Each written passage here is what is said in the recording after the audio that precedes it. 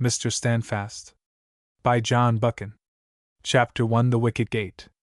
I spent 1/3 of my journey looking out of the window of a first-class carriage, the next in a local motor car following the course of a trout stream in a shallow valley, and the last tramping over a ridge of downland through great beech woods to my quarters for the night. In the first part one was in an infamous temper, in the second I was worried and mystified, but the cool twilight of the third stage calmed and heartened me, and I reached the gates of Foss Manor with a mighty appetite and a quiet mind. As we slipped up the Thames Valley on the smooth Great Western line, I had reflected ruefully on the thorns in the path of duty. For more than a year I had never been out of khaki, except the months I spent in hospital. They gave me my battalion before the Somme, and I came out of that weary battle after the first big September fighting with a crack in my head and a DSO. I had received a CB for the Erzurum business, so what with these and my Matabele and South African medals and the Legion of Honor, I had a chest like the High Priest's breastplate. I rejoined in January, and got a brigade on the eve of Arras.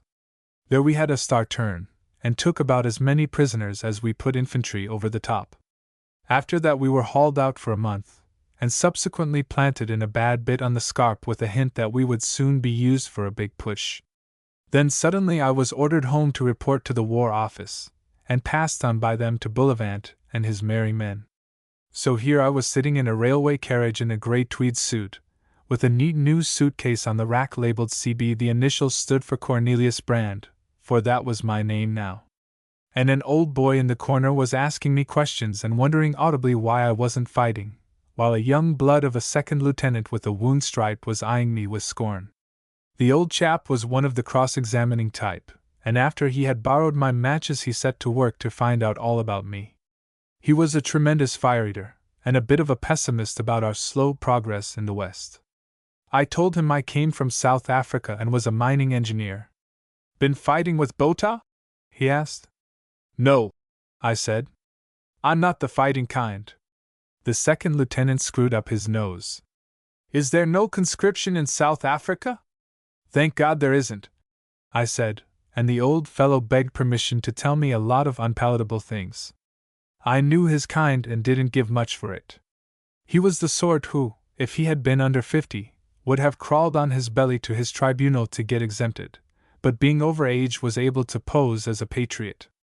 But I didn't like the second lieutenant's grin, for he seemed a good class of lad. I looked steadily out of the window for the rest of the way, and wasn't sorry when I got to my station. I had had the queerest interview with Bullivant and McGillivray. They asked me first if I was willing to serve again in the old game, and I said I was. I felt as bitter as sin, for I had got fixed in the military groove, and had made good there. Here was I, a brigadier and still under 40, and with another year of the war there was no saying where I might end. I had started out without any ambition, only a great wish to see the business finished. But now I had acquired a professional interest in the thing, I had a nailing good brigade, and I had got the hang of our new kind of war as well as any fellow from Sandhurst and Camberley. They were asking me to scrap all I had learned and start again in a new job. I had to agree, for discipline's discipline, but I could have knocked their heads together in my vexation. What was worse, they wouldn't, or couldn't, tell me anything about what they wanted me for. It was the old game of running me in blinkers. They asked me to take it on trust and put myself unreservedly in their hands. I would get my instructions later, they said. I asked if it was important. Bullivant narrowed his eyes. "If it weren't, do you suppose we could have wrung an active brigadier out of the War Office? As it was like drawing teeth." "Is it risky?" was my next question. "In the long run, damnably," was the answer. "And you can't tell me anything more?" "Nothing as yet. You'll get your instructions soon enough. You know both of us, Hannah, and you know we wouldn't waste the time of a good man on folly. We are going to ask you for something which will make a big call on your patriotism. It will be a difficult and arduous task, and it may be a very grim one before you get to the end of it, but we believe you can do it, and that no one else can. You know us pretty well. Will you let us judge for you?" I looked at Bullivant's shrewd, kind old face and McGillivray's steady eyes. These men were my friends and wouldn't play with me. "All right," I said. I'm willing. What's the first step? Get out of uniform and forget you ever were a soldier. Change your name. Your old one, Cornelis Brandt, will do, but you'd better spell it Brand this time. Remember that you are an engineer just back from South Africa, and that you don't care a rush about the war. You can't understand what all the fools are fighting about, and you think we might have peace at once by a little friendly business talk. You needn't be pro-German. If you like, you can be rather severe on the Hun. But you must be in deadly earnest about a speedy peace. I expect the corners of my mouth fell, for Bullivant burst out laughing. Hang it all, man, it's not so difficult. I feel sometimes inclined to argue that way myself, when my dinner doesn't agree with me.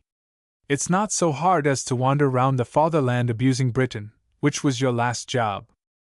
I'm ready, I said. But I want to do one errand on my own first. I must see a fellow in my brigade who is in a shell-shock hospital in the Cotswolds. Esham's the name of the place. The two men exchanged glances. This looks like fate, said Bullivant.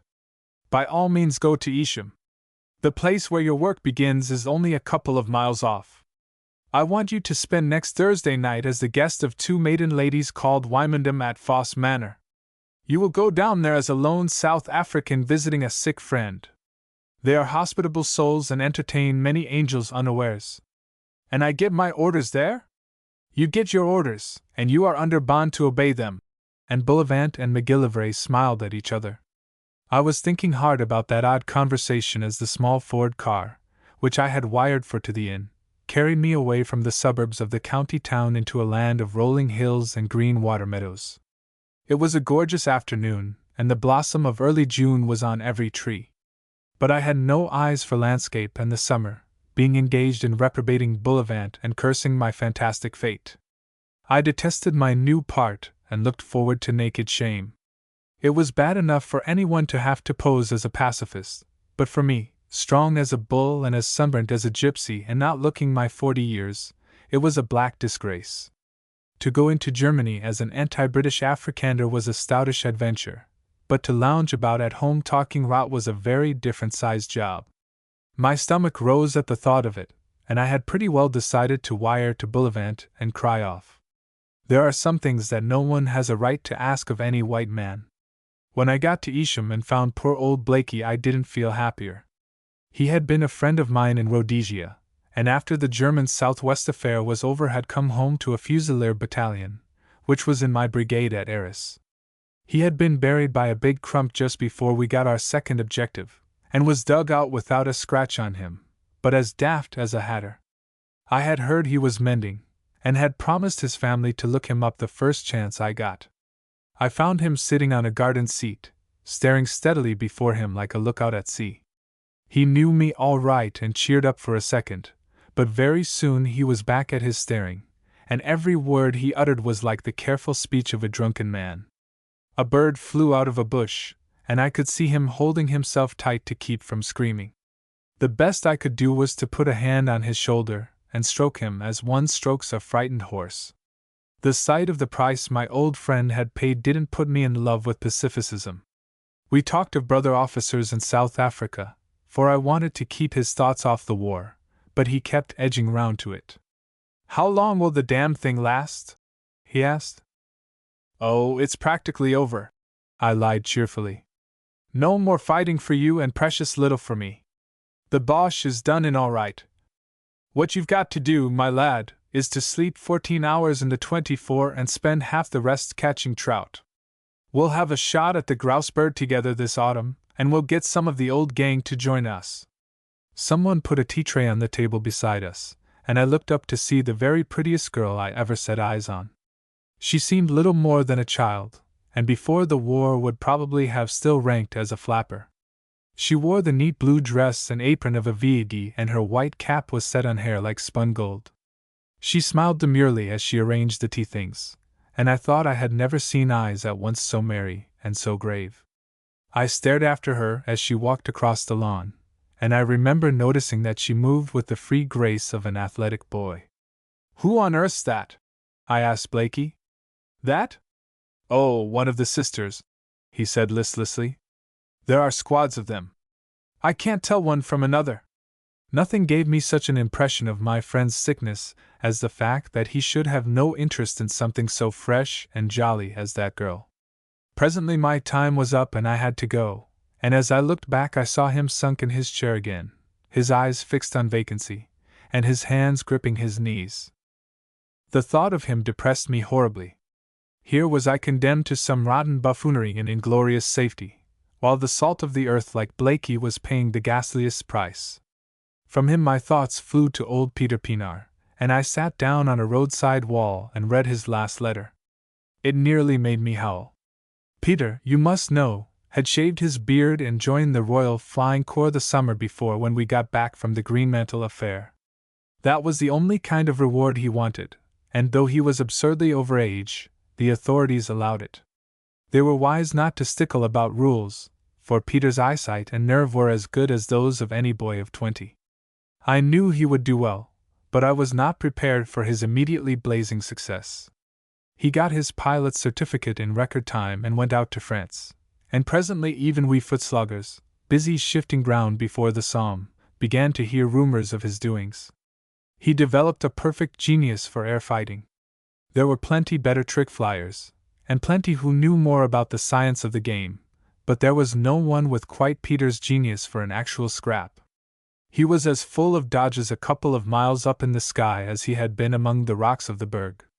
He apparently knew how to hide in the empty air as cleverly as in the long grass of the Lebombo Flats. Amazing yarns began to circulate among the infantry about this new airman, who could take cover below one plane of an enemy squadron while all the rest were looking for him. I remember talking about him with the South Africans when we were out resting next door to them after the bloody Delvillewood business.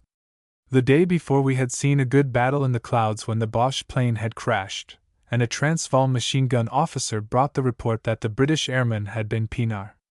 "Well done, the old Takar!" he cried, and started to yarn about Peter's methods. It appeared that Peter had a theory that every man has a blind spot, and that he knew just how to find that blind spot in the world of air. The best cover, he maintained, was not in cloud or a wisp of fog, but in the unseeing patch in the eye of your enemy. I recognized that talk for the real thing. It was on a par with Peter's doctrine of atmosphere, and the double bluff, and all the other principles that his queer old mind had cogitated out of his rackety life. By the end of August that year Peters was about the best-known figure in the Flying Corps. If the reports had mentioned names he would have been a national hero, but he was only Lieutenant Blank, and the newspapers, which expatiated on his deeds, had to praise the service and not the man. That was right enough, for half the magic of our Flying Corps was its freedom from advertisement. But the British Army knew all about him, and the men in the trenches used to discuss him as if he were a crack football player. There was a very big German airman called Lensch, one of the Albatross heroes, who about the end of August claimed to have destroyed 32 Allied machines. Peter had then only 17 planes to his credit, but he was rapidly increasing his score. Lensch was a mighty man of valor and a good sportsman after his fashion. He was amazingly quick at maneuvering his machine in the actual fight, but Peter was supposed to be better at forcing the kind of fight he wanted. Lensch, if you like, was the tactician and Peter the strategist. Anyhow, the two were out to get each other. There were plenty of fellows who saw the campaign as a struggle not between Hun and Britain, but between Lensch and Pienaar. The September 15th came, and I got knocked out and went to hospital. When I was fit to read the papers again and receive letters, I found to my consternation that Peter had been downed.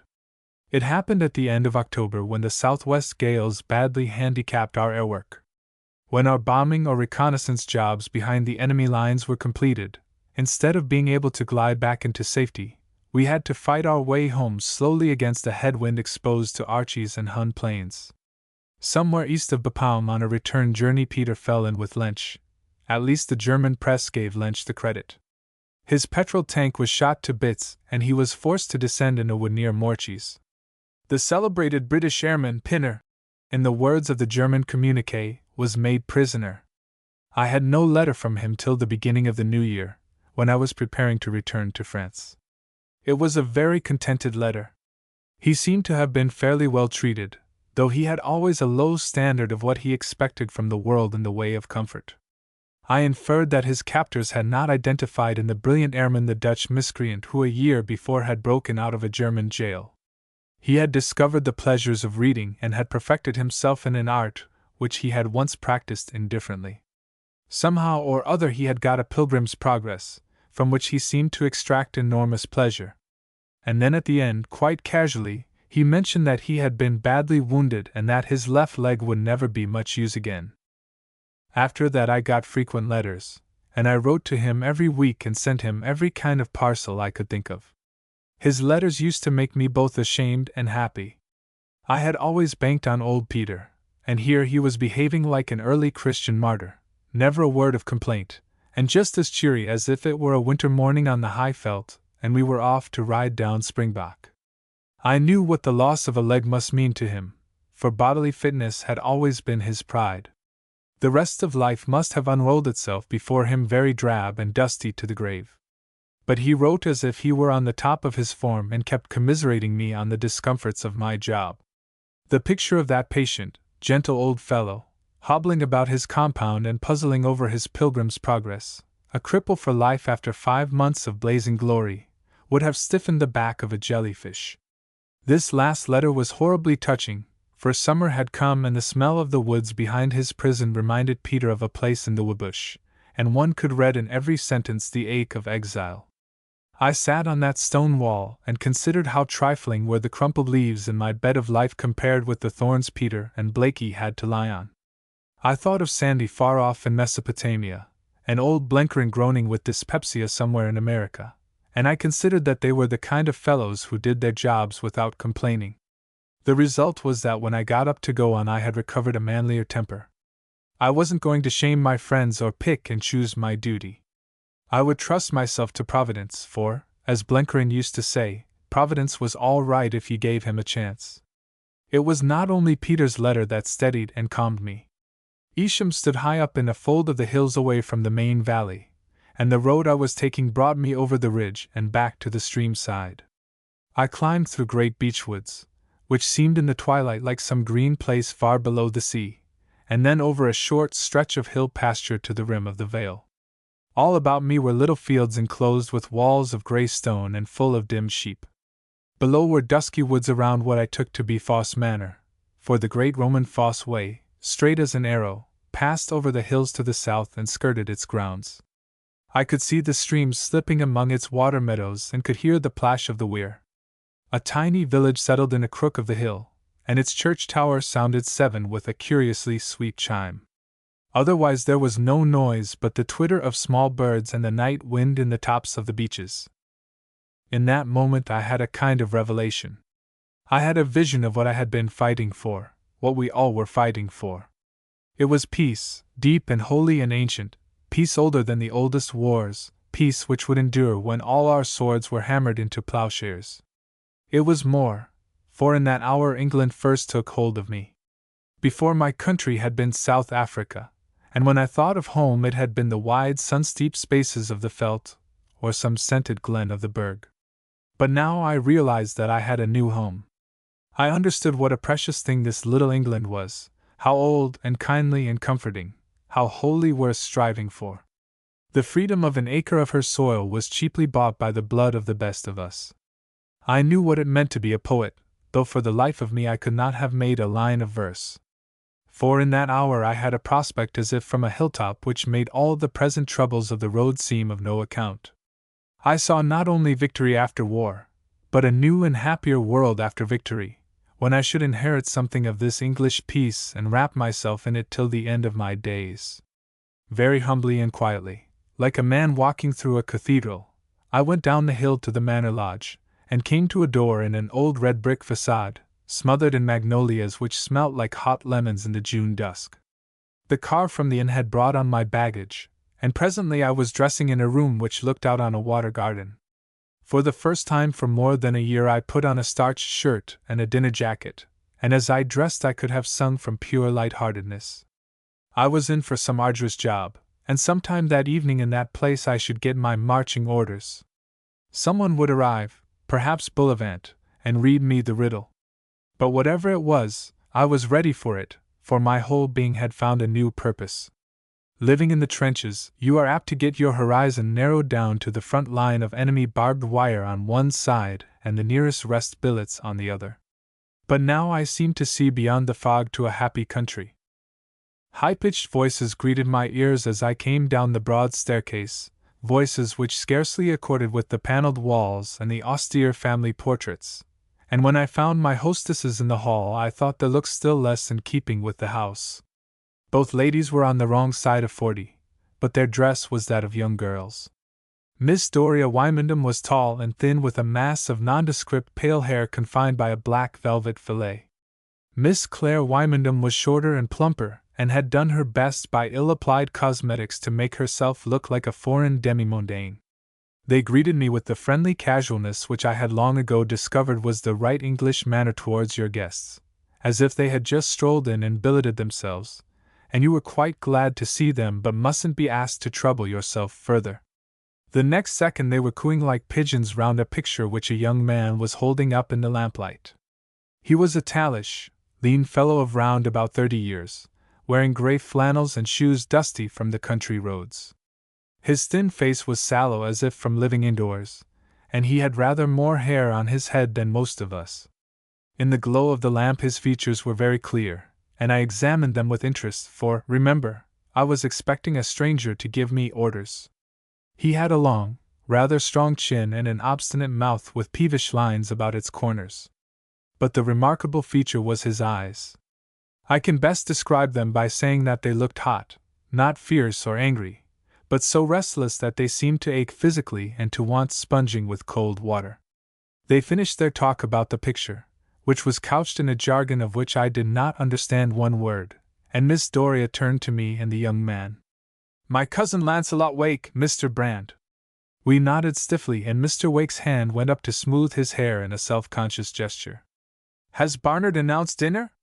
By the way, where is Mary?" "She came in 5 minutes ago and I sent her to change," said Miss Clare. "I won't have her spoiling the evening with that horrid uniform. She may masquerade as she likes out of doors, but this house is for civilized people." The butler appeared and mumbled something. "Come along," cried Miss Doria, "for I'm sure you are starving, Mr. Brand. And Lancelot has bicycled 10 miles. The dining room was very unlike the hall. The paneling had been stripped off, and the walls and ceiling were covered with a dead black satiny paper on which hung the most monstrous pictures in large dull gold frames. I could only see them dimly, but they seemed to be a mere riot of ugly color. The young man nodded towards them. "I see you have got the degusses hung at last," he said. "How exquisite they are!" cried Miss Clare. "How subtle and candid and brave! Doria and I warm our souls at their flame." Some aromatic wood had been burned in the room, and there was a queer sickly scent about. Everything in that place was strained and uneasy and abnormal. The candle shades on the table, the mass of fake china fruit in the center dish, the gaudy hangings and the nightmarish walls. But the food was magnificent. It was the best dinner I had eaten since 1914. "Tell me, Mr. Brand," said Miss Doria, her long white face propped on a much-bearing hand. "You are one of us? You are in revolt against this crazy war?" "Why, yes," I said, remembering my part. "I think a little common sense would settle it right away." "With a little common sense it would never have started," said Mr. Wake. "Lancelot's a CO, you know," said Miss Doria. I did not know, for he did not look any kind of soldier. I was just about to ask him what he commanded, when I remembered that the letter stood also for conscientious objector, and stopped in time. At that moment someone slipped into the vacant seat on my right hand. I turned and saw the V.D. girl who had brought tea to Blakey that afternoon at the hospital. "He was exempted by his department," the lady went on, "for he's a civil servant, and so he never had a chance of testifying in court, but no one has done better work for our cause. He is on the committee of the LDA, and questions have been asked about him in Parliament." The man was not quite comfortable at this biography. He glanced nervously at me and was going to begin some kind of explanation, when Miss Doria cut him short. "Remember our rule, Lancelot. No turgid war controversy within these walls. I agreed with her. The war had seemed closely knit to the summer landscape for all its peace, and to the noble old chambers of the manor. But in that demented modish dining room it was shriekingly incongruous. Then they spoke of other things. Mostly of pictures or common friends, and a little of books. They paid no heed to me, which was fortunate, for I know nothing about these matters and didn't understand half the language. But once Miss Doria tried to bring me in. They were talking about some Russian novel, a name like Leper's Souls, and she asked me if I had read it. By a curious chance I had. It had drifted somehow into our dugout on the scarp, and after we had all stuck in the second chapter it had disappeared in the mud to which it naturally belonged. The lady praised its poignancy and grave beauty. I assented and congratulated myself on my second escape, for if the question had been put to me I should have described it as God-forgotten twaddle. I turned to the girl, who welcomed me with a smile. I had thought her pretty in her VD dress, but now, in a filmy black gown and with her hair no longer hidden by a cap, she was the most ravishing thing you ever saw. And I observed something else. There was more than good looks in her young face. Her broad, low brow and her laughing eyes were amazingly intelligent. She had an uncanny power of making her eyes go suddenly grave and deep, like a glittering river narrowing into a pool. "We shall never be introduced," she said, "so let me reveal myself. I'm Mary Lamington and these are my aunts. Did you really like Leper's Souls?" It was easy enough to talk to her. And oddly enough her mere presence took away the oppression I had felt in that room. For she belonged to the out-of-doors and to the old house and to the world at large. She belonged to the war, and to that happier world beyond it, a world which must be won by going through the struggle and not by shirking it, like those two silly ladies. I could see Wake's eyes often on the girl, while he boomed and oraculated and the Misses Wymondham prattled. Presently the conversation seemed to leave the flowery paths of art and to verge perilously near forbidden topics. He began to abuse our generals in the field. I could not choose but listen. Miss Lamington's brows were slightly bent, as if in disapproval, and my own temper began to rise. He had every kind of idiotic criticism, incompetence, faint-heartedness, corruption. Where he got the stuff I can't imagine, for the most grousing Tommy, with his leaves stopped, never put together such balderdash. Worst of all, he asked me to agree with him. It took all my sense of discipline. "I don't know much about the subject," I said, "but out in South Africa I did hear that the British leading was the weak point. I expect there's a good deal in what you say." It may have been fancy, but the girl at my side seemed to whisper, "Well done!" Wake and I did not remain long behind before joining the ladies. I purposely cut it short, for I was in mortal fear lest I should lose my temper and spoil everything. I stood up with my back against the mantelpiece for as long as a man may smoke a cigarette, and I let him yarn to me, while I looked steadily at his face. By this time I was very clear that Wake was not the fellow to give me my instructions. He wasn't playing a game. He was a perfectly honest crank, but not a fanatic, for he wasn't sure of himself. He had somehow lost his self-respect, and was trying to argue himself back into it. He had considerable brains, for the reasons he gave for differing from most of his countrymen were good so far as they went. I shouldn't have cared to take him on in public argument. If you had told me about such a fellow a week before I should have been sick at the thought of him. But now I didn't dislike him. I was bored by him, and I was also tremendously sorry for him. You could see he was as restless as a hen. When we went back to the hall he announced that he must get on the road, and commandeered Miss Lamington to help him find his bicycle. It appeared he was staying at an inn a dozen miles off for a couple of days fishing, and the news somehow made me like him better. Presently the ladies of the house departed to bed for their beauty sleep and I was left to my own devices. For some time I sat smoking in the hall wondering when the messenger would arrive. It was getting late, and there seemed to be no preparation in the house to receive anybody. The butler came in with a tray of drinks, and I asked him if he expected another guest that night. "I ain't heard of it, sir," was his answer. "There hasn't been a telegram that I know of, and I have received no instructions." I lit my pipe and sat for 20 minutes reading a weekly paper. Then I got up and looked at the family portraits. The moon coming through the lattice invited me out of doors as a cure for my anxiety. It was after 11 o'clock, and I was still without any knowledge of my next step. It is a maddening business to be screwed up for an unpleasant job and to have the wheels of the confounded thing tarry. Outside the house beyond a flag terrace the lawn fell away, white in the moonshine, to the edge of the stream, which here had expanded into a miniature lake. By the water's edge was a little formal garden with gray stone parapets, which now gleamed like dusky marble. Great wafts of scent rose from it, for the lilacs were scarcely over and the May was in full blossom. Out from the shade of it came suddenly a voice like a nightingale. It was singing the old song, Cherry Ripe, a common enough thing which I had chiefly known from barrel organs. But heard in the scented moonlight it seemed to hold all the lingering magic of an elder England and of this hallowed countryside. I stepped inside the garden bounds and saw the head of the girl Mary. She was conscious of my presence, for she turned towards me. "I was coming to look for you," she said, "now that the house is quiet. I have something to say to you, General Hannay." She knew my name and must be somehow in the business. The thought entranced me. "Thank God I can speak to you freely," I cried. "Who and what are you, living in that house in that kind of company?" "My good aunts," she laughed softly. "They talk a great deal about their souls, but they really mean their nerves. Why, they are what you call my camouflage, and a very good one too. And that cadaverous young prig? Poor Lancelot. Yes, camouflage too, perhaps something a little more.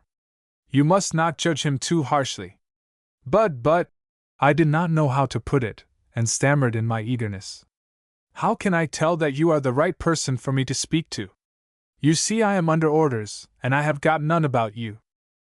"I will give you proof," she said. 3 days ago Sir Walter Bullivant and Mr. McGillivray told you to come here tonight and to wait here for further instructions. You met them in the little smoking room at the back of the Rota Club. You were bidden take the name of Cornelius Brand, and turn yourself from a successful general into a pacifist South African engineer. Is that correct? Perfectly. You have been restless all evening looking for the messenger to give you these instructions. Set your mind at ease. No messenger is coming. You will get your orders from me. I could not take them from a more welcome source," I said. "Very prettily put. If you want further credentials, I can tell you much about your own doings in the past 3 years. I can explain to you who don't need the explanation, every step in the business of the Black Stone. I think I could draw a pretty accurate map of your journey to Erzurum. You have a letter from Peter Pienaar in your pocket. I can tell you its contents. Are you willing to trust me?" "With all my heart," I said. "Good. Then my first order will try you pretty hard.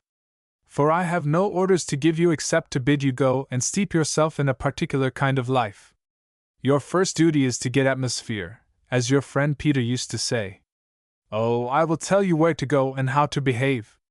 But I can't bid you do anything, only lie idly with open eyes and ears till you have got the feel of the situation." She stopped and laid a hand on my arm. "It won't be easy. It would madden me, and it will be a far heavier burden for a man like you. You have got to sink down deep into the life of the half-baked, the people whom this war hasn't touched or has touched in the wrong way, the people who split hairs all day and are engrossed in what you and I would call selfish little fads. Yes. People like my aunts and Lancelot, only for the most part in a different social grade. You won't live in an old manor like this, but among gimcrack little arty houses. You will hear everything you regard as sacred laughed at and condemned, and every kind of nauseous folly acclaimed, and you must hold your tongue and pretend to agree. You will have nothing in the world to do except to let the life soak into you, and, as I have said, keep your eyes and ears open. But you must give me some clue as to what I should be looking for? My orders are to give you none. Our chiefs, yours and mine, want you to go where you are going without any kind of Part 1 pre. Remember, we are still in the intelligence stage of the affair. The time hasn't yet come for a plan of campaign, and still less for action. Tell me one thing," I said. "Is it a really big thing we're after?" "A really big thing," she said slowly and very gravely. You and I and some 100 others are hunting the most dangerous man in all the world. Till we succeed, everything that Britain does is crippled. If we fail or succeed too late, the Allies may never win the victory which is their right. I will tell you one thing to cheer you.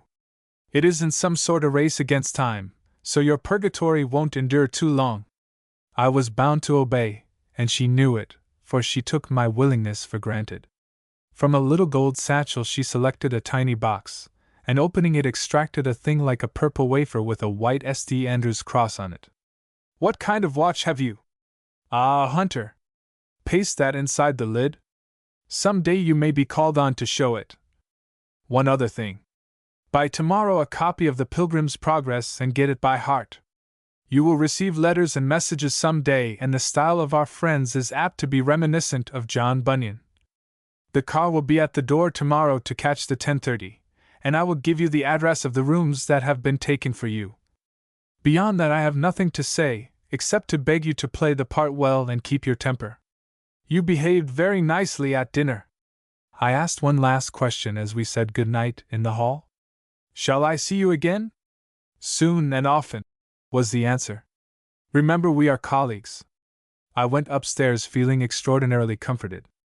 I had a perfectly beastly time ahead of me, but now it was all glorified and colored with the thought of the girl who had sung Cherry Ripe in the garden. I commended the wisdom of that old serpent Bullivant in the choice of his intermediary, for I'm hanged if I would have taken such orders from anyone else. Chapter 2. The village named Morality. Up on the high felt our rivers are apt to be strings of pools linked by muddy trickles, the most stagnant kind of watercourse you would look for in a day's journey. But presently they reach the edge of the plateau and are tossed down into the flats and noble ravines, and roll thereafter in full and sounding currents to the sea. So with the story I am telling. It began in smooth reaches, as idle as a mill pond, yet the day soon came when I was in the grip of a torrent, flung breathless from rock to rock by a destiny which I could not control. But for the present I was in a backwater, no less than the garden city of Biggleswick, where Mr. Cornelius Brand, a South African gentleman visiting England on holiday, lodged in a pair of rooms in the cottage of Mr. Tancred Jimson. The house, or home, as they preferred to name it at Biggleswick, was one of some 200 others which ringed a pleasant Midland common. It was badly built and oddly furnished. The bed was too short, the windows did not fit, the doors did not stay shut, but it was as clean as soap and water and scrubbing could make it. The 3/4 of an acre of garden were mainly devoted to the culture of potatoes, though under the parlor window Mrs. Jimson had a plot of sweet-smelling herbs, and lines of lank sunflowers fringed the path that led to the front door. It was Mrs. Jimson who received me as I descended from the station fly, a large red woman with hair bleached by constant exposure to weather, clad in a gown which, both in shape and material, seemed to have been modeled on a chintz curtain. She was a good kindly soul, and as proud as Punch of her house. "We follow the simple life here, Mr. Brand," she said. "You must take us as you find us." I assured her that I asked for nothing better, and as I unpacked in my fresh little bedroom with a west wind blowing in at the window I considered that I had seen worse quarters. I had bought in London a considerable number of books, for I thought that, as I would have time on my hands, I might as well do something about my education. They were mostly English classics, whose names I knew but which I had never read, and they were all in a little flat-back series at $1 apiece. I arranged them on top of a chest of drawers, but I kept the Pilgrim's Progress beside my bed, for that was one of my working tools and I had to get it by heart. Mrs. Jimson, who came in while I was unpacking to see if the room was to my liking, approved my taste. At our midday dinner she wanted to discuss books with me, and was so full of her own knowledge that I was able to conceal my ignorance. "We are all laboring to express our personalities," she informed me. "Have you found your medium, Mr. Brand? Is it to be the pen or the pencil? Or perhaps it is music? You have the brow of an artist, the frontal bar of Michelangelo, you remember." I told her that I concluded I would try literature, but before writing anything I would read a bit more. It was a Saturday, so Jimson came back from town in the early afternoon. He was a managing clerk in some shipping office, but you wouldn't have guessed it from his appearance. His city clothes were loose dark gray flannels, a soft collar, an orange tie, and a soft black hat. His wife went down the road to meet him, and they returned hand in hand, swinging their arms like a couple of schoolchildren.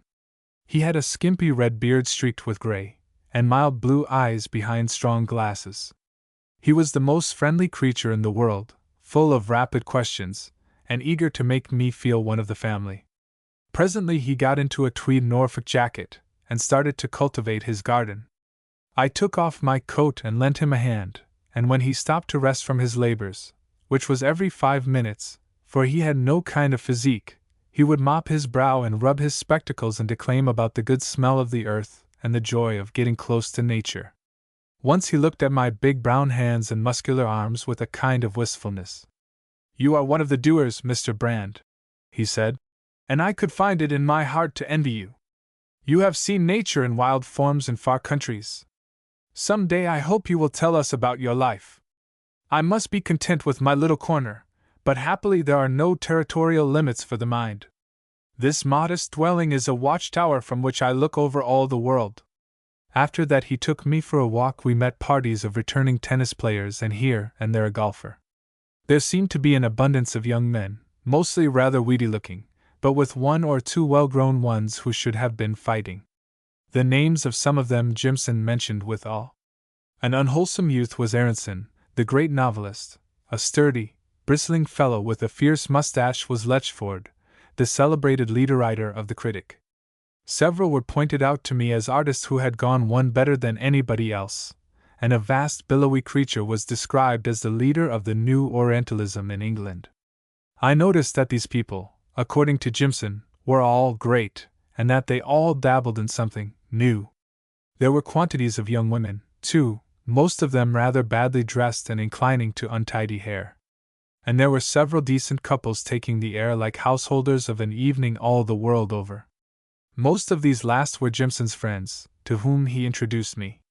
They were his own class, modest folk, who sought for a colored background to their prosaic city lives and found it in this odd settlement. At supper I was initiated into the peculiar merits of Biggleswick. "It is one great laboratory of thought," said Mrs. Jimson. "It is glorious to feel that you are living among the eager, vital people who are at the head of all the newest movements, and that the intellectual history of England is being made in our studies and gardens. The war to us seems a remote and secondary affair. As someone has said, the great fights of the world are all fought in the mind." A spasm of pain crossed her husband's face. "I wish I could feel it far away. After all, Ursula, it is the sacrifice of the young that gives people like us leisure and peace to think. Our duty is to do the best which is permitted to us, but that duty is a poor thing compared with what our young soldiers are giving. I may be quite wrong about the war. I know I can't argue with Letchford. But I will not pretend to a superiority I do not feel." I went to bed feeling that in Jimson I had struck a pretty sound fellow. As I lit the candles on my dressing table I observed that the stack of silver which I had taken out of my pockets when I washed before supper was top-heavy. It had 2 big coins at the top and sixpences and shillings beneath. Now it is one of my oddities that ever since I was a small boy I have arranged my loose coins symmetrically, with the smallest uppermost. That made me observant, and led me to notice a second point. The English classics on the top of the chest of drawers were not in the order I had left them. Isaac Walton had got to the left of Sir Thomas Browne, and the poet Burns was wedged disconsolately between 2 volumes of Hazlitt. Moreover, a receipted bill which I had stuck in the Pilgrim's Progress to mark my place had been moved. Someone had been going through my belongings. A moment's reflection convinced me that it couldn't have been Mrs. Jimson. She had no servant and did the housework herself, but my things had been untouched when I left the room before supper, for she had come to tidy up before I had gone downstairs. Someone had been here while we were at supper, and had examined elaborately everything I possessed. Happily I had little luggage, and no papers save the new books and a bill or 2 in the name of Cornelius Brand. The inquisitor, whoever he was, had found nothing. The incident gave me a good deal of comfort. It had been hard to believe that any mystery could exist in this public place, where people lived brazenly in the open, and wore their hearts on their sleeves and proclaimed their opinions from the rooftops. Yet mystery there must be, or an inoffensive stranger with a kit bag would not have received these strange attentions. I made a practice after that of sleeping with my watch below my pillow, for inside the case was Mary Lamington's label. Now began a period of pleasant idle receptiveness. Once a week it was my custom to go up to London for the day to receive letters and instructions, if any should come. I had moved from my chambers in Park Lane, which I leased under my proper name, to a small flat in Westminster taken in the name of Cornelius Brand. The letters addressed to Park Lane were forwarded to Sir Walter, who sent them round under cover to my new address. For the rest I used to spend my mornings reading in the garden, and I discovered for the first time what a pleasure was to be got from old books. They recalled and amplified that vision I had seen from the Cotswold Ridge, the revelation of the priceless heritage which is England. I imbibed a mighty quantity of history, but especially I liked the writers, like Walton, who got at the very heart of the English countryside. Soon, too, I found the Pilgrim's Progress not a duty but a delight. I discovered new jewels daily in the honest old story, and my letters to Peter began to be as full of it as Peter's own epistles.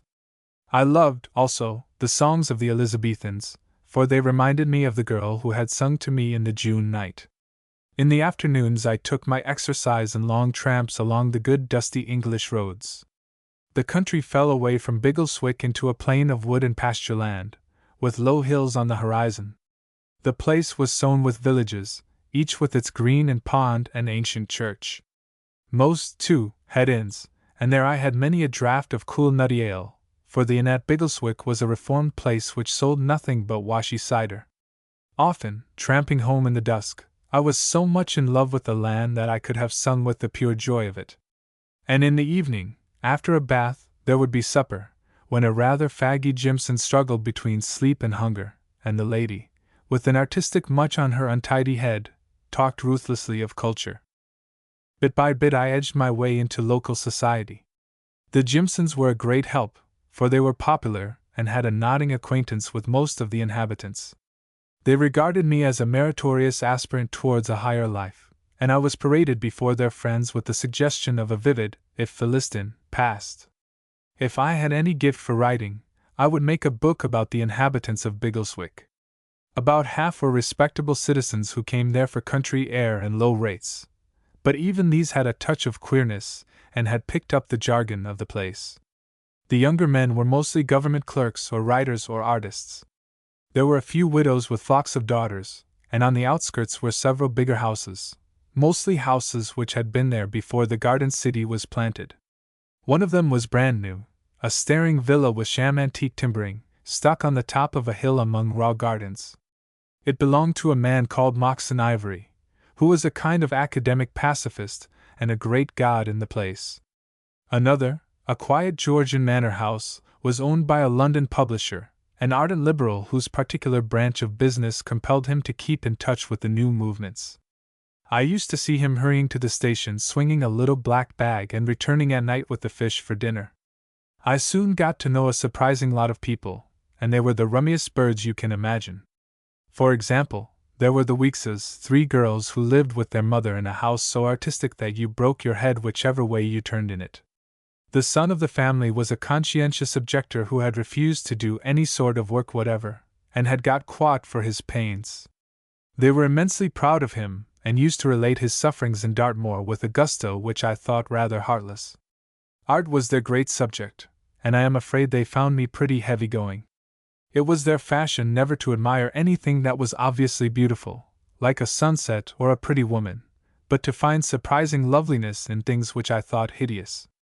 Also they talked a language that was beyond me. This kind of conversation used to happen. Misswx. Don't you admire Ursula Jimson? S.L. Rather. Missw. She is so John-esque in her lines. S.L. Exactly. Missw. And Tancred too, he is so full of nuances. S.L. Rather. Missw. He suggests one of Degas' countrymen. S.L. Exactly. They hadn't much use for books, except some Russian ones, and I acquired merit in their eyes for having red leper souls. If you talked to them about that divine countryside, you found they didn't give a rap for it, and had never been a mile beyond the village. But they admired greatly the somber effect of a train going into Marrowbone Station on a rainy day. But it was the men who interested me most. Aronson, the novelist, proved on acquaintance the worst kind of blighter. He considered himself a genius whom it was the duty of the country to support, and he sponged on his wretched relatives and anyone who would lend him money. He was always babbling about his sins, and pretty squalid they were. I should like to have flung him among a few good old-fashioned, full-blooded sinners of my acquaintance. They would have scared him considerably. He told me that he sought reality, and life, and truth, but it was hard to see how he could know much about them, for he spent half the day in bed smoking cheap cigarettes, and the rest sunning himself in the admiration of half-witted girls. The creature was tuberculous in mind and body, and the only novel of his I read pretty well turned my stomach. Mr. Aronson's strong point was jokes about the war. If he heard of any acquaintance who had joined up or was even doing war work, his merriment knew no bounds. My fingers used to itch to box the little wretch's ears. Letchford was a different pair of shoes. He was some kind of a man, to begin with, and had an excellent brain and the worst manners conceivable.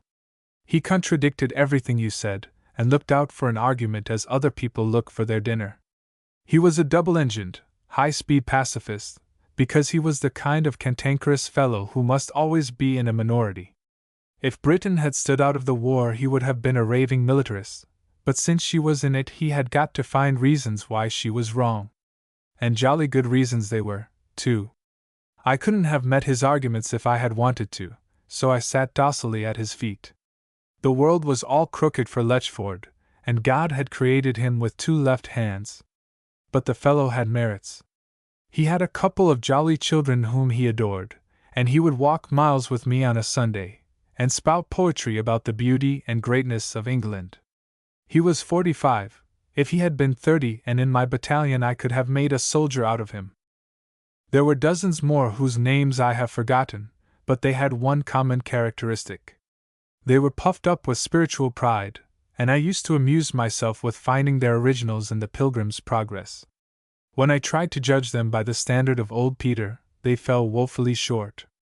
They shut out the war from their lives, some out of funk, some out of pure levity of mind, and some because they were really convinced that the thing was all wrong. I think I grew rather popular in my role of the seeker after truth, the honest colonial who was against the war by instinct and was looking for instruction in the matter. They regarded me as a convert from an alien world of action which they secretly dreaded, though they affected to despise it. Anyhow, they talked to me very freely, and before long I had all the pacifist arguments by heart. I made out that there were 3 schools. One objected to war altogether, and this had few adherents except Aronson and Weeks, C.O., now languishing in Dartmoor. The second thought that the Allies' cause was tainted, and that Britain had contributed as much as Germany to the catastrophe. This included all the adherents of the LDA, or League of Democrats Against Aggression, a very proud body. The third, and much the largest, which embraced everybody else, held that we had fought long enough and that the business could now be settled by negotiation, since Germany had learned her lesson. I was myself a modest member of the last school, but I was gradually working my way up to the second, and I hoped with luck to qualify for the first. My acquaintances approved my progress.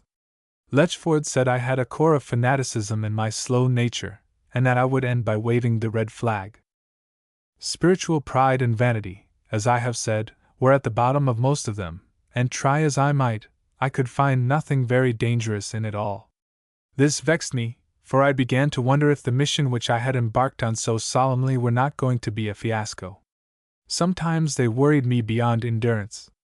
When the news of Messines came, nobody took the slightest interest, while I was aching to tooth every detail of the great fight. And when they talked on military affairs, as Letchford and others did sometimes, it was difficult to keep from sending them all to the devil, for their amateur cocksureness would have riled Job. One had got to batten down the recollection of our fellows out there who were sweating blood to keep these fools snug. Yet I found it impossible to be angry with them for long. they were so babbishly innocent. Indeed, I couldn't help liking them, and finding a sort of quality in them. I had spent 3 years among soldiers, and the British regular, great fellow that he is, has his faults. His discipline makes him in a funk of red tape and any kind of superior authority. Now these people were quite honest and in a perverted way courageous. Letchford was, at any rate. I could no more have done what he did and got hunted off platforms by the crowd and hooted at by women in the streets than I could have written his leading articles. All the same, I was rather low about my job. Barring the episode of the ransacking of my effects the first night, I had not a suspicion of a clue or a hint of any mystery. The place and the people were as open and bright as a YMCA hut. But one day I got a solid wad of comfort. In a corner of Letchford's paper, The Critic, I found a letter which was one of the steepest pieces of invective I had ever met with. The writer gave tongue like a beagle pup about the prostitution, as he called it, of American republicanism to the vices of European aristocracies. He declared that Senator La Follette was a much misunderstood patriot, seeing that he alone spoke for the toiling millions who had no other friend. He was mad with President Wilson, and he prophesied a great awakening when Uncle Sam got up against John Bull in Europe and found out the kind of standpatter he was. The letter was signed John S. Blenkerin, and dated London, July 3rd. The thought that Blenkerin was in England put a new complexion on my business. I reckoned I would see him soon, for he wasn't the man to stand still in his tracks. He had taken up the role he had played before he left in December 1915, and very right too, for not more than half a dozen people knew of the Erzurum affair, and to the British public he was only the man who had been fired out of the Savoy for talking treason. I had felt a bit lonely before, but now somewhere within the four corners of the island the best companion God ever made was writing nonsense with his tongue in his old cheek. There was an institution in Biggleswick which deserves mention. On the south of the common, near the station, stood a red brick building called the Moot Hall, which was a kind of church for the very undevout population. Undevout in the ordinary sense, I mean, for I had already counted 27 varieties of religious conviction, including 3 Buddhists, a celestial hierarch, 5 Latter-day Saints, and about 10 varieties of mystic whose names I could never remember. The hall had been the gift of the publisher I have spoken of, and twice a week it was used for lectures and debates. The place was managed by a committee and was surprisingly popular, for it gave all the bubbling intellects a chance of airing their views. When you asked where somebody was and were told he was at Moot, the answer was spoken in the respectful tone in which you would mention a sacrament. I went there regularly and got my mind broadened to cracking point. We had all the stars of the new movements. We had Dr. Chirk, who lectured on God, which, as far as I could make out, was a new name he had invented for himself. There was a woman, a terrible woman, who had come back from Russia with what she called a message of healing, and to my joy, one night there was a great buck nigger who had a lot to say about Africa for the Africans. I had a few words with him in Sesotho afterwards, and rather spoiled his visit. Some of the people were extraordinarily good, especially one jolly old fellow who talked about English folk songs and dances, and wanted us to set up a Maypole. In the debates which generally followed I began to join, very coyly at first, but presently with some confidence. If my time at Biggleswick did nothing else it taught me to argue on my feet. The first big effort I made was on a full-dress occasion, when Lancelot Wake came down to speak. Mr. Ivory was in the chair, the first I had seen of him, a plump middle-aged man, with a colorless face and nondescript features. I was not interested in him till he began to talk, and then I sat bolt upright and took notice. For he was the genuine Silvertongue, the sentences flowing from his mouth as smooth as butter and as neatly dovetailed as a parquet floor. He had a sort of man-of-the-world manner, treating his opponents with condescending geniality, deprecating all passion and exaggeration and making you feel that his urbane statement must be right, for if he had wanted he could have put the case so much higher. I watched him, fascinated, studying his face carefully, and the thing that struck me was that there was nothing in it, nothing, that is to say, to lay hold on. It was simply nondescript, so almightily commonplace that very fact made it rather remarkable. Wake was speaking of the revelations of the Sukhamanov trial in Russia, which showed that Germany had not been responsible for the war. He was jolly good at the job, and put as clear an argument as a first-class lawyer. I had been sweating away at the subject and had all the ordinary case at my fingers' ends, so when I got a chance of speaking I gave them a long harangue, with some good quotations I had cribbed out of the Vossische Zeitung, which Lechford lent me. I felt it was up to me to be extra violent, for I wanted to establish my character with Wake, seeing that he was a friend of Mary and Mary would know that I was playing the game. I got tremendously applauded, far more than the chief speaker, and after the meeting Wake came up to me with his hot eyes, and wrung my hand. "You're coming on well, Brand," he said, and then he introduced me to Mr. Ivory. "Here's a second and a better Smuts," he said. Ivory made me walk a bit of the road home with him. "I am struck by your grip on these difficult problems, Mr. Brand," he told me. "There is much I can tell you, and you may be of great value to our cause." He asked me a lot of questions about my past, which I answered with easy mendacity. Before we parted he made me promise to come one night to supper. Next day I got a glimpse of Mary, and to my vexation she cut me dead. She was walking with a flock of bareheaded girls, all chattering hard, and though she saw me quite plainly she turned away her eyes. I had been waiting for my cue, so I did not lift my hat, but passed on as if we were strangers. I reckoned it was part of the game, but that trifling thing annoyed me, and I spent a morose evening. The following day I saw her again, this time talking sedately with Mr. Ivory, and dressed in a very pretty summer gown, and a broad-brimmed straw hat with flowers in it. This time she stopped with a bright smile and held out her hand. "Mr. Brand, isn't it?" she asked with a pretty hesitation. And then, turning to her companion, "This is Mr. Brand. He stayed with us last month in Gloucestershire." Mr. Ivory announced that he and I were already acquainted. Seen in broad daylight he was a very personable fellow, somewhere between 45 and 50, with a middle-aged figure and a curiously young face. I noticed that there were hardly any lines on it, and it was rather that of a very wise child than that of a man. He had a pleasant smile which made his jaw and cheeks expand like india rubber. "You are coming to sup with me, Mr. Brand," he cried after me. "On Tuesday after moot. I have already written." He whisked Mary away from me, and I had to content myself with contemplating her figure till it disappeared round a bend of the road. Next day in London I found a letter from Peter. He had been very solemn of late, and very reminiscent of old days now that he concluded his active life was over. But this time he was in a different mood. "I think," he wrote, "that you and I will meet again soon, my old friend. Do you remember when we went after the big black-maned lion in the Rurand and couldn't get on his track, and then one morning we woke up and said we would get him today? And we did, but he very near got you first. I've had a feel these last days that we're both going down into the valley to meet with Apollyon, and that the devil will give us a bad time, but anyhow we'll be together."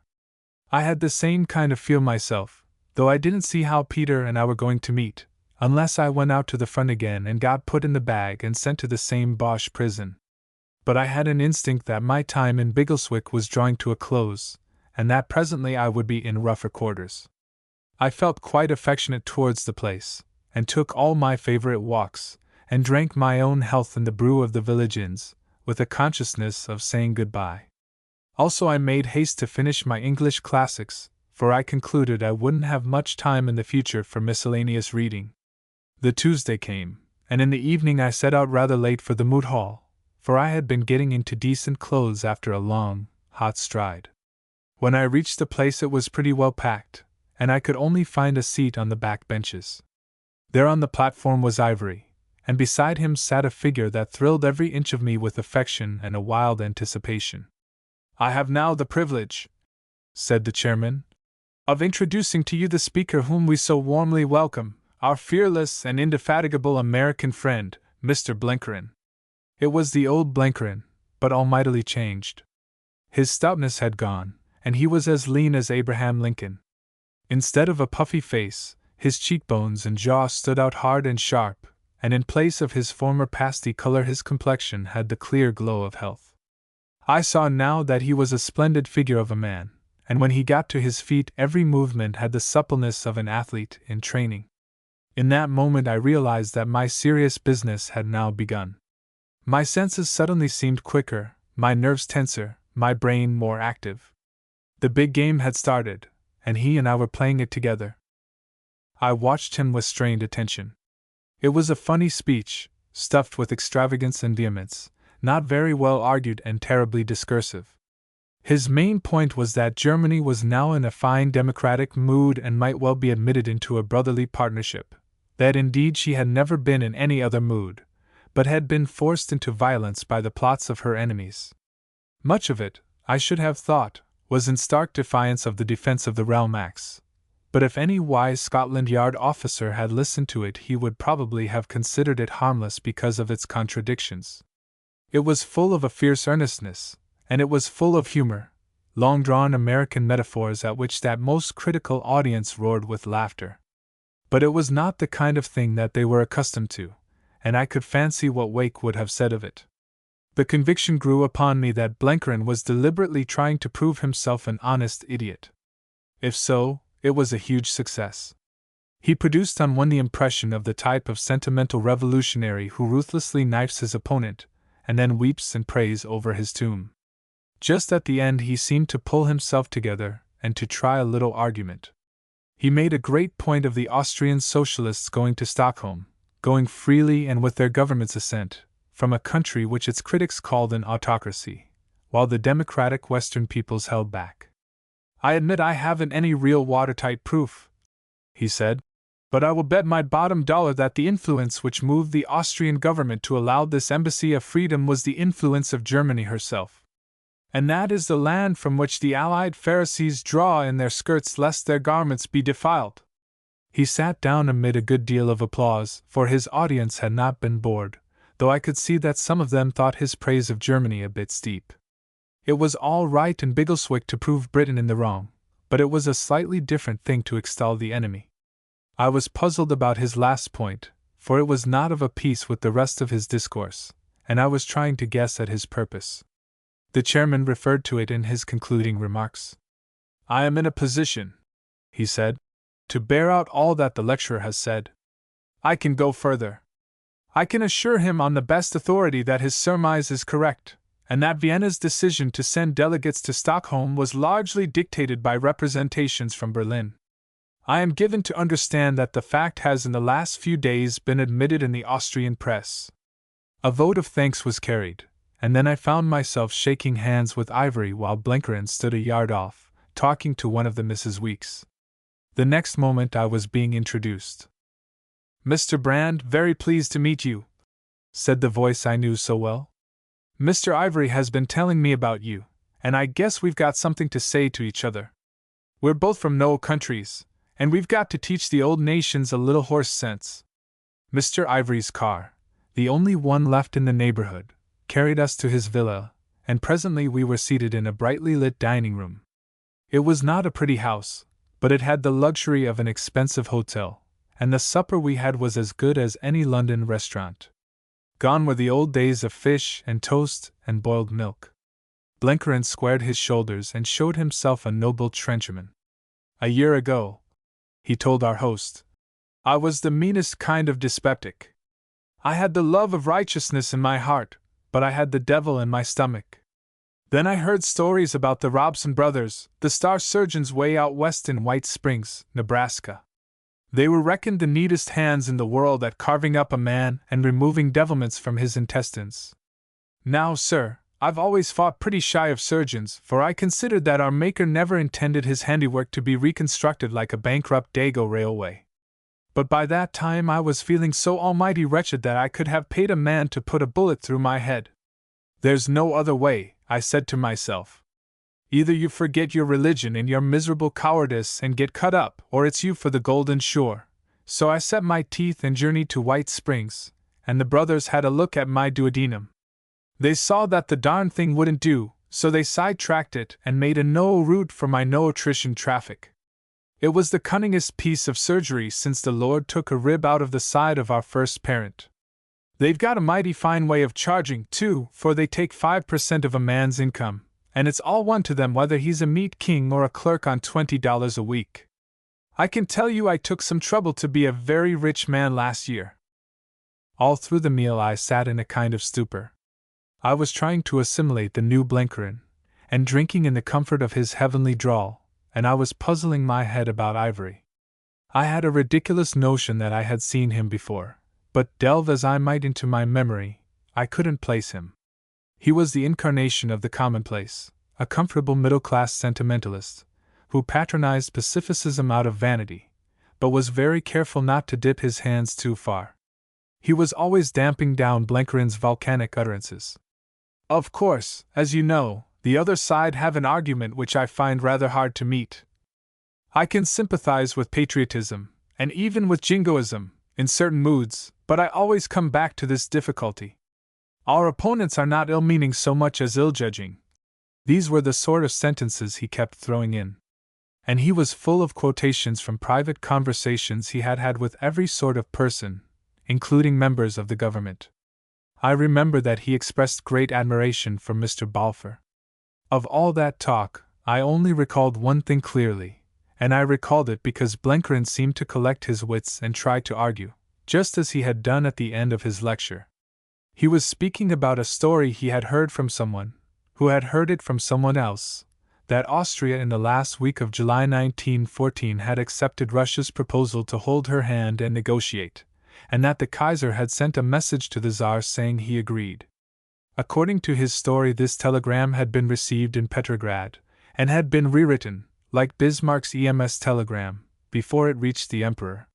He expressed his disbelief in the yarn. I reckon if it had been true, he said, we'd have had the right text out long ago. They'd have kept a copy in Berlin. All the same, I did hear a sort of rumor that some kind of message of that sort was published in a German paper. Mr. Ivory looked wise. You are right, he said. I happen to know that it has been published. You will find it in the Weser Zeitung. You don't say? He said admiringly. I wish I could read the old tombstone language. But if I could, they wouldn't let me have the papers. Oh yes, they would. Mr. Ivory laughed pleasantly. England has still a good share of freedom. Any respectable person can get a permit to import the enemy press. I'm not considered quite respectable, for the authorities have a narrow definition of patriotism, but happily I have respectable friends. Blenkiron was staying the night, and I took my leave as the clock struck 12. They both came into the hall to see me off, and, as I was helping myself to a drink, and my host was looking for my hat and stick, I suddenly heard Blenkiron's whisper in my ear. London, the day after tomorrow, he said. Then he took a formal farewell. Mr. Brand, it's been an honor for me, as an American citizen, to make your acquaintance, sir. I will consider myself fortunate if we have an early reunion. I am stopping at Claridge's Hotel, and I hope to be privileged to receive you there. Chapter 3: The Reflections of a Cured Dyspeptic.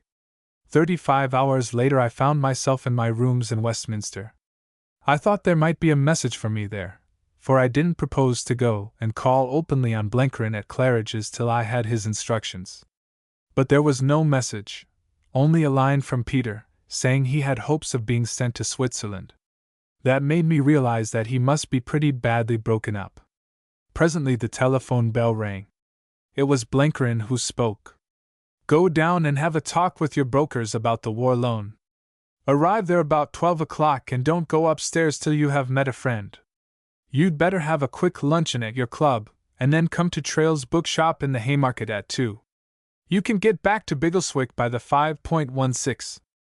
I did as I was bid, and 20 minutes later, having traveled by underground, for I couldn't raise a taxi, I approached the block of chambers in Leadenhall Street where dwelt the respected firm who managed my investments.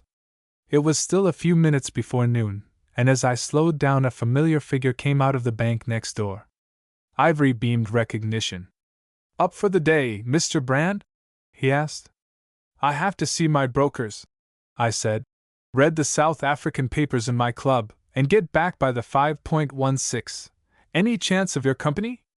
Why, yes, that's my train. Au revoir. We meet at the station.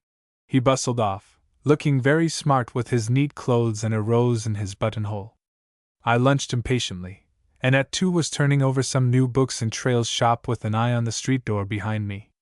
It seemed a public place for an assignation. I had begun to dip into a big illustrated book on flower gardens when an assistant came up.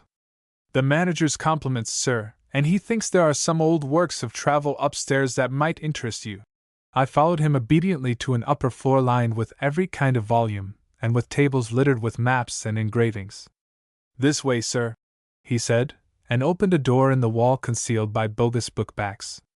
I found myself in a little study, and Blenkerin sitting in an armchair smoking. He got up and seized both my hands. "Why, Dick, this is better than good news. I've heard all about your exploits since we parted a year ago on the wharf at Liverpool. We've both been busy on our own jobs, and there was no way of keeping you wise about my doings, for after I thought I was cured I got worse than hell inside, and, as I told you, had to get the doctor men to dig into me. After that I was playing a pretty dark game, and had to get down and out of decent society. But holy Mike! I'm a new man. I used to do my work with a sick heart and a taste in my mouth like a graveyard, and now I can eat and drink what I like and frolic round like a colt. I wake up every morning whistling and thank the good God that I'm alive. It was a bad day for Kaiser when I got on the cars for White Springs. This is a rum place to meet," I said, "and you brought me by a roundabout road." He grinned and offered me a cigar. "There were reasons. It don't do for you and me to advertise our acquaintance in the street. As for the shop, I've owned it for 5 years. I've a taste for good reading, though you wouldn't think it, and it tickles me to hand it out across the counter. First, I want to hear about Biggleswick. There isn't a great deal to it. A lot of ignorance, a large slice of vanity, and a pinch or two of wrong-headed honesty. These are the ingredients of the pie. Not much real harm in it. There's 1 or 2 dirty literary gents who should be in a navvy's battalion, but they're about as dangerous as yellow Kaffir dogs. I've learned a lot and got all the arguments by heart, but you might plant a Biggleswick in every shire and it wouldn't help the Boche. I can see where the danger lies all the same. These fellows talked academic anarchism, but the genuine article is somewhere about, and to find it you've got to look in the big industrial districts. We had faint echoes of it in Biggleswick. I mean that the really dangerous fellows are those who want to close up the war at once and so get on with their blessed class war, which cuts across nationalities. As for being spies and that sort of thing, the Biggleswick lads are too callow." "Yes," said Blenkerin reflectively. "They haven't got as much sense as God gave to geese." "You're sure you didn't hit against any heavier metal?" "Yes. There's a man called Lancelot Wake, who came down to speak once. I had met him before. He has the makings of a fanatic, and he's the more dangerous because you can see his conscience is uneasy. I can fancy him bombing a prime minister merely to quiet his own doubts." "So," he said. "Nobody else?" I reflected. "There's Mr. Ivory, but you know him better than I. I shouldn't put much on him, but I'm not precisely certain, for I never had a chance of getting to know him." "Ivory," said Blenkerin in surprise. "He has a hobby for half-baked youth, just as another rich man might fancy orchids or fast trotters. You sure can place him right enough." "I dare say. Only I don't know enough to be positive." He sucked at his cigar for a minute or so. "I guess, Dick, if I told you all I've been doing since I reached these shores you would call me a romancer. I've been way down among the toilers. I did a spell as unskilled diluted labor in the Barrow shipyards. I was barman in a hotel on the Portsmouth Road, and I put in a black month driving a taxicab in the city of London. For a while I was the accredited correspondent of the New York Sentinel, and used to go with the rest of the bunch to the powwows of undersecretaries of state and war office generals. They censored my stuff so cruel that the paper fired me. Then I went on a walking tour round England and sat for a fortnight in a little farm in Suffolk. By and by I came back to Claridge's and this bookshop, for I had learned most of what I wanted. I had learned," he went on, turning his curious, full, ruminating eyes on me, "that the British working man is about the soundest piece of humanity on God's earth. He grumbles a bit, and jibs a bit when he thinks the government are giving him a crooked deal, but he's gotten the patience of Job and the sand of a gamecock. And he's gotten humor too, that tickles me to death. There's not much trouble in that quarter, for it's he and his kind that's beating the Hun. But I picked up a thing or two besides that. He leaned forward and tapped me on the knee. I reverence the British intelligence service.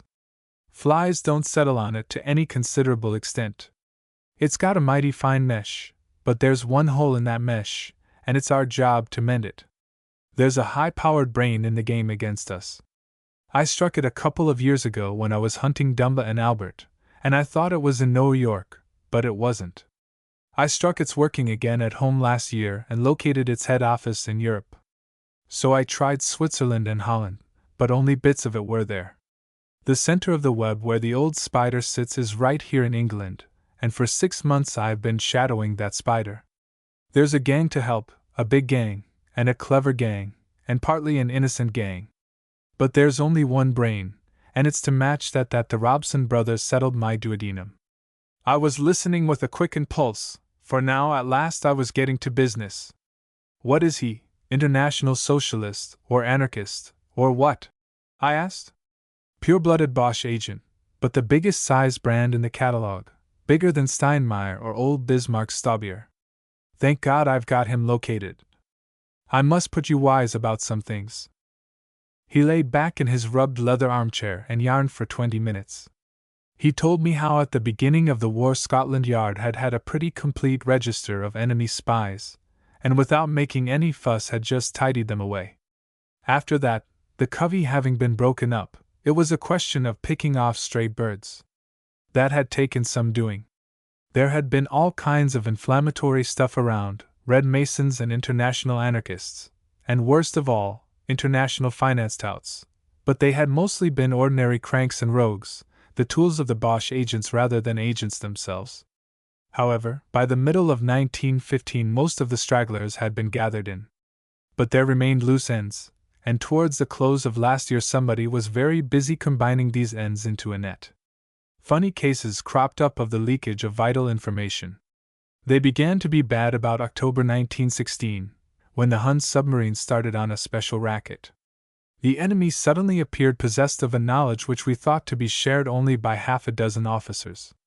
Blinkerin said he was not surprised at the leakage, for there's always a lot of people who hear things they oughtn't to.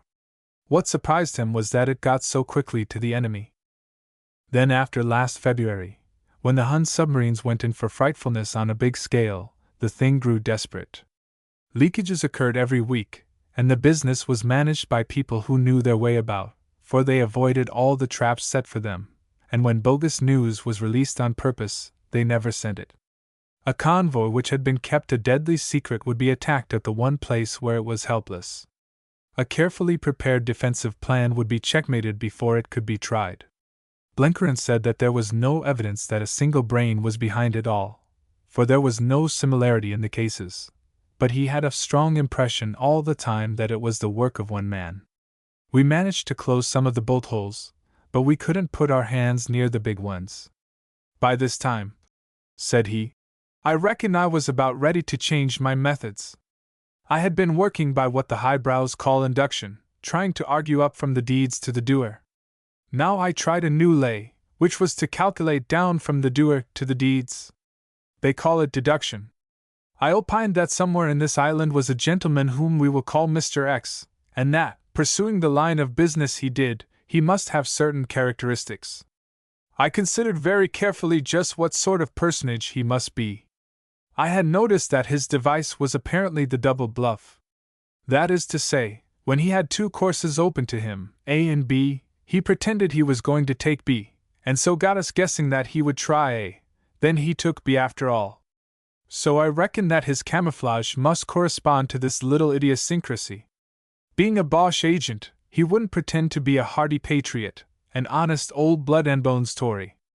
That would be only the single bluff. I considered that he would be a pacifist, cunning enough just to keep inside the law, but with the eyes of the police on him. He would write books which would not be allowed to be exported. He would get himself disliked in the popular papers, but all the mugwumps would admire his moral courage.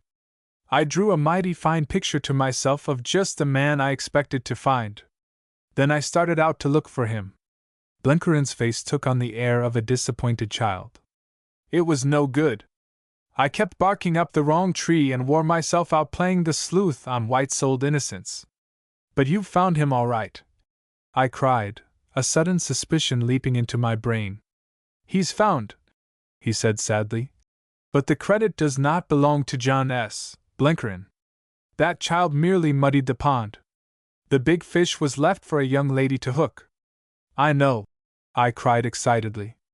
Her name is Miss Mary Lamington. He shook a disapproving head. You've guessed right, my son, but you've forgotten your manners.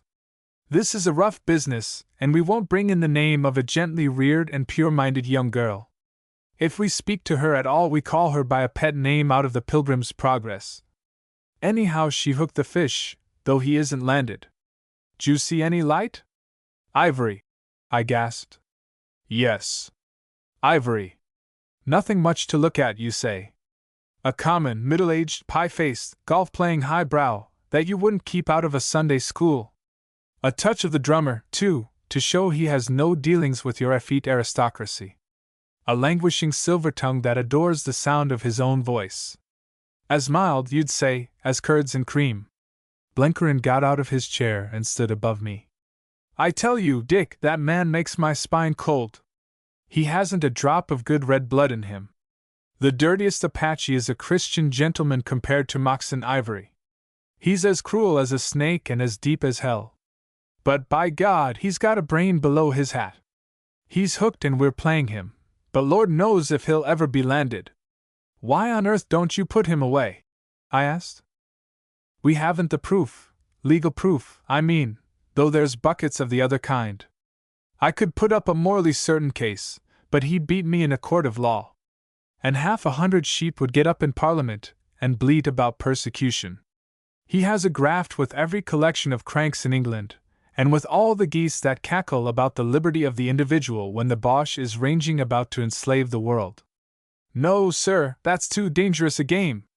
Besides, I've a better in hand. Moxon Ivory is the best accredited member of this state. His dossier is the completest thing outside the recording angel's little notebook. We've taken up his references in every corner of the globe, and they're all as right as Morgan's balance sheet. From these it appears he's been a high-toned citizen ever since he was in short clothes. He was raised in Norfolk, and there are people living who remember his father. He was educated at Melton School and his name's in the register. He was in business in Valparaiso, and there's enough evidence to write 3 volumes of his innocent life there. Then he came home with a modest competence 2 years before the war, and has been in the public eye ever since. He was Liberal candidate for a London constituency, and he has decorated the board of every institution formed for the amelioration of mankind. He's got enough alibis to choke a boa constrictor, and they're watertight and copper-bottomed, and they're mostly damned lies. But you can't beat him at that stunt. The man's the superbest actor that ever walked the earth. You can see it in his face. It isn't a face, it's a mask. He could make himself look like Shakespeare or Julius Caesar or Billy Sunday or Brigadier General Richard Hannay if he wanted to. He hasn't got any personality either. He's got 50, and there's no one he could call his own. I reckon when the devil gets the handling of him at last he'll have to put sand on his claws to keep him from slipping through. Blenkeren was settled in his chair again, with one leg hoisted over the side.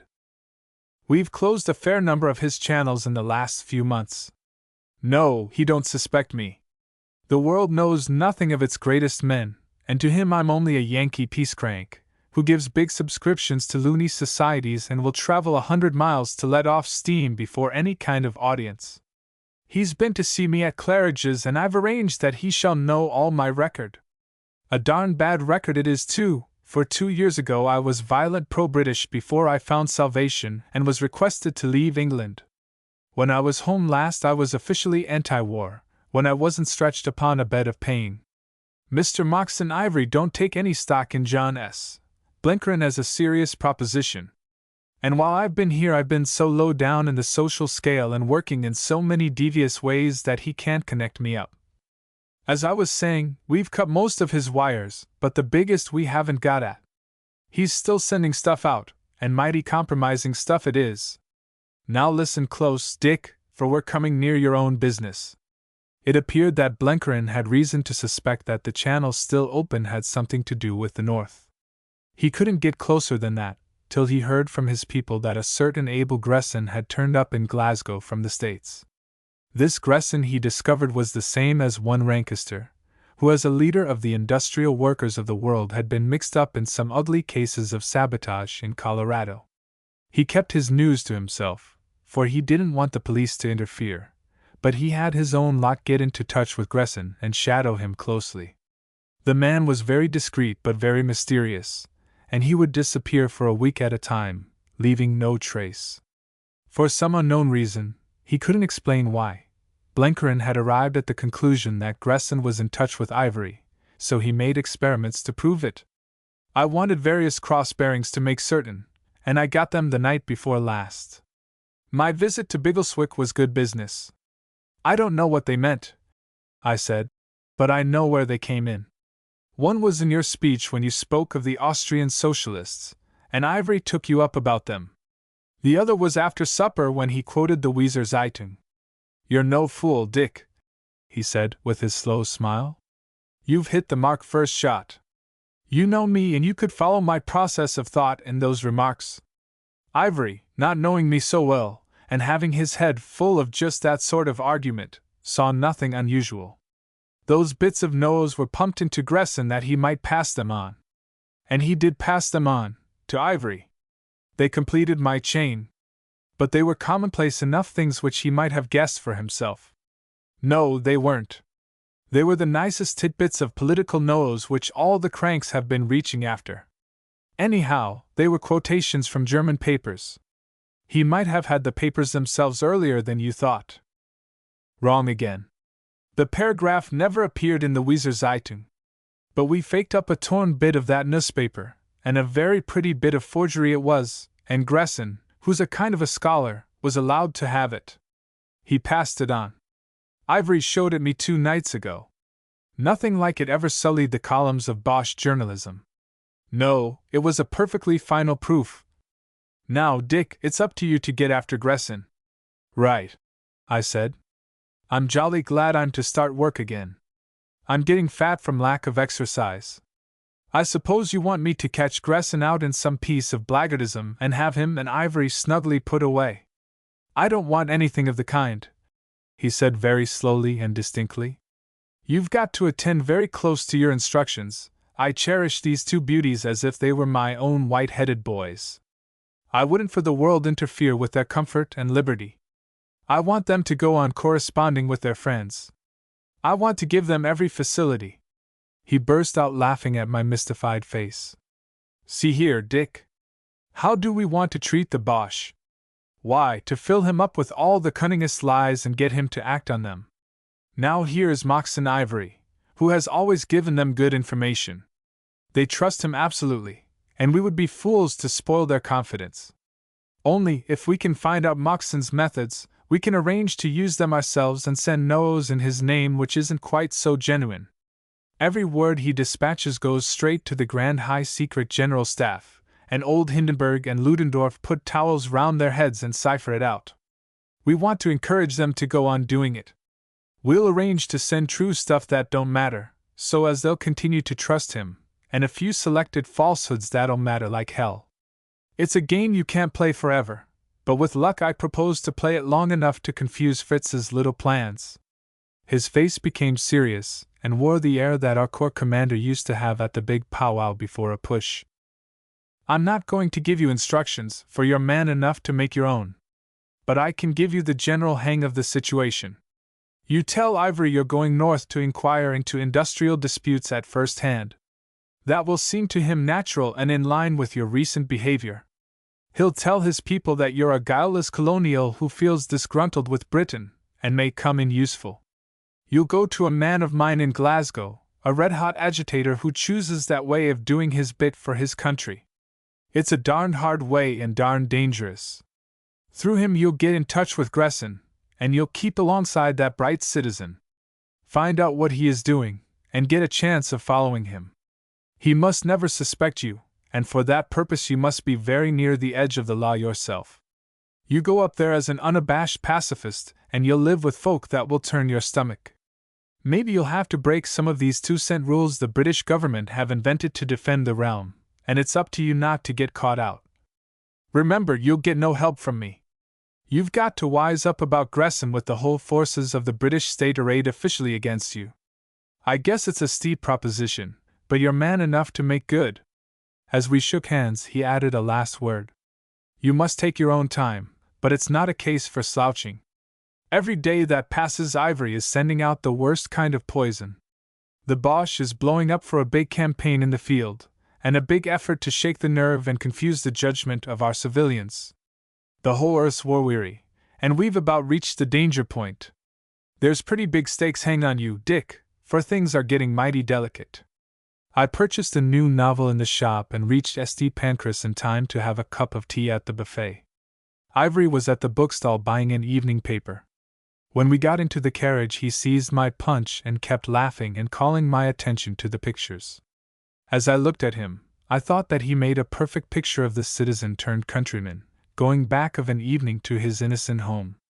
Everything was right: his neat tweeds, his light spats, his spotted neckcloth, and his aquascutum.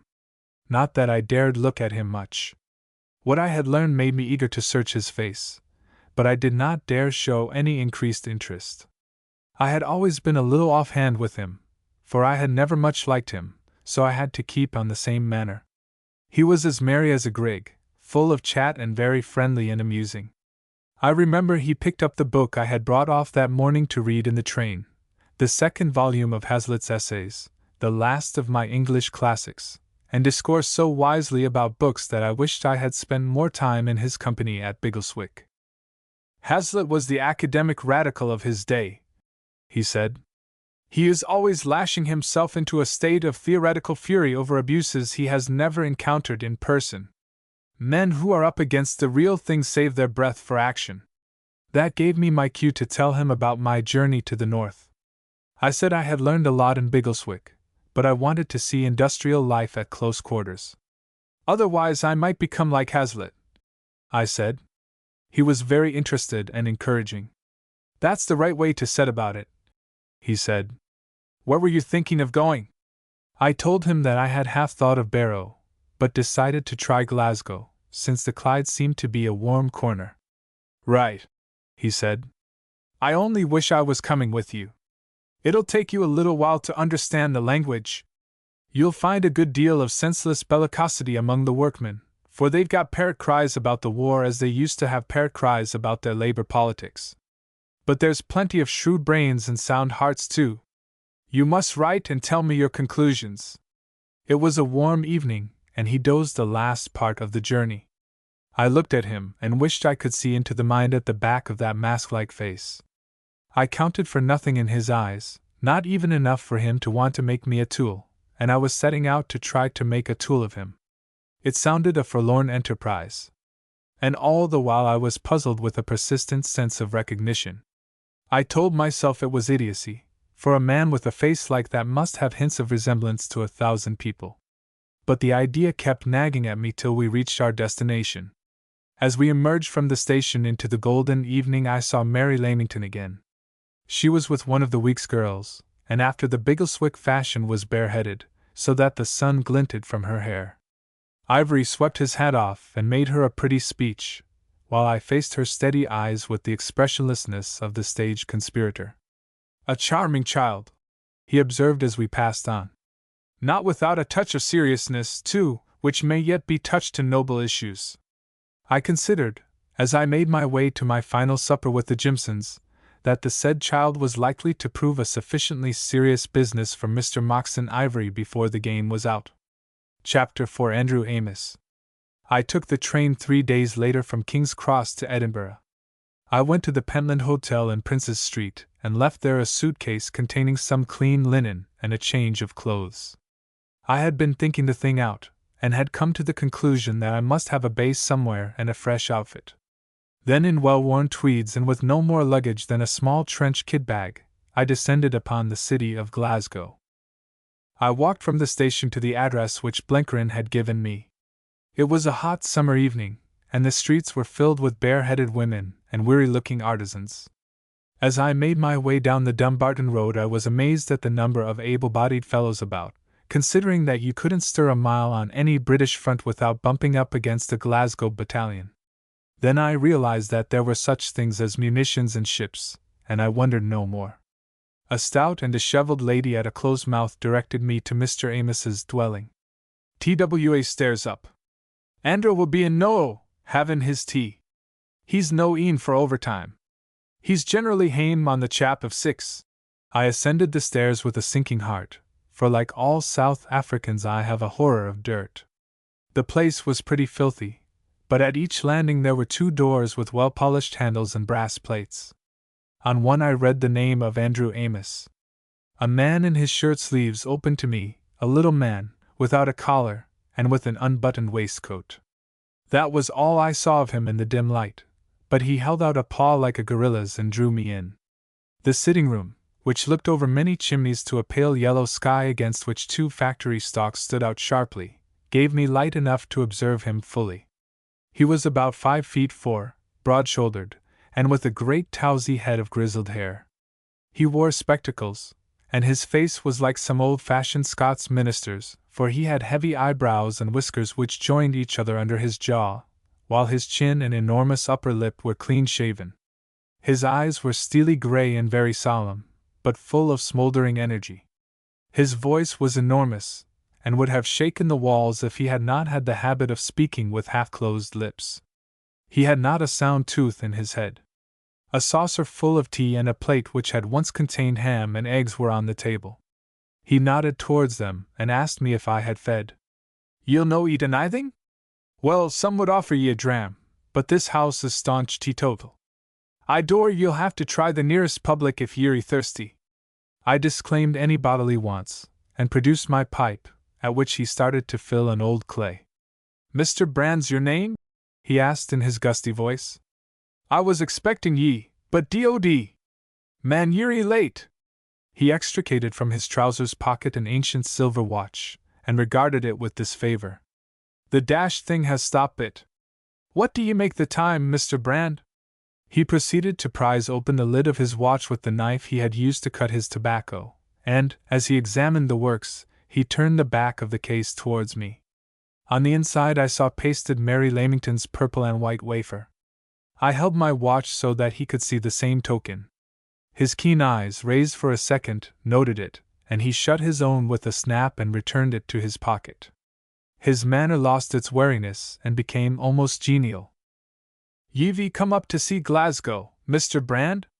Well, it's a steerin' bit, and there's honest folk bides in it, and some not so honest. They tell me ye're from South Africa. That's a long gate away, but I ken something aboot South Africa, for I had a cousin's son O.T. there for his lungs. He was in a shop in Main Street, Bloemfontein. They called him Peter Dobson. You would maybe mind of him." Then he discoursed of the Clyde. He was an incomer, he told me, from the borders, his native place being the town of Galashiels, or, as he called it, Golly. "I began as a power loom tuner in Stavart's mill. Then my father died and I took up his trade of giner. But it's no world nowadays for the SMA independent business, so I came to the Clyde and learned a shipwright's job. I may say I've become a leader in the trade, for though I'm no an official of the union, and not likely to be, there's no man's word carries more weight than mine. And the government kens that, for they've sent me on commissions up and down the land to look at woods and report on the nature of the timber. Bribery they think it is, but Andrew Amos is not to be bribed.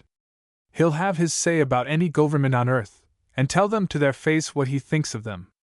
Aye, and he'll fight the case of the working man against his oppressor, should it be the government, or the fatted calves they CA Labour members.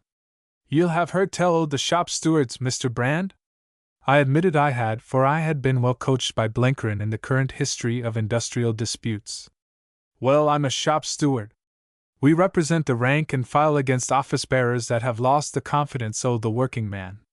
But I'm no socialist, and I would have ye keep mind of that. I'm e'en o' the old border radicals, and I'm not like to change. I'm for individual liberty and equal rights and chances for all men. I'll no more bow down before a daygun of a government official than before the ball of a feckless tweed-side laird. I've to keep my views to missile, for the young lads are all drunken daft with their wee books about capital and collectivism and a ween long senseless words I wouldna foul my tongue with. Them and their socialism. There's more gumption in a page of John Stuart Mill than in all that foreign trash. But as I say, I've got to keep a quiet self, for the world is gettin' socialism now like the measles. It all comes of a defective education. And what does a border radical say about the war? I asked. He took off his spectacles and cocked his shaggy brows at me.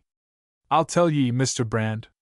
All that was bad and all that I've ever wrestled with since I came to years o' discretion, Tories and lairds and manufacturers and publicans and the Auld Kirk, all that was bad, I say, for there were a bits of decency, ye'll find in the Germans full measure pressed down and running over. When the war started, I considered the subject calmly for 3 days, and then I said, Andra Amos, ye've found the enemy at last. The ones ye fought before were in a manner o' speaking just misguided friends. It's either you or the Kaiser this time, my man. His eyes had lost their gravity, and had taken on a somber ferocity. Aye, and I've not wavered. I got a word early in the business as to the way I could serve my country best. It's not been an easy job, and there's plenty of honest folk the day will give me a bad name. They think I'm stirring up the men at home and desertin' the cause o' the lads at the front. Man, I'm keepin' them straight. If I didna fight their battles on a sound economic issue, they would take the dorts and be at the mercy of the first blackguard that preached revolution. Me and my like are safety valves, if ye follow me. And dinna you make ony mistake, Mr. Brand. The men that are agitating for a rise in wages are not for peace. They're fighting for the lads overseas as much as for themselves. There's not een in 1,000 that wouldna sweat himself blind to beat the Germans. The government has made mistakes, and maun be made to pay for them. If it were not so, the men would feel like a moose in a trap, for they would have no way to make their grievance felt. What for should the big man double his profits and the small man be all set to get his ham and egg on Sabbath mornin'? That's the meaning o' labor unrest, as they call it, and it's a good thing, says I, for if labor didna get its leg over the traces now and then, the spunk o' the land would be dead in it, and Hindenburg could squeeze it like a rotten apple. I asked if he spoke for the bulk of the men. For 90% in ony ballot. I don't say that there's not plenty of riff-raff, the pint-anadram gentry and the softheads that are reading bits of newspapers, and muddlin' their wits with foreign windmilleries. But the average man on the Clyde, like the average man in ither places, hates just 3 things, and that's the Germans, the profiteers, as they call them, and the Irish. But he hates the Germans first. The Irish! I exclaimed in astonishment. Aye, the Irish, cried the last of the old border radicals. Glasgow's stinkin' nowadays with 2 things, money and Irish. I mind the day when I followed Mr. Gladstone's Home Rule policy, and used to threep about the noble, generous, warm-hearted sister nation held in a foreign bondage. My God! I'm not speaking about Ulster, which is a dour, ill-natured den, but our own folk all the same. But the men that will not do a hand's turn to help the war and take the chance of our necessities to set up a bawbee rebellion are hateful to God and man. We treated them like pet lambs, and that's the thanks we get. They're coming over here in thousands to tack the jobs of the lads that are doing their duty. I was speaking last week to a widow woman that keeps a wee dairy down the Dalmarnock road. She has 2 sons, and both in the army, one in the Cameronians and one a prisoner in Germany. She was telling me that she could not keep going any more, lacking the help of the boys, though she had worked her fingers to the bone. Surely it's a cruel job, Mr. Amos, she says, that the government should tack baith my laddies, and I'll maybe never see them again, and let the Irish gang free and tack the bread frae our mouth. At the gasworks across the road they took on 100 Irish last week, and every een o' them as young and well set up as you would ask to see. And my wee Davy, him that's in Germany, had I a weak chest, and Jimmy was troubled wi' a bowel complaint. That's surely no justice. He broke off and lit a match by drawing it across the seat of his trousers. It's time I got the gas licked it. There's some men coming here at 10:30. As the gas squealed and flickered in the lighting, he sketched for me the coming guests. There's McNabb and Niven, two o' my colleagues. And there's Jokeson of the boiler fitters, and a lad Wilkie, he's got consumption, and writes wee bits in the papers. And there's a queer chap o' the name o' Toombs, they tell me he comes frae Cambridge, and is a kind of a professor there. Anyway, he's more stuffed wi' havers than an egg wi' meat. He telled me he was here to get at the heart o' the working man, and I said to him that he would hae to look a bit further than the sleeve o' the working man's jacket. There's no muckle in his head, poor soul. Then there'll be Tam Norrie, him that edits our weekly paper, Justice for All. Tam's a humorist and great on Robert Burns, but he hasna the balance o' a dwining teetotum. Ye'll understand, Mr. Brand, that I keep my mouth shut in such company, and don't express my own views more than is absolutely necessary. I criticize whiles, and that gives me a name of one-stained common sense, but I never let my tongue wag. The feck o' the lads comin' the night are not the real working man, they're just the froth on the pot, but it's the froth that will be useful to you. Remember they've heard tell o' ye already, and ye've some sort o' reputation to keep up. Will Mr. Abel Gresson be here? I asked. No, he said. Not yet. Him and me havena yet got to the point o' payin' visits. But the men that come will be Gresson's friends, and they'll speak of ye to him. It's the best kind of introduction ye could seek. The knocker sounded, and Mr. Amos hastened to admit the first comers. These were McNabb and Wilkie, the one a decent middle-aged man with a fresh-washed face and a celluloid collar, the other a round-shouldered youth, with lank hair and the large eyes and luminous skin which are the marks of phthisis. This is Mr. Brand, boys, from South Africa, was Amos's presentation. Presently came Niven, a bearded giant, and Mr. Norrie, the editor, a fat, dirty fellow smoking a rank cigar. Jokeson of the boiler fitters, when he arrived, proved to be a pleasant young man in spectacles who spoke with an educated voice and clearly belonged to a slightly different social scale. Last came Toombs, the Cambridge professor, a lean youth with a sour mouth and eyes that reminded me of Lancelot Wake. Ye'll no be a magnate, Mr. Brand, though ye come from South Africa, said Mr. Norrie with a great guffaw. Not me. I'm a working engineer, I said. My father was from Scotland, and this is my first visit to my native country, as my friend Mr. Amos was telling you. The consumptive looked at me suspiciously. We've got 2-3 of the comrades here that the copperless government expelled from the Transvaal. If ye're our way of thinking, you will maybe ken them. I said I would be overjoyed to meet them, but that at the time of the outrage in question I had been working on a mine 1,000 miles further north. Then ensued an hour of extraordinary talk. Toombs in his sing-song namby-pamby university voice was concerned to get information. He asked endless questions, chiefly of Jokeson, who was the only one who really understood his language. I thought I had never seen anyone quite so fluent and so futile, and yet there was a kind of feeble violence in him like a demented sheep. He was engaged in venting some private academic spite against society, and I thought that in a revolution he would be the class of lad I would personally conduct to the nearest lamppost. And all the while Amos and McNabb and Niven carried on their own conversation about the affairs of their society, wholly impervious to the tornado raging around them. It was Mr. Norrie, the editor, who brought me into the discussion. Our South African friend is very blate, he said in his boisterous way. Andra, if this place of yours wasn't so damn teetotal and we had a dram apiece, we might get his tongue loosened. I want to hear what he's got to say about the war. You told me this morning he was sound in the faith. I said no such thing, said Mr. Amos. As ye ken well, Tam Norrie, I don't judge soundness on that matter as you judge it.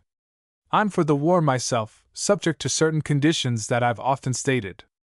I know nothing of Mr. Brand's opinions, except that he's a good Democrat, which is more than I can say of some o' your friends. Here to Andra, laughed Mr. Norrie.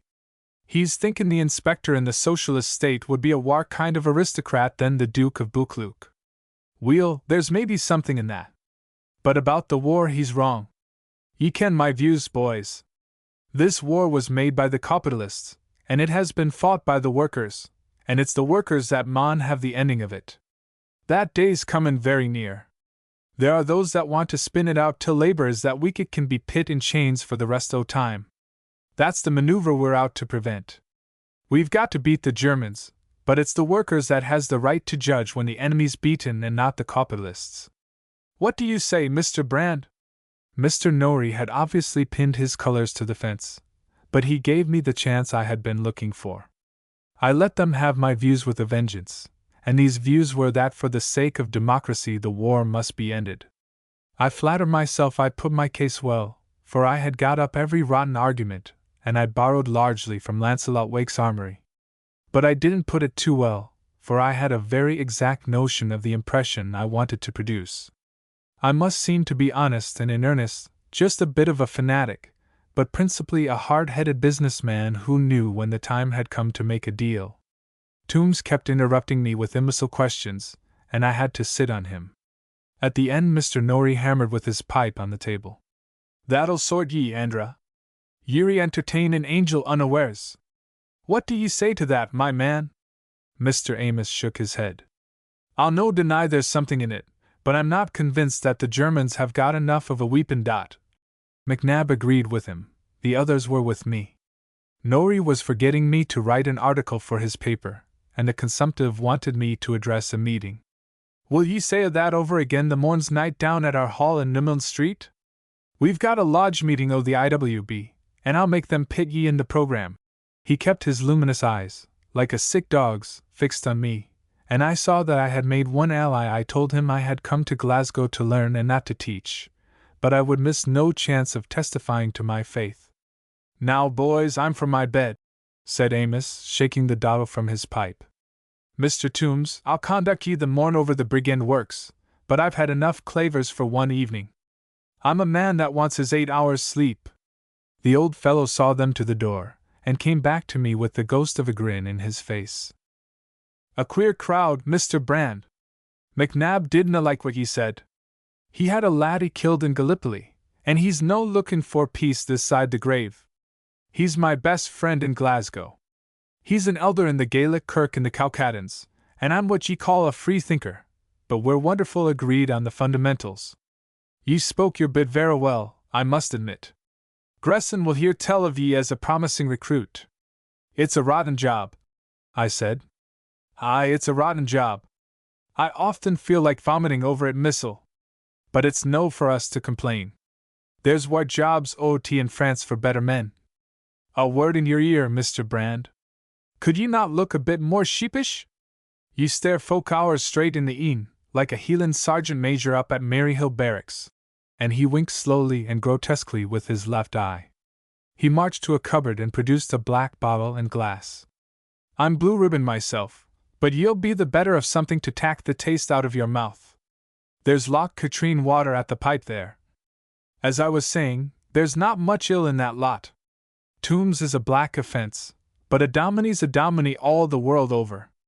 They may crack about their industrial workers and the braw things they're going to do, but there's a wholesome dampness about the tinder on Clyde's side. They should try Ireland. Supposing, I said, there was a really clever man who wanted to help the enemy. You think he could do little good by stirring up trouble in the shops here? I'm positive. And if he were a shrewd fellow, he'd soon tumble to that? Aye. Then if he still stayed on here he would be after bigger game, something really dangerous and damnable? Amos drew down his brows and looked me in the face. I see what ye're yetlin' at. Aye. That would be my conclusion. I came to it week's sign about the man ye'll maybe meet the morn's night. Then from below the bed he pulled a box from which he drew a handsome flute. Ye'll forgive me, Mr. Brand, but I like a tune before I go to my bed. McNabb says his prayers, and I have a tune on the flute, and the principle is just the same. So that singular evening closed with music, very sweet and true renderings of old border melodies like My Peggy is a Young Thing, and When the Kye Come Hame. I fell asleep with a vision of Amos, his face all puckered up at the mouth and a wandering sentiment in his eye, recapturing in his dingy world the emotions of a boy. The widow woman from next door, who acted as housekeeper, cook, and general factotum to the establishment, brought me shaving water next morning, but I had to go without a bath. When I entered the kitchen I found no one there, but while I consumed the inevitable ham and egg, Amos arrived back for breakfast. He brought with him the morning's paper. "The Herald says there's been a big battle at Ypres," he announced. I tore open the sheet and read of the great attack of July 31st, which was spoiled by the weather. "My God!" I cried. "They've got St. Julien and that dirty Fresenberg Ridge, and Hooge, and Sanctuary Wood. I know every inch of the damned place." "Mr. Brand," said a warning voice, "that'll never do. If our friends last night heard ye talk like that, ye might as well tack the train back to London. They're speaking about ye in the yards this morning. You'll get a good turnout at your meeting the night, but they're saying that the police will interfere. That mightna be a bad thing, but I trust ye to show discretion, for ye'll not be muckle used to onybody if they jowl ye in Duke Street. I hear Gresson will be there with a fraternal message from his lunatics in America. I've arranged that ye go down to Tam Nori this afternoon and give him a hand with his bit paper. Tam will tell ye the whole clash o' the West Country, and I look to ye to keep him off the drink. He's aye argin that writin' and drinkin' gang thegither, and quotin' Robert Burns, but the creature has a wife and 5 bairns dependin' on him." I spent a fantastic day. For 2 hours I sat in Nori's dirty den, while he smoked and orated, and when he remembered his business, took down in shorthand my impressions of the labor situation in South Africa for his rag. They were fine breezy impressions, based on the most wholehearted ignorance, and if they ever reached the Rand, I wonder what my friends there made of Cornelius Brand, their author. I stood him dinner in an indifferent eating house in a street off the Brumilol, and thereafter had a drink with him in a public house, and was introduced to some of his less reputable friends. About tea time I went back to Amos's lodgings, and spent an hour or so writing a long letter to Mr. Ivory. I described to him everybody I had met, I gave highly colored views of the explosive material on the Clyde, and I deplored the lack of clear-headedness in the progressive forces. I drew an elaborate picture of Amos, and deduced from it that the radicals were likely to be a bar to true progress. "They have switched their old militancy," I wrote, "on to another track, for with them it is a matter of conscience to be always militant." I finished up with some very crude remarks on economics culled from the table talk of the egregious Tombs. It was the kind of letter which I hoped would establish my character in his mind as an industrious innocent. 7 o'clock found me in Numlin Street, where I was seized upon by Wilkie. He had put on a clean collar for the occasion, and had partially washed his thin face. The poor fellow had a cough that shook him like the walls of a powerhouse when the dynamos are going. He was very apologetic about Amos. "Andra belongs to a past world," he said. "He has a big reputation in his society, and he's a fine fighter, but he has no kind of vision, if ye understand me. He's an old Gladstonian, and that's done and damned in Scotland. He's not a modern Mr. Brand, like you and me. But tonight you'll meet 1 or 2 chaps that'll be worth your while to ken. You'll maybe no go quite as far as them, but ye're on the same road. I'm hoping for the day when we'll have work councils of workmen and soldiers like the Russians all over the land and dictate our terms to the parasites in Parliament. They tell me, too, the boys in the trenches are coming round to our side." We entered the hall by a back door, and in a little waiting room I was introduced to some of the speakers. There were a scratch lot as seen in that dingy place. The chairman was a shop steward in one of the societies, a fierce little rat of a man, who spoke with a Cockney accent and addressed me as comrade. But one of them roused my liveliest interest. I heard the name of Gresson, and turned to find a fellow of about 35, rather sprucely dressed, with a flower in his buttonhole. "Mr. Brand," he said, in a rich American voice which recalled Blencarin's. "Very pleased to meet you, sir. We have come from remote parts of the globe to be present at this gathering."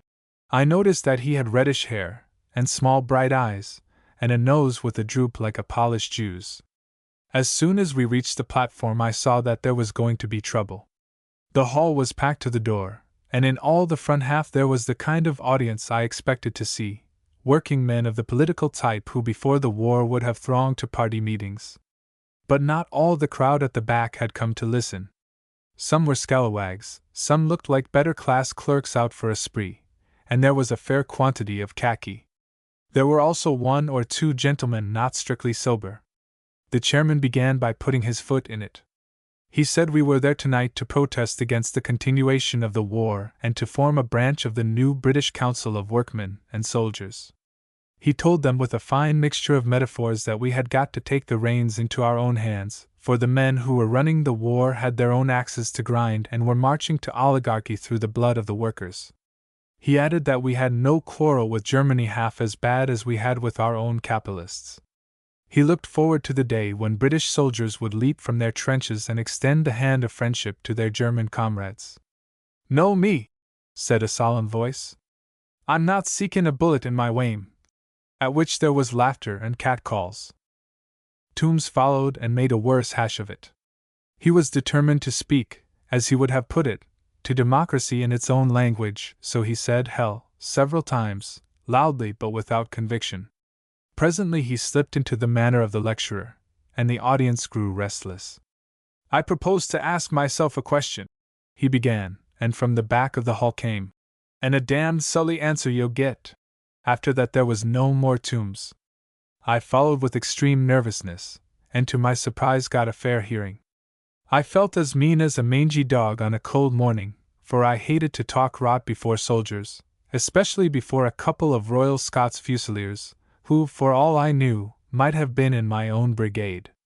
My line was the plain, practical, patriotic man, just come from the colonies, who looked at things with fresh eyes, and called for a new deal.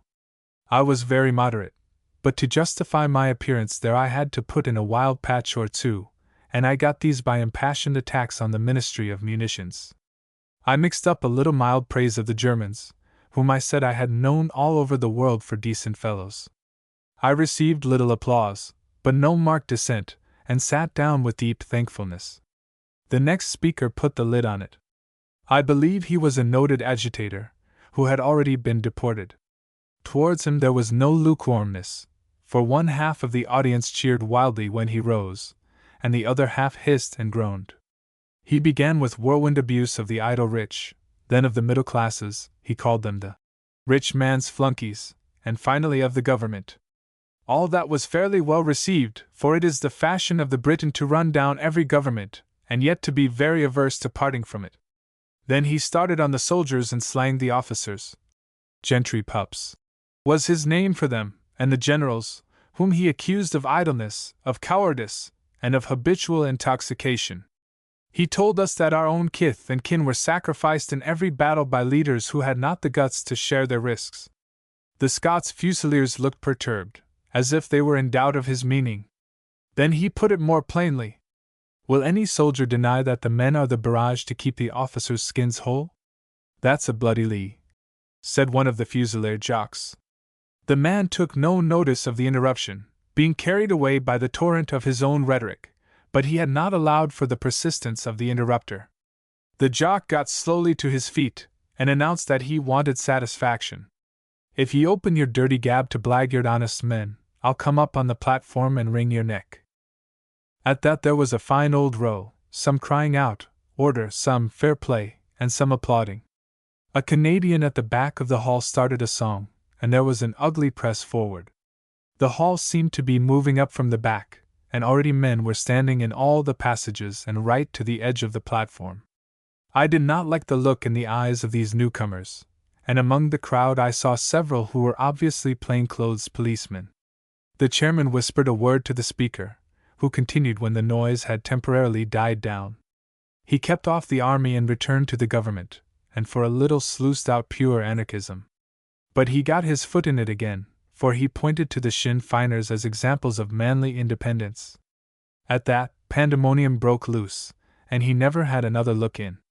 There were several fights going on in the hall between the public and courageous supporters of the orator. Then Gresson advanced to the edge of the platform in a vain endeavor to retrieve the day. I must say he did it uncommonly well. He was clearly a practiced speaker, and for a moment his appeal, "Now, boys, let's cool down a bit and talk sense," had an effect.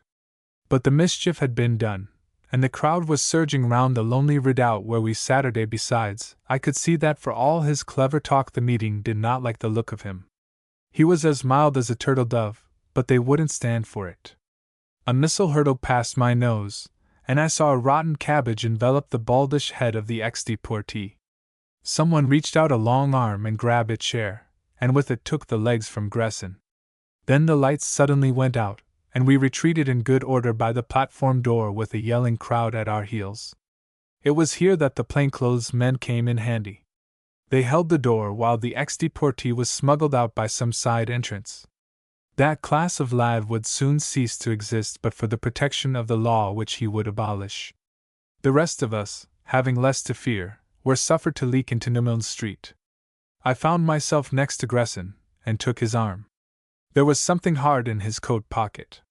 Unfortunately, there was a big lamp at the point where we emerged, and therefore our confusion were the Fusilier jocks.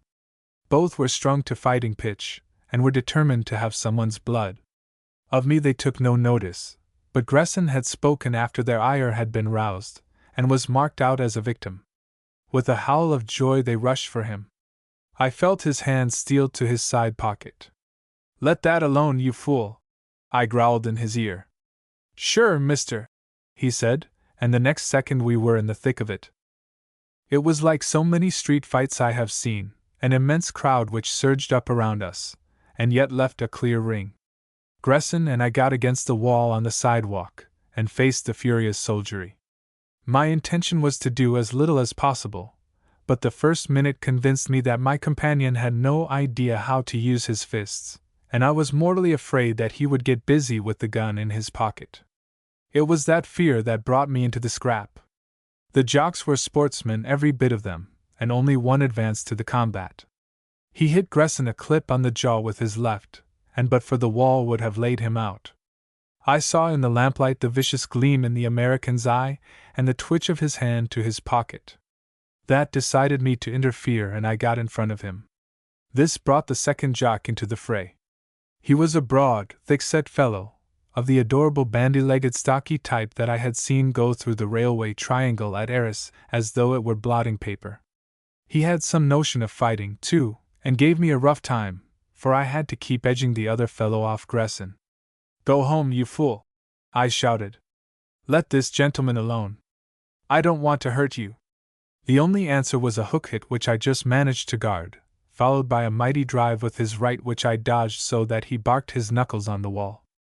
I heard a yell of rage, and observed that Gresson seemed to have kicked his assailant on the shin.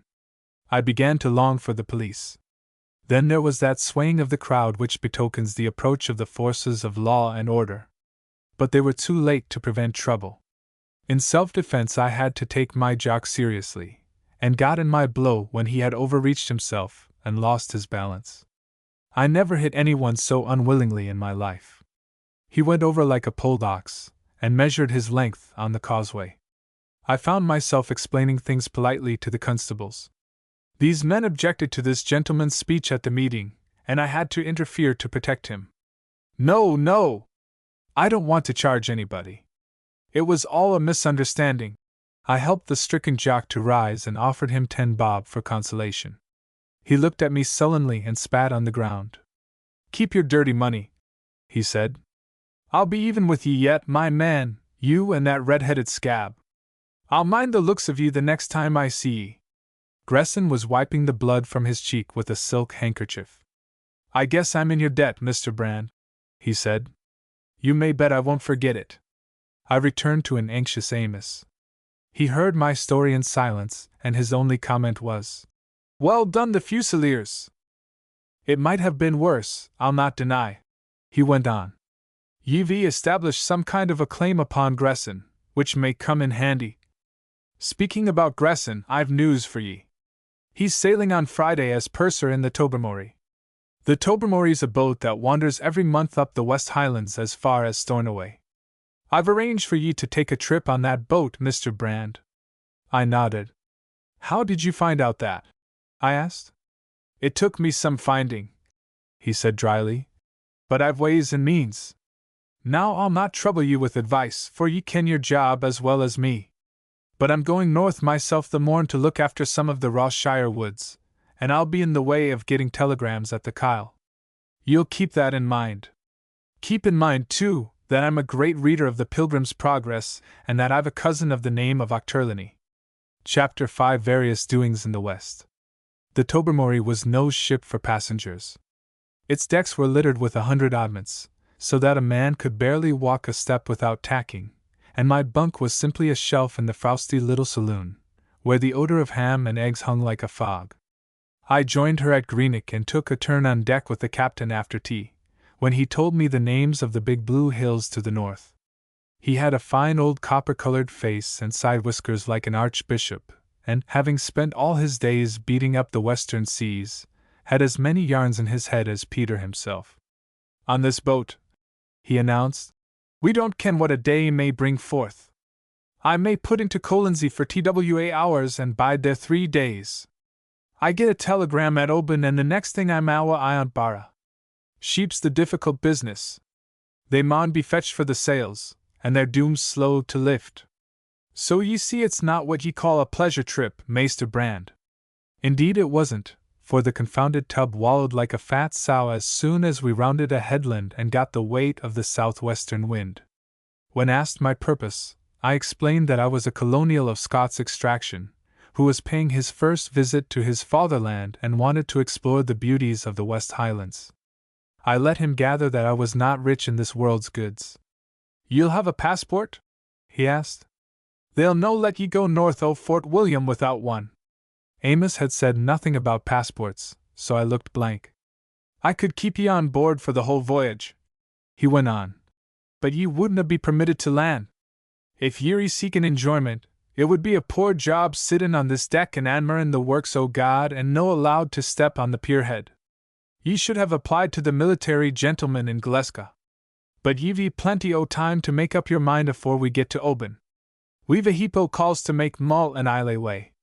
The purser came up to inquire about my ticket, and greeted me with a grin. "Ye're acquaint with Mr. Gresson, then?" said the captain. "Weel, we're a cheery wee ship's company, and that's the great thing on this kind o' job." I made but a poor supper, for the wind had risen to half a gale, and I saw hours of wretchedness approaching. The trouble with me is that I cannot be honestly sick and get it over. Queasiness and headache beset me, and there is no refuge but bed. I turned into my bunk, leaving the captain and the mate smoking shag not 6 feet from my head, and fell into a restless sleep. When I woke, the place was empty, and smelled vilely of stale tobacco and cheese. My throbbing brows made sleep impossible, and I tried to ease them by staggering upon deck. I saw a clear windy sky, with every star as bright as a live coal, and a heaving waste of dark waters running to ink-black hills. Then a douche of spray caught me and sent me down the companion to my bunk again, where I lay for hours trying to make a plan of campaign. I argued that if Amos had wanted me to have a passport he would have provided one, so I needn't bother my head about that. But it was my business to keep alongside Gresson, and if the boat stayed a week in some port, and he went off ashore, I must follow him. Having no passport, I would have to be always dodging trouble, which would handicap my movements and in all likelihood make me more conspicuous than I wanted. I guessed that Amos had denied me the passport for the very reason that he wanted Gresson to think me harmless. The area of danger would, therefore, be the passport country, somewhere north of Fort William. But to follow Gresson I must run risks and enter that country. His suspicions, if he had any, would be lulled if I left the boat at Oban, but it was up to me to follow overland to the north and hit the place where the Tobermory made a long stay. The confounded tub had no plans. She wandered about the West Highlands looking for sheep and things, and the captain himself could give me no timetable of her voyage. It was incredible that Gresson should take all this trouble if he did not know that at some place, and the right place, he would have time to get a spell ashore. But I could scarcely ask Gresson for that information, though I determined to cast a wary fly over him. I knew roughly the Tobermory's course, through the Sound of Islay to Colonsey, then up the east side of Mull to Oban, then through the Sound of Mull to the islands with names like Cocktails, Rum and Eig and Coll, then to Skye, and then for the Outer Hebrides. I thought the last would be the place, and it seemed madness to leave the boat, for the Lord knew how I should get across the Minch. This consideration upset all my plans again, and I fell into a troubled sleep without coming to any conclusion. Morning found us nosing between Jura and Islay, and about midday we touched at a little port, where we unloaded some cargo and took on a couple of shepherds who were going to Colonsey. The mellow afternoon and the good smell of salt and heather got rid of the dregs of my queasiness, and I spent a profitable hour on the pierhead with a guidebook called Baddeley's Scotland, and one of Bartholomew's maps. I was beginning to think that Amos might be able to tell me something, for a talk with the captain had suggested that the Tobermory would not dally long in the neighborhood of Rum and Ige. The big droving season was scarcely on yet, and sheep for the Oban market would be lifted on the return journey. In that case, Skye was the first place to watch, and if I could get wind of any big cargo waiting there, I would be able to make a plan. Amos was somewhere near the Kyle, and that was across the Narrows from Skye. Looking at the map, it seemed to me that, in spite of being passportless, I might be able somehow to make my way up through Morven and Arisaig to the latitude of Skye. The difficulty would be to get across the strip of sea, but there must be boats to beg, borrow, or steal. I was poring over Baddeley when Gresson sat down beside me. He was in a good temper, and disposed to talk, and to my surprise his talk was all about the beauties of the countryside. There was a kind of apple-green light over everything. The steep heather hills cut into the sky like purple amethysts, while beyond the straits the western ocean stretched its pale molten gold to the sunset. Gresson waxed lyrical over the scene. "This just about puts me right inside, Mr. Brand. I've got to get away from that little old town pretty frequent, or I'd begin to molt like a canary. A man feels a man when he gets to a place that smells as good as this. Why in hell do we ever get messed up in those stone and lime cages?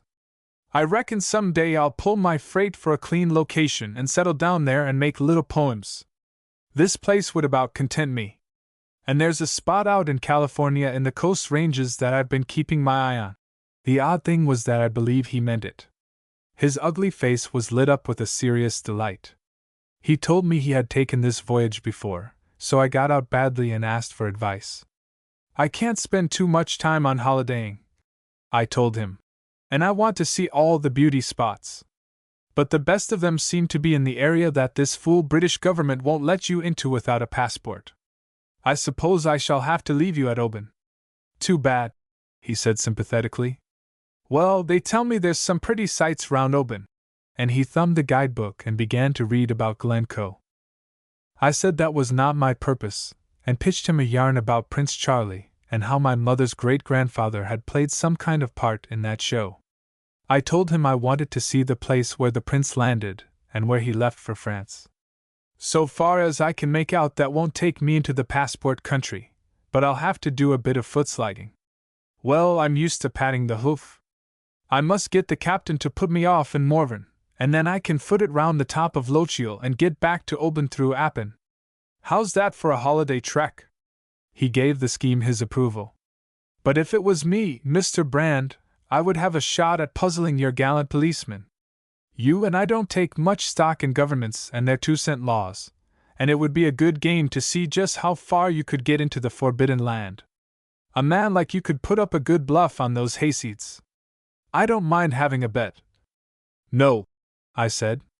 "I'm out for a rest and not for sport. If there was anything to be gained, I'd undertake to bluff my way to the Orkney Islands. But it's a wearing job and I've better things to think about. So, well, enjoy yourself your own way. I'll be sorry when you leave us, for I owe you something for that rough house, and beside there's darned little company in the old mossback captain." That evening Gresson and I swapped yarns after supper to the accompaniment of the "Ma Gode" and "Is possible?" of captain and mate. I went to bed after a glass or two of wheat grog, and made up for the last night's vigil by falling sound asleep. I had very little kit with me, beyond what I stood up in and could carry in my waterproof pockets, but on Amos's advice I had brought my little nickel-plated revolver. This lived by day in my hip pocket, but at night I put it behind my pillow. But when I woke next morning to find us casting anchor in the bay below Rough Low Hills, which I knew to be the island of Colonsey, I could find no trace of the revolver. I searched every inch of the bunk and only shook out feathers from the moldy ticking. I remembered perfectly putting the thing behind my head before I went to sleep, and now it had vanished utterly. Of course I could not advertise my loss, and I didn't greatly mind it, for this was not a job where I could do much shooting. But it made me think a good deal about Mr. Gresson. He simply could not suspect me. If he had bagged my gun, as I was pretty certain he had, it must be because he wanted it for himself and not that he might disarm me. Every way I argued it, I reached the same conclusion. In Gresson's eyes, I must seem as harmless as a child. We spent the better part of a day at Colonsay, and Gresson, so far as his duties allowed, stuck to me like a limpet. Before I went ashore, I wrote out a telegram for Amos. I devoted a hectic hour to the Pilgrim's Progress, but I could not compose any kind of intelligible message with reference to its text. We had all the same edition, the one in the Golden Treasury series, so I could have made up a sort of cipher by referring to lines and pages, but that would have taken up a dozen telegraph forms and seemed to me too elaborate for the purpose. So I sent this message. Ochterlony, Post Office, Kyle, I hope to spend part of holiday near you and to see you if boat's program permits. Are any good cargoes waiting in your neighborhood? Reply Post Office, Oban. It was highly important that Gresson should not see this, but it was the deuce of a business to shake him off. I went for a walk in the afternoon along the shore and past the telegraph office, but the confounded fellow was with me all the time. My only chance was just before we sailed, when he had to go on board to check some cargo. As the telegraph office stood full in view of the ship's deck, I did not go near it. But in the back end of the cloacan I found the schoolmaster, and got him to promise to send the wire. I also bought off him a couple of well-worn 7-penny novels. The result was that I delayed our departure for 10 minutes, and when I came on board faced a wrathful Gresson. "Where the hell have you been?" he asked. "The weather's blowing up dirty and the old man's mad to get off. Didn't you get your legs stretched enough this afternoon?" I explained humbly that I had been to the schoolmaster to get something to read, and produced my dingy red volumes. At that his brow cleared. I could see that his suspicions were set at rest. We left Colonsay about 6 in the evening with the sky behind us banking for a storm, and the hills of Jura to starboard in angry purple. Colonsay was too low an island to be any kind of breakwater against a western gale, so the weather was bad from the start. Our course was north by east, and when we had passed the butt end of the island we nosed about in the trough of big seas, shipping tons of water and rolling like a buffalo. I know as much about boats as about Egyptian hieroglyphics, but even my landsman's eyes could tell that we were in for a rough night. I was determined not to get queasy again, but when I went below the smell of tripe and onions promised to be my undoing, so I dined off a slab of chocolate and a cabin biscuit, put on my waterproof, and resolved to stick it out on deck. I took up position near the bows, where I was out of reach of the oily steamer smells. It was as fresh as the top of a mountain, but mighty cold and wet, for a gusty drizzle had set in, and I got the spindrift of the big waves. There I balanced myself, as we lurched into the twilight, hanging on with one hand to a rope which descended from the stumpy mast. I noticed that there was only an indifferent rail between me and the edge, but that interested me and helped to keep off sickness. I swung to the movement of the vessel, and though I was mortally cold it was rather pleasant than otherwise. My notion was to get the nausea whipped out of me by the weather, and, when I was properly tired, to go down and turn in. I stood there till the dark had fallen. By that time I was an automaton, the way a man gets on sentry go, and I could have easily hung on till morning. My thoughts ranged about the earth, beginning with the business I had set out on, and presently, by way of recollections of Blenkerin and Peter, reaching the German forest where, in the Christmas of 1915, I had been nearly done in by fever and old stum. I remembered the bitter cold of that wild race, and the way the snow seemed to burn like fire when I stumbled and got my face into it. I reflected that seasickness was kitten's play to a good bout of malaria. The weather was growing worse, and I was getting more than spindrift from the seas. I hooked my arm round the rope, for my fingers were numbing. Then I fell to dreaming again, principally about Foss Manor and Mary Lamington. This so ravished me that I was as good as asleep. I was trying to reconstruct the picture as I had last seen her at Biggleswick Station. A heavy body collided with me and shook my arm from the rope. I slithered across the yard of deck, engulfed in a whirl of water. One foot caught a stanchion of the rail, and it gave with me, so that for an instant I was more than half overboard.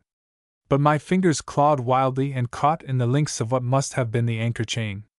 They held, though a ton's weight seemed to be tugging at my feet. Then the old tub rolled back, the water slipped off, and I was sprawling on a wet deck with no breath in me and a gallon of brine in my windpipe. I heard a voice cry out sharply, and a hand helped me to my feet. It was Gresson, and he seemed excited. God, Mr. Brand, that was a close call. I was coming up to find you, when this damned ship took to lying on her side. I guess I must have cannonied into you, and I was calling myself bad names when I saw you rolling into the Atlantic. If I hadn't got a grip on the rope, I would have been down beside you. Say, you're not hurt? I reckon you'd better come below and get a glass of rum under your belt. You're about as wet as mother's dishclouts. There's one advantage about campaigning. You take your luck when it comes and don't worry about what might have been. I didn't think any more of the business, except that it had cured me of wanting to be seasick. I went down to the reeking cabin without one qualm in my stomach, and ate a good meal of Welsh rabbit and bottled base, with a tot of rum to follow up with.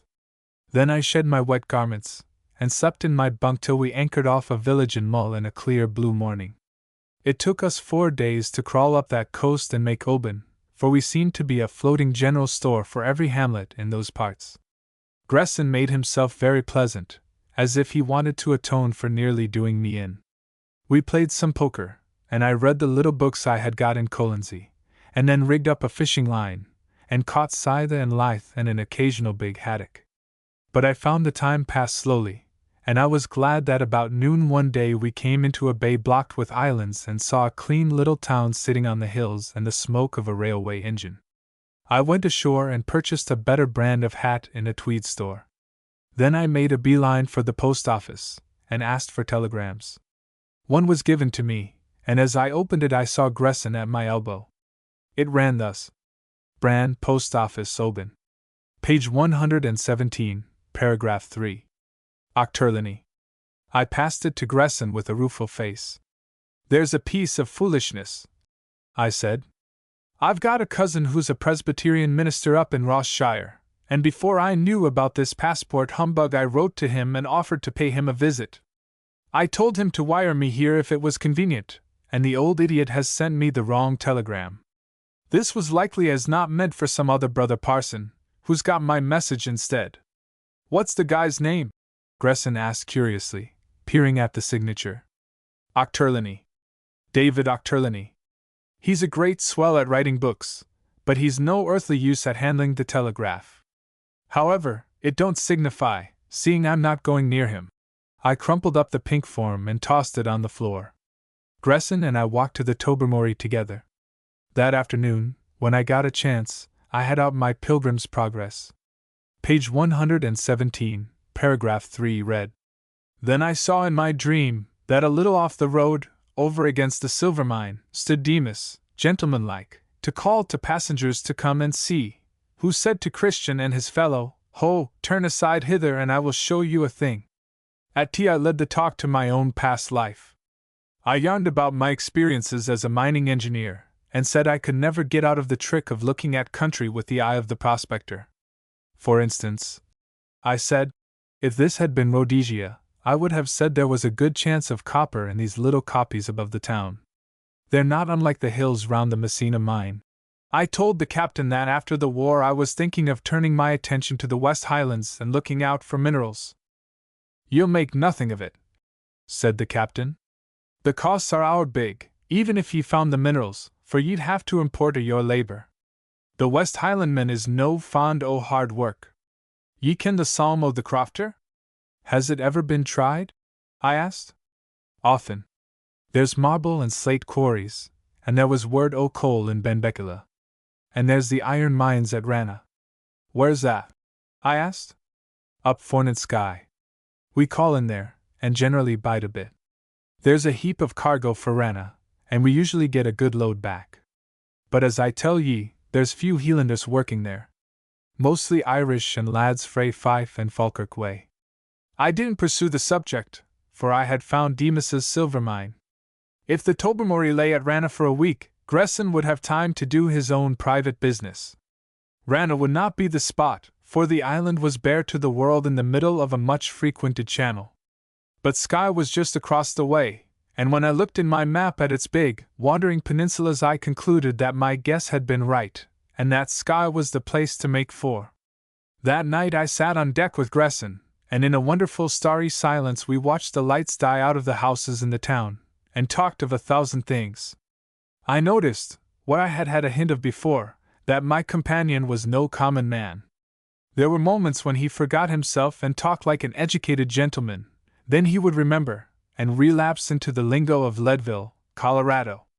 In my character of the ingenuous inquirer, I set him posers about politics and economics, the kind of thing I might have been supposed to pick up from unintelligent browsing among little books. Generally he answered with some slangy catchword, but occasionally he was interested beyond his discretion, and treated me to a harangue like an equal. I discovered another thing, that he had a craze for poetry, and a capacious memory for it.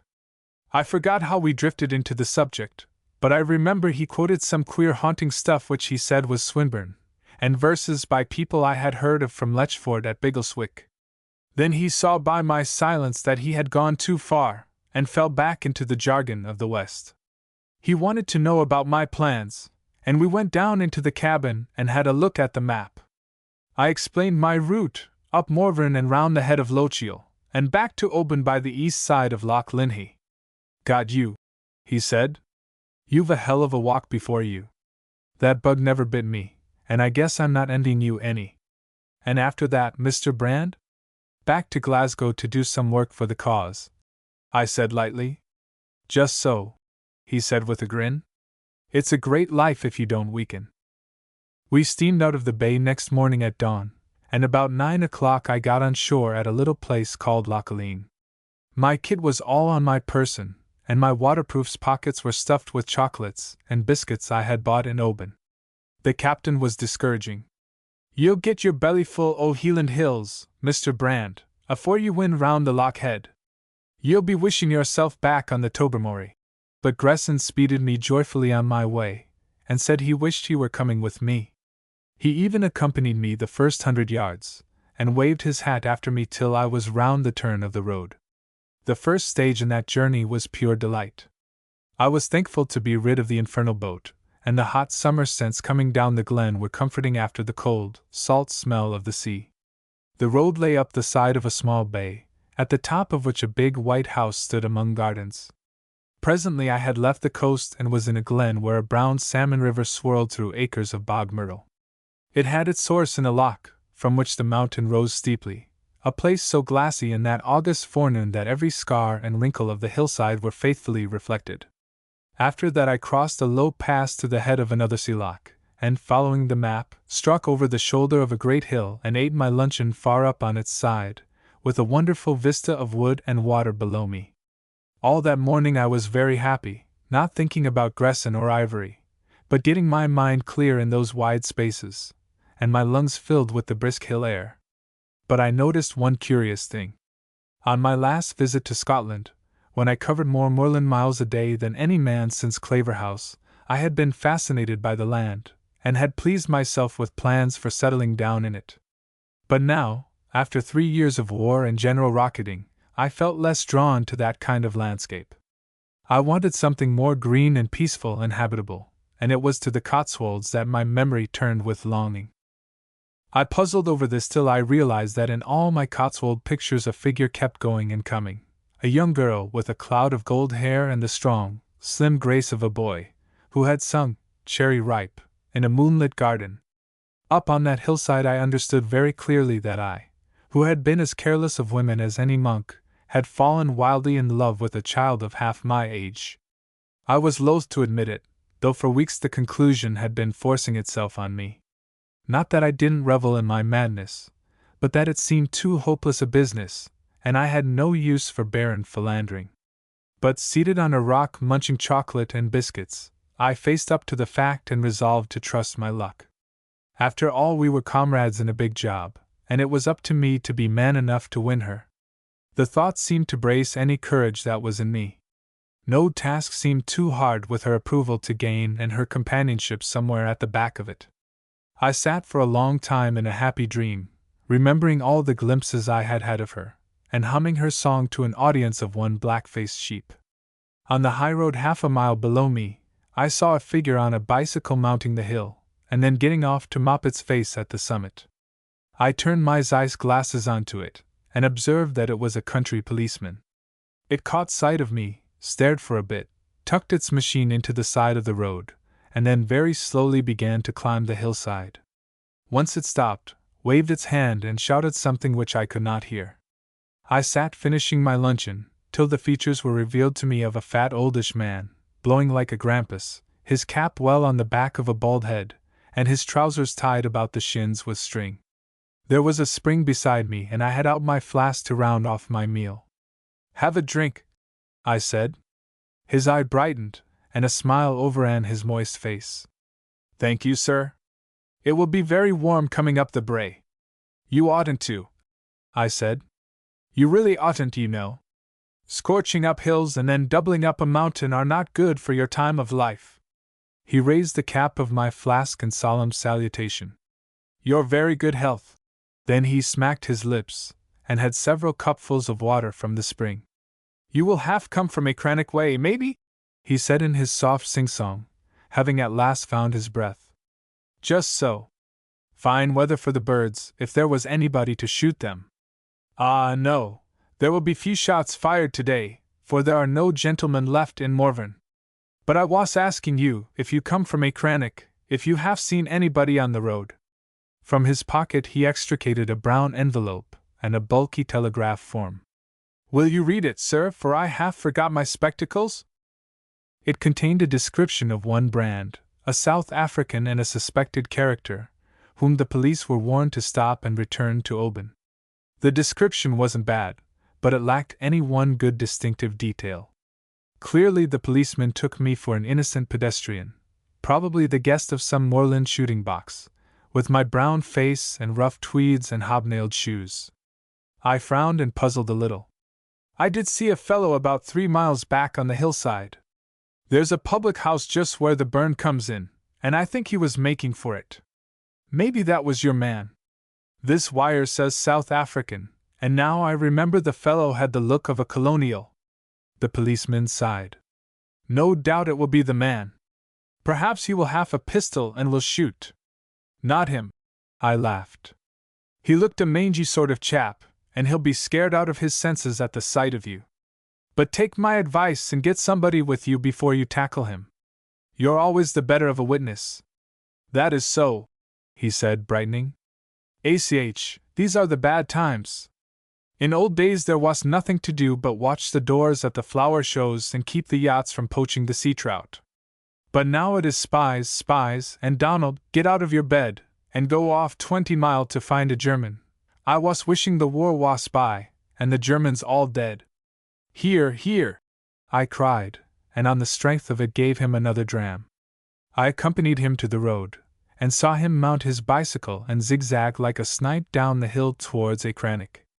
Then I set off briskly northward. It was clear that the faster I moved the better. As I went I paid disgusted tribute to the efficiency of the Scottish police. I wondered how on earth they had marked me down. Perhaps it was the Glasgow meeting, or perhaps my association with Ivory at Biggleswick. Anyhow there was somebody somewhere mighty quick at compiling a dossier. Unless I wanted to be bundled back to Oban I must make good speed to the Arisaig coast. Presently the road fell to a gleaming sea loch which lay like the blue blade of a sword among the purple of the hills. At the head there was a tiny clachan, nestled among birches and rowans, where a tawny burn wound to the sea. When I entered the place it was about 4 o'clock in the afternoon, and peace lay on it like a garment. In the wide, sunny street there was no sign of life, and no sound except of hens clucking and of bees busy among the roses. There was a little grey box of a kirk, and close to the bridge a thatched cottage which bore the sign of a post and telegraph office. For the past hour I had been considering that I had better prepare for mishaps. If the police of these parts had been warned they might prove too much for me, and Gresson would be allowed to make his journey unmatched. The only thing to do was to send a wire to Amos and leave the matter in his hands. Whether that was possible or not depended upon this remote postal authority. I entered the little shop, and passed from bright sunshine to a twilight smelling of paraffin and black-striped peppermint balls. An old woman with a mutch sat in an armchair behind the counter. She looked up at me over her spectacles and smiled, and I took to her on the instant. She had the kind of old wise face that God loves. Beside her I noticed a little pile of books, one of which was a Bible. Open on her lap was a paper, the United Free Church Monthly. I noticed these details greedily, for I had to make up my mind on the part to play.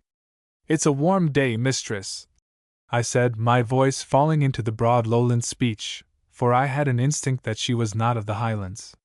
She laid aside her paper. "It is that, sir. It is grand weather for the hairst, but here that's no till the hinner end o' September, and at the best it's a bit scart o' eights." "Aye. It's a different thing down Annandale way," I said. Her face lit up. "Are ye from Dumfries, sir?" "Not just from Dumfries, but I know the borders fine." "Ye'll no beat them," she cried. "Not that this is no a good place, and I've muckle to be thankful for since John Sanderson, that was my man, brought me here 47 years syne come Martmas. But the older I get the mair I think o' the bit where I was born. It was 2 miles from Wamfray on the Lockerbie Road, but they tell me the place is no just a rickle o' stanes. I was wondering, mistress, if I could get a cup of tea in the village." "Ye'll hae a cup, why me?" she said. "It's no often we see onybody frae the borders hereaways. The kettle's just on the boil." She gave me tea and scones and butter, and blackcurrant jam, and treacle biscuits that melted in the mouth. And as we ate we talked of many things, chiefly of the war and of the wickedness of the world. "There's nae lads left here," she said. "They had joined the Camerons, and the feck o' them fell at an awfu' place called Lowes. John and me never had no boys, just the one lassie that's married on Donald Frew, the Strontian carrier. I used to vex Missel about it, but now I thank the Lord that in His mercy He spared me sorrow. But I wad hae like to have had one laddie fechtin' for his country. I whiles wish I was a Catholic and could pit up prayers for the sodgers that are deid. It maun be a great consolation." I whipped out the Pilgrim's Progress from my pocket. "That is the grand book for a time like this." "Fine, I ken it," she said. "I got it for a prize in the Sabbath school when I was a lassie." I turned the pages. I read out a passage or two, and then I seemed struck with a sudden memory. "This is a telegraph office, mistress. Could I trouble you to send a telegram? You see, I've a cousin that's a minister in Ross-shire at the Kyle, and him and me are great correspondents. He was writing about something in the Pilgrim's Progress, and I think I'll send him a telegram in answer." "A letter would be cheaper," she said. "Aye, but I'm on holiday and I've no time for writing." She gave me a form, and I wrote: Ochterlony. Post Office, Kyle. Demas will be at his mine within the week. Strive with him, lest I faint by the way. "Yuri unco lavish why the words, sir," was her only comment. We parted with regret, and there was nearly a row when I tried to pay for the tea. I was bidden remember her to one David Tudhole, farmer in Nethermyrecloak, the next time I passed by Wamfray. The village was as quiet when I left it as when I had entered. I took my way up the hill with an easier mind, for I had got off the telegram, and I hoped I had covered my tracks. My friend the postmistress would, if questioned, be unlikely to recognize any South African suspect in the frank and homely traveler who had spoken with her of Annandale and the Pilgrim's Progress. The soft mulberry gloaming of the west coast was beginning to fall on the hills. I hoped to put in a dozen miles before dark to the next village on the map, where I might find quarters. But ere I had gone far I heard the sound of a motor behind me, and a car slipped past bearing 3 men. The driver favored me with a sharp glance, and clapped on the brakes. I noted that the 2 men in the tonneau were carrying sporting rifles. "Hi, you, sir!" he cried. "Come here!" The 2 rifle-bearers, solemn gillies, brought their weapons to attention. "By God," he said, "it's the man. What's your name?" "Keep him covered, Angus." The gillies duly covered me, and I did not like the look of their wavering barrels. They were obviously as surprised as myself. I had about half a second to make my plans. I advanced with a very stiff air, and asked him what the devil he meant. No Lowland Scots for me now. My tone was that of an adjutant of a guards battalion. My inquisitor was a tall man in an ulster, with a green felt hat on his small head. He had a lean, well-bred face, and very choleric blue eyes. I set him down as a soldier, retired, Highland regiment or cavalry, old style. He produced a telegraph form, like the policeman. Middle height, strongly built, grey tweeds, brown hat, speaks with a colonial accent, much sunburnt. What's your name, sir? I did not reply in a colonial accent, but with the hauteur of the British officer when stopped by a French sentry. I asked him again what the devil he had to do with my business. This made him angry and he began to stammer. I'll teach you what I have to do with it. I'm a deputy lieutenant of this county, and I have Admiralty instructions to watch the coast. Damn it, sir, I've a wire here from the chief constable describing you. You're Brand, a very dangerous fellow, and we want to know what the devil you're doing here. As I looked at his wrathful eye and lean head, which could not have held much brains, I saw that I must change my tone. If I irritated him, he would get nasty and refuse to listen and hang me up for hours. So my voice became respectful. I beg your pardon, sir, but I've not been accustomed to be pulled up suddenly and asked for my credentials. My name is Blakey, Captain Robert Blakey, of the Scots Fusiliers. I'm home on 3 weeks' leave, to get a little peace after Hooge. We were only hauled out 5 days ago. I hoped my old friend in the shell-shock hospital at Isham would pardon my borrowing his identity. The man looked puzzled. How the devil am I to be satisfied about that? Have you any papers to prove it? Why, no, I don't carry passports about with me on a walking tour. But you can wire to the depot, or to my London address. He pulled at his yellow mustache. I'm hanged if I know what to do. I want to get home for dinner. I tell you what, sir, I'll take you on with me and put you up for the night. My boy's at home, convalescing, and if he says you're pucka, I'll ask your pardon and give you a good bottle of port. I'll trust him, and I warn you he's a keen hand. There was nothing to do but consent, and I got in beside him with an uneasy conscience. Supposing the son knew the real Blakey? I asked the name of the boys' battalion, and was told the 10th Seaforths. That wasn't pleasant hearing, for they had been brigade with us on the Somme. But Colonel Broadberry, for he told me his name, volunteered another piece of news which set my mind at rest. The boy was not yet 20, and had only been out 7 months. At Arras he had got a bit of shrapnel in his thigh, which had played the deuce with the sciatic nerve, and he was still on crutches. We spun over ridges of moorland, always keeping northward, and brought up at a pleasant whitewashed house close to the sea. Colonel Broadberry ushered me into a hall where a small fire of peats was burning, and on a couch beside it lay a slim, pale-faced young man. He had dropped his policeman's manner, and behaved like a gentleman. Ted, he said, I've brought a friend home for the night. I went out to look for a suspect and found a British officer. This is Captain Blakey, of the Scots Fusiliers. The boy looked at me pleasantly. I'm very glad to meet you, sir. You'll excuse me not getting up, but I've got a game leg. He was the copy of his father in features, but dark and sallow where the other was blond. He had just the same narrow head, and stubborn mouth, and honest, quick-tempered eyes. It is the type that makes dashing regimental officers, and earns V.C.S., and gets done in wholesale. I was never that kind. I belonged to the school of the cunning cowards. In the half-hour before dinner the last wisp of suspicion fled from my host's mind. For Ted Broadberry and I were immediately deep in shop. I had met most of his senior officers, and I knew all about their doings at Arras, for his brigade had been across the river on my left. We fought the great fight over again, and yarned about technicalities and slanged the staff in the way young officers have, the father throwing in questions that showed how mighty proud he was of his son. I had a bath before dinner, and as he led me to the bathroom he apologized very handsomely for his bad manners. Your coming's been a godsend for Ted. He was moping a bit in this place.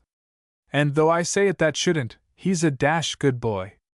I had my promised bottle of port, and after dinner I took on the father at billiards. Then we settled in the smoking room, and I laid myself out to entertain the pair. The result was that they would have me stay a week, but I spoke of the shortness of my leave, and said I must get onto the railway and then back to Fort William for my luggage. So I spent that night between clean sheets, and ate a Christian breakfast, and was given my host's car to set me a bit on the road. I dismissed it after half a dozen miles, and, following the map, struck over the hills to the west. About midday I topped a ridge, and beheld the sound of sleet shining beneath me. There were other things in the landscape. In the valley on the right a long goods train was crawling on the Mallaig Railway, and across the strip of sea, like some fortress of the old gods, rose the dark bastions and turrets of the hills of Skye. Chapter 6: The Skirts of the Cuillin. Obviously I must keep away from the railway. If the police were after me in Morven, that line would be warned, for it was a barrier I must cross if I were to go farther north. I observed from the map that it turned up the coast, and concluded that the place for me to make for was the shore south of that turn, where heaven might send me some luck in the boat line. For I was pretty certain that every porter and station master on that tin pot outfit was anxious to make better acquaintance with my humble self. I lunched off the sandwiches the Broadburys had given me, and in the bright afternoon made my way down the hill, crossed at the foot of a small freshwater lough, and pursued the issuing stream through midge-infested woods of hazels to its junction with the sea. It was rough going, but very pleasant, and I fell into the same mood of idle contentment that I had enjoyed the previous morning. I never met a soul. Sometimes a roe deer broke out of the covert, or an old blackcock startled me with his scolding. The place was bright with heather, still in its first bloom, and smelled better than the myrrh of Arabia. It was a blessed glen, and I was as happy as a king, till I began to feel the coming of hunger, and reflected that the Lord alone knew when I might get a meal. I had still some chocolate and biscuits, but I wanted something substantial. The distance was greater than I thought, and it was already twilight when I reached the coast. The shore was open and desolate, great banks of pebbles to which straggled alders and hazels from the hillside scrub. But as I marched northward and turned a little point of land, I saw before me in a crook of the bay a smoking cottage.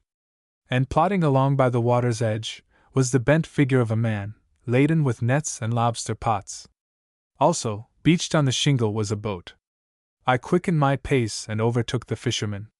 He was an old man with a ragged gray beard, and his rig was seaman's boots and a much-darned blue jersey.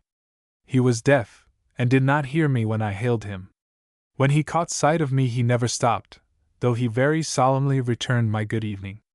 I fell into step with him, and in his silent company reached the cottage. He halted before the door and unslung his burdens. The place was a two-room building with a roof of thatch, and the walls all grown over with a yellow-flowered creeper. When he had straightened his back, he looked seaward and at the sky, as if to prospect the weather. Then he turned on me his gentle, absorbed eyes. "It will have been a fine day, sir. Was you seeking the road to anywhere?" "I was seeking a night's lodging," I said. "I've had a long tramp on the hills, and I'd be glad of a chance of not going farther." "We will have no accommodation for a gentleman," he said gravely. "I can sleep on the floor, if you can give me a blanket and a bite of supper." "Indeed you will not," and he smiled slowly. "But I will ask the wife. Mary, come here." An old woman appeared in answer to his call, a woman whose face was so old that she seemed like his mother. In Highland places one sex ages quicker than the other. "This gentleman would like to bide the night. I was telling him that we had a poor small house, but he says he will not be minding it." She looked at me with the timid politeness that you find only in outland places. "We can do our best indeed, sir. The gentleman can have Colin's bed in the loft, but he will have to be doing with plain food. Supper is ready if you will come in now." I had a scrub with a piece of yellow soap at an adjacent pool in the burn and then entered a kitchen blue with peat reek. We had a meal of boiled fish, oatcakes and skim milk cheese, with cups of strong tea to wash it down. The old folk had the manners of princes. They pressed food on me, and asked me no questions, till for very decency's sake I had to put up a story and give some account of myself. I found they had a son in the Argylls and a young boy in the Navy. But they seemed disinclined to talk of them, or of the war. By a mere accident I hit on the old man's absorbing interest. He was passionate about the land. He had taken part in long-forgotten agitations, and had suffered eviction in some ancient landlord's quarrel farther north. Presently he was pouring out to me all the woes of the crofter, woes that seemed so antediluvian and forgotten that I listened as one would listen to an old song. "You who come from a new country will not have heard of these things," he kept telling me, but by that peat fire I made up for my defective education. He told me of evictions in the year one somewhere in Sutherland, and of harsh doings in the outer isles that was far more than a political grievance. It was the lament of the conservative for vanished days and manners. Over in Skye was the fine land for black cattle, and every man had his bit herd on the hillside. But the lairds said it was better for sheep, and then they said it was not good for sheep, so they put it under deer, and now there is no black cattle anywhere in Skye. I tell you it was like sad music on the bagpipes hearing that old fellow. The war and all things modern meant nothing to him. He lived among the tragedies of his youth and his prime. I'm a Tory myself and a bit of a land reformer, so we agreed well enough. So well that I got what I wanted without asking for it. I told him I was going to Skye, and he offered to take me over in his boat in the morning. It will be no trouble. Indeed, no. I will be going that way myself to the fishing. I told him that after the war, every acre of British soil would have to be used for the men that had earned the right to it. But that did not comfort him. He was not thinking about the land itself, but about the men who had been driven from it 50 years before. His desire was not for reform, but for restitution, and that was past the power of any government. I went to bed in the loft in a sad, reflective mood, considering how in speeding our newfangled plough we must break down a multitude of molehills and how desirable and unreplaceable was the life of the moles. In brisk, shining weather, with a wind from the southeast, we put off next morning. In front was a brown line of low hills, and behind them, a little to the north, that black tooth-comb of mountain range which I had seen the day before from the Arisaig Ridge. "That is the Coolin," said the fisherman. "It is a bad place where even the deer cannot go. But all the rest of Skye was the fine land for black cattle." As we neared the coast, he pointed out many places. "Look there, sir, in that glen. I have seen 6 cot houses smoking there, and now there is not any left. There were 3 men of my own name had crofts on the machars beyond the point, and if you go there you will only find the marks of their bit gardens. You will know the place by the gean trees." When he put me ashore in a sandy bay between green ridges of bracken, he was still harping upon the past. I got him to take £1 for the boat and not for the night's hospitality, for he would have beaten me with an oar if I had suggested that. The last I saw of him, as I turned round at the top of the hill, he had still his sail down, and was gazing at the lands which had once been full of human dwellings and now were desolate. I kept for a while along the ridge, with the sound of sleet on my right, and beyond it the high hills of Knoydart and Kintail. I was watching for the Tobermory, but saw no sign of her. A steamer put out from Mallaig, and there were several drifters crawling up the channel, and once I saw the white ensign and a destroyer bustled northward, leaving a cloud of black smoke in her wake. Then, after consulting the map, I struck across country, still keeping the higher ground, but, except at odd minutes, being out of sight of the sea. I concluded that my business was to get to the latitude of Ranna without wasting time. So soon as I changed my course I had the Coolin for company. Mountains have always been a craze of mine, and the blackness and mystery of those grim peaks went to my head. I forgot all about Foss Manor and the Cotswolds. I forgot, too, what had been my chief feeling since I left Glasgow, a sense of the absurdity of my mission. It had all seemed too far-fetched and whimsical. I was running apparently no great personal risk, and I had always the unpleasing fear that Blencairn might have been too clever, and that the whole thing might be a mare's nest. But that dark mountain mass changed my outlook. I began to have a queer instinct that that was the place, that something might be concealed there, something pretty damnable. I remember I sat on a top for half an hour raking the hills with my glasses. I made out ugly precipices, and glens which lost themselves in primeval blackness. When the sun caught them, for it was a gleamy day, it brought out no colors, only degrees of shade.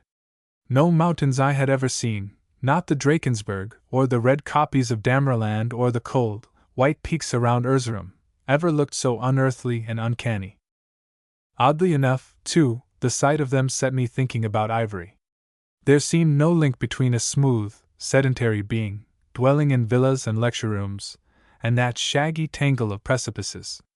But I felt there was, for I had begun to realize the bigness of my opponent. Blenkerin had said that he spun his web wide. That was intelligible enough among the half-baked youth of Biggleswick, and the pacifist societies, or even the toughs on the Clyde. I could fit him in all right to that picture. But that he should be playing his game among those mysterious black crags seemed to make him bigger and more desperate, altogether a different kind of proposition. I didn't exactly dislike the idea, for my objection to my past weeks had been that I was out of my proper job, and this was more my line of country. I always felt that I was a better bandit than a detective. But a sort of awe mingled with my satisfaction. I began to feel about Ivory as I had felt about the three devils of the Black Stone who had hunted me before the war, and as I never felt about any other Hun. The men we fought at the front, and the men I had run across in the Greenmantle business, even Old Stum himself, had been human miscreants. They were formidable enough, but you could gauge and calculate their capacities. But this Ivory was like a poison gas that hung in the air and got into unexpected crannies and that you couldn't fight in an upstanding way. Till then, in spite of Blenkerin's solemnity, I had regarded him simply as a problem. But now he seemed an intimate and omnipresent enemy, intangible, too, as the horror of a haunted house. Up on that sunny hillside, with the sea winds round me and the wasps calling, I got a chill in my spine when I thought of him. I am ashamed to confess it, but I was also horribly hungry. There was something about the war that made me ravenous, and the less chance of food the worse I felt. If I had been in London with 20 restaurants open to me, I should as likely as not have gone off my feed. That was the cussedness of my stomach. I had still a little chocolate left, and I ate the fisherman's buttered scones for luncheon, but long before the evening my thoughts were dwelling on my empty interior. I put up that night in a shepherd's cottage miles from anywhere. The man was called Macmorran, and he had come from Galloway when sheep were booming. He was a very good imitation of a savage, a little fellow with red hair and red eyes, who might have been a Pict. He lived with a daughter who had once been in service in Glasgow, a fat young woman with a face entirely covered with freckles and a pout of habitual discontent. No wonder, for that cottage was a pretty mean place. It was so thick with peat-reek that throat and eyes were always smarting. It was badly built, and must have leaked like a sieve in a storm. The father was a surly fellow, whose conversation was one long growl at the world, the high prices, the difficulty of moving his sheep, the meanness of his master, and the godforsaken character of Skye. "Here's me no seen baker's bread for a month, and no company but a ween ignorant Hielanders that yatter Gaelic. I wish I was back in the Glenkins, and I'd gang the morn if I could get paid what I'm awed." However, he gave me supper, a braxy ham and oat cake, and I bought the remnants off him for use next day. I did not trust his blankets, so I slept the night by the fire in the ruins of an armchair, and woke at dawn with a foul taste in my mouth. A dip in the burn refreshed me, and after a bowl of porridge I took the road again. For I was anxious to get to some hilltop that looked over to Ranna. Before midday I was close under the eastern side of the Coolin, on a road which was more a rockery than a path. Presently I saw a big house ahead of me that looked like an inn, so I gave it a miss and struck the highway that led to it a little farther north. Then I bore off to the east, and was just beginning to climb a hill which I judged stood between me and the sea, when I heard wheels on the road and looked back. It was a farmer's gig carrying one man. I was about half a mile off, and something in the cut of his jib seemed familiar. I got my glasses on him and made out a short, stout figure clad in a mackintosh, with a woolen comforter round its throat. As I watched, it made a movement as if to rub its nose on its sleeve. That was the pet trick of one man I knew. Inconspicuously I slipped through the long heather so as to reach the road ahead of the gig. When I rose like a wraith from the wayside the horse started, but not the driver. "So ye're there," said Amos's voice. "I've news for ye." The Tobermory will be in Ranna by now. She passed Broadford 2 hours syne. When I saw her I yoked this beast and came up on the chance of foregathering with ye. How on earth did ye know I would be here? I asked in some surprise. Oh, I saw the way your mind was workin' from your telegram. And says I to Missile, that man Brand, says I, is not the chield to be easy stop it. But I was feared ye might be a day late, so I came up the road to hold the fort. Man, I'm glad to see ye. Ye're younger and suppler than me, and yon Gresson's a stirrin' lad. There's one thing you've got to do for me, I said. I can't go into inns and shops, but I can't do without food.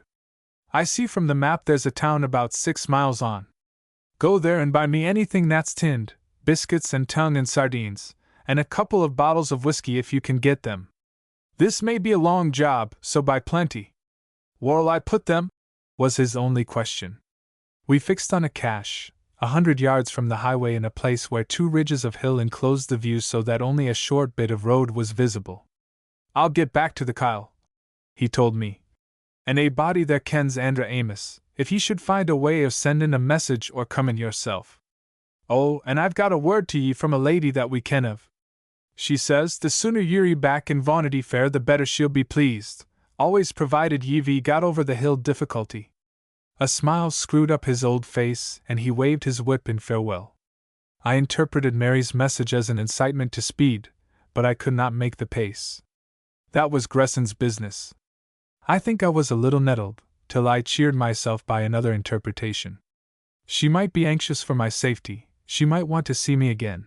Anyhow, the mere sending of the message showed I was not forgotten. I was in a pleasant muse as I breasted the hill, keeping discreetly in the cover of the many gullies. At the top I looked down on Ranna and the sea. There lay the Tobermory busy unloading. It would be some time, no doubt, before Gresson could leave. There was no rowboat in the channel yet, and I might have to wait hours. I settled myself snugly between 2 rocks, where I could not be seen, and where I had a clear view of the sea and shore. But presently I found that I wanted some long heather to make a couch, and I emerged to get some. I had not raised my head for a second when I flopped down again. For I had a neighbor on the hilltop. He was about 200 yards off, just reaching the crest, and unlike me, walking quite openly. His eyes were on Ranna, so he did not notice me, but from my cover I scanned every line of him. He looked an ordinary countryman, wearing badly cut, baggy knickerbockers of the kind that gillies affect. He had a face like a Portuguese Jew, but I had seen that type before among people with Highland names. They might be Jews or not, but they could speak Gaelic. Presently he disappeared. He had followed my example and selected a hiding place. It was a clear, hot day, but very pleasant in that airy place.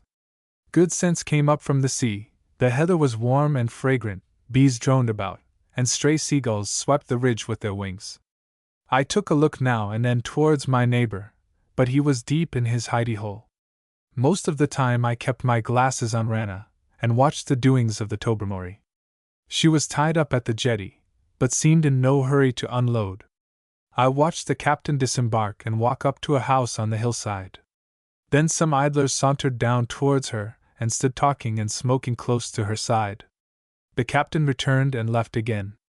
A man with papers in his hand appeared, and a woman with what looked like a telegram. The mate went ashore in his best clothes. Then at last, after midday, Gresson appeared.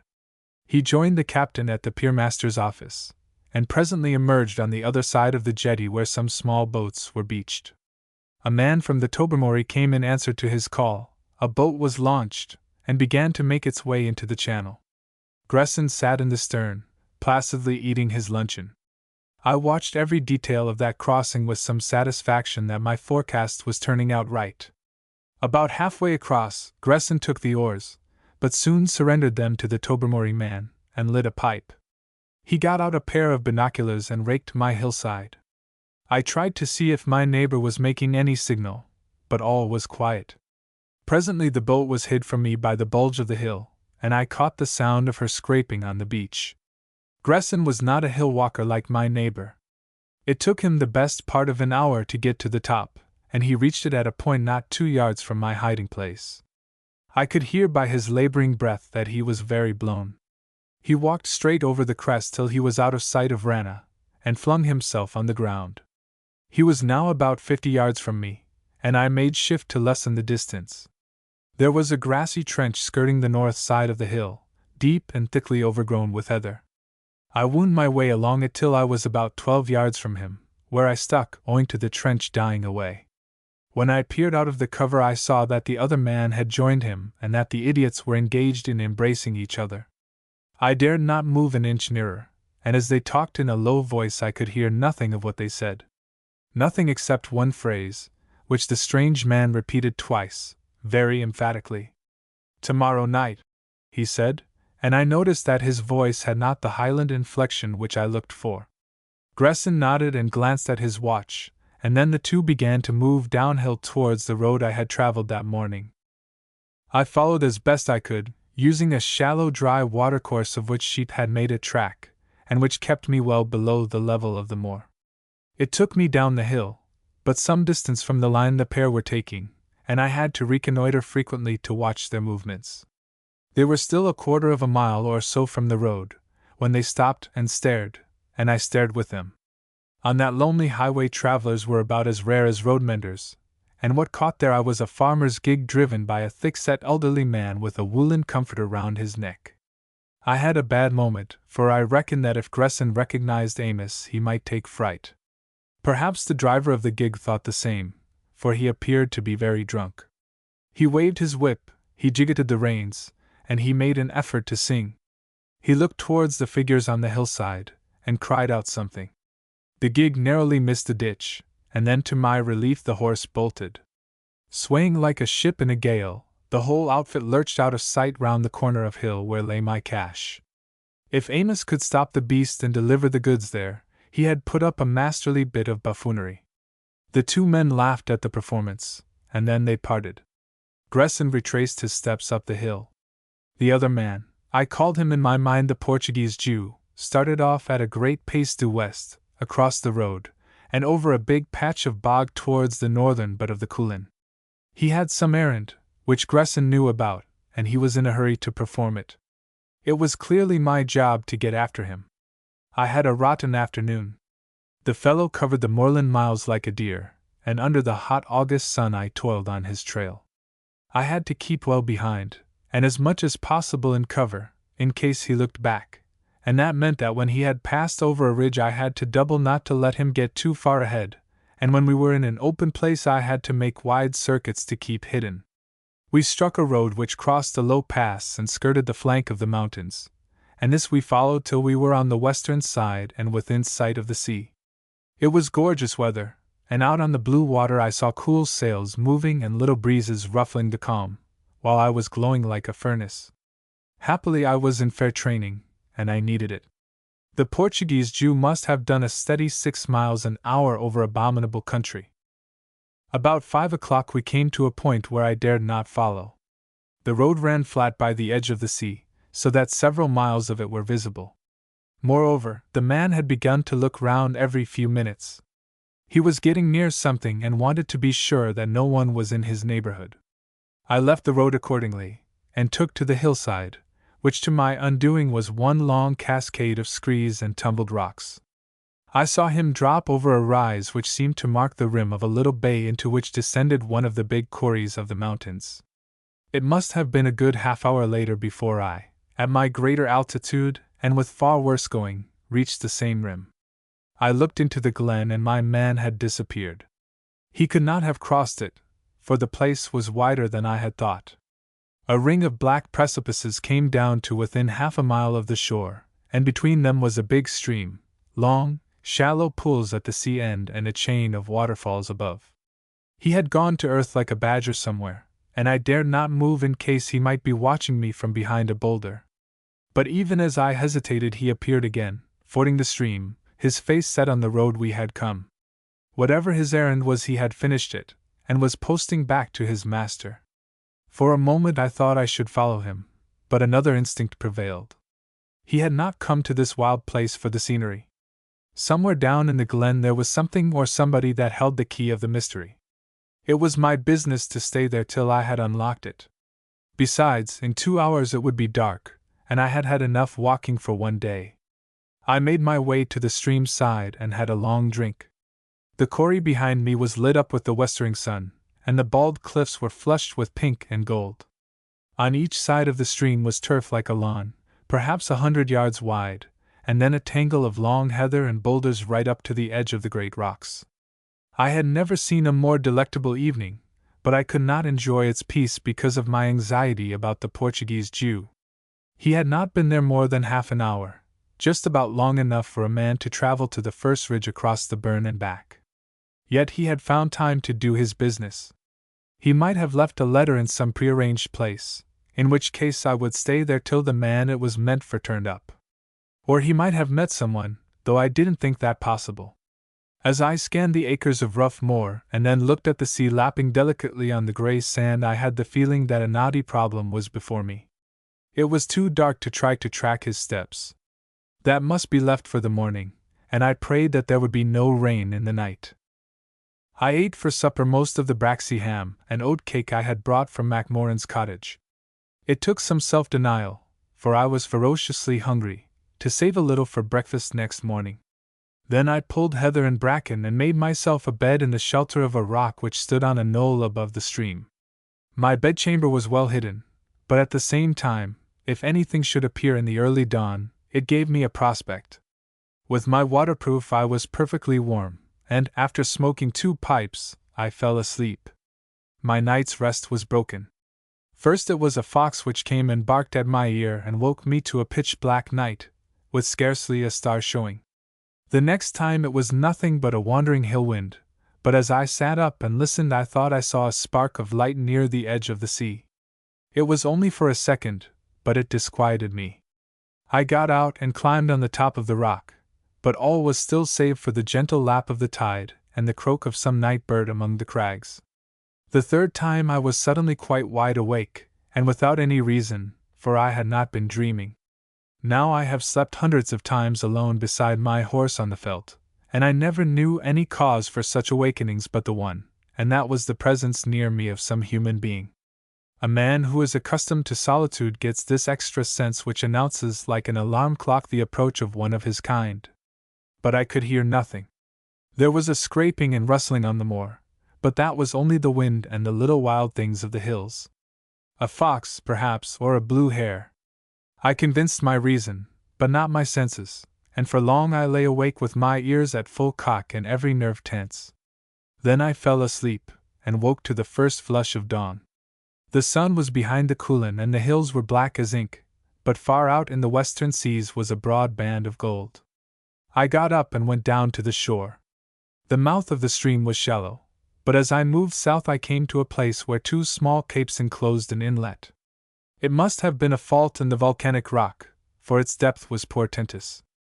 I stripped and dived far into its cold abysses, but I did not reach the bottom.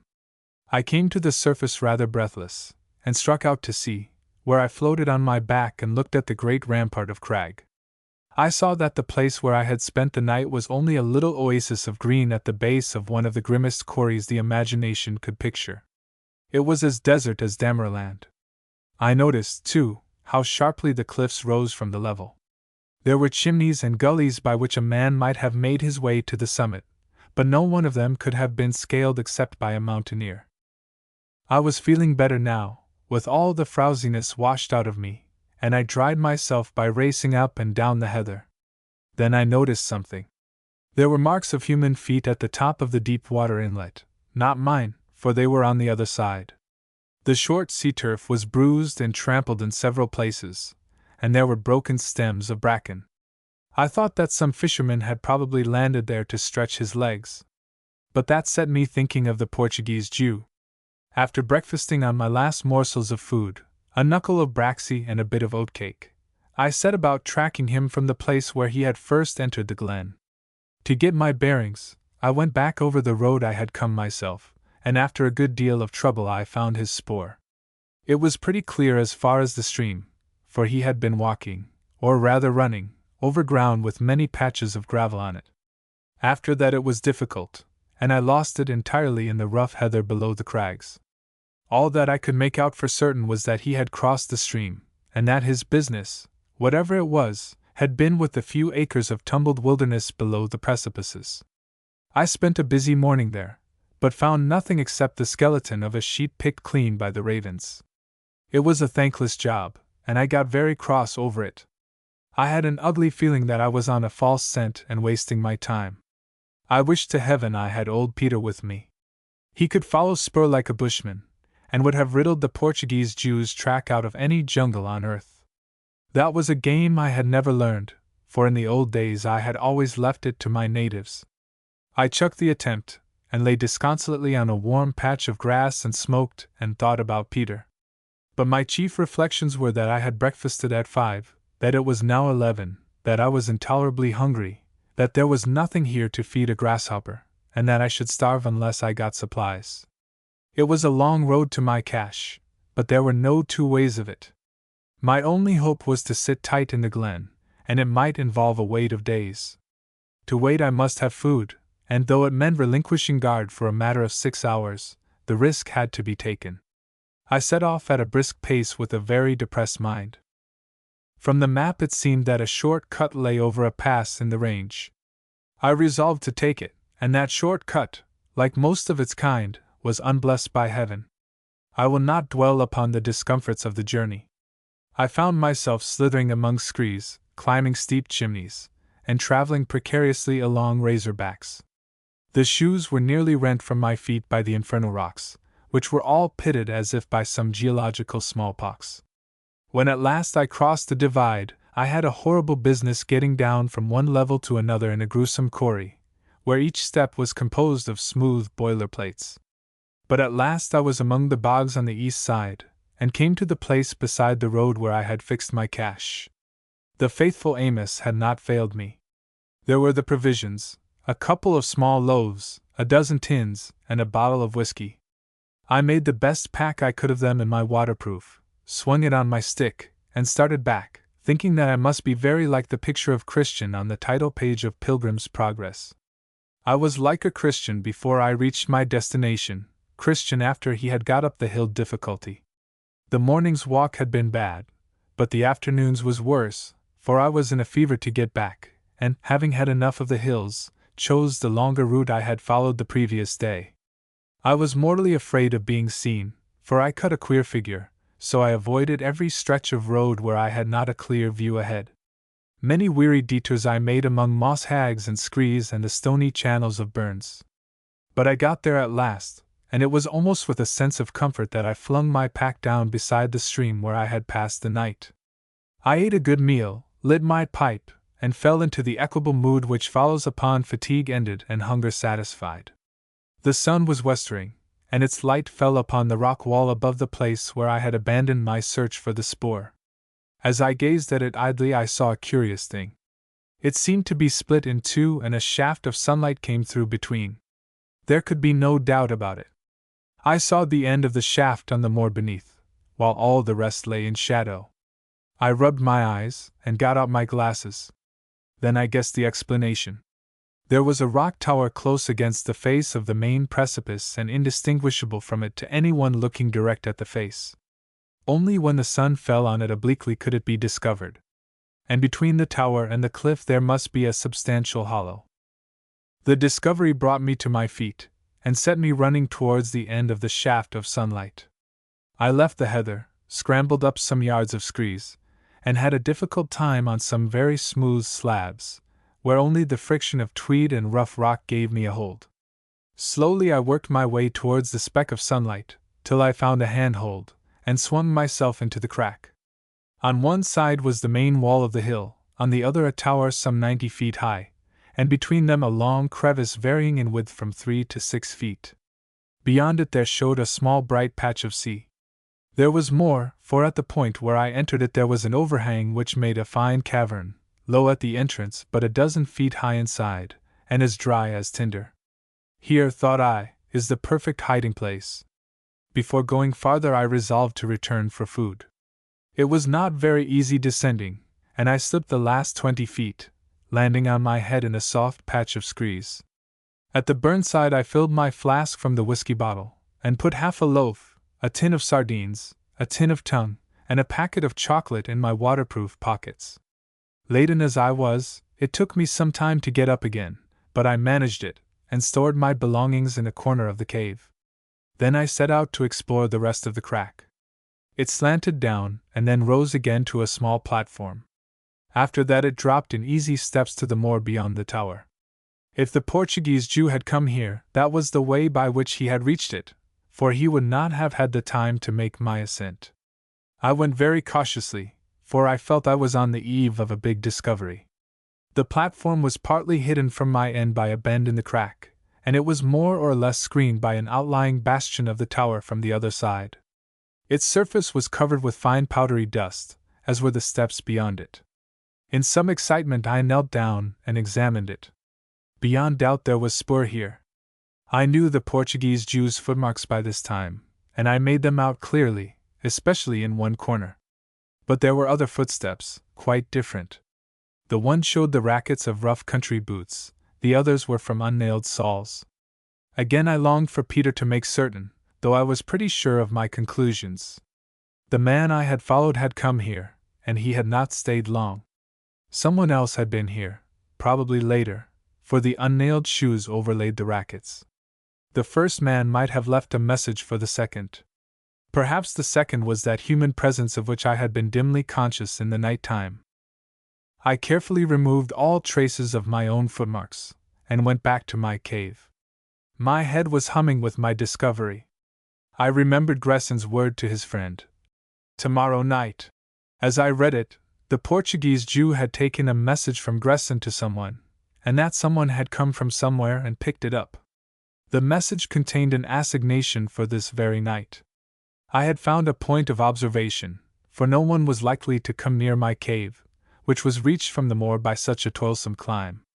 There I should bivouac and see what the darkness brought forth. I remember reflecting on the amazing luck which had so far attended me. As I looked from my refuge at the blue haze of twilight creeping over the waters, I felt my pulses quicken with a wild anticipation. Then I heard a sound below me, and craned my neck round the edge of the tower.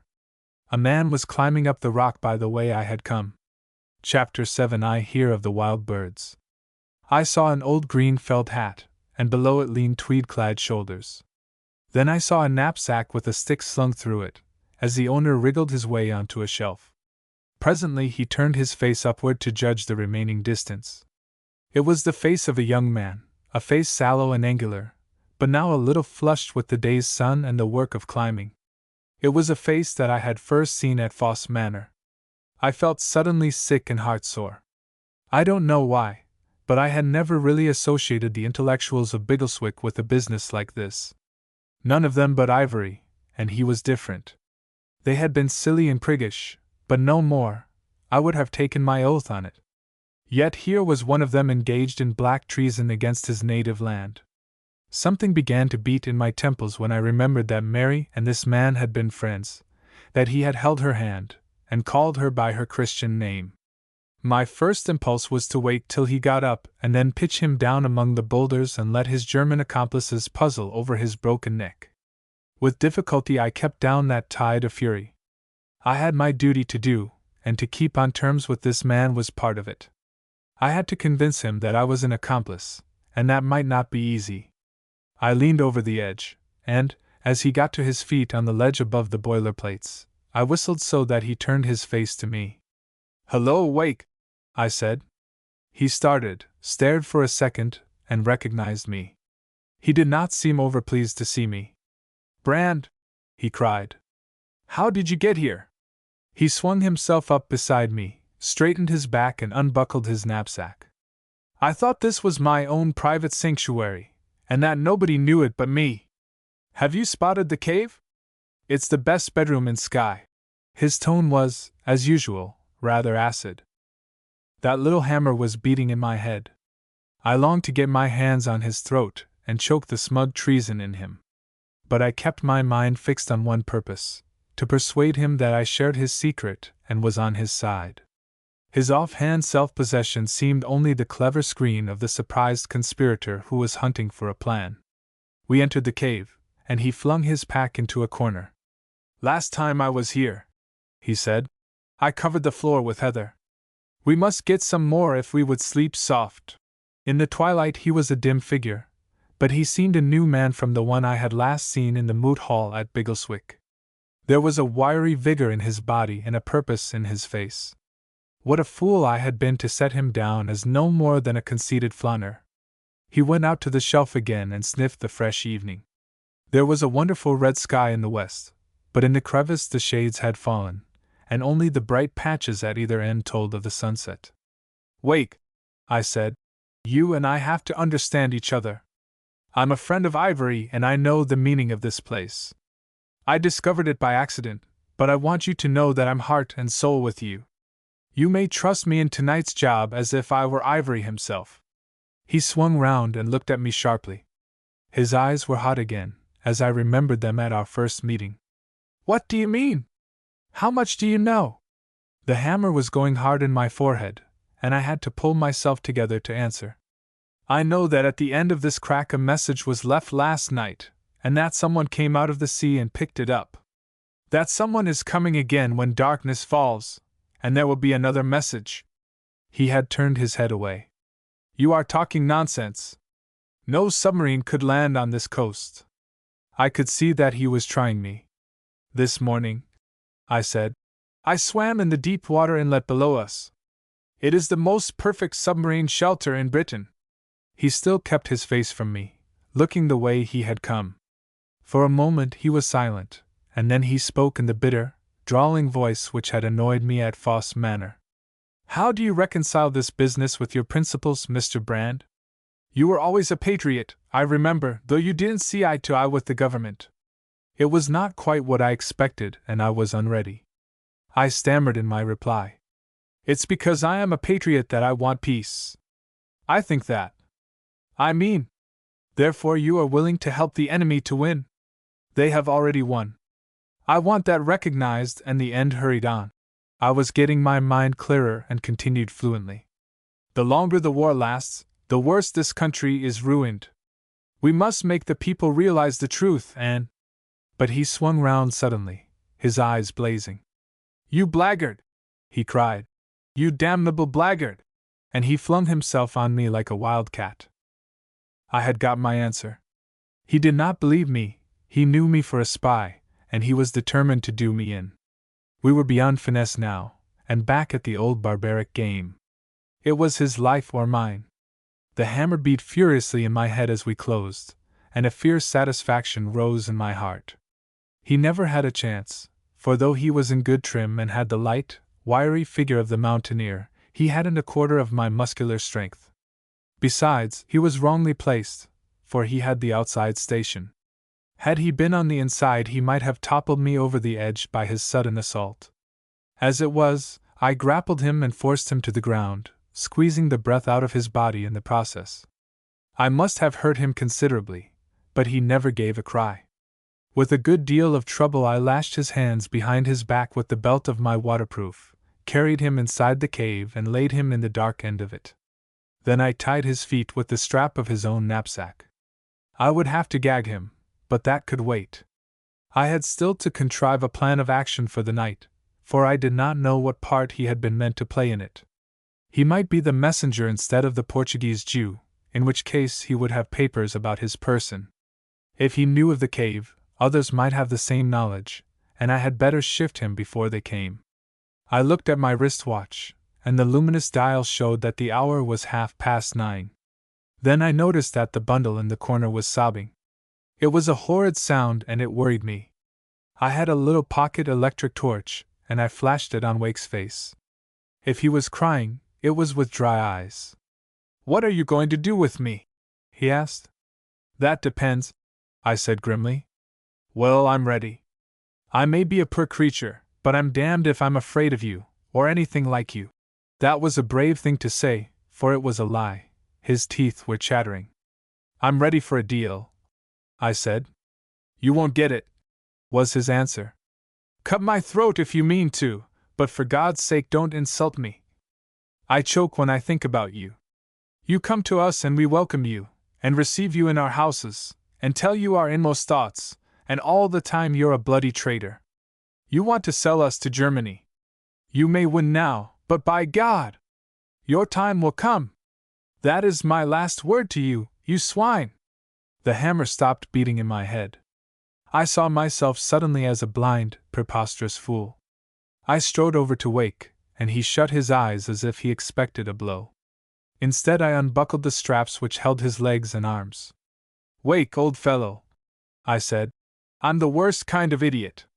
I'll eat all the dirt you want. I'll give you leave to knock me black and blue, and I won't lift a hand. But not now. Now we've another job on hand. Man, we're on the same side and I never knew it. It's too bad a case for apologies, but if it's any consolation to you, I feel the lowest dog in Europe at this moment. He was sitting up rubbing his bruised shoulders.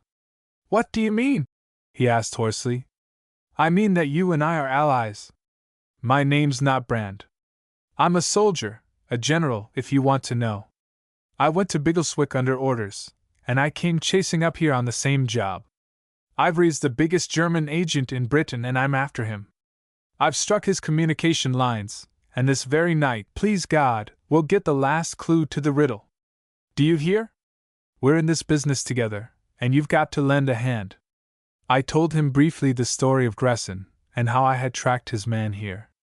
As I talked, we ate our supper, and I wish I could have watched Wake's face. He asked questions, for he wasn't convinced in a hurry. I think it was my mention of Mary Lamington that did the trick. I don't know why, but that seemed to satisfy him. But he wasn't going to give himself away. You may count on me, he said, for this is black, blackguardly treason. But you know my politics, and I don't change them for this. I'm more against your accursed war than ever, now that I know what war involves. Right-o, I said. I'm a pacifist myself. You won't get any heroics about war from me.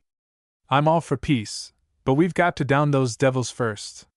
It wasn't safe for either of us to stick in that cave, so we cleared away the marks of our occupation, and hid our packs in a deep crevice on the rock.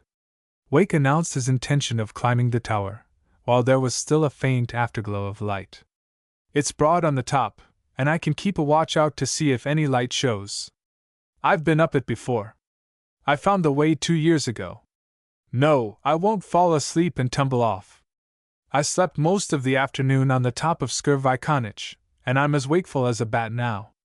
I watched him shin up the face of the tower, and admired greatly the speed and neatness with which he climbed. Then I followed the crevice southward to the hollow just below the platform where I had found the footmarks. There was a big boulder there, which partly shut off the view of it from the direction of our cave. The place was perfect for my purpose, for between the boulder and the wall of the tower was a narrow gap, through which I could hear all that passed on the platform. I found a stance where I could rest in comfort, and keep an eye through the crack on what happened beyond. There was still a faint light on the platform, but soon that disappeared and black darkness settled down on the hills. It was the dark of the moon, and, as had happened the night before, a thin rack blew over the sky, hiding the stars. The place was very still, though now and then would come the cry of a bird from the crags that beetled above me, and from the shore the pipe of a tern or oyster catcher. An owl hooted from somewhere up on the tower. That I reckoned was Wake, so I hooted back and was answered. I unbuckled my wristwatch and pocketed it, lest its luminous dial should betray me, and I noticed that the hour was close on 11. I had already removed my shoes, and my jacket was buttoned at the collar so as to show no shirt. I did not think that the coming visitor would trouble to explore the crevice beyond the platform, but I wanted to be prepared for emergencies. Then followed an hour of waiting. I felt wonderfully cheered and exhilarated, for Wake had restored my confidence in human nature. In that eerie place we were wrapped round with mystery like a fog. Some unknown figure was coming out of the sea, the emissary of that power we had been at grips with for 3 years. It was as if the war had just made contact with our own shores, and never, not even when I was alone in the South German forest, had I felt so much the sport of a whimsical fate. I only wished Peter could have been with me.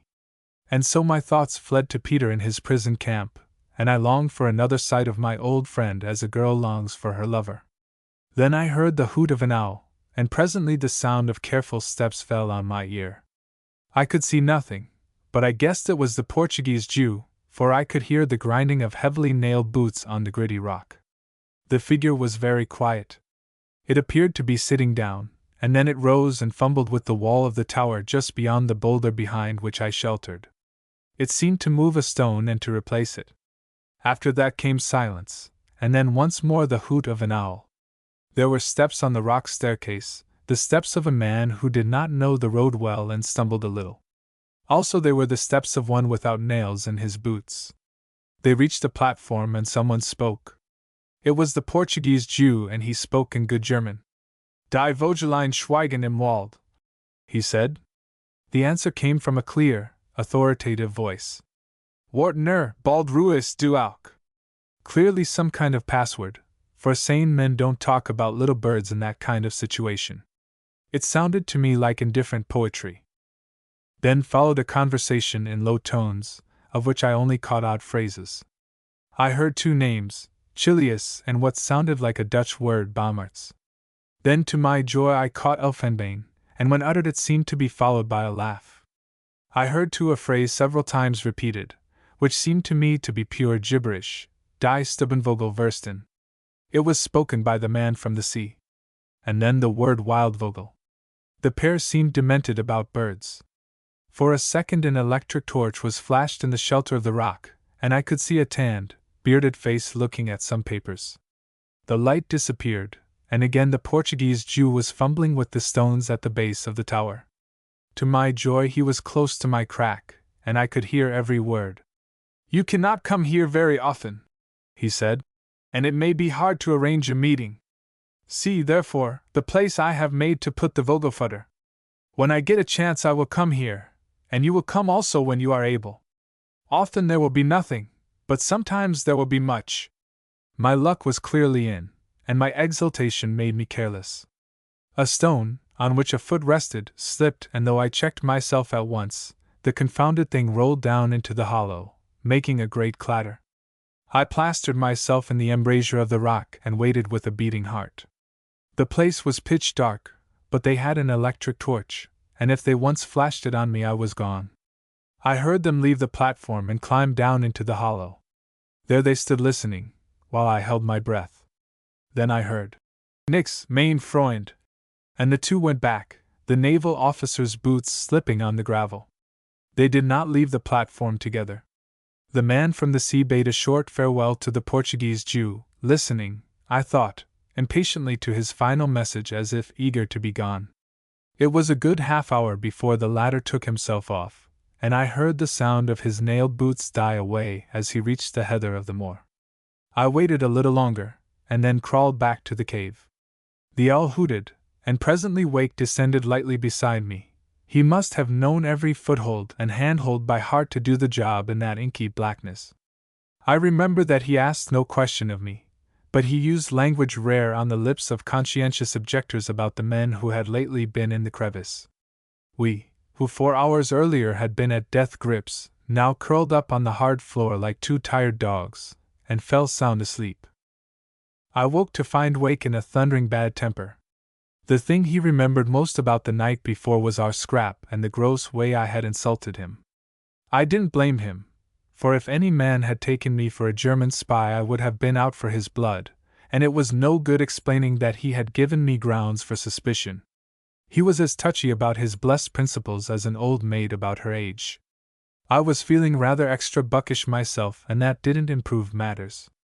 His face was like a gargoyle as we went down to the beach to bathe, so I held my tongue. He was chewing the cud of his wounded pride.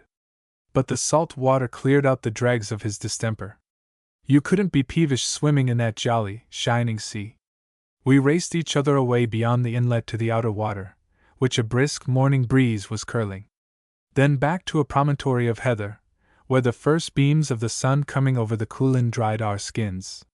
He sat hunched up staring at the mountains while I prospected the rocks at the edge. Out in the Minch 2 destroyers were hurrying southward, and I wondered where in that waste of blue was the craft which had come here in the night watches.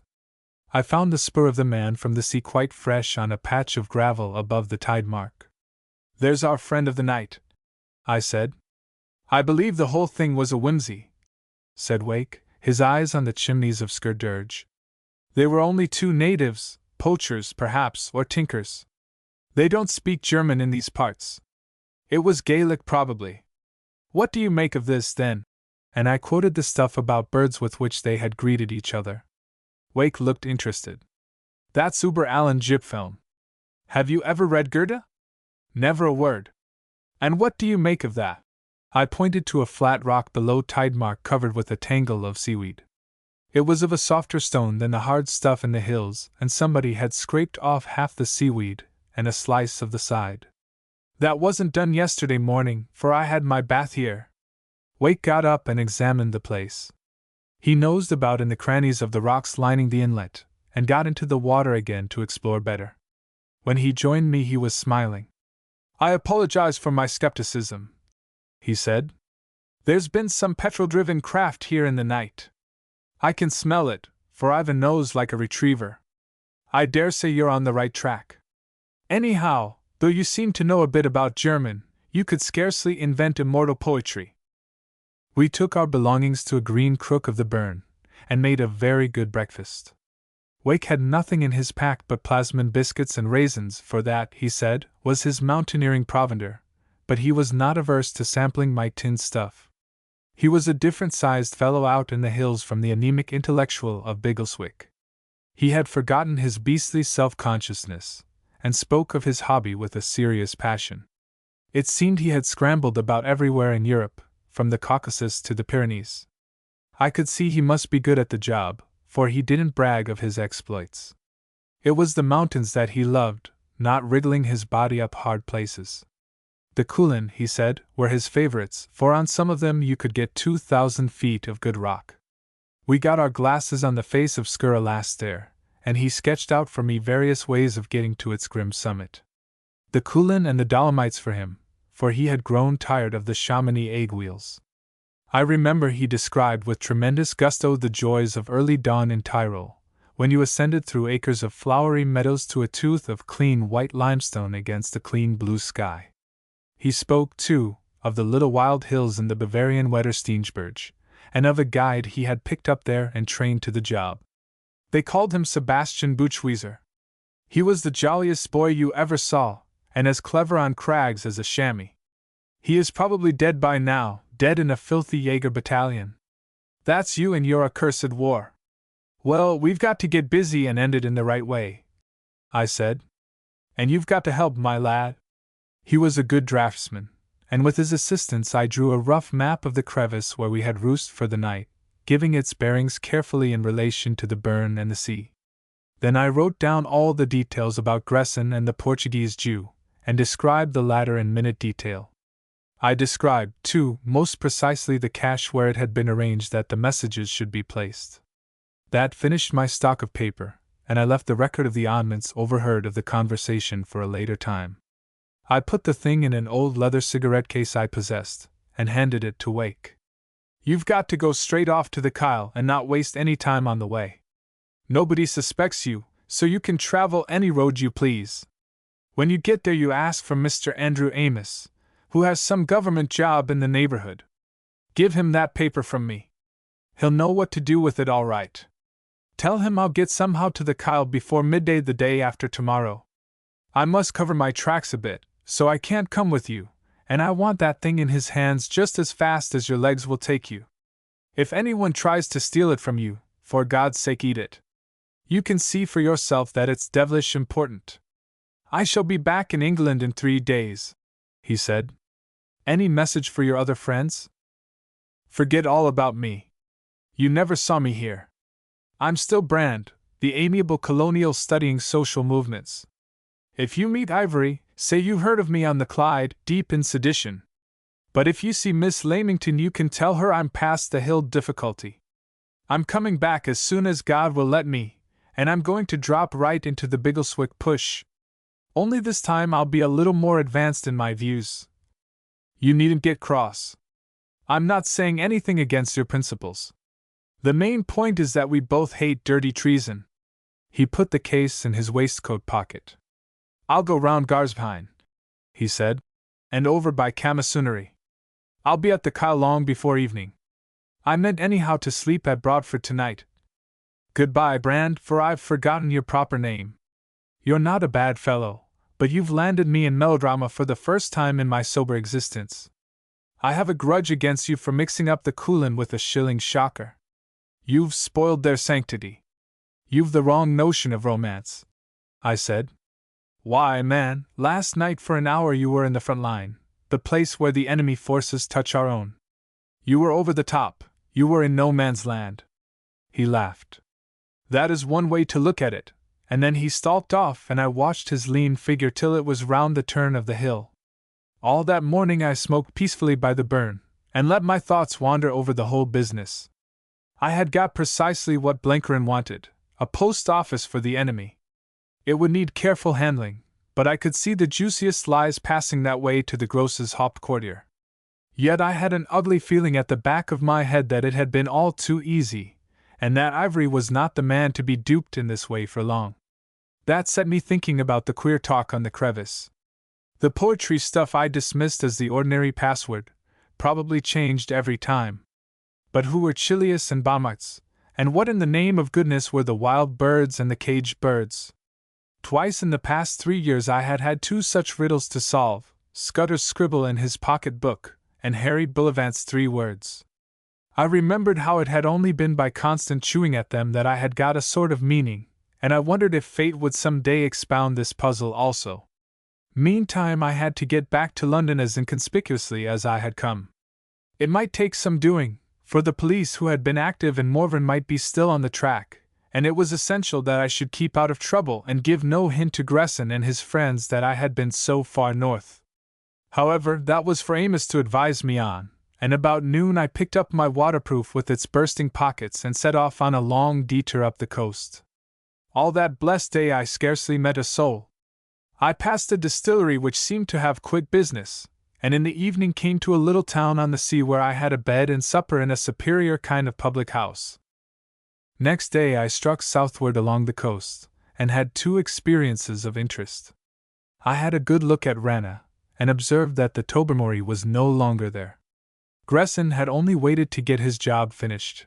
He could probably twist the old captain any way he wanted. The second was that at the door of a village smithy I saw the back of the Portuguese Jew. He was talking Gaelic this time, good Gaelic it sounded, and in that knot of idlers he would have passed for the ordinariest kind of gillie. He did not see me, and I had no desire to give him the chance, for I had an odd feeling that the day might come when it would be good for us to meet as strangers. That night I put up boldly in the inn at Broadford, where they fed me nobly on fresh sea trout, and I first tasted an excellent liqueur made of honey and whiskey. Next morning I was early afoot, and well before midday was in sight of the narrows of the Kyle, and the 2 little stone clockens which face each other across the strip of sea. About 2 miles from the place at a turn of the road I came upon a farmer's gig, drawn up by the wayside, with the horse cropping the moorland grass. A man sat on the bank smoking, with his left arm hooked in the reins. He was an oldish man, with a short, square figure, and a woolen comforter enveloped his throat. Chapter 8 The Adventures of a Bagman. "Ye're punctual to time, Mr. Brand," said the voice of Amos. "But losh! Man, what have ye done to your breeks? And your bits? Ye're no just very respectable in your appearance." I wasn't. The confounded rocks of the Coolin had left their mark on my shoes, which moreover had not been cleaned for a week, and the same hills had rent my jacket at the shoulders, and torn my trousers above the right knee, and stained every part of my apparel with peat and lichen. I cast myself on the bank beside Amos and lit my pipe. "Did you get my message?" I asked. "Aye. It's gone on by a sure hand to the destination we ken of. Ye've managed well, Mr. Brand, but I wish ye were back in London." He sucked at his pipe, and the shaggy brows were pulled so low as to hide the wary eyes. Then he proceeded to think aloud. "Ye canna go back by Mallaig. I don't just understand why, but they're looking for you down that line. It's a vexatious business when your friends, maning the polis, are doing their best to upset your plans, and you no able to enlighten them. I could send word to the chief constable and get ye through to London without a stop like a load of fish from Aberdeen, but that would be spoilin' the fine character ye've been at such pains to construct. Na, Ye maun take the risk and travel by Muirtown without ony credentials. It can't be a very big risk, I interpolated. I'm no so sure. Gresson's left the Tobermory. He went by here yesterday, on the Mallaig boat, and there was a wee black of ice man with him that got out at the Kyle. He's there still, stoppin' at the hotel. They say him Linklater, and he travels in whiskey. I don't like the looks of him. But Gresson does not suspect me? Maybe no, but ye wouldna like him to see ye hereaways. Yon gentry don't leave muckle to chance. Be very certain that every man in Gresson's lot kens all about ye, and has your description down to the mole on your chin. Then they've got it wrong, I replied. I was speaking figuratively, said Amos. I was considering your case the feck of yesterday, and I brought the best I could do for ye in the gig. I wish ye were more respectable clad, but a good topcoat will hide deficiencies. From behind the gig seat he pulled out an ancient Gladstone bag and revealed its contents. There was a bowler of a vulgar and antiquated style. There was a ready-made overcoat of some dark cloth, of the kind that a clerk wears on the road to the office. There was a pair of detachable celluloid cuffs, and there was a linen collar and dickey. Also there was a small hand case, such as bag men carry on their rounds. That's your luggage, said Amos with pride. That wee bag's full of samples. Ye'll mind I took the precaution of measuring ye in Glasgow, so the things ye'll fit. Ye've got a new name, Mr. Brand, and I've taken a room for ye in the hotel on the strength of it. Ye're Archibald McCaskey, and ye're travellin' for the firm o' Todd, Sons and Brothers, of Edinburgh. Ye ken the folk? They publish wee religious books that ye've been trying to sell for Sabbath school prizes to the Free Kirk ministers in Skye. The notion amused Amos, and he relapsed into the somber chuckle which with him did duty for a laugh. I put my hat and waterproof in the bag and down the bowler and the top coat. They fitted fairly well. Likewise the cuffs and collar, though here I struck a snag, for I had lost my scarf somewhere in the Coolin, and Amos, pelican-like, had to surrender the rusty black tie which adorned his own person. It was a queer rig, and I felt like nothing on earth in it, but Amos was satisfied. Mr. McCaskey, sir, he said, ye're the very model of a publisher's traveller. Ye'd better learn a few biographical details, which ye've maybe forgotten. Ye're an Edinburgh man, but ye were some years in London, which explains the way ye speak. Ye bide at 6 Russell Street, off the Meadows, and ye're an elder in the Nethergate UF Kirk. Have ye ony special taste ye could lead the crack on to, if ye're engaged in conversation? I suggested the English classics. And very suitable. Ye can try politics too.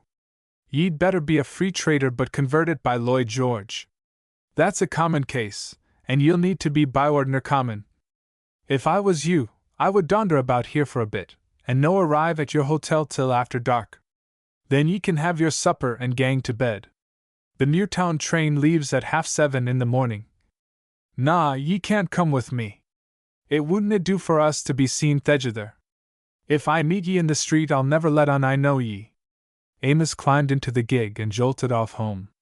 I went down to the shore and sat among the rocks, finishing about tea-time the remains of my provisions. In the mellow gloaming I strolled into the Clocken and got a boat to put me over to the inn. It proved to be a comfortable place, with a motherly old landlady who showed me to my room and promised ham and eggs and cold salmon for supper.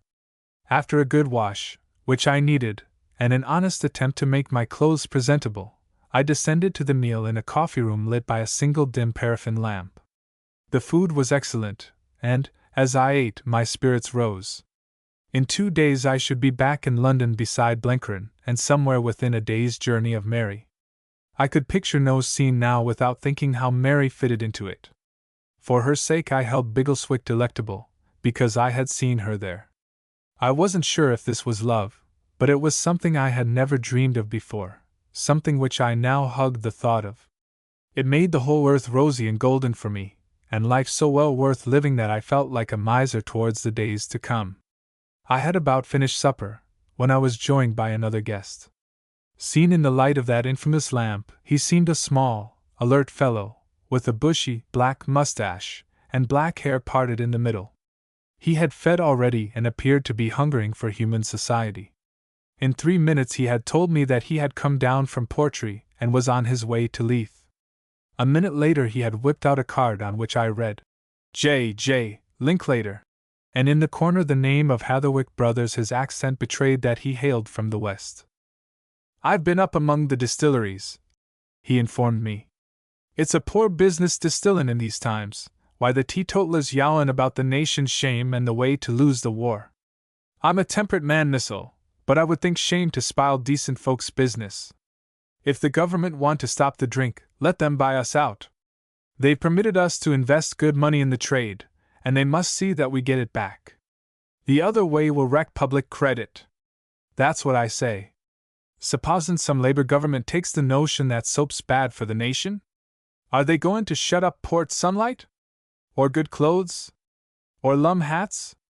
There's no end to their daftness if they once start on that track. A law for trade's a law for trade, says I, and it's contrary to public policy to pit it at the mercy of ween cranks. D'ye no agree, sir? By the way, I havena got your name?" I told him, and he rambled on. "We're blenders and do a very high-class business, mostly foreign. The war's hit us why our export trade, of course, but we're no as bad as some. What's your line, Mr. McCaskey?" When he heard, he was keenly interested. "D'ye say so? Ye're from Todd's?"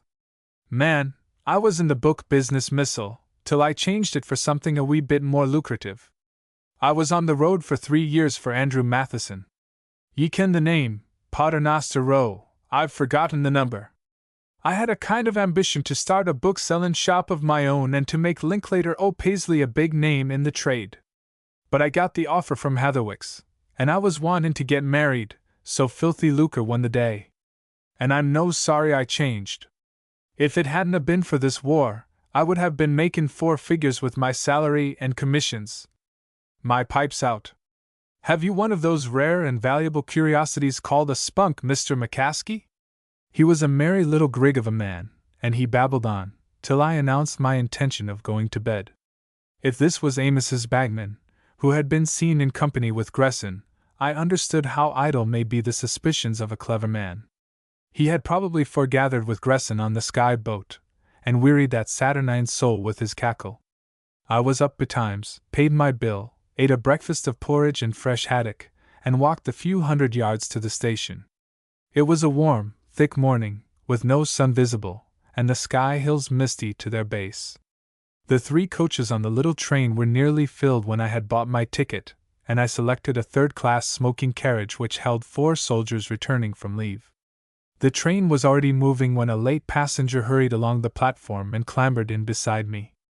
A cheery "Mornin', Mr. McCaskey," revealed my fellow guest at the hotel.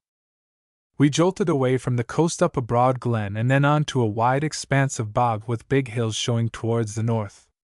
It was a drowsy day, and in that atmosphere of shag and crowded humanity I felt my eyes closing. I had a short nap, and woke to find that Mr. Linklater had changed his seat and was now beside me. "We'll no get a Scotsman till Muirtown," he said. "Have ye nothing in your samples ye could give me to read?" I had forgotten about the samples. I opened the case and found the oddest collection of little books, all in gay bindings. Some were religious, with names like Dew of Herman and Cool Salome. Some were innocent narratives, How Tommy Saved His Pennies, A Missionary Child in China, and Little Susie and Her Uncle. There was a Life of David Livingstone, a child's book on seashells, and a richly gilt edition of the poems of one James Montgomery. I offered the selection to Mr. Linklater, who grinned and chose The Missionary Child. "It's not the reading I'm accustomed to," he said. "I like strong meat, Hall Caine and Jack London. By the way, how do ye square this business of yours? Why the booksellers? When I was in Matheson's there would have been trouble if we had dealt direct. Why the public like you?" The confounded fellow started to talk about the details of the book trade, of which I knew nothing. He wanted to know on what terms we sold juveniles, and what discount we gave the big wholesalers, and what class of book we put out on sale. I didn't understand a word of his jargon, and I must have given myself away badly, for he asked me questions about firms of which I had never heard, and I had to make some kind of answer. I told myself that the donkey was harmless, and that his opinion of me mattered nothing, but as soon as I decently could I pretended to be absorbed in the Pilgrim's Progress, a gaudy copy of which was among the samples. It opened at the episode of Christian and Hopeful in the Enchanted Ground, and in that stuffy carriage I presently followed the example of Heedless and Too Bold, and fell sound asleep. I was awakened by the train rumbling over the points of a little moorland junction. Sunk in a pleasing lethargy, I sat with my eyes closed, and then covertly took a glance at my companion. He had abandoned the missionary child and was reading a little dun-colored book, and marking passages with a pencil. His face was absorbed, and it was a new face, not the vacant, good-humored look of the garrulous bagman, but something shrewd, purposeful, and formidable. I remained hunched up as if still sleeping, and tried to see what the book was. But my eyes, good as they are, could make out nothing of the text or title, except that I had a very strong impression that that book was not written in the English tongue. I woke abruptly, and leaned over to him. Quick as lightning he slid his pencil up his sleeve and turned on me with a fatuous smile. "What do ye make o' this, Mr. McCaskey? It's a wee book I picked up at a rope along with 50 others. I paid 5 shillings for the lot. It looks like German, but in my young days they didna teach us foreign languages." I took the thing and turned over the pages, trying to keep any sign of intelligence out of my face. It was German right enough, a little manual of hydrography with no publisher's name on it. It had the look of the kind of textbook a government department might issue to its officials. I handed it back. "It's either German or Dutch. I'm not much of a scholar, barring a little French and the Latin I got at Harriet's Hospital. This is an awful slow train, Mr. Linklater." The soldiers were playing nap, and the bagman proposed a game of cards. I remembered in time that I was an elder in the Nethergate UF Church and refused with some asperity. After that I shut my eyes again, for I wanted to think out this new phenomenon. The fellow knew German, that was clear. He had also been seen in Gresson's company. I didn't believe he suspected me, though I suspected him profoundly. It was my business to keep strictly to my part, and give him no cause to doubt me. He was clearly practicing his own part on me, and I must appear to take him literally on his professions. So, presently, I woke up and engaged him in a disputatious conversation about the morality of selling strong liquors. He responded readily, and put the case for alcohol with much point and vehemence. The discussion interested the soldiers, and one of them, to show he was on Linklater's side, produced a flask and offered him a drink. I concluded by observing morosely that the bagman had been a better man when he peddled books for Alexander Matheson, and that put the closure on the business. That train was a record. It stopped at every station, and in the afternoon it simply got tired and sat down in the middle of a moor and reflected for an hour. I stuck my head out of the window now and then, and smelt the rooty fragrance of bogs, and when we halted on a bridge I watched the trout in the pools of the brown river. Then I slept and smoked alternately, and began to get furiously hungry. Once I woke to hear the soldiers discussing the war. There was an argument between a lance corporal in the Camerons and a sapper private about some trivial incident on the Somme. "I tell ye I was there," said the Cameron. "We were relieving the Black Watch, and Fritz was shelling the road, and we didna get up to the line till 1 o'clock in the morning. Frae Frickout Circus to the south end o' the High Wood is every bit o' 5 mile. Not abune 3, said the sapper dogmatically. "Man, I've tramped it. Same here. I took up wire every nicht for a week." The Cameron looked moodily round the company. "I wish there was on either man here that kent the place. He wad bear me out. These boys are no good, for they didna join till later. I tell ye it's 5 mile. 3, said the sapper. Tempers were rising, for each of the disputants felt his veracity assailed. It was too hot for a quarrel, and I was so drowsy that I was heedless. "Shut up, you fools," I said. "The distance is 6 kilometers, so you're both wrong." My tone was so familiar to the men that it stopped the wrangle, but it was not the tone of a publisher's traveler. Mr. Linklater cocked his ears. "What's a kilometer, Mr. McCaskey?" he asked blandly. "Multiply by 5 and divide by 8, and you get the miles." I was on my guard now, and told a long story of a nephew who had been killed on the Somme, and how I had corresponded with the War Office about his case. Besides, I said, I'm a great student of the newspapers, and I've read all the books about the war. It's a difficult time this for us all, and if you can take a serious interest in the campaign, it helps a lot. I mean working out the places on the map and reading Haig's dispatches. Just so, he said dryly, and I thought he watched me with an odd look in his eyes. A fresh idea possessed me. This man had been in Gresson's company, he knew German, he was obviously something very different from what he professed to be. What if he were in the employ of our own secret service? I had appeared out of the void at the Kyle, and I had made but a poor appearance as a bagman, showing no knowledge of my own trade. I was in an area interdicted to the ordinary public, and he had good reason to keep an eye on my movements. He was going south, and so was I. Clearly we must somehow part company. We change at Mewtown, don't we? I asked. When does the train for the south leave? He consulted a pocket timetable. 10:33. There's generally 4 hours to wait, for we're due in at 6:15. But this Aldhurst will be lucky if it's in by 9. His forecast was correct. We rumbled out of the hills into halflands, and caught a glimpse of the North Sea. Then we were hung up while a long goods train passed down the line. It was almost dark when at last we crawled into Mewtown station and disgorged our load of hot and weary soldiery. I bade an ostentatious farewell to Linklater. Very pleased to have met you. I'll see you later on the Edinburgh train. I'm for a walk to stretch my legs, and a bite o' supper. I was very determined that the 10:30 for the south should leave without me. My notion was to get a bed and a meal in some secluded inn, and walk out next morning and pick up a slow train down the line. Linklater had disappeared towards the guard's van to find his luggage, and the soldiers were sitting on their packs with that air of being utterly and finally lost and neglected which characterizes the British fighting man on a journey. I gave up my ticket, and, since I had come off a northern train, walked unhindered into the town. It was market night, and the streets were crowded. Blue jackets from the fleet, country folk into shop, and every kind of military detail thronged the pavements. Fish hawkers were crying their wares, and there was a tatterdemalion piper making the night hideous at a corner.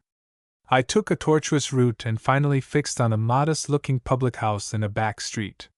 When I inquired for a room I could find no one in authority, but a slatternly girl informed me that there was one vacant bed, and that I could have ham and eggs in the bar. So, after hitting my head violently against a crossbeam, I stumbled down some steps and entered a frowsty little place smelling of spilt beer and stale tobacco. The promised ham and eggs proved impossible. There were no eggs to be had in Newtown that night, but I was given cold mutton and a pint of indifferent ale. There was nobody in the place but 2 farmers drinking hot whiskey and water and discussing with somber interest the rise in the price of feeding stuffs. I ate my supper, and was just preparing to find the whereabouts of my bedroom when through the street door there entered a dozen soldiers. In a second the quiet place became a babel. The men were strictly sober, but they were in that temper of friendliness which demands a libation of some kind. One was prepared to stand treat. He was the leader of the lot, and it was to celebrate the end of his leave that he was entertaining his pals. From where I sat I could not see him, but his voice was dominant. "What's your fancy, Jock? Beer for you, Andra? A pint and a dram for me. This is better than Von Blanc and Von Gruge, Davy. Man, when I'm sittin' in those estimates, as they say them, I often long for a good Scots public."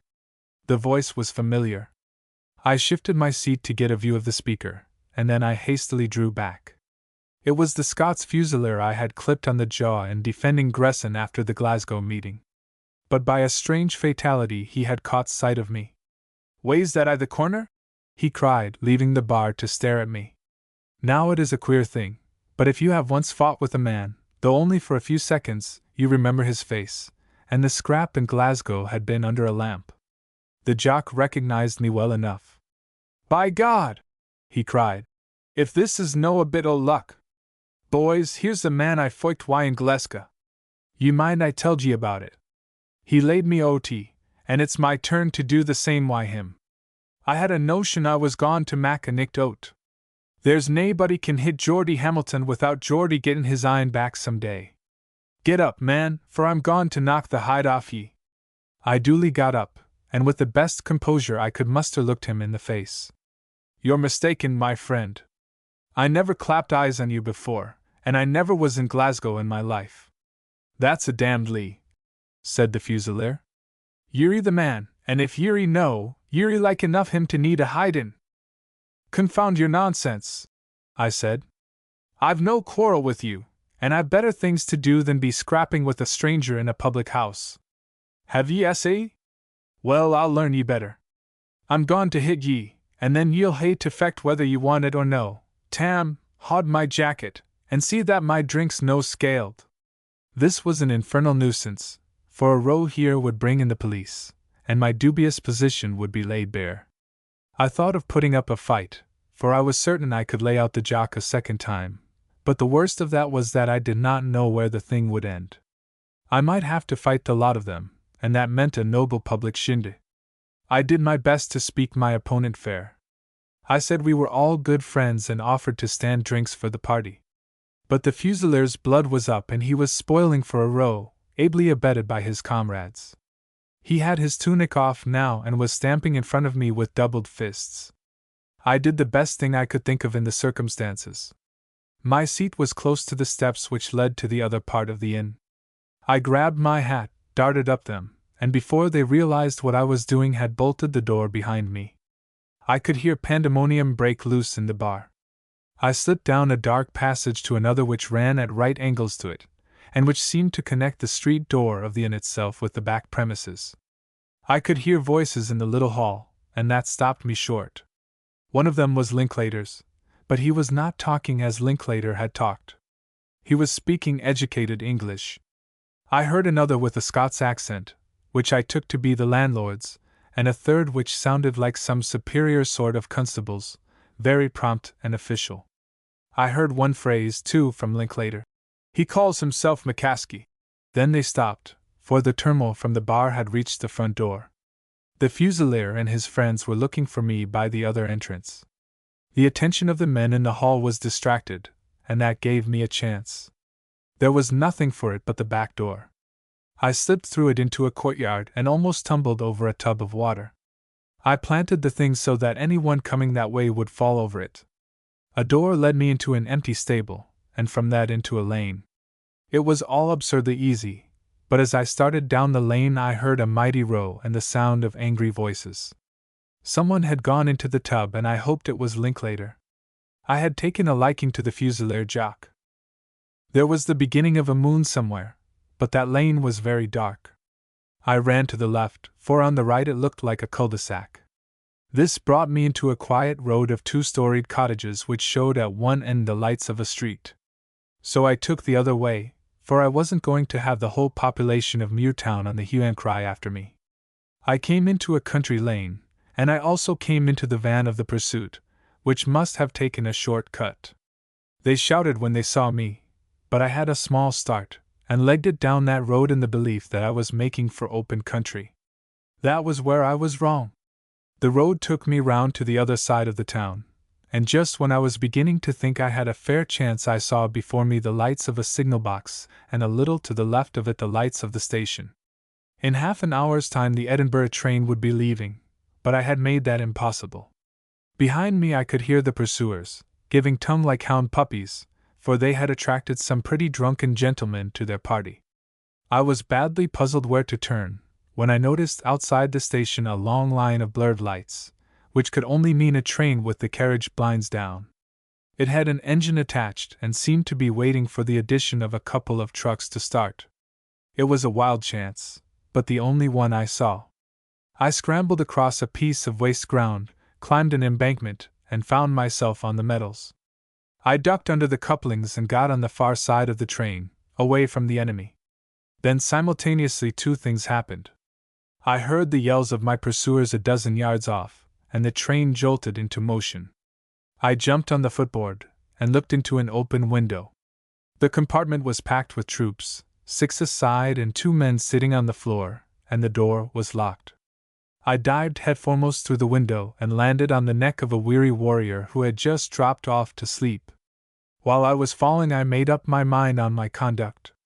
I must be intoxicated, for I knew the infinite sympathy of the British soldier towards those thus overtaken. They pulled me to my feet, and the man I had descended on rubbed his skull and blasphemously demanded explanations. "Gentlemen," I hiccuped, "I apologize. I was late for this blighted train and I must be in Edinburgh. Morrow or I'll get the sack. I apologize. If I've hurt my friend's head, I'll kiss it and make it well." At this there was a great laugh. "You'd better accept, Pete," said one. "It's the first time anybody ever offered to kiss your ugly hide." A man asked me who I was, and I appeared to be searching for a card case.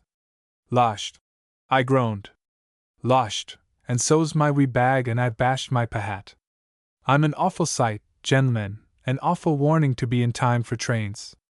I'm John Johnstone, managing clerk to Messrs. Waters, Brown and Elphinstone, 923 Charlton Street, Edinburgh. I've been up north seeing my mamma." "You should be in France," said one man. "Wished I was, but they wouldn't let me. Mr. Johnstone, they said, ye're no damn good. Ye've varicose veins and a bad heart, they said. So I says, good mornin', gentlemen. Don't blame me if the countries are you, Ned. That's what I said." I had by this time occupied the only remaining space left on the floor. With the philosophy of their race, the men had accepted my presence, and were turning again to their own talk. The train had got up speed, and as I judged it to be a special of some kind, I looked for few stoppings. Moreover, it was not a corridor carriage, but one of the old-fashioned kind, so I was safe for a time from the unwelcome attention of conductors. I stretched my legs below the seat, rested my head against the knees of a brawny gunner, and settled down to make the best of it. My reflections were not pleasant. I had got down too far below the surface, and had the naked feeling you get in a dream when you think you have gone to the theater in your nightgown. I had had 3 names in 2 days, and as many characters. I felt as if I had no home or position anywhere, and was only a stray dog with everybody's hand and foot against me. It was an ugly sensation, and it was not redeemed by any acute fear or any knowledge of being mixed up in some desperate drama. I knew I could easily go on to Edinburgh, and when the police made trouble, as they would, a wire to Scotland Yard would settle matters in a couple of hours. There wasn't a suspicion of bodily danger to restore my dignity. The worst that could happen would be that Ivory would hear of my being befriended by the authorities, and the part one had settled to play would be impossible. He would certainly hear. I had the greatest respect for his intelligence service. Yet that was bad enough. So far I had done well. I had put Gresson off the scent. I had found out what Bullivant wanted to know, and I had only to return unostentatiously to London to have won out on the game. I told myself all that, but it didn't cheer my spirits. I was feeling mean and hunted and very cold about the feet. But I have a tough knuckle of obstinacy in me which makes me unwilling to give up a thing till I am fairly choked off it. The chances were badly against me. The Scottish police were actively interested in my movements, and would be ready to welcome me at my journey's end. I had ruined my hat, and my clothes, as Amos had observed, were not respectable. I had got rid of a 4 days' beard the night before, but had cut myself in the process, and what with my weather-beaten face and tangled hair looked liker a tinker than a decent bagman. I thought with longing of my portmanteau in the Pentland Hotel, Edinburgh, and the neat blue serge suit and the clean linen that reposed in it. It was no case for a subtle game, for I held no cards. Still I was determined not to chuck in my hand till I was forced to. If the train stopped anywhere I would get out, and trust to my own wits and the standing luck of the British Army for the rest. The chance came just after dawn, when we halted at a little junction. I got up yawning and tried to open the door, till I remembered it was locked. Thereupon I stuck my legs out of the window on the side away from the platform, and was immediately seized upon by a sleepy Seaforth who thought I contemplated suicide. "Let me go," I said. "I'll be back in a jiffy." "Let him gang, Jock," said another voice. "Ye ken what a man's like when he's been on the bash. The called air'll sober him." I was released, and after some gymnastics dropped on the metals and made my way round the rear of the train. As I clambered on the platform it began to move, and a face looked out of one of the back carriages. It was Linklater, and he recognized me. He tried to get out, but the door was promptly slammed by an indignant porter. I heard him protest, and he kept his head out till the train went round the curve. That cooked my goose all right. He would wire to the police from the next station. Meantime, in that clean, bare, chilly place there was only one traveler. He was a slim young man, with a kit bag and a gun case. His clothes were beautiful, a green Homburg hat, a smart green tweed overcoat, and boots as brightly polished as a horse chestnut. I caught his profile as he gave up his ticket, and to my amazement I recognized it. The station master looked askance at me as I presented myself, dilapidated and disheveled, to the official gaze. I tried to speak in a tone of authority. "Who is the man who has just gone out? Where's your ticket? I had no time to get one at Newtown, and as you see I have left my luggage behind me. Take it out of that pound and I'll come back for the change. I want to know if that was Sir Archibald Roylance." He looked suspiciously at the note. "I think that's the name. He's a captain up at the Fleet School. What was you wantin' with him?" I charged through the booking office and found my man about to enter a big grey motor car. "Archie!" I cried and beat him on the shoulders. He turned round sharply.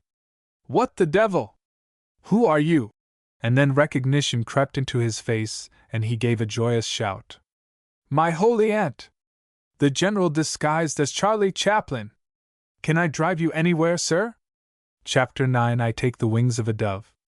"Drive me somewhere to breakfast, Archie," I said, "for I'm perishing hungry."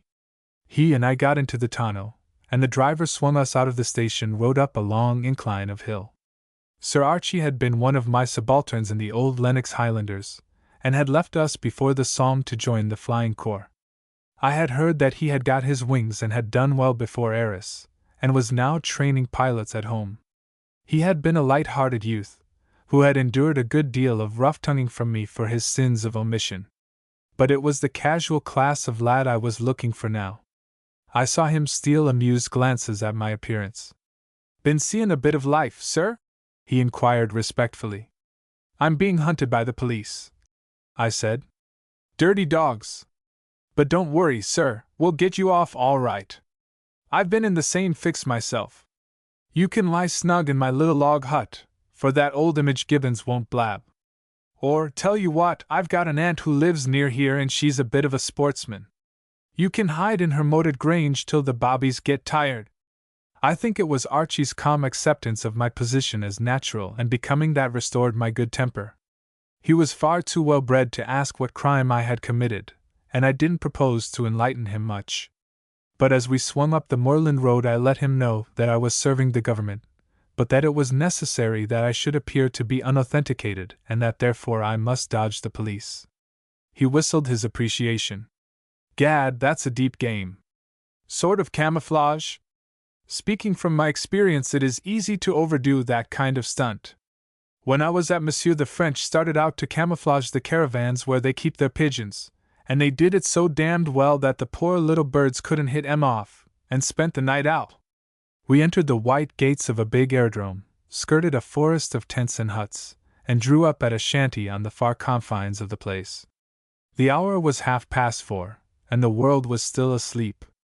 Archie nodded towards one of the hangars, from the mouth of which projected the propeller end of an aeroplane. "I'm by way of flying that bus down to Farnton tomorrow," he remarked. "It's the new shark lattice. Got a mouth like a tree." An idea flashed into my mind. "You're going this morning," I said. "How did you know?" he exclaimed. "I'm due to go today, but the grouse up in Caithness wanted shootin' so badly that I decided to wangle another day's leave. They can't expect a man to start for the south of England when he's just off a frozy journey. All the same, you're going to be a stout fellow and start in 2 hours' time. And you're going to take me with you." He stared blankly, and then burst into a roar of laughter. "You're the man to go tiger shootin' with. But what price my commandant? He's not a bad chap, but a trifle shaggy about the fetlocks. He won't appreciate the joke. He needn't know. He mustn't know. This is an affair between you and me till it's finished. I promise you I'll make it all square with the Flying Corps. Get me down to Farnton before evening, and you'll have done a good piece of work for the country. Right-o! Let's have a tub and a bit of breakfast, and then I'm your man. I'll tell them to get the bus ready. In Archie's bedroom I washed and shaved and borrowed a green tweed cap and a brand new aquascutum. The latter covered the deficiencies of my raiment, and when I commandeered a pair of gloves I felt almost respectable. Gibbons, who seemed to be a jack of all trades, cooked us some bacon and an omelette, and as he ate Archie yarned. In the battalion his conversation had been mostly of race meetings and the forsaken delights of town, but now he had forgotten all that, and like every good airman I have ever known, wallowed enthusiastically in shop. I have a deep respect for the Flying Corps, but it is apt to change its jargon every month, and its conversation is hard for the layman to follow. He was desperately keen about the war, which he saw wholly from the viewpoint of the air. Airs to him was over before the infantry crossed the top, and the tough bit of the psalm was October, not September. He calculated that the big air fighting had not come along yet, and all he hoped for was to be allowed out to France to have his share in it. Like all good airmen, too, he was very modest about himself. I've done a bit of steeplechasing and hunting, and I've good hands for a horse, so I can handle a bus fairly well. It's all a matter of hands, you know. There ain't half the risk of the infantry down below you, and a million times the fun. Jolly glad I changed, sir. We talked of Peter, and he put him about top. Voss, he thought, was the only Boche that could compare with him, for he hadn't made up his mind about Lensch. The Frenchman Geimer he ranked high, but in a different way. I remember he had no respect for Richthofen and his celebrated circus. At 6 sharp we were ready to go. A couple of mechanics had got out the machine, and Archie put on his coat and gloves and climbed into the pilot's seat, while I squeezed in behind in the observer's place. The aerodrome was waking up, but I saw no officers about. We were scarcely seated when Gibbons called our attention to a motor car on the road, and presently we heard a shout and saw men waving in our direction. "Better get off, my lad," I said. "These look like my friends." The engine started and the mechanics stood clear. As we taxied over the turf I looked back and saw several figures running in our direction. The next second we had left the bumpy earth for the smooth highroad of the air. I had flown several dozen times before, generally over the enemy lines when I wanted to see for myself how the land lay. Then we had flown low, and been nicely dusted by the Hun Archies, not to speak of an occasional machine gun. But never till that hour had I realized the joy of a straight flight in a swift plane in perfect weather. Archie didn't lose time. Soon the hangars behind looked like a child's toys, and the world ran away from us till it seemed like a great golden bowl spilling over with the quintessence of light. The air was cold and my hands numbed, but I never felt them.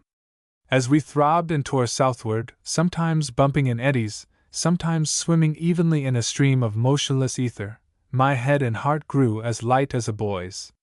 I forgot all about the vexations of my job and saw only its joyful comedy.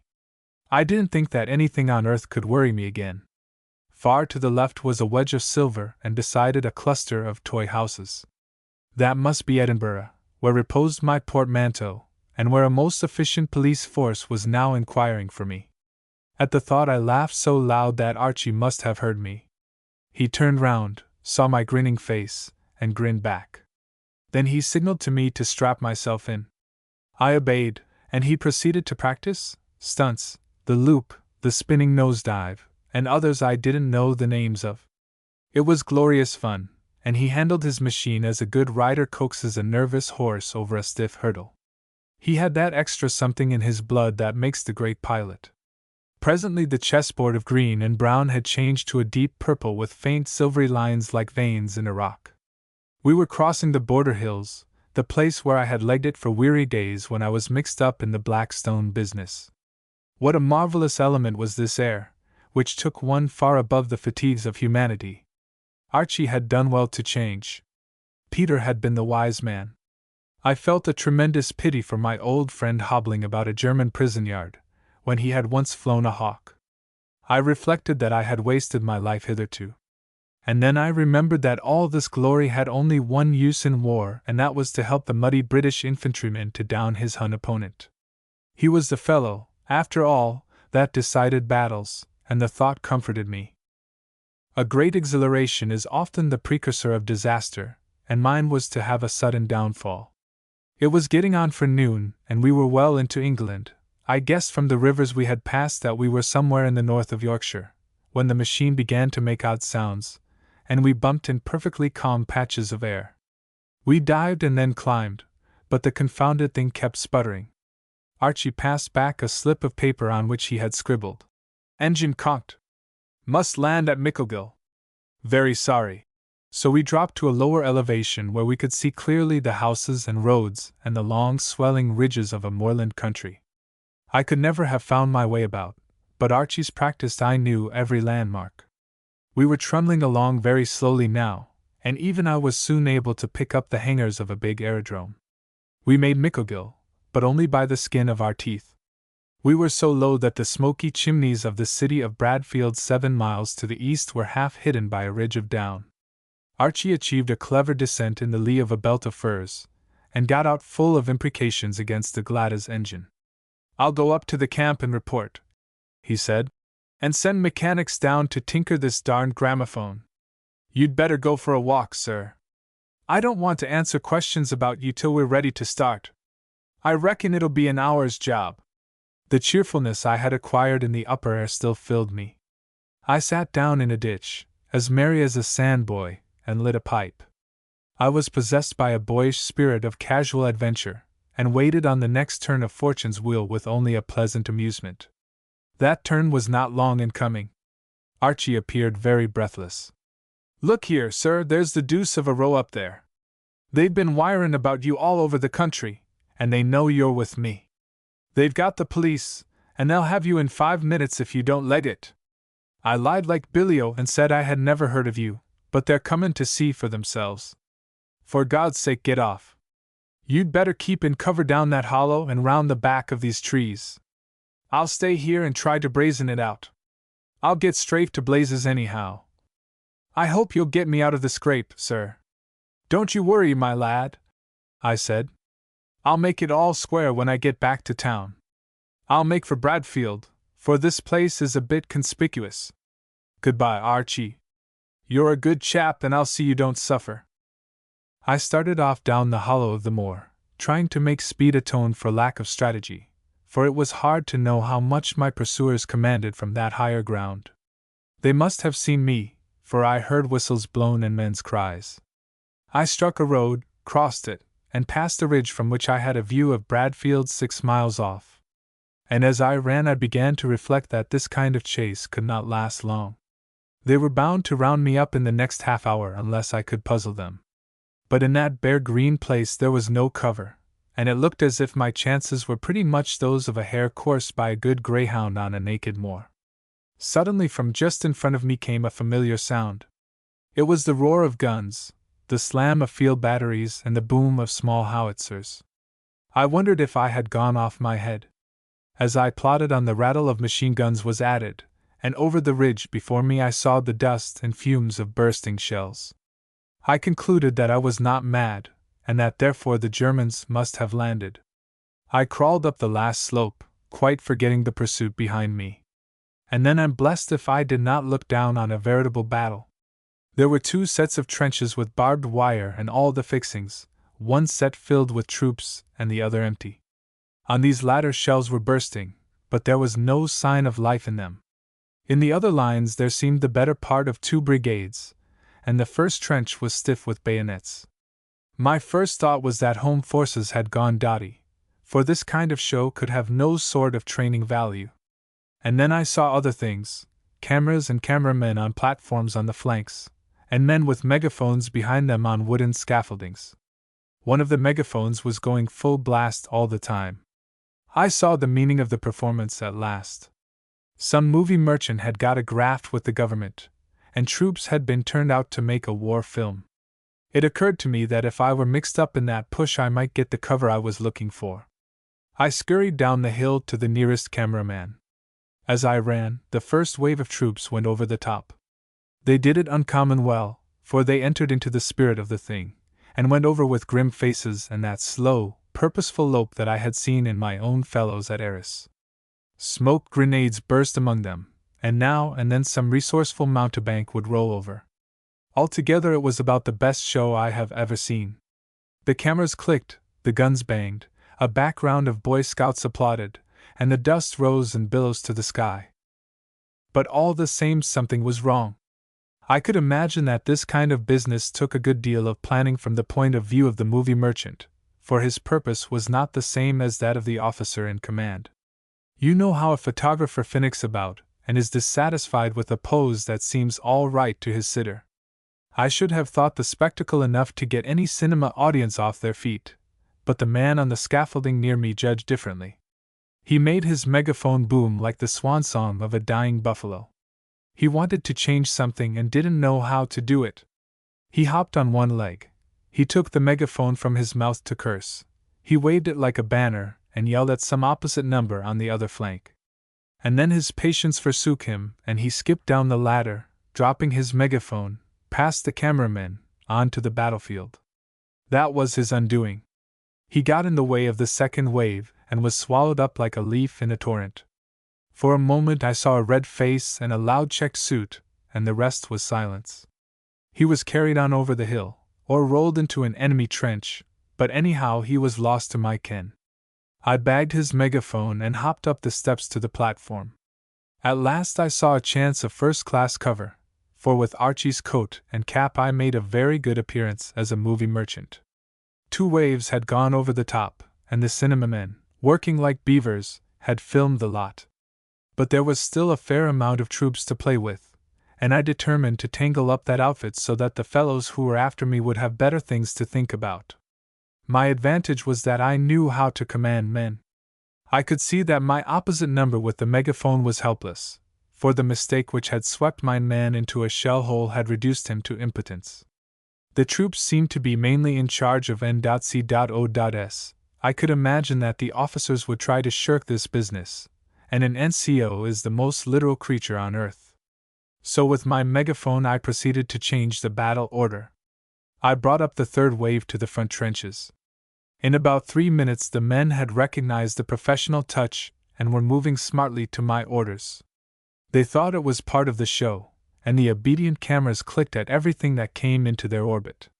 My aim was to deploy the troops on too narrow a front so that they were bound to fan outward, and I had to be quick about it, for I didn't know when the hapless movie merchant might be retrieved from the battlefield and dispute my authority.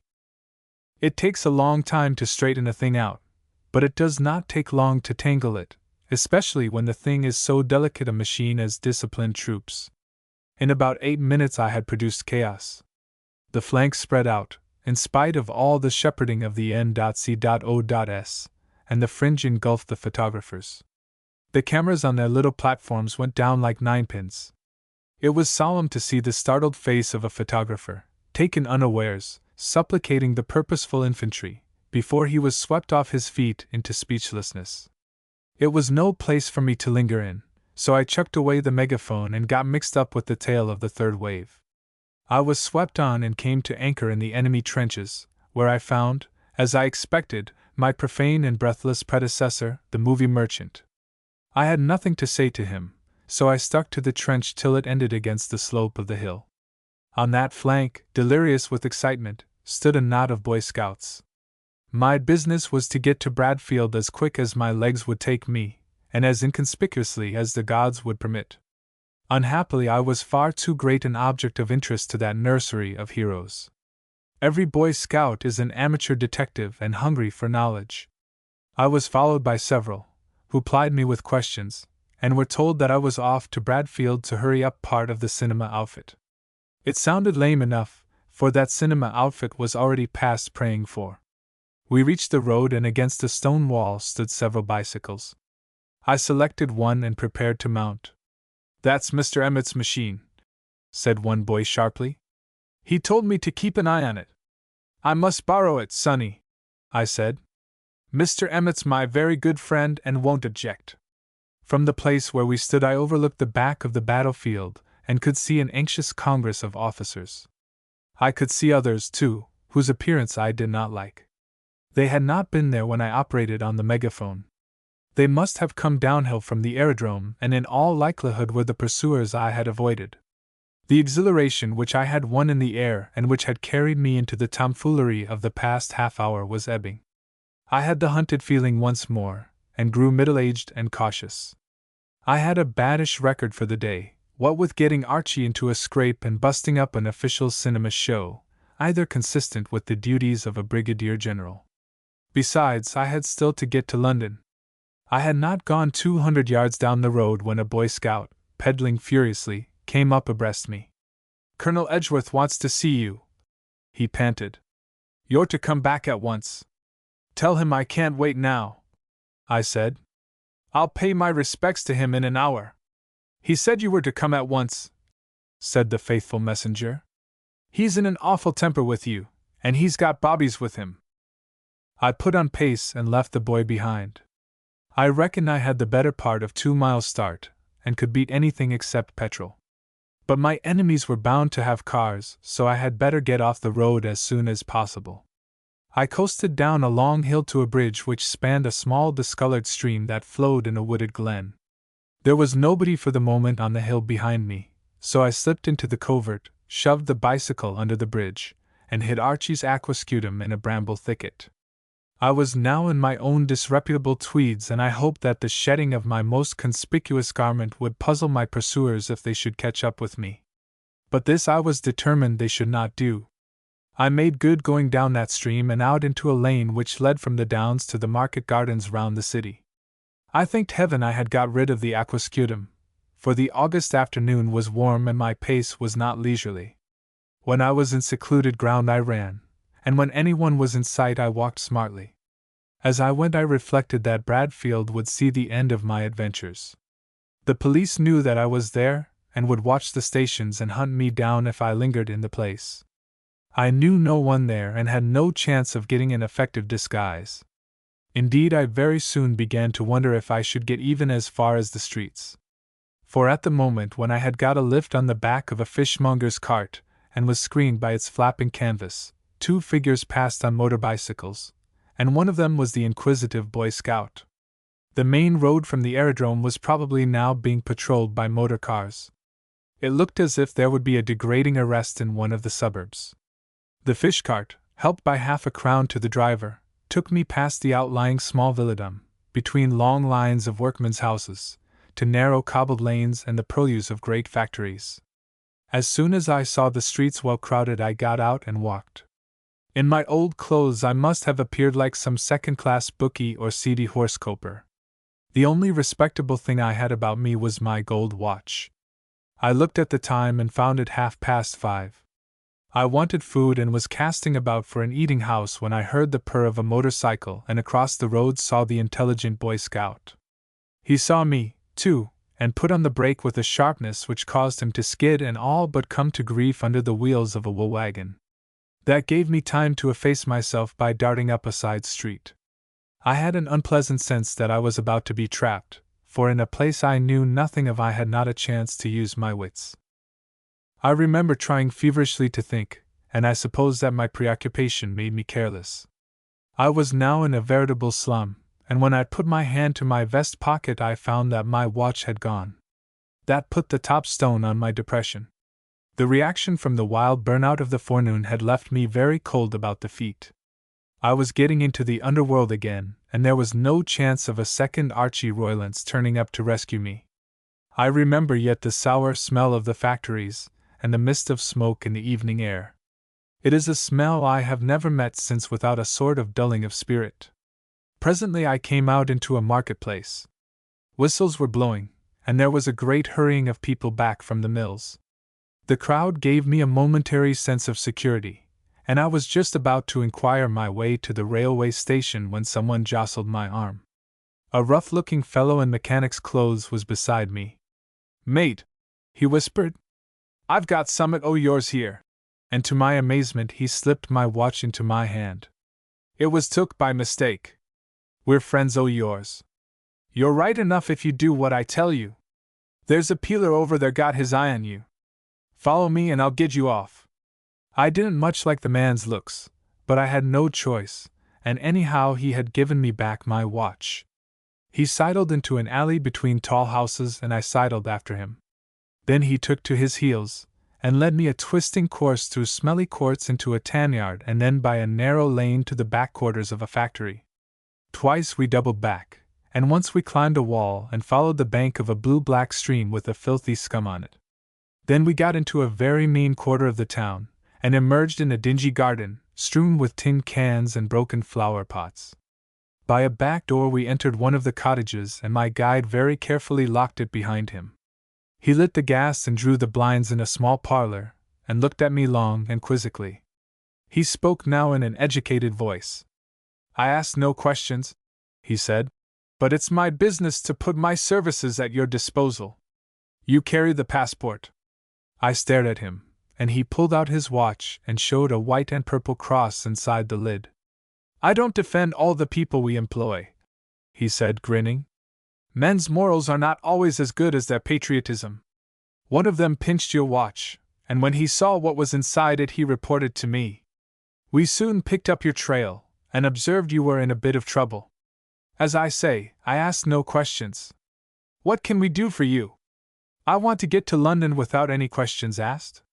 They're looking for me in my present rig, so I've got to change it. That's easy enough, he said. Make yourself comfortable for a little and I'll fix you up. The night train goes at 11:30. You'll find cigars in the cupboard and there's this week's Critic on that table. It's got a good article on Conrad if you care for such things. I helped myself to a cigar and spent a profitable half-hour reading about the vices of the British government. Then my host returned and bade me ascend to his bedroom. You're Private Henry Tompkins of the 12th Gloucesters, and you'll find your clothes ready for you. I'll send on your present togs if you give me an address. I did as I was bid, and presently emerged in the uniform of a British private, complete down to the shapeless boots and the dropsical puttees. Then my friend took me in hand and finished the transformation.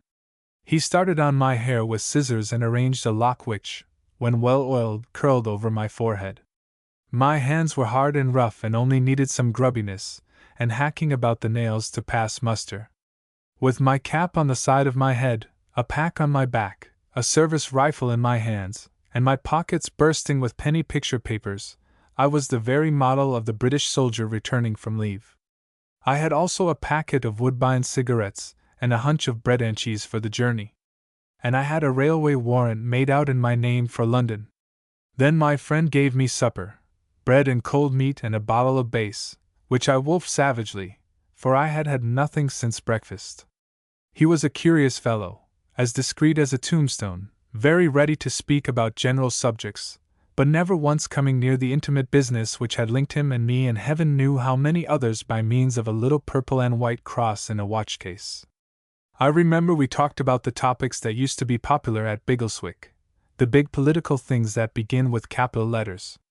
He took Amos's view of the soundness of the British working man, but he said something which made me think. He was convinced that there was a tremendous lot of German spy work about, and that most of the practitioners were innocent. The ordinary Briton doesn't run to treason, but he's not very bright. A clever man in that kind of game can make better use of a fool than a rogue. As he saw me off, he gave me a piece of advice. Get out of these clothes as soon as you reach London.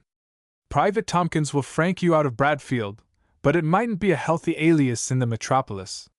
At 11:30 I was safe in the train, talking the jargon of the returning soldier with half a dozen of my own type in a smoky third-class carriage.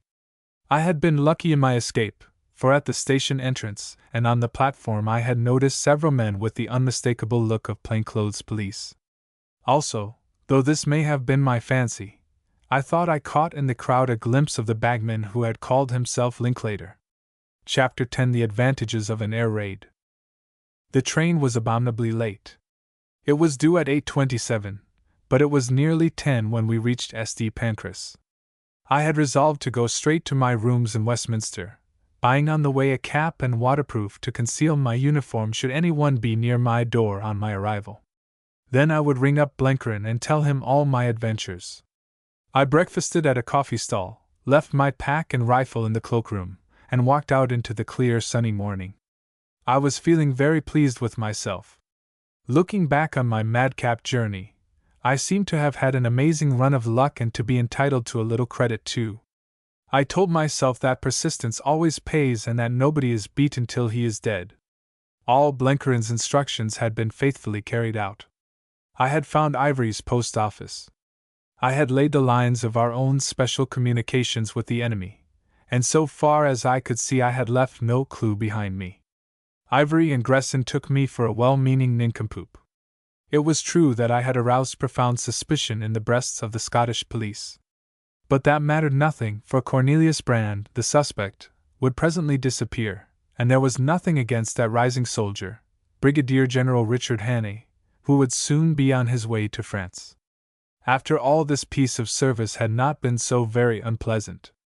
I laughed when I remembered my grim forebodings in Gloucestershire. Bullivant had said it would be damnably risky in the long run, but here was the end, and I had never been in danger of anything worse than making a fool of myself. I remember that, as I made my way through Bloomsbury, I was not thinking so much of my triumphant report to Blencarin as of my speedy return to the front. Soon I would be with my beloved brigade again. I had missed Messines and the first part of 3rd Ypres, but the battle was still going on, and I had yet a chance. I might get a division, for there had been talk of that before I left. I knew the army commander thought a lot of me, but on the whole I hoped I would be left with the brigade. After all, I was an amateur soldier, and I wasn't certain of my powers with a bigger command. In Charing Cross Road I thought of Mary, and the brigade seemed suddenly less attractive. I hoped the war wouldn't last much longer, though with Russia heading straight for the devil I didn't know how it was going to stop very soon. I was determined to see Mary before I left, and I had a good excuse, for I had taken my orders from her. The prospect entranced me, and I was mooning along in a happy dream, when I collided violently with an agitated citizen. Then I realized that something very odd was happening. There was a dull sound like the popping of the corks of flat soda-water bottles. There was a humming, too, from very far up in the skies. People in the street were either staring at the heavens or running wildly for shelter. A motor bus in front of me emptied its contents in a twinkling. A taxi pulled up with a jar and the driver and fare dived into a second-hand bookshop. It took me a moment or two to realize the meaning of it all, and I had scarcely done this when I got a very practical proof.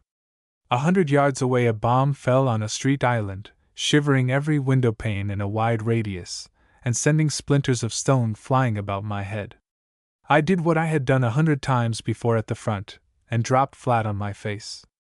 The man who says he doesn't mind being bombed or shelled is either a liar or a maniac. This London air raid seemed to me a singularly unpleasant business. I think it was the sight of the decent civilized life around one and the orderly streets, for what was perfectly natural in a rubble heap like Ypres or Arras seemed an outrage here. I remember once being in billets in a Flanders village where I had the mayor's house and sat in a room upholstered in cut velvet, with wax flowers on the mantelpiece and oil paintings of 3 generations on the walls. The Boche took it into his head to shell the place with a long-range naval gun, and I simply loathed it. It was horrible to have dust and splinters blown into that snug, homely room, whereas if I had been in a ruined barn I wouldn't have given the thing 2 thoughts. In the same way, bombs dropping in central London seemed a grotesque indecency. I hated to see plump citizens with wild eyes, and nursemaids with scared children, and miserable women scuttling like rabbits in a warren. The drone grew louder, and looking up, I could see the enemy planes flying in a beautiful formation, very leisurely as it seemed, with all London at their mercy. Another bomb fell to the right, and presently bits of our own shrapnel were clattering viciously around me. I thought it about time to take cover, and ran shamelessly for the best place I could see, which was a tube station. 5 minutes before the street had been crowded. Now I left behind me a desert dotted with 1 bus and 3 empty taxicabs. I found the tube entrance filled with excited humanity. 1 stout lady had fainted, and a nurse had become hysterical, but on the whole people were behaving well.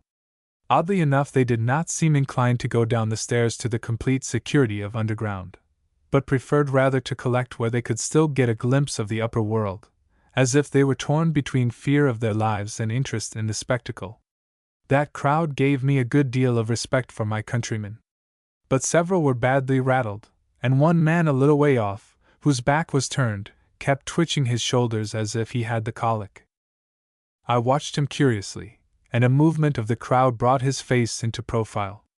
Then I gasped with amazement, for I saw that it was ivory. And yet it was not ivory. There were the familiar nondescript features, the blandness, the plumpness, but all, so to speak, in ruins. The man was in a blind funk. His features seemed to be dislimning before my eyes. He was growing sharper, finer, in a way younger, a man without grip on himself, a shapeless creature in process of transformation. He was being reduced to his rudiments. Under the spell of panic he was becoming a new man. And the crazy thing was that I knew the new man better than the old. My hands were jammed close to my sides by the crowd. I could scarcely turn my head, and it was not the occasion for one's neighbors to observe one's expression. If it had been, mine must have been a study. My mind was far away from air raids, back in the hot summer weather of 1914. I saw a row of villas perched on a headland above the sea. In the garden of one of them 2 men were playing tennis, while I was crouching behind an adjacent bush. One of these was a plump young man who wore a colored scarf round his waist and babbled of golf handicaps. I saw him again in the villa dining room, wearing a dinner jacket and lisping a little. I sat opposite him at bridge. I beheld him collared by 2 of McGillivray's men, when his comrade had rushed for the 39 steps that led to the sea. I saw, too, the sitting room of my old flat in Portland Place and heard little Scudder's quick, anxious voice talking about the 3 men he feared most on earth, one of whom lisped in his speech. I had thought that all 3 had long ago been laid under the turf. He was not looking my way, and I could devour his face in safety. There was no shadow of doubt. I had always put him down as the most amazing actor on earth, for had he not played the part of the First Sea Lord and deluded that officer's daily colleagues? But he could do far more than any human actor, for he could take on a new personality, and with it a new appearance, and live steadily in the character, as if he had been born in it. My mind was a blank, and I could only make blind gropings at conclusions. How had he escaped the death of a spy and a murderer? For I had last seen him in the hands of justice. Of course he had known me from the first day in Biggleswick. I had thought to play with him, and he had played most cunningly and damnably with me. In that sweating sardine tin of refugees I shivered in the bitterness of my chagrin. And then I found his face turned to mine, and I knew that he recognized me. More, I knew that he knew that I had recognized him, not as Ivory, but as that other man. There came into his eyes a curious look of comprehension, which for a moment overcame his funk. I had sense enough to see that put the final lid on it. There was still something doing if he believed that I was blind, but if he once thought that I knew the truth he would be through our meshes and disappear like a fog. My first thought was to get at him and collar him and summon everybody to help me by denouncing him for what he was. Then I saw that was impossible. I was a private soldier in a borrowed uniform, and he could easily turn the story against me. I must use sure weapons. I must get to Bullivant and McGillivray and set their big machine to work. Above all, I must get to Blencarin. I started to squeeze out of that push, for air raids now seemed far too trivial to give a thought to. Moreover, the guns had stopped, but so sheep-like is human nature that the crowd still hung together, and it took me a good 15 minutes to edge my way to the open air. I found that the trouble was over, and the street had resumed its usual appearance. Buses and taxis were running, and voluble knots of people were recounting their experiences. I started off for Blencarin's bookshop, as the nearest harbor of refuge. But in Piccadilly Circus I was stopped by a military policeman. He asked my name and battalion, and I gave him them, while his suspicious eye ran over my figure. I had no pack or rifle, and the crush in the tube station had not improved my appearance. I explained that I was going back to France that evening, and he asked for my warrant. I fancy my preoccupation made me nervous, and I lied badly. I said I had left it with my kit in the house of my married sister, but I fumbled in giving the address. I could see that the fellow did not believe a word of it. Just then up came an APM. He was a pompous dugout, very splendid in his red tabs and probably bucked up at having just been under fire. Anyhow, he was out to walk in the strict path of duty. "Tompkins," he said. "Tompkins! We've got some fellow of that name on our records. Bring him along, Wilson." "But, sir," I said, I simply must meet my friend. It's urgent business, and I assure you I'm all right. If you don't believe me, I'll take a taxi and we'll go down to Scotland Yard and I'll stand by what they say." His brow grew dark with wrath. "What infernal nonsense is this? Scotland Yard? What the devil has Scotland Yard to do with it? You're an impostor. I can see it in your face. I'll have your depot rung up, and you'll be in jail in a couple of hours. I know a deserter when I see him. Bring him along, Wilson. You know what to do if he tries to bolt." I had a momentary thought of breaking away, but decided that the odds were too much against me.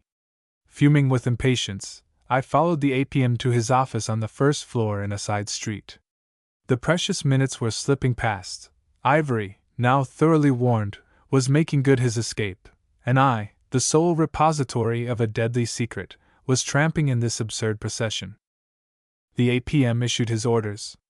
He gave instructions that my depot should be rung up, and he bade Wilson remove me to what he called the guardroom. He sat down at his desk, and busied himself with a mass of buff dockets. In desperation I renewed my appeal. "I implore you to telephone to Mr. McGillivray at Scotland Yard. It's a matter of life and death, sir. You're taking a very big responsibility if you don't." I had hopelessly offended his brittle dignity. "Any more of your insolence, and I'll have you put in irons. I'll attend to you soon enough for your comfort.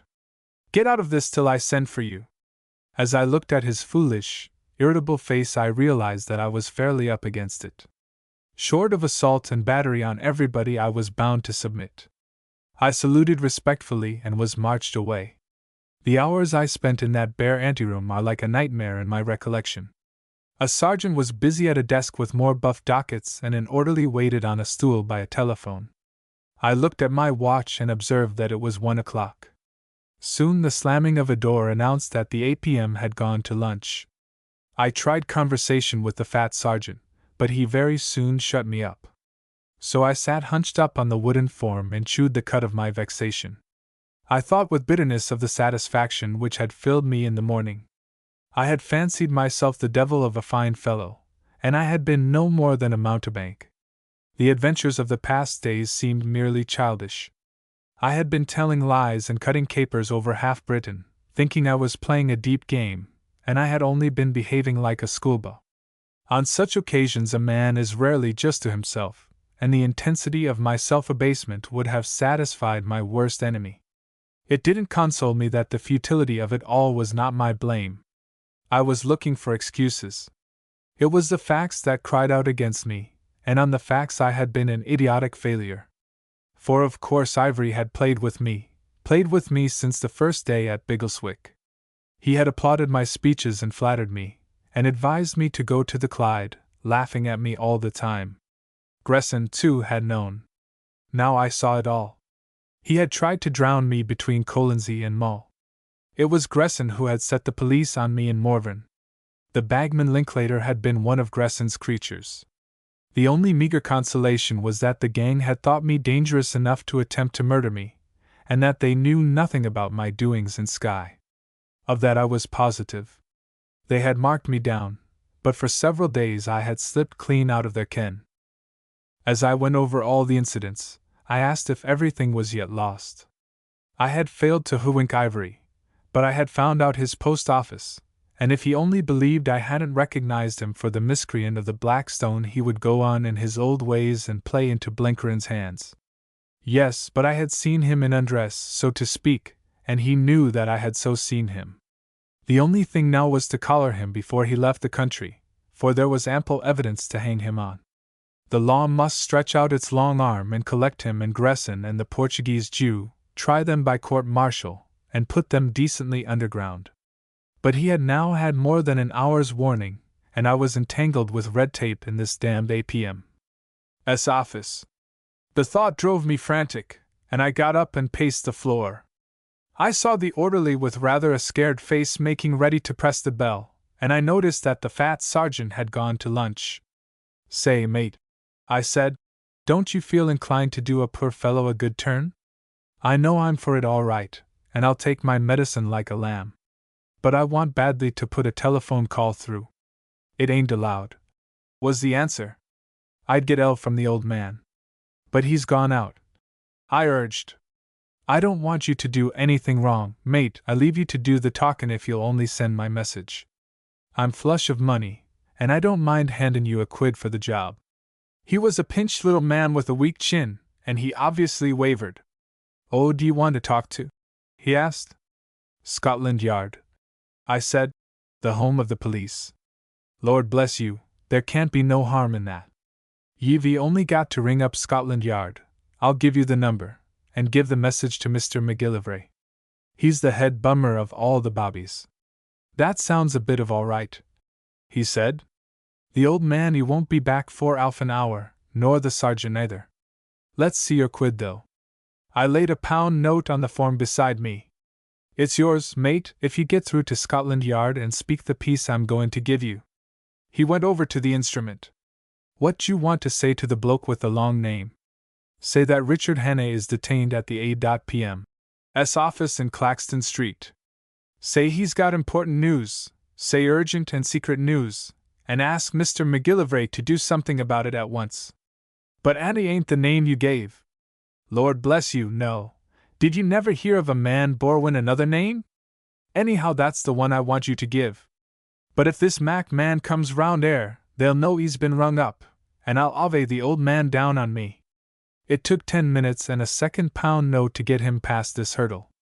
By and by he screwed up courage and rang up the number. I listened with some nervousness while he gave my message. He had to repeat it twice, and waited eagerly on the next words. "No, sir," I heard him say. "He don't want you to come round 'ere. You think says I mean to say he wants." I took a long stride and twitched the receiver from him. "McGillivray," I said. "Is that you? Richard Hannay? For the love of God, come round here this instant and deliver me from the clutches of a tomfool A.P.M. I've got the most deadly news. There's not a second to waste. For God's sake, come quick." Then I added, "Just tell your fellows to gather Ivory in at once. You know his lairs." I hung up the receiver and faced a pale and indignant orderly.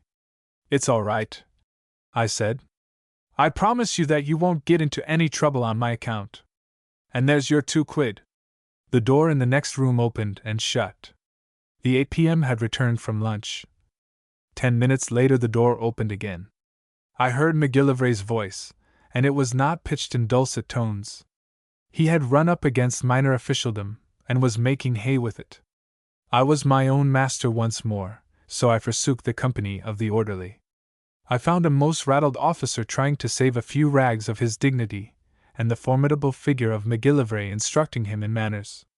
"Glad to see you, Dick," he said. "This is General Hannay, sir. It may comfort you to know that your folly may have made just the difference between your country's victory and defeat. I shall have a word to say to your superiors." It was hardly fair.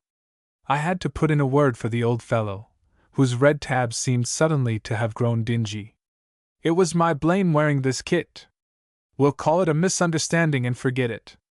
But I would suggest that civility is not wasted even on a poor devil of a defaulting private soldier." Once in McGillivray's car, I poured out my tale. "Tell me it's a nightmare," I cried. "Tell me that the 3 men we collected on the Rough were shot long ago." "2," he replied, "but 1 escaped. Heaven knows how he managed it, but he disappeared clean out of the world." "The plump one who lisped in his speech?" McGillivray nodded. "Well, we're in for it this time. Have you issued instructions?" "Yes. With luck we shall have our hands on him within an hour. We've our net round all his haunts. But 2 hours start. It's a big handicap, for you're dealing with a genius. Yet I think we can manage it. Where are you bound for?" I told him my rooms in Westminster, and then to my old flat in Park Lane. "The day of disguises is past. In half an hour I'll be Richard Hannay. It'll be a comfort to get into uniform again. Then I'll look up Blenkerin." He grinned. "I gather you've had a riotous time.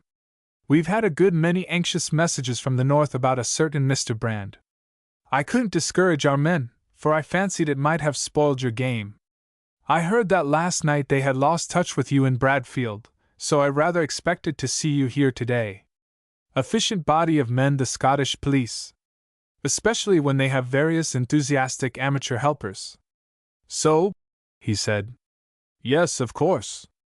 They would have. But I hope presently to congratulate you on the success of your mission." "I'll bet you a pony you don't," I said. "I never bet on a professional subject. Why this pessimism?" "Only that I know our gentleman better than you. I've been twice up against him. He's the kind of wicked that don't cease from troubling till they're stone dead. And even then I'd want to see the body cremated and take the ashes into mid-ocean and scatter them. I've got a feeling that he's the biggest thing you or I will ever tackle." Chapter 11: The Valley of Humiliation. I collected some baggage and a pile of newly arrived letters from my rooms in Westminster and took a taxi to my Park Lane flat. Usually I had gone back to that old place with a great feeling of comfort, like a boy from school who ranges about his room at home and examines his treasures. I used to like to see my hunting trophies on the wall and to sink into my own armchairs, but now I had no pleasure in the thing. I had a bath, and changed into uniform, and that made me feel in better fighting trim. But I suffered from a heavy conviction of abject failure, and had no share in McGillivray's optimism. The awe with which the Blackstone gang had filled me 3 years before had revived 1,000-fold. Personal humiliation was the least part of my trouble. What worried me was the sense of being up against something inhumanly formidable, and wise and strong. I believed I was willing to own defeat and chuck up the game. Among the unopened letters was one from Peter, a very bulky one which I sat down to read at leisure. It was a curious epistle, far the longest he had ever written me, and its size made me understand his loneliness. He was still at his German prison camp, but expecting every day to go to Switzerland. He said he could get back to England or South Africa, if he wanted, for they were clear that he could never be a combatant again, but he thought he had better stay in Switzerland, for he would be unhappy in England with all his friends fighting. As usual, he made no complaints, and seemed to be very grateful for his small mercies. There was a doctor who was kind to him, and some good fellows among the prisoners. But Peter's letter was made up chiefly of reflection.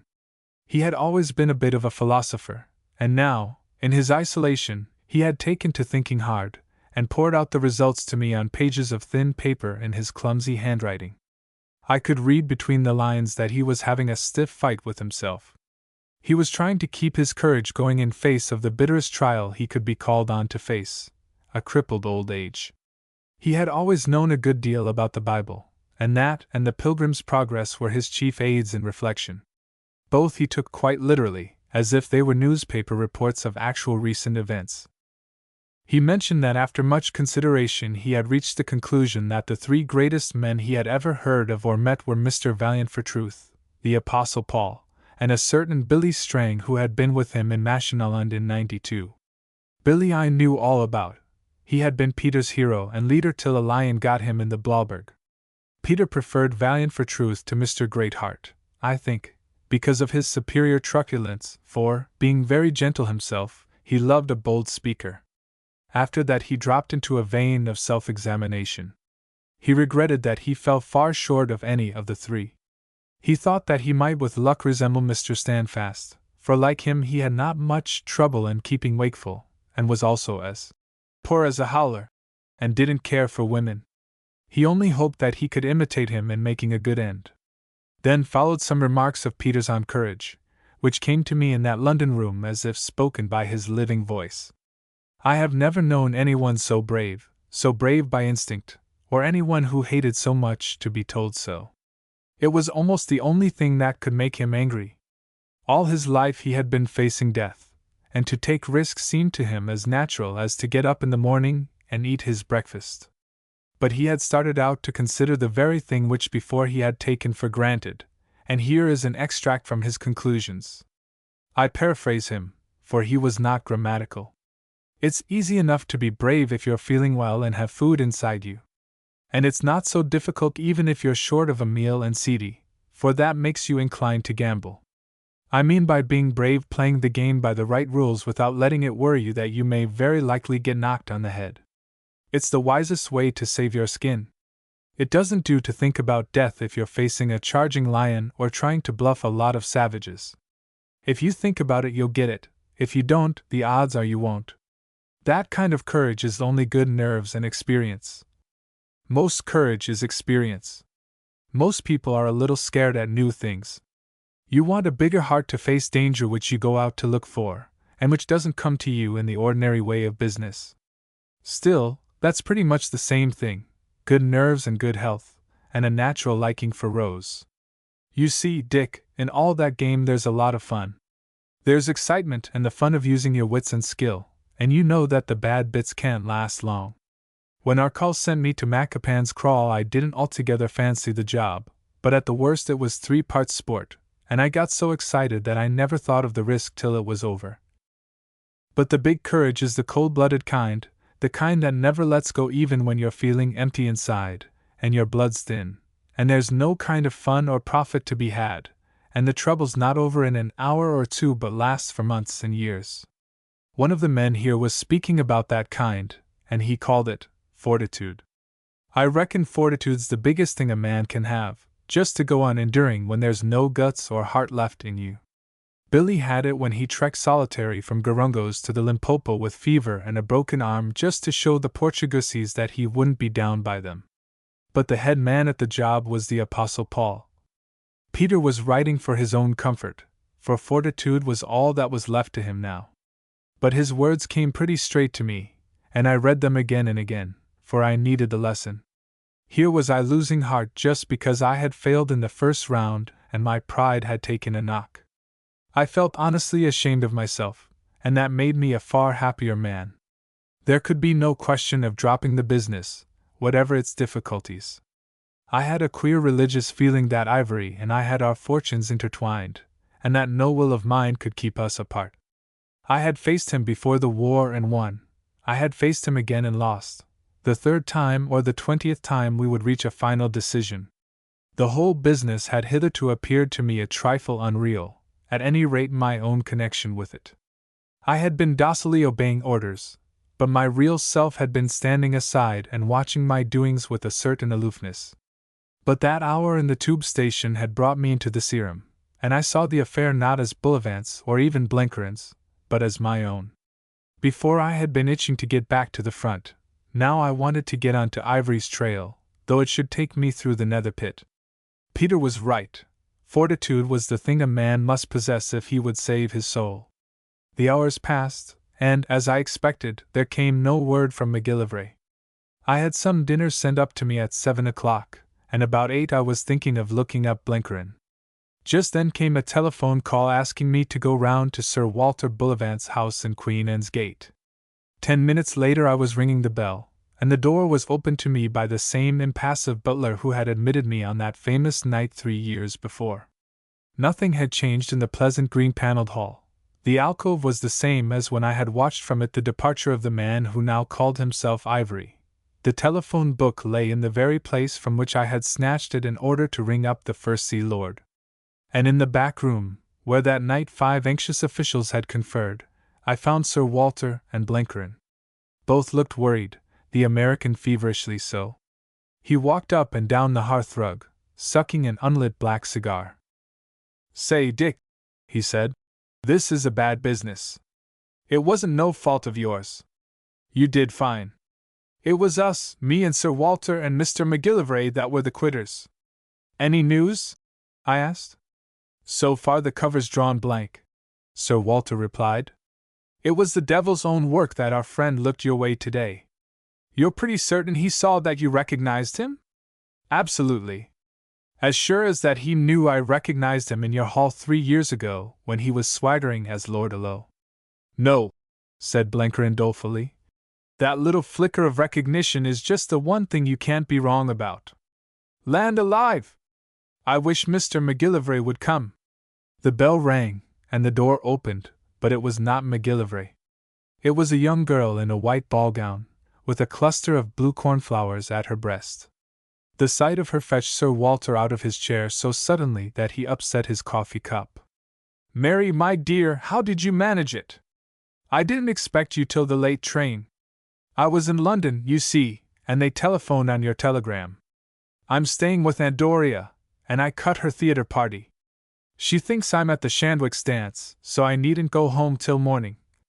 Good evening, General Hannay. You got over the hill difficulty. The next stage is the Valley of Humiliation," I answered. "So it would appear," she said gravely, and sat very quietly on the edge of Sir Walter's chair with her small, cool hand upon his. I had been picturing her in my recollection as very young and glimmering, a dancing, exquisite child. But now I revised that picture. The crystal freshness of morning was still there, but I saw how deep the waters were. It was the clean fineness and strength of her that entranced me. I didn't even think of her as pretty, any more than a man thinks of the good looks of the friend he worships. We waited, hardly speaking a word, till McGillivray came. The first sight of his face told his story. "Gone?" asked Blenkerin sharply. The man's lethargic calm seemed to have wholly deserted him. "Gone," repeated the newcomer. "We have just tracked him down. Oh, he managed it cleverly. Never a sign of disturbance in any of his lairs. His dinner ordered at Biggleswick and several people invited to stay with him for the weekend, one a member of the government. 2 meetings at which he was to speak arranged for next week. Early this afternoon he flew over to France as a passenger in one of the new planes. He had been mixed up with the Air Board people for months, of course as another man with another face. Miss Lamington discovered that just too late. The bus went out of its course and came down in Normandy. By this time our man's in Paris or beyond it." Sir Walter took off his big tortoiseshell spectacles and laid them carefully on the table. "Roll up the map of Europe," he said. "This is our Austerlitz. Mary, my dear, I am feeling very old." McGillivray had the sharpened face of a bitterly disappointed man. Blenkerin had got very red, and I could see that he was blaspheming violently under his breath. Mary's eyes were quiet and solemn. She kept on patting Sir Walter's hand. The sense of some great impending disaster hung heavily on me, and to break the spell I asked for details. "Tell me just the extent of the damage," I asked. "Our neat plan for deceiving the Boche has failed. That is bad. A dangerous spy has got beyond our power. That's worse. Tell me, is there still a worst? What's the limit of mischief he can do?"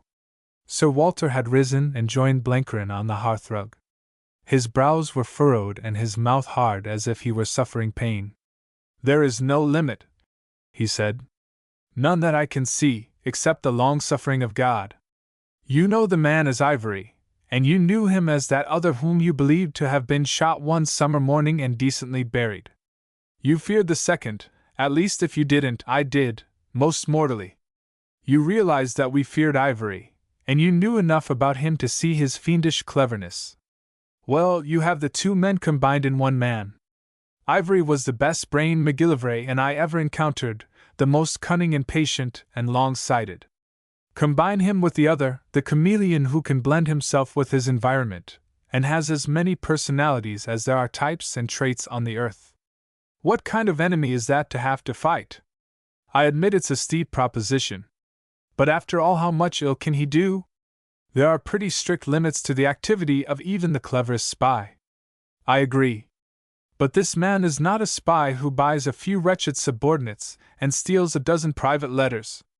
He's a genius who has been living as part of our English life. There's nothing he hasn't seen. He's been on terms of intimacy with all kinds of politicians. We know that. He did it as Ivory. They rather liked him, for he was clever and flattered them, and they told him things. But God knows what he saw and heard in his other personalities. For all I know, he may have breakfasted at Downing Street with letters of introduction from President Wilson, or visited the Grand Fleet as a distinguished neutral. Then think of the women, how they talk. We're the leakiest society on earth, and we safeguard ourselves by keeping dangerous people out of it. We trust to our outer barrage. But anyone who has really slipped inside has a million chances. And this, remember, is 1 man in 10 millions, a man whose brain never sleeps for a moment, who is quick to seize the slightest hint, who can piece a plan together out of a dozen bits of gossip. It's as if the chief of the intelligence department were suddenly to desert to the enemy. The ordinary spy knows only bits of unconnected facts. This man knows our life and our way of thinking and everything about us. Well, but a treatise on English life in time of war won't do much good to the Boche. Sir Walter shook his head. Don't you realize the explosive stuff that is lying about? Ivory knows enough to make the next German peace offensive really deadly, not the blundering thing which it has been up to now, but something which gets our weak spots on the raw. He knows enough to wreck our campaign in the field. And the awful thing is that we don't know just what he knows or what he is aiming for. This war's a packet of surprises. Both sides are struggling for the margin, the little fraction of advantage, and between evenly matched enemies it's just the extra atom of foreknowledge that tells. Then we've got to push off and get after him, I said cheerfully. But what are you going to do? Asked McGillivray. If it were merely a question of destroying an organization it might be managed, for an organization presents a big front. But it's a question of destroying this one man, and his front is a razor edge. How are you going to find him? It's like looking for a needle in a haystack, and such a needle! A needle which can become a piece of straw or a tin tack when it chooses. All the same we've got to do it, I said, remembering old Peter's lesson on fortitude, though I can't say I was feeling very stout-hearted. Sir Walter flung himself wearily into an armchair. I wish I could be an optimist, he said, but it looks as if we must own defeat. I've been at this work for 20 years, and though I've been often beaten, I've always held certain cards in the game. Now I'm hanged if I've any. It looks like a knockout, Hannay. It's no good deluding ourselves. We're men enough to look facts in the face and tell ourselves the truth. I don't see any ray of light in the business. We've missed our shot by a hair's breadth, and that's the same as missing by miles. I remember he looked at Mary as if for confirmation, but she did not smile or nod. Her face was very grave and her eyes looked steadily at him. Then they moved and met mine, and they seemed to give me my marching orders. Sir Walter, I said, 3 years ago you and I sat in this very room. We thought we were done to the world, as we think now. We had just that one miserable little clue to hang on to, a dozen words scribbled in a notebook by a dead man. You thought I was mad when I asked for Scudder's book, but we put our backs into the job and in 24 hours we had won out. Remember that then we were fighting against time. Now we have a reasonable amount of leisure. Then we had nothing but a sentence of gibberish. Now we have a great body of knowledge, for Blenkerin has been brooding over Ivory like an old hen, and he knows his ways of working and his breed of confederate. You've got something to work on now. Do you mean to tell me that, when the stakes are so big, you're going to chuck in your hand? McGillivray raised his head. We know a good deal about Ivory, but Ivory's dead. We know nothing of the man who was gloriously resurrected this evening in Normandy. Oh, yes, we do. There are many faces to the man, but only one mind, and you know plenty about that mind. I wonder, said Sir Walter. How can you know a mind which has no characteristics except that it is wholly and supremely competent? Mere mental powers won't give us a clue. We want to know the character which is behind all the personalities. Above all, we want to know its foibles. If we had only a hint of some weakness, we might make a plan. Well, let's set down all we know, I cried, for the more I argued the keener I grew. I told them in some detail the story of the night in the Coulin, and what I had heard there. There's the 2 names Chilius and Baumarts. The man spoke them in the same breath as Elfenbane, so they must be associated with Ivory's gang. You've got to get the whole Secret Service of the Allies busy to fit a meaning to these 2 words. Surely to goodness you'll find something. Remember, those names don't belong to the Ivory part, but to the big game behind all the different disguises. Then there's the talk about the wild birds and the caged birds. I haven't a guess at what it means. But it refers to some infernal gang, and among your piles of records there must be some clue. You set the intelligence of 2 hemispheres busy on the job. You've got all the machinery, and it's my experience that if even one solitary man keeps chewing on at a problem, he discovers something. My enthusiasm was beginning to strike sparks from McGillivray. He was looking thoughtful now, instead of despondent. There might be something in that, he said, but it's a far-out chance. Of course it's a far-out chance, and that's all we're ever going to get from Ivory. But we've taken a bad chance before and won. Then you've all that you know about Ivory here. Go through his dossier with a small-tooth comb and I'll bet you find something to work on. Blenkerin, you're a man with a cool head. You admit we've a sporting chance. Sure, Dick. He's fixed things so that the lines are across the track, but we'll clear somehow. So far as John S. Blenkerin is concerned, he's got just one thing to do in this world, and that's to follow the yellow dog and have him neatly and cleanly tidied up. I've got a stack of personal affronts to settle. I was easy fruit and he hasn't been very respectful. You can count me in, Dick? Then we're agreed, I cried. Well, gentlemen, it's up to you to arrange the first stage. You've some pretty solid staff work to put in before you get on the trail. And you? Sir Walter asked. I'm going back to my brigade. I want a rest and a change. Besides, the first stage is office work, and I'm no use for that. But I'll be waiting to be summoned, and I'll come like a shot as soon as you hoik me out. I've got a presentiment about this thing. I know there'll be a finish and that I'll be in at it, and I think it will be a desperate, bloody business too. I found Mary's eyes fixed upon me, and in them I read the same thought. She had not spoken a word, but had sat on the edge of a chair, swinging a foot idly, one hand playing with an ivory fan. She had given me my old orders and I looked to her for confirmation of the new. Miss Lamington, you are the wisest of the lot of us. What do you say? She smiled, that shy, companionable smile which I had been picturing to myself through all the wanderings of the past month. I think you are right. We've a long way to go yet, for the Valley of Humiliation comes only halfway in the Pilgrim's Progress. The next stage was Vanity Fair. I might be of some use there, don't you think? I remember the way she laughed and flung back her head like a gallant boy. The mistake we've all been making, she said, is that our methods are too terra. We've a poet to deal with, a great poet, and we must fling our imaginations forward to catch up with him. His strength is his unexpectedness, you know, and we won't beat him by plodding only. I believe the wildest course is the wisest, for it's the most likely to intersect his. Who's the poet among us? Peter, I said. But he's pinned down with a game leg in Germany. All the same, we must rope him in. By this time we had all cheered up, for it is wonderful what a tonic there is in a prospect of action. The butler brought in tea, which it was Bullivant's habit to drink after dinner. To me it seemed fantastic to watch a slip of a girl pouring it out for 2 grizzled and distinguished servants of the state, and 1 battered soldier, as decorous a family party as you would ask to see, and to reflect that all 4 were engaged in an enterprise where men's lives must be reckoned at less than thistledown. After that we went upstairs to a noble Georgian drawing-room and Mary played to us. I don't care 2 straws for music from an instrument, unless it be the pipes or a regimental band, but I dearly love the human voice.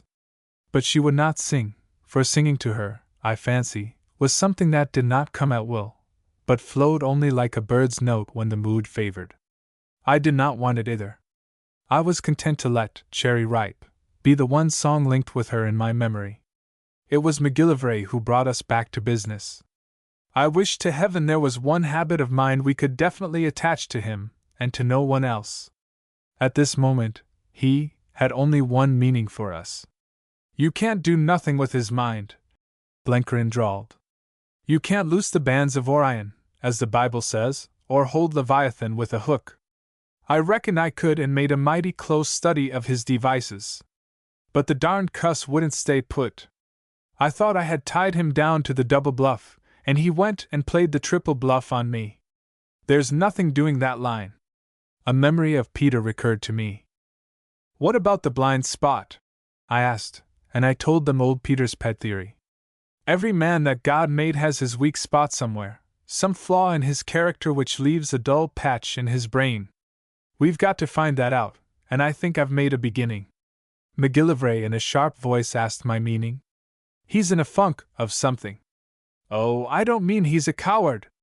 A man in his trade wants the nerve of a buffalo. He could give us all points in courage. What I mean is that he's not clean white all through. There are yellow streaks somewhere in him. I've given a good deal of thought to this courage business, for I haven't got a great deal of it myself. Not like Peter, I mean. I've got heaps of soft places in me. I'm afraid of being drowned for one thing, or of getting my eyes shot out. Ivory's afraid of bombs. At any rate, he's afraid of bombs in a big city. I once read a book which talked about a thing called agoraphobia. Perhaps it's that. Now, if we know that weak spot, it helps us in our work. There are some places he won't go to, and there are some things he can't do, not well, anyway. I reckon that's useful. Yes, said McGillivray. Perhaps it's not what you'd call a burning and a shining light. There's another chink in his armor, I went on. There's one person in the world he can never practice his transformations on, and that's me. I shall always know him again, though he appeared as Sir Douglas Haig.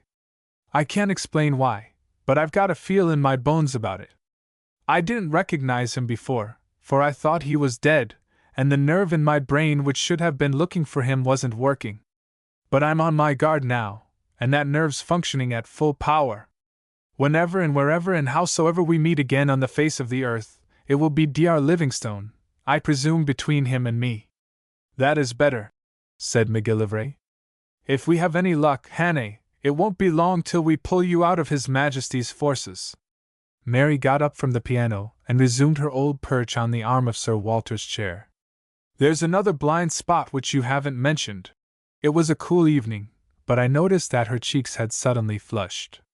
Last week Mr. Ivory asked me to marry him, she said. Part 2. Chapter 12. I become a combatant once more. I returned to France on September 13th, and took over my old brigade on the 19th of the same month. We were shoved in at the Polygon Wood on the 26th, and after 4 days got so badly mauled that we were brought out to refit. On October 7th, very much to my surprise, I was given command of a division, and was on the fringes of the Ypres fighting during the first days of November. From that front we were hurried down to Cambrian support, but came in only for the last backwash of that singular battle. We held a bit of the St. Quentin sector till just before Christmas, when we had a spell of rest in billets, which endured, so far as I was concerned, till the beginning of January, when I was sent off on the errand which I shall presently relate. That is a brief summary of my military record in the latter part of 1917. I am not going to enlarge on the fighting. Except for the days of the Polygon Wood, it was neither very severe nor very distinguished, and you will find it in the history books. What I have to tell of here is my own personal quest, for all the time I was living with my mind turned 2 ways. In the morasses of the Hainbeek Flats, in the slimy support lines at Zonnebeek, in the tortured uplands about Fluskeers, and in many other odd places, I kept worrying at my private conundrum. At night I would lie awake thinking of it, and many a toss I took into shell holes, and many a time I stepped off the duckboards, because my eyes were on a different landscape. Nobody ever chewed a few wretched clues into such a pulp as I did during those bleak months in Flanders and Picardy. For I had an instinct that the thing was desperately grave, graver even than the battle before me. Russia had gone headlong to the devil, Italy had taken it between the eyes and was still dizzy, and our own prospects were none too bright. The Boche was getting uppish, and with some cause, and I foresaw a rocky time ahead till America could line up with us in the field. It was the chance for the wild birds, and I used to wake in a sweat to think what devilry Ivory might be engineering. I believe I did my proper job reasonably well, but I put in my most savage thinking over the other.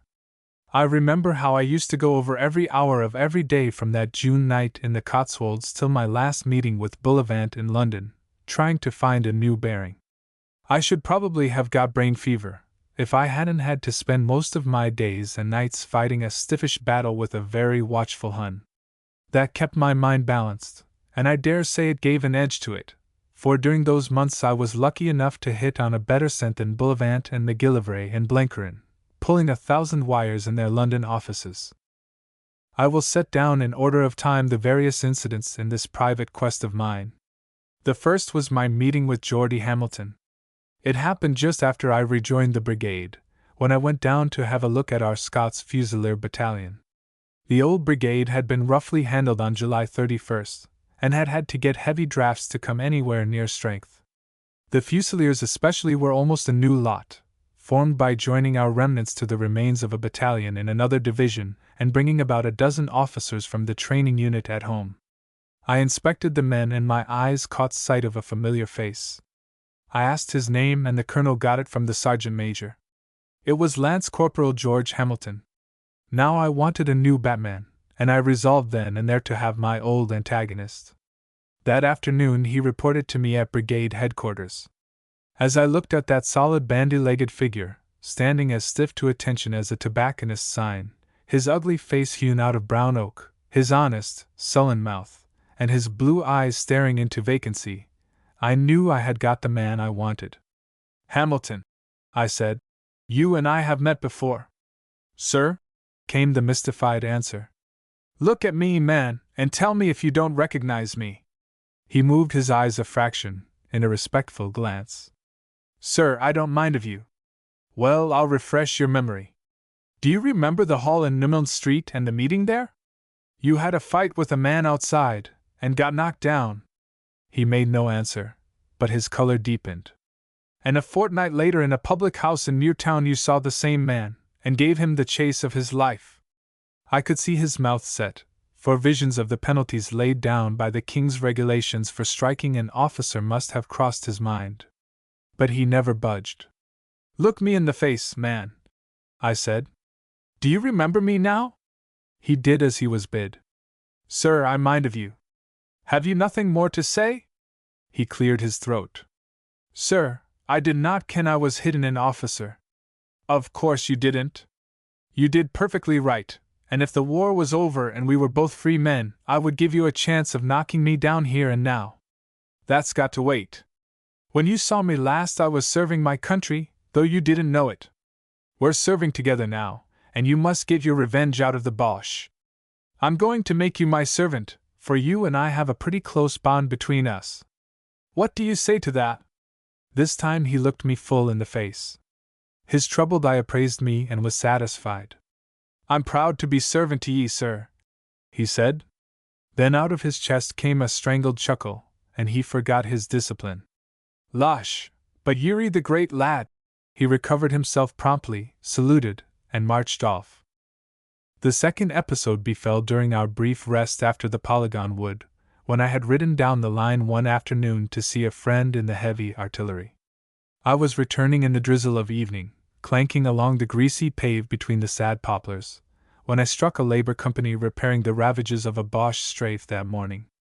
I wasn't very certain of my road and asked one of the workers. He straightened himself and saluted, and I saw beneath a disreputable cap the features of the man who had been with me in the Coolin crevice. I spoke a word to his sergeant, who fell him out, and he walked a bit of the way with me. "Great Scott, Wake, what brought you here?" I asked. "Same thing as brought you. This rotten war." I had dismounted and was walking beside him, and I noticed that his lean face had lost its pallor, and that his eyes were less hot than they used to be. "You seem to thrive on it," I said, for I did not know what to say. A sudden shyness possessed me. Wake must have gone through some violent cyclones of feeling before it came to this. He saw what I was thinking and laughed in his sharp, ironical way. "Don't flatter yourself you've made a convert. I think as I always thought. But I came to the conclusion that since the fates had made me a government servant I might as well do my work somewhere less cushioned than a chair in the Home Office. Oh no, it wasn't a matter of principle. One kind of work's as good as another, and I'm a better clerk than a navvy. With me it was self-indulgence. I wanted fresh air and exercise." I looked at him, mud to the waist, and his hands all blistered and cut with unaccustomed labor. I could realize what his associates must mean to him, and how he would relish the rough tonguing of noncoms. "You're a confounded humbug," I said. Why on earth didn't you go into an OTC and come out with a commission? They're easy enough to get. You mistake my case, he said bitterly. I experienced no sudden conviction about the justice of the war. I stand where I always stood. I'm a non-combatant, and I wanted a change of civilian work. No, it wasn't any idiotic tribunal sent me here. I came of my own free will, and I'm really rather enjoying myself. It's a rough job for a man like you, I said. Not so rough as the fellows get in the trenches. I watched a battalion marching back today and they looked like ghosts who had been years in muddy graves. White faces and dazed eyes and leaden feet. Mine's a cushy job. I like it best when the weather's foul. It cheats me into thinking I'm doing my duty.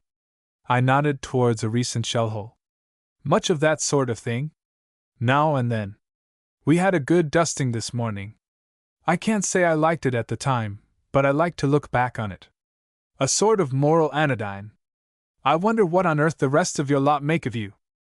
They don't make anything. I'm not remarkable for my bonhomie. They think I'm a prig, which I am. It doesn't amuse me to talk about beer and women or listen to a gramophone or grouse about my last meal. But I'm quite content, thank you. Sometimes I get a seat in a corner of a YMCA hut, and I've a book or two. My chief affliction is the padre. He was up at Keble in my time, and, as one of my colleagues puts it, wants to be too bloody helpful. What are you doing, Hannah?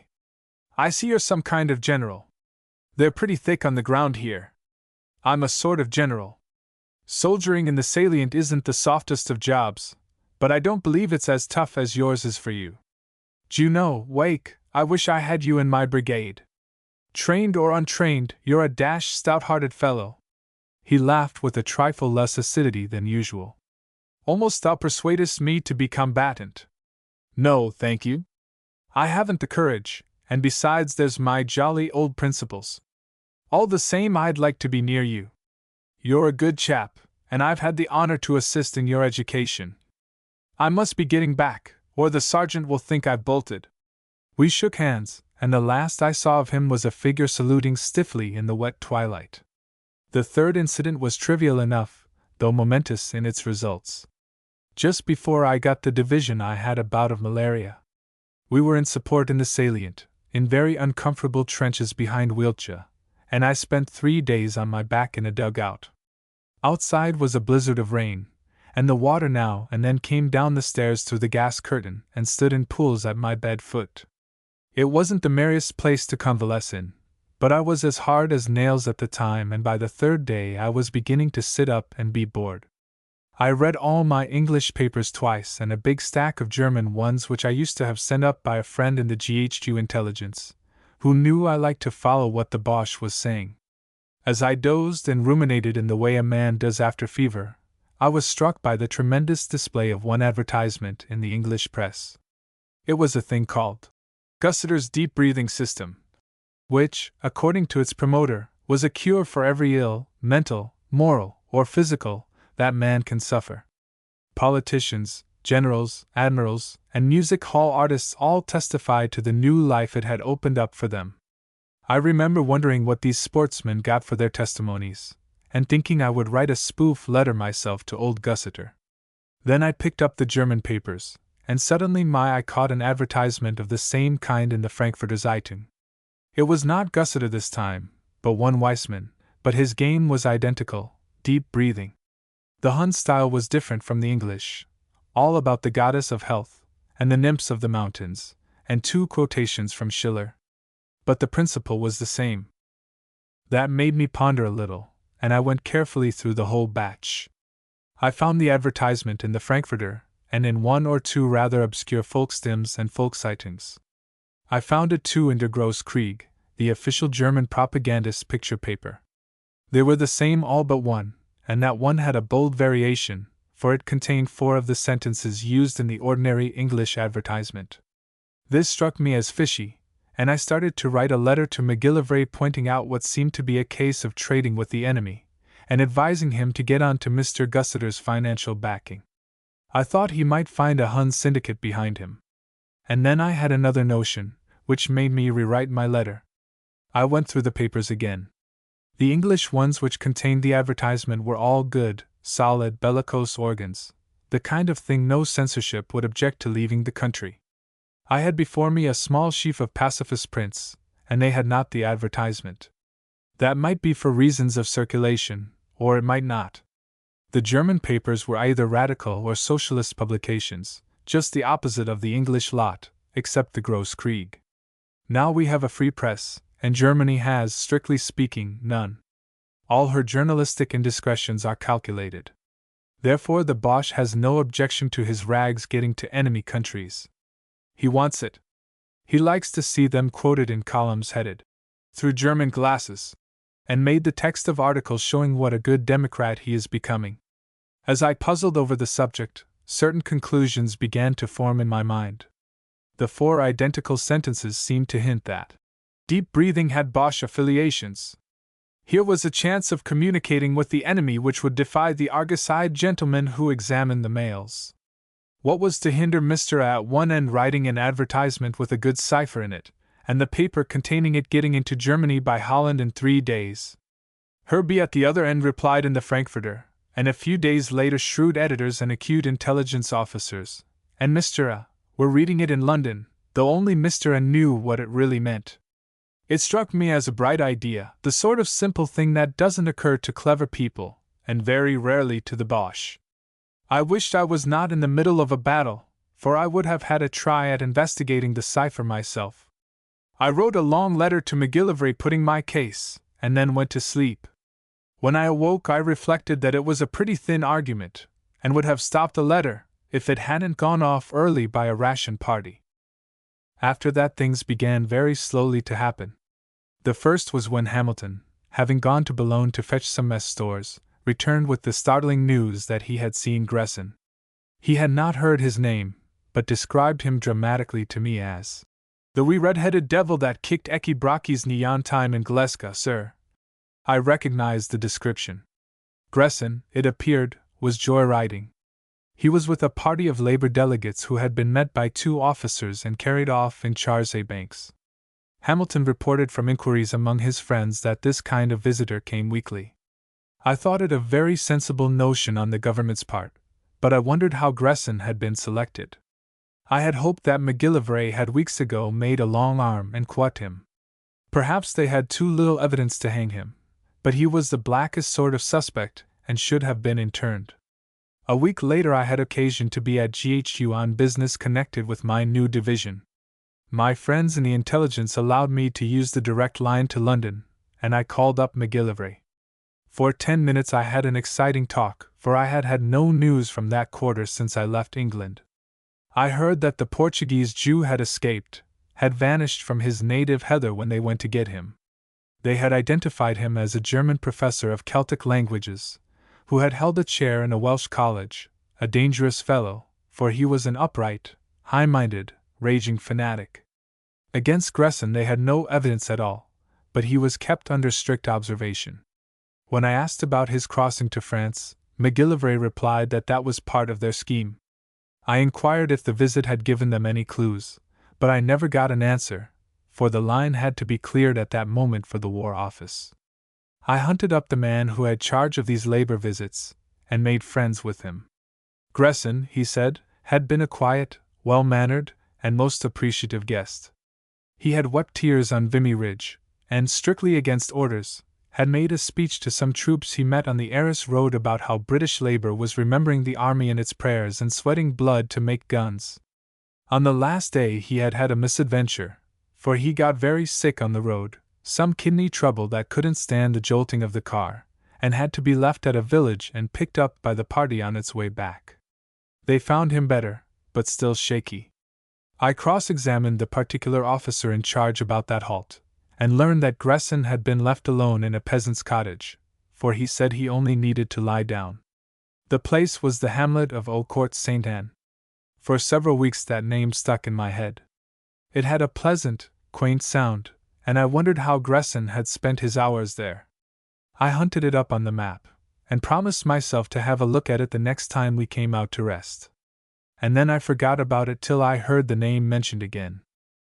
On October 23rd I had the bad luck, during a tour of my first-line trenches, to stop a small shell fragment with my head.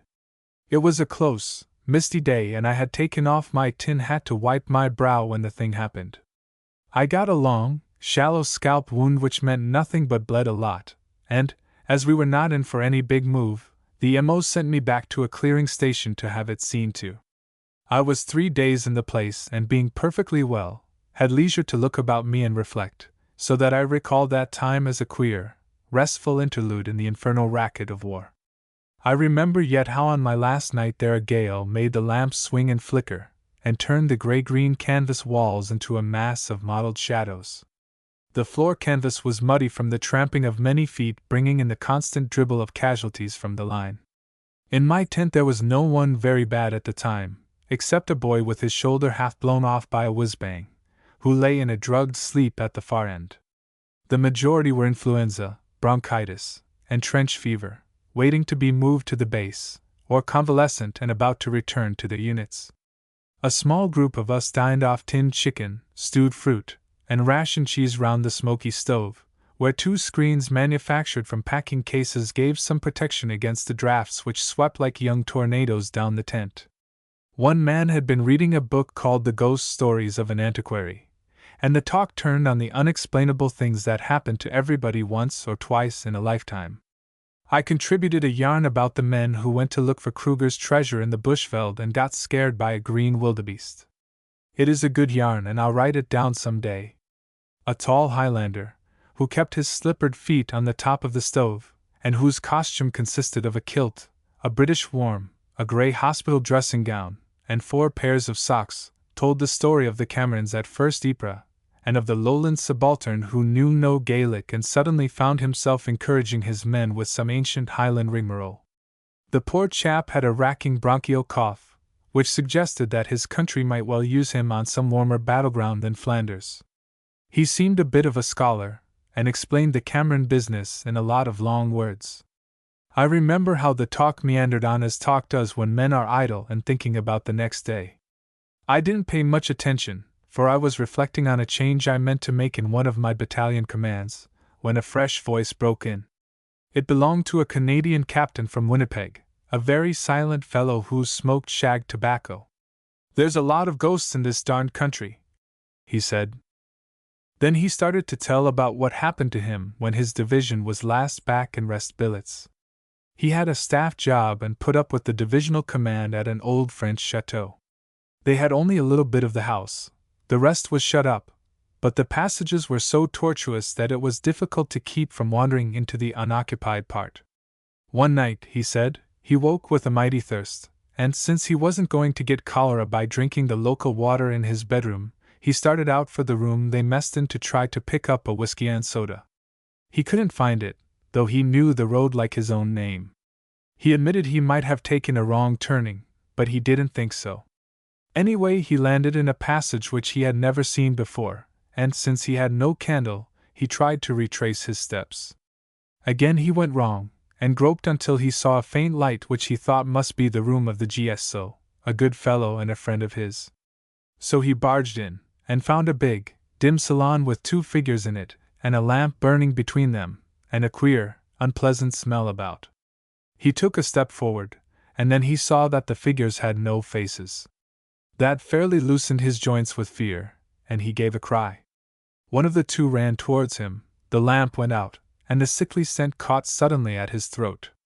After that he knew nothing till he awoke in his own bed next morning with a splitting headache. He said he got the general's permission and went over all the unoccupied part of the house, but he couldn't find the room. Dust lay thick on everything, and there was no sign of recent human presence. I give the story as he told it in his drawling voice. I reckon that was the genuine article in Ghosts.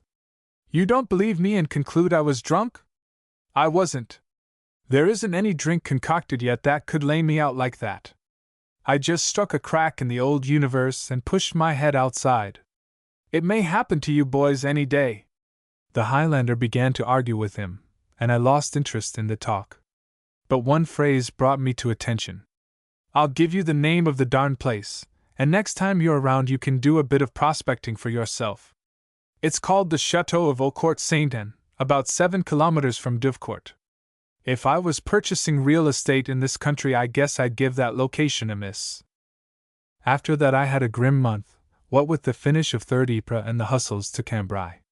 By the middle of December, we had shaken down a bit, but the line my division held was not of our choosing, and we had to keep a wary eye on the Boche doings. It was a weary job, and I had no time to think of anything but the military kind of intelligence, fixing the units against us from prisoners' stories, organizing small raids, and keeping the Royal Flying Corps busy. I was keen about the last, and I made several trips myself over the lines with Archie Roylance, who had got his heart's desire and by good luck belonged to the squadron just behind me.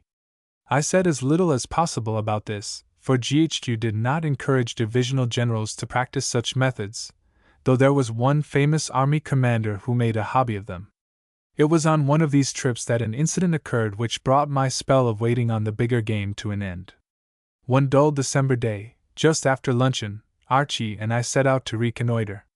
You know the way that fogs in Picardy seem suddenly to reek out of the ground and envelop the slopes like a shawl. That was our luck this time. We had crossed the lines, flying very high, and received the usual salute of Hun Archies. After a mile or two the ground seemed to climb up to us, though we hadn't descended, and presently we were in the heart of a cold, clinging mist. We dived for several thousand feet, but the confounded thing grew thicker and no sort of landmark could be found anywhere. I thought if we went on at this rate we should hit a tree or a church steeple and be easy fruit for the enemy. The same thought must have been in Archie's mind, for he climbed again. We got into a mortally cold zone, but the air was no clearer. Thereupon he decided to head for home, and passed me word to work out a compass course on the map. That was easier said than done, but I had a rough notion of the rate we had traveled since we had crossed the lines and I knew our original direction, so I did the best I could. On we went for a bit, and then I began to get doubtful. So did Archie. We dropped low down, but we could hear none of the road that's always going on for a mile on each side of the lines. The world was very eerie and deadly still, so still that Archie and I could talk through the speaking tube. "We've mislaid this blamed battle," he shouted. "I think your rotten old compass has soured on us," I replied. We decided that it wouldn't do to change direction, so we held on the same course. I was getting as nervous as a kitten, chiefly owing to the silence.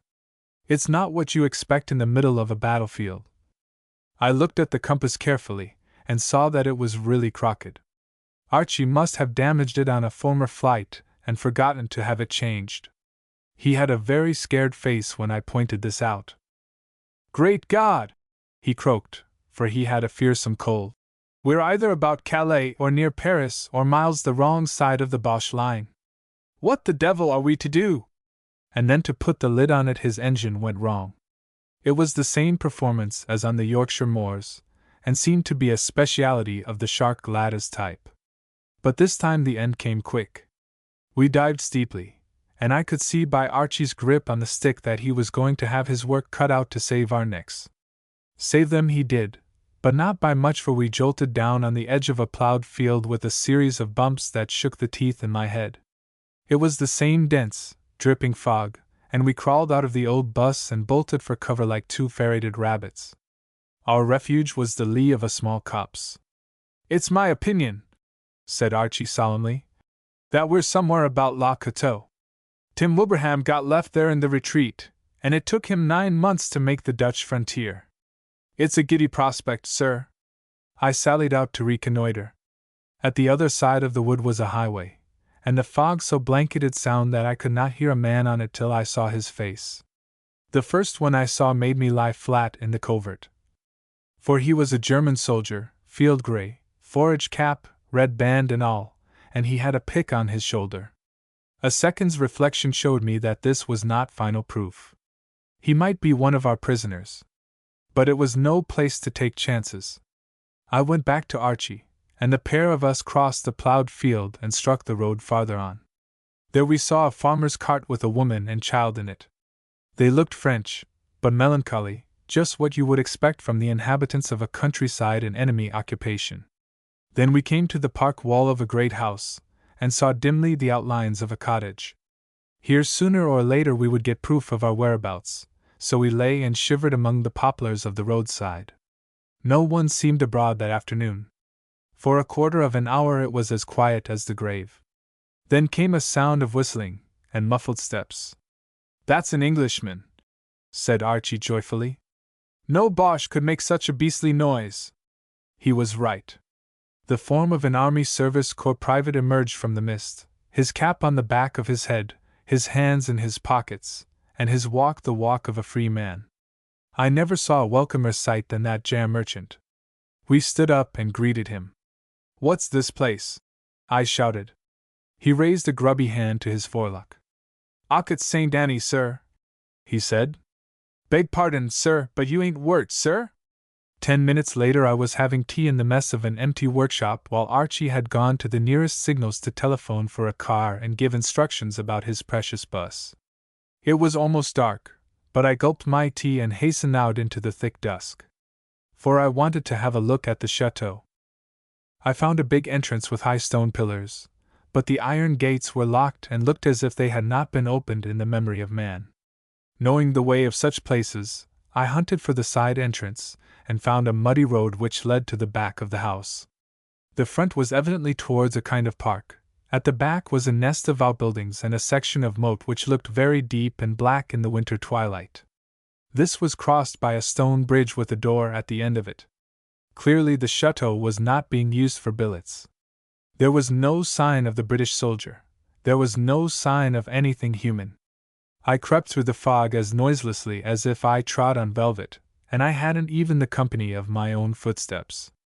I remembered the Canadian's ghost story, and concluded I would be imagining the same sort of thing if I lived in such a place. The door was bolted and padlocked.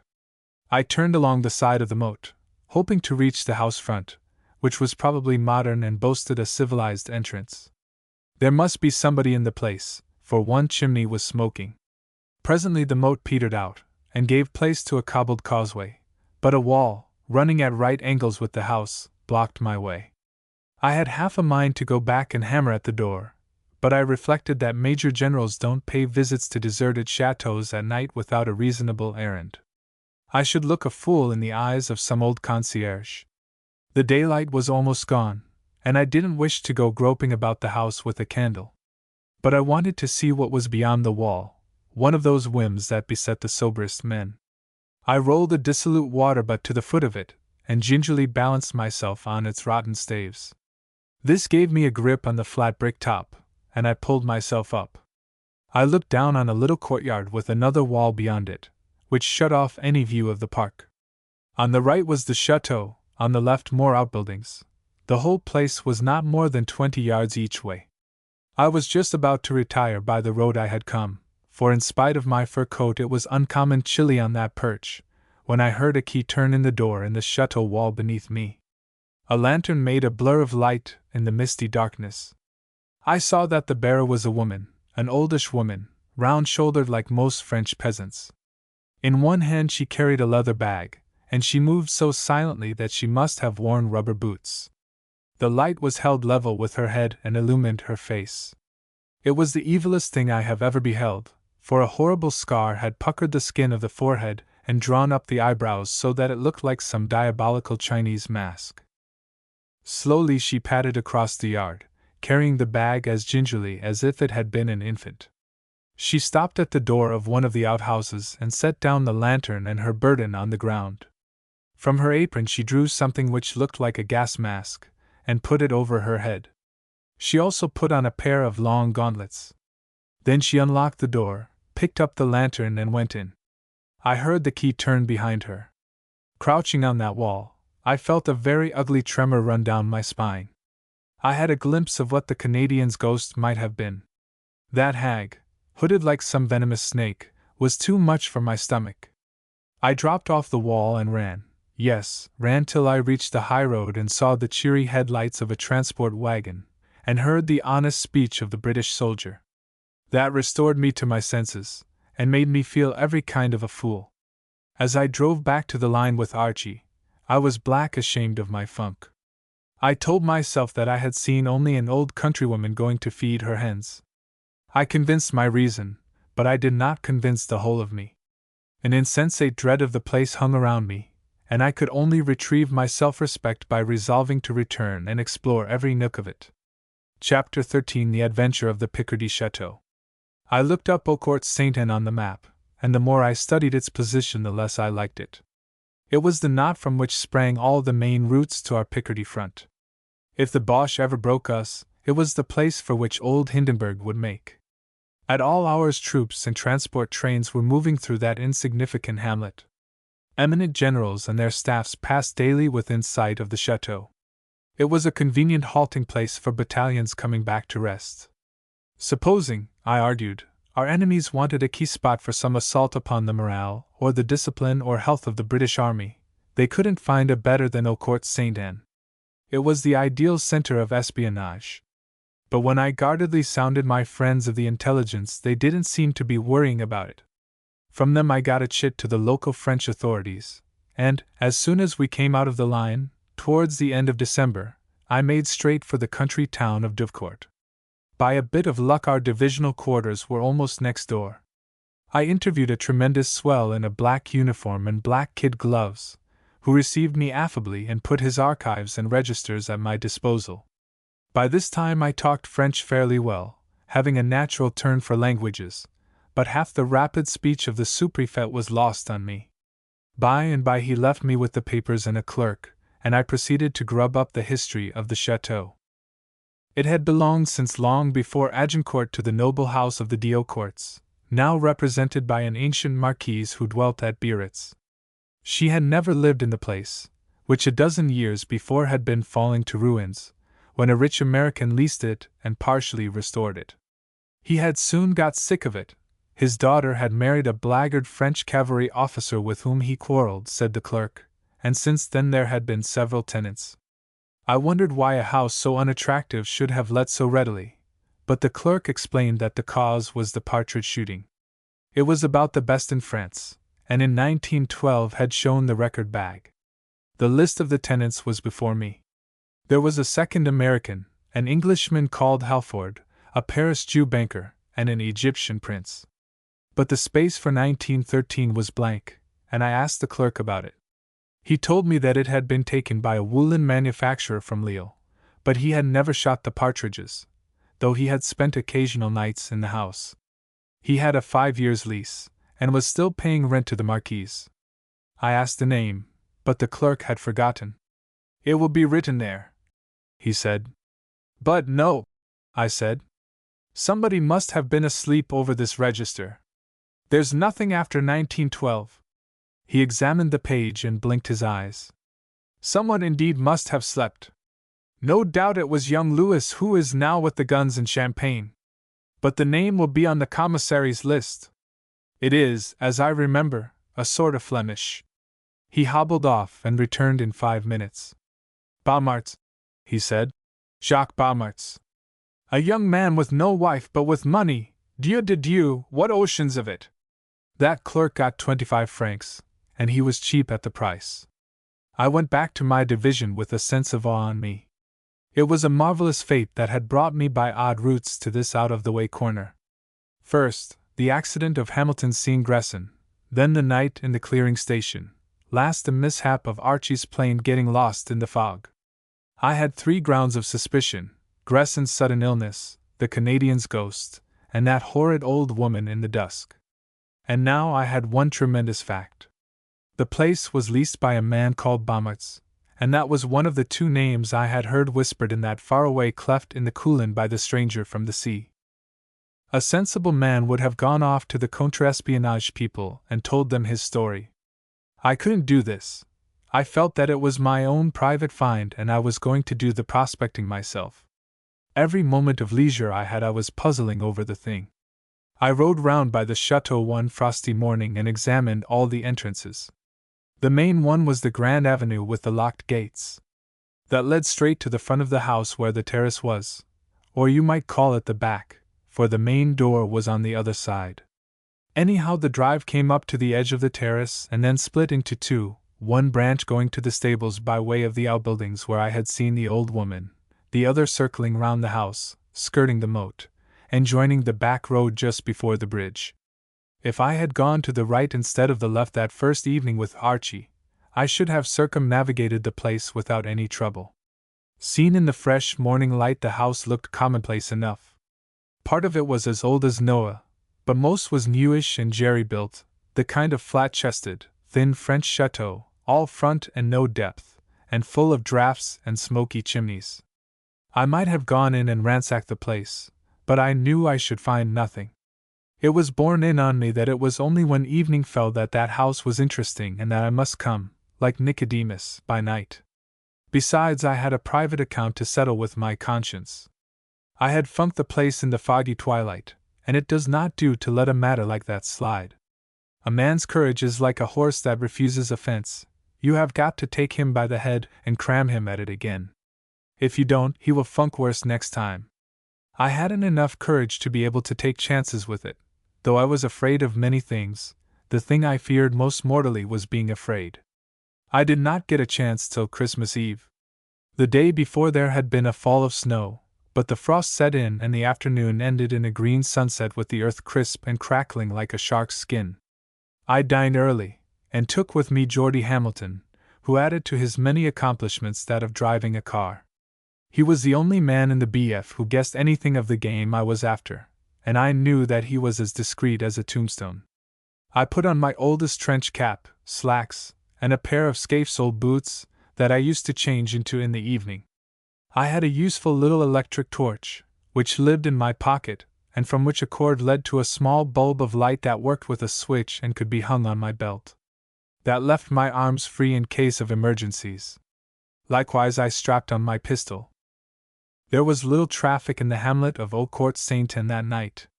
Few cars were on the road, and the empty detachment, judging from the din, seemed to be busy on a private spree.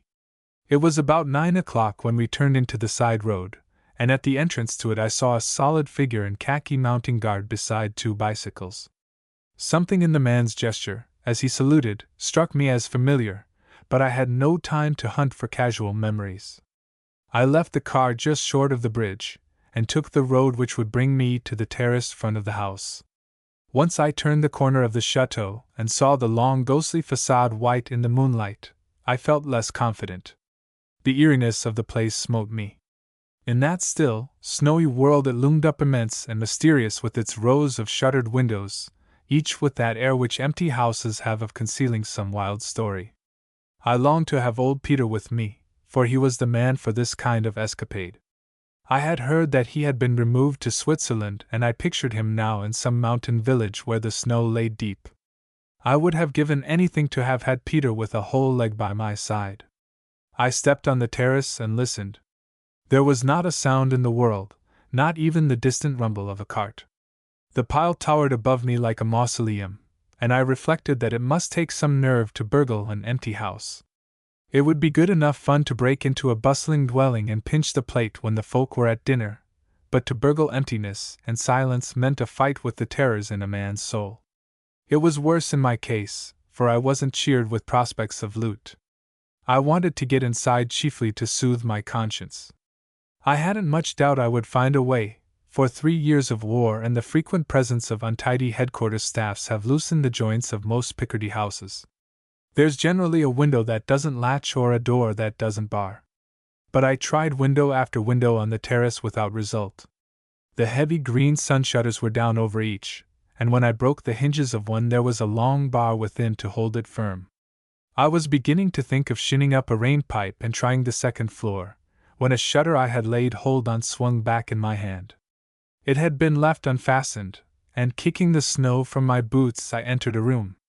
A gleam of moonlight followed me and I saw I was in a big salon with a polished wood floor and dark lumps of furniture swathed in sheets. I clicked the bulb at my belt, and the little circle of light showed a place which had not been dwelt in for years. At the far end was another door, and as I tiptoed towards it something caught my eye on the parquet. It was a piece of fresh snow like that which clumps on the heel of a boot. I had not brought it there. Some other visitor had passed this way, and not long before me. Very gently I opened the door and slipped in. In front of me was a pile of furniture which made a kind of screen, and behind that I halted and listened. There was somebody in the room. I heard the sound of human breathing and soft movements. The man, whoever he was at the far end from me, and though there was a dim glow of moon through a broken shutter, I could see nothing of what he was after.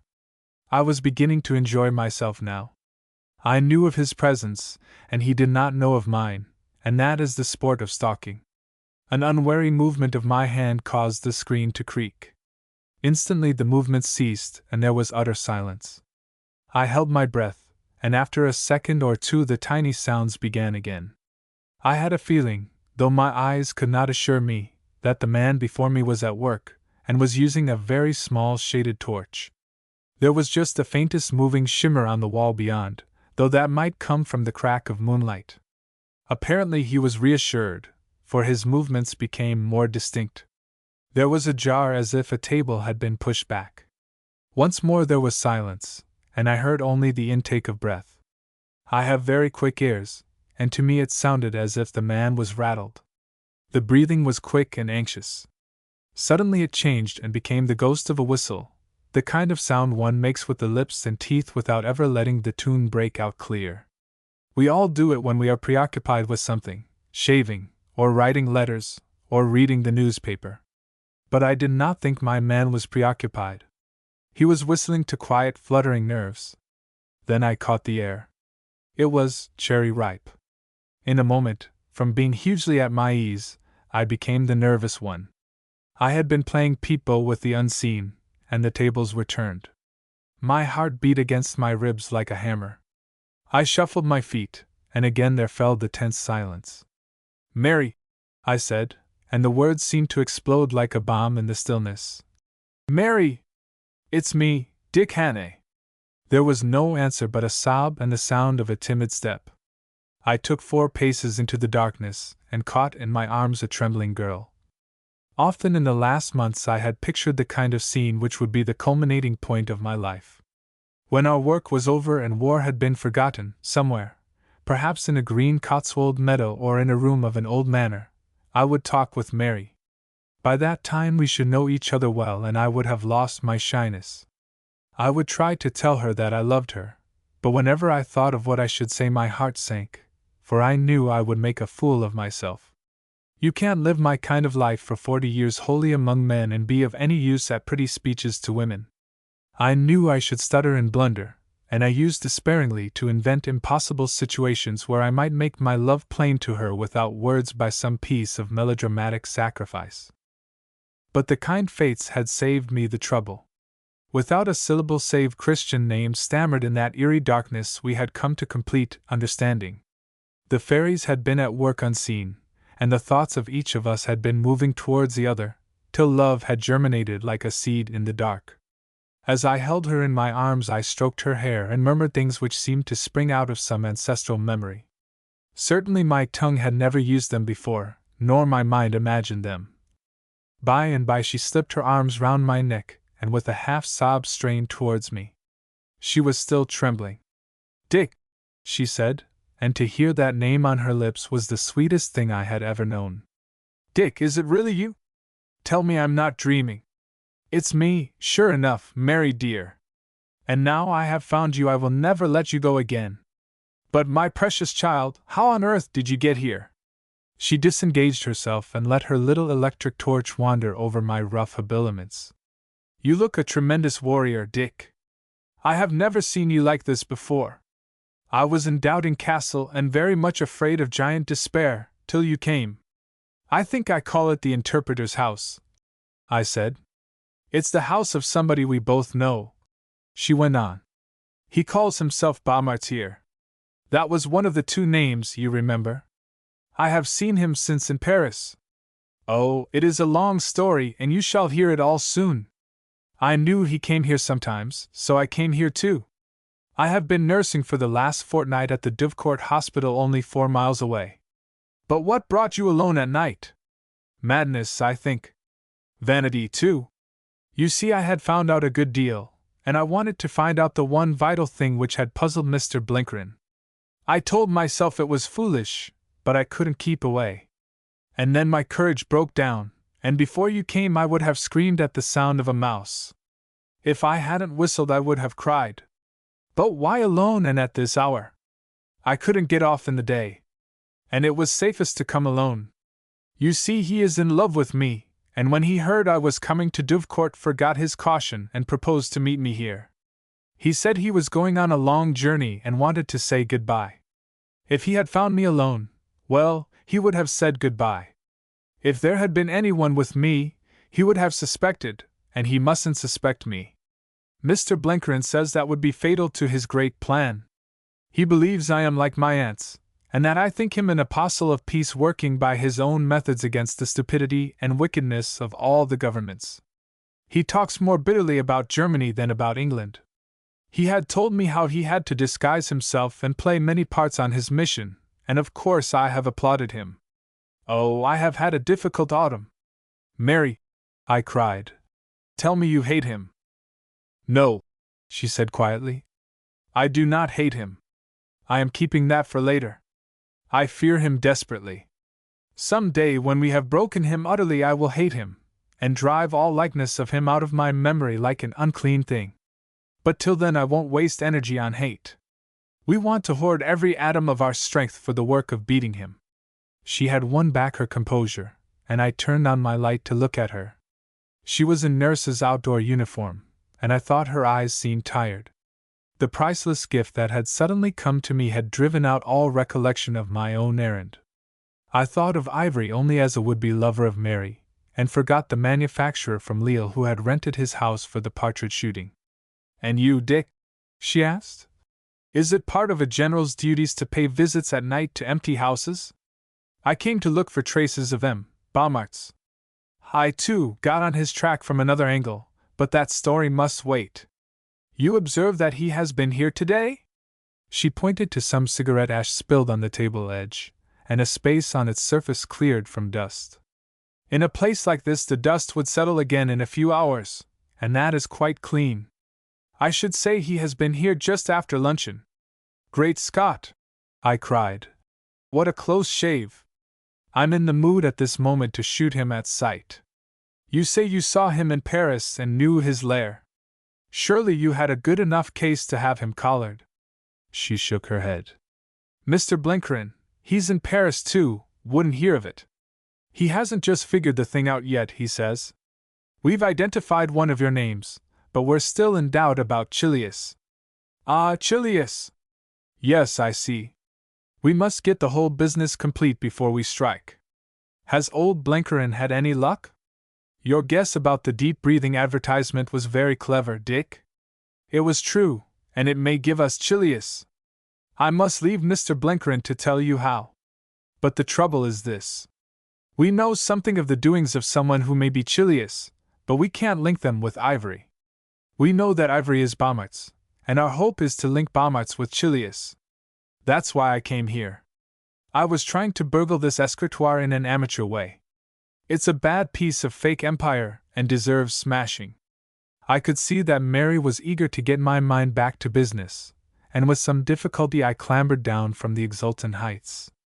The intoxication of the thing was on me, the winter night, the circle of light in that dreary room, the sudden coming together of two souls from the ends of the earth, the realization of my wildest hopes, the gilding and glorifying of all the future. But she had always twice as much wisdom as me, and we were in the midst of a campaign which had no use for daydreaming. I turned my attention to the desk. It was a flat table with drawers, and at the back a half-circle of more drawers with a central cupboard. I tilted it up and most of the drawers slid out, empty of anything but dust. I forced two open with my knife and they held empty cigar boxes. Only the cupboard remained, and that appeared to be locked. I wedged a key from my pocket into its keyhole, but the thing would not budge. It's no good, I said. He wouldn't leave anything he valued in a place like this. That sort of fellow doesn't take risks. If he wanted to hide something, there are 100 holes in this chateau which would puzzle the best detective. Can't you open it? She asked. I've a fancy about that table. He was sitting here this afternoon, and he may be coming back. I solved the problem by turning up the escritoire and putting my knee through the cupboard door. Out of it tumbled a little dark green attaché case. This is getting solemn, said Mary. Is it locked? It was, but I took my knife and cut the lock out and spilled the contents on the table. There were some papers, a newspaper or two, and a small bag tied with black cord. The last I opened, while Mary looked over my shoulder. It contained a fine yellowish powder. "Stand back," I said harshly. "For God's sake, stand back and don't breathe." With trembling hands I tied up the bag again, rolled it in a newspaper, and stuffed it into my pocket. For I remembered a day near Paran when a Boche plane had come over in the night and had dropped little bags like this. Happily they were all collected, and the men who found them were wise and took them off to the nearest laboratory. They proved to be full of anthrax germs. I remembered how a court saint had stood at the junction of a dozen roads where all day long troops passed to and from the lines. From such a vantage ground an enemy could wreck the health of an army. I remembered the woman I had seen in the courtyard of this house in the foggy dusk, and I knew now why she had worn a gas mask. This discovery gave me a horrid shock. I was brought down with a crash from my high sentiment to something earthly and devilish. I was fairly well used to Boche filthiness, but this seemed too grim a piece of the utterly damnable. I wanted to have Ivory by the throat and force the stuff into his body, and watch him decay slowly into the horror he had contrived for honest men. "Let's get out of this infernal place," I said. But Mary was not listening.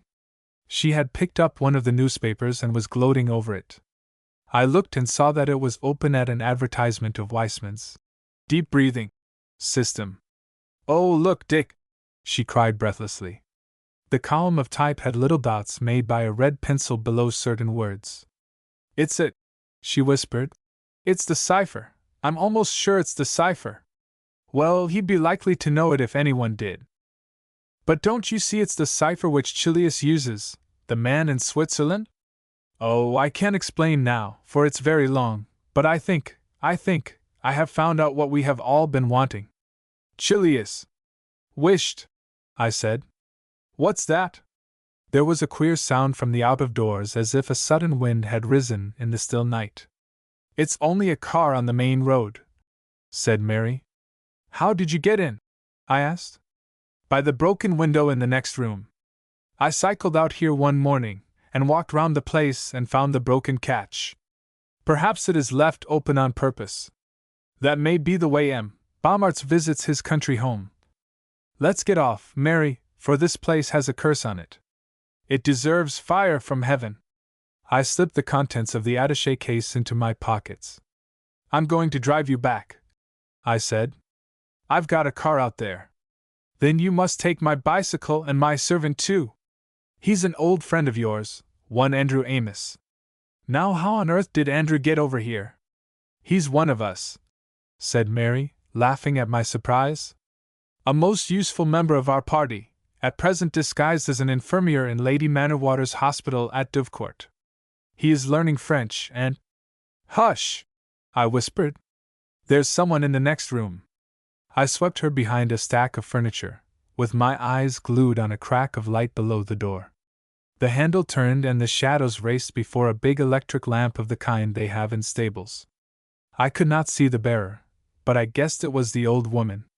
There was a man behind her. A brisk step sounded on the parquet, and a figure brushed past her. It wore the horizon blue of a French officer, very smart, with those French riding boots that show the shape of the leg, and a handsome fur-lined pelisse. I would have called him a young man, not more than 35. The face was brown and clean-shaven, the eyes bright and masterful. Yet he did not deceive me. I had not boasted idly to Sir Walter when I said that there was one man alive who could never again be mistaken by me. I had my hand on my pistol, as I motioned Mary farther back into the shadows. For a second I was about to shoot. I had a perfect mark and could have put a bullet through his brain with utter certitude. I think if I had been alone I might have fired. Perhaps not. Anyhow now I could not do it.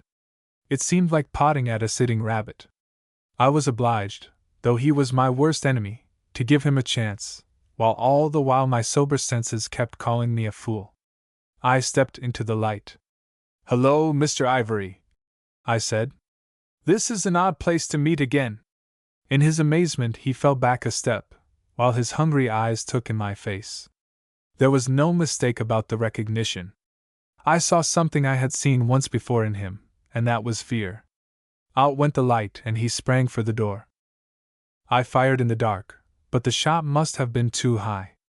In the same instant I heard him slip on the smooth parquet and the tinkle of glass as the broken window swung open. Hastily I reflected that his car must be at the moat end of the terrace, and that therefore to reach it he must pass outside this very room. Seizing the damaged escritoire, I used it as a ram, and charged the window nearest me. The panes and shutters went with a crash, for I had driven the thing out of its rotten frame. The next second I was on the moonlit snow. I got a shot at him as he went over the terrace, and again I went wide. I never was at my best with a pistol. Still I reckon I had got him, for the car which was waiting below must come back by the moat to reach the highroad. But I had forgotten the great closed park gates. Somehow or other they must have been opened, for as soon as the car started it headed straight for the Grand Avenue. I tried a couple of long-range shots after it, and one must have damaged either Ivory or his chauffeur, for there came back a cry of pain. I turned in deep chagrin to find Mary beside me. She was bubbling with laughter. "Were you ever a cinema actor, Dick? The last 2 minutes have been a really high-class performance. Featuring Mary Lamington. How does the jargon go?" "I could have got him when he first entered," I said ruefully. "I know," she said in a graver tone. "Only of course you couldn't. Besides, Mr. Blenkerin doesn't want it, yet." She put her hand on my arm. "Don't worry about it. It wasn't written it should happen that way. It would have been too easy. We have a long road to travel yet before we clip the wings of the wild birds." "Look!" I cried. "The fire from heaven!" Red tongues of flame were shooting up from the outbuildings at the farther end, the place where I had first seen the woman. Some agreed plan must have been acted on, and Ivory was destroying all traces of his infamous yellow powder. Even now the concierge with her odds and ends of belongings would be slipping out to some refuge in the village.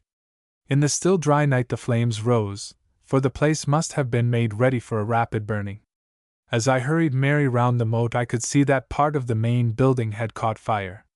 The hamlet was awakened, and before we reached the corner of the highroad sleepy British soldiers were hurrying towards the scene, and the town major was mustering the fire brigade.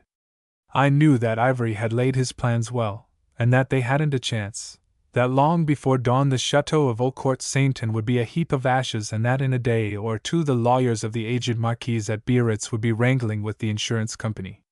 At the corner stood Amos beside 2 bicycles, solid as a graven image. He recognized me with a gap-toothed grin. "It's a cold night, General, but the home fires keep burnin'. I haven't seen such a cheery low since Dixon's mill at Golly." We packed, bicycles and all, into my car with Amos wedged in the narrow seat beside Hamilton. Recognizing a fellow countryman, he gave thanks for the lift in the broadest Doric. "For," said he, "I'm not what you would call a practiced hand wi' a velocipede, and my feet are dinnled wi' standin' in the snow." As for me, the miles to Dovecourt passed as in a blissful moment of time. I wrapped Mary in a fur rug, and after that we did not speak a word. I had come suddenly into a great possession, and was dazed with the joy of it. Chapter 14 Mr. Blenkerin discourses on love and war. 3 days later I got my orders to report at Paris for special service. They came none too soon, for I chafed at each hour's delay. Every thought in my head was directed to the game which we were playing against Ivory. He was the big enemy, compared to whom the ordinary Boche in the trenches was innocent and friendly. I had almost lost interest in my division, for I knew that for me the real battlefront was not in Picardy, and that my job was not so easy as holding a length of line. Also I longed to be at the same work as Mary. I remember waking up in billets the morning after the night at the chateau with the feeling that I had become extraordinarily rich. I felt very humble, too, and very kindly towards all the world, even to the Boche, though I can't say I had ever hated him very wildly. You find hate more among journalists and politicians at home than among fighting men. I wanted to be quiet and alone to think, and since that was impossible I went about my work in a happy abstraction. I tried not to look ahead, but only to live in the present, remembering that a war was on, and that there was desperate and dangerous business before me, and that my hopes hung on a slender thread. Yet for all that I had sometimes to let my fancies go free, and revel in delicious dreams. But there was one thought that always brought me back to hard ground, and that was Ivory. I do not think I hated anybody in the world but him. It was his relation to Mary that stung me. He had the insolence with all his toad-like past to make love to that clean and radiant girl. I felt that he and I stood as mortal antagonists, and the thought pleased me, for it helped me to put some honest detestation into my job. Also, I was going to win. Twice I had failed, but the third time I should succeed. It had been like ranging shots for a gun, first short, second over, and I vowed that the third should be dead on the mark. I was summoned to GHU, where I had half an hour's talk with the greatest British commander. I can see yet his patient, kindly face and that steady eye which no vicissitude of fortune could perturb. He took the biggest view, for he was statesman as well as soldier, and knew that the whole world was one battlefield and every man and woman among the combatant nations was in the battle line. So contradictory is human nature, that talk made me wish for a moment to stay where I was. I wanted to go on serving under that man.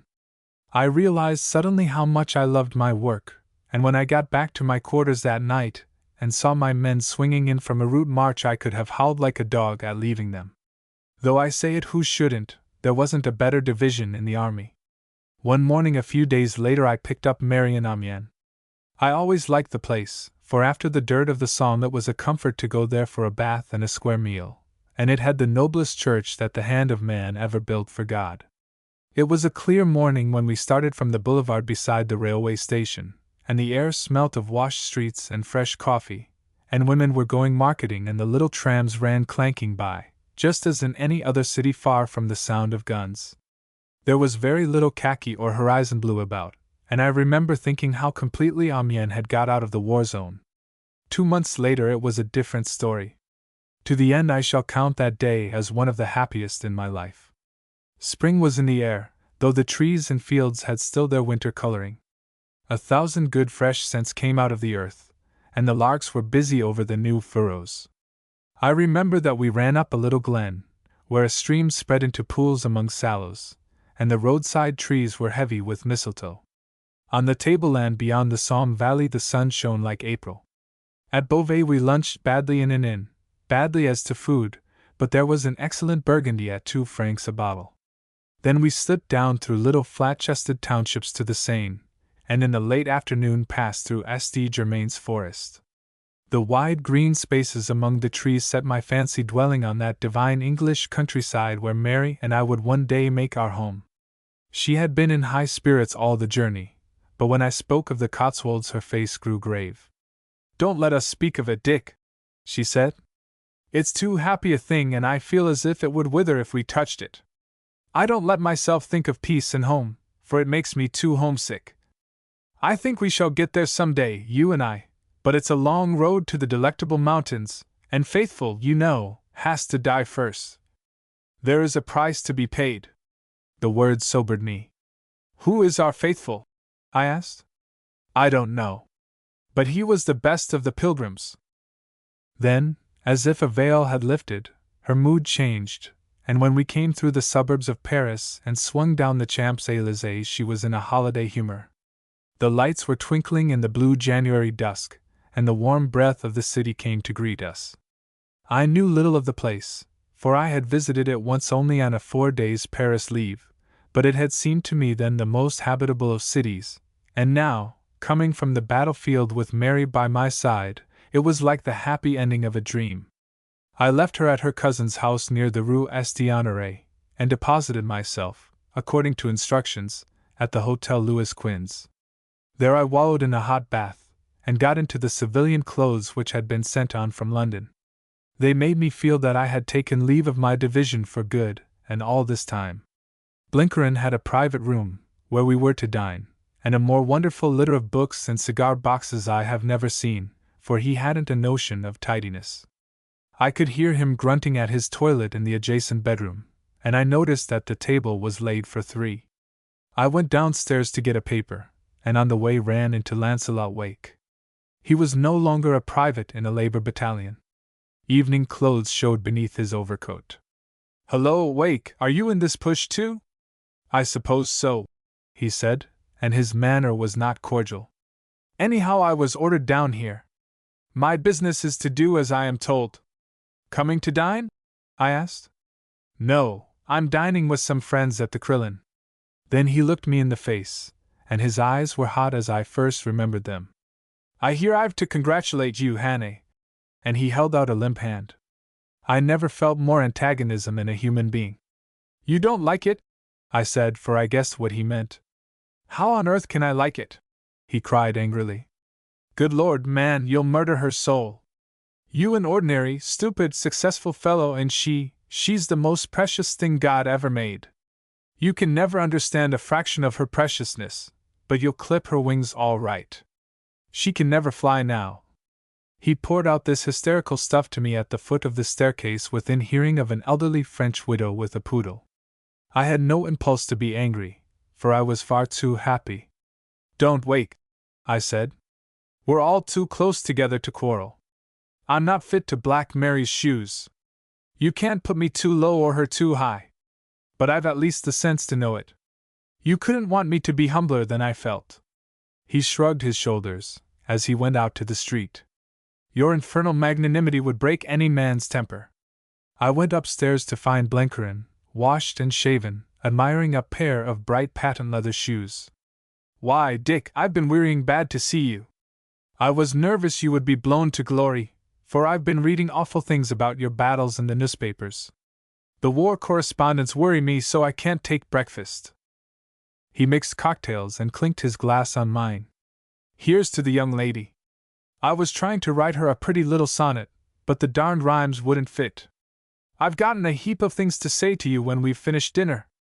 Mary came in, her cheeks bright from the weather, and Blenkerin promptly fell abashed. But she had a way to meet his shyness, for, when he began an embarrassed speech of good wishes, she put her arms round his neck and kissed him. Oddly enough, that set him completely at his ease. It was pleasant to eat off linen and china again, pleasant to see old Blenkerin's benignant face and the way he tucked into his food, but it was delicious for me to sit at a meal with Mary across the table. It made me feel that she was really mine, and not a pixie that would vanish at a word. To Blenkerin she bore herself like an affectionate but mischievous daughter, while the desperately refined manners that afflicted him whenever women were concerned mellowed into something like his everyday self. They did most of the talking, and I remember he fetched from some mysterious hiding place a great box of chocolates, which you could no longer buy in Paris, and the two ate them like spoiled children. I didn't want to talk, for it was pure happiness for me to look on. I loved to watch her, when the servants had gone, with her elbows on the table like a schoolboy, her crisp gold hair a little rumpled, cracking walnuts with gusto, like some child who has been allowed down from the nursery for dessert, and means to make the most of it. With his first cigar Blenkerin got to business. "You want to know about the staff work we've been busy on at home. Well, it's finished now, thanks to you, Dick. We weren't getting on very fast till you took to perusing the press on your sickbed and dropped us that hint about the deep breathing ads." "Then there was something in it?" I asked. "There was black hell in it.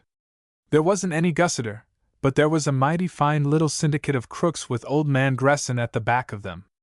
First thing, I started out to get the cipher. It took some looking for, but there's no cipher on earth can't be got hold of somehow if you know it's there, and in this case we were helped a lot by the return messages in the German papers. It was bad stuff when we read it, and explained the darned leakages and important no's we've been up against. At first I figured to keep the thing going and turn Gussiter into a corporation with John S. Blenkerin as president. But it wouldn't do, for at the first hint of tampering with their communications the whole bunch got skeery and sent out SOS signals. So we tenderly plucked the flowers." "Gresson, too?" I asked. He nodded. "I guess your seafaring companion's now under the sod. We had collected enough evidence to hang him 10 times over. But that was the least of it. For your little old cipher, Dick gave us a line on ivory." I asked how, and Blenkerin told me the story. He had about a dozen cross-bearings proving that the organization of the Deep breathing. Game had its headquarters in Switzerland. He suspected ivory from the first, but the man had vanished out of his ken, so he started working from the other end, and instead of trying to deduce the Swiss business from ivory, he tried to deduce ivory from the Swiss business. He went to Bern and made a conspicuous public fool of himself for several weeks. He called himself an agent of the American propaganda there, and took some advertising space in the press and put in spread-eagle announcements of his mission, with the result that the Swiss government threatened to turn him out of the country if he tampered that amount with their neutrality. He also wrote a lot of rot in the Geneva newspapers, which he paid to have printed, explaining how he was a pacifist, and was going to convert Germany to peace by inspirational advertisement of pure-minded war aims.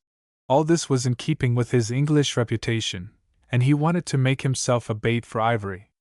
But ivory did not rise to the fly, and though he had a dozen agents working for him on the quiet, he could never hear of the name Chilius. That was, he reckoned, a very private and particular name among the wild birds. However, he got to know a good deal about the Swiss end of the deep-breathing business. That took some doing and cost a lot of money. His best people were a girl who posed as a mannequin in a milliner's shop in Lyons and a concierge in a big hotel at St. Moritz. His most important discovery was that there was a second cipher in the return messages sent from Switzerland, different from the one that the Gusseter lot used in England. He got this cipher, but though he could read it, he couldn't make anything out of it. He concluded that it was a very secret means of communication between the inner circle of the wild birds, and that ivory must be at the back of it. But he was still a long way from finding out anything that mattered. Then the whole situation changed, for Mary got in touch with ivory. I must say she behaved like a shameless minx, for she kept on writing to him to an address he had once given her in Paris, and suddenly she got an answer. She was in Paris herself, helping to run one of the railway canteens, and staying with her French cousins, the de Mézières. One day he came to see her. That showed the boldness of the man, and his cleverness, for the whole secret police of France were after him and they never got within sight or sound. Yet here he was coming openly in the afternoon to have tea with an English girl. It showed another thing, which made me blaspheme. A man so resolute and single-hearted in his job must have been pretty badly in love to take a risk like that. He came, and he called himself the Capitaine Bommertz. With a transport job on the staff of the French GQG, he was on the staff right enough too. Mary said that when she heard that name she nearly fell down. He was quite frank with her, and she with him. They are both peacemakers, ready to break the laws of any land for the sake of a great ideal. Goodness knows what stuff they talk together. Mary said she would blush to think of it till her dying day, and I gathered that on her side it was a mixture of Lancelot Wake at his most pedantic and schoolgirl's silliness. He came again, and they met often, unbeknown to the decorous Madame de Mézières. They walked together in the Bois de Boulogne, and once, with a beating heart, she motored with him to Auteuil for luncheon. He spoke of his house in Picardy, and there were moments, I gathered, when he became the declared lover, to be rebuffed with a hoydenish shyness. Presently the pace became too hot, and after some anguished arguments with Bullivant on the long-distance telephone she went off to Dovecourt to Lady Mannerwater's hospital.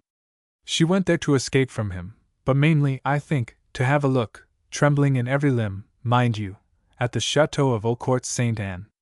I had only to think of Mary to know just what Joan of Arc was. No man ever born could have done that kind of thing. It wasn't recklessness. It was sheer calculating courage. Then Blenkerin took up the tale. The newspaper we found that Christmas Eve in the chateau was of tremendous importance, for Bommertz had pricked out in the advertisement the very special second cipher of the wild birds.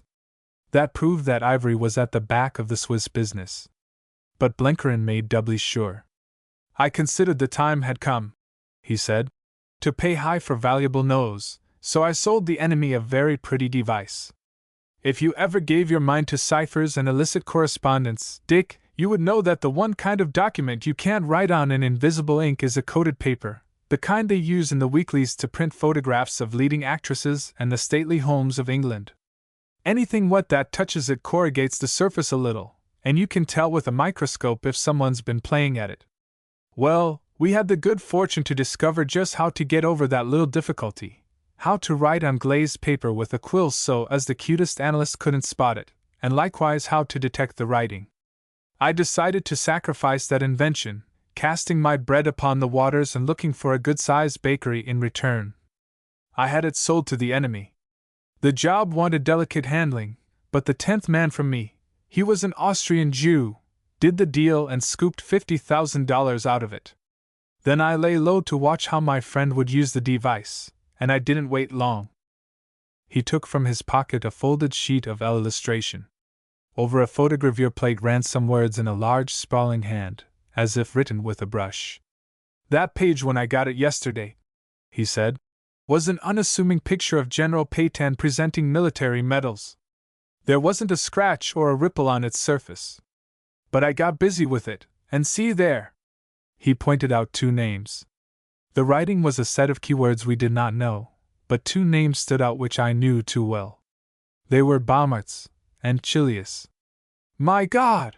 I cried. That's uncanny. It only shows that if you chew long enough, Dick, said Mary, you mustn't say that again.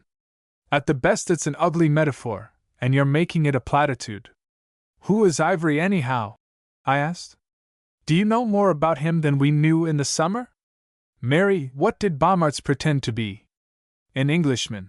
Mary spoke in the most matter-of-fact tone, as if it were a perfectly usual thing to be made love to by a spy, and that rather soothed my annoyance. When he asked me to marry him, he proposed to take me to a country house in Devonshire. I rather think, too, he had a place in Scotland. But of course he's a German.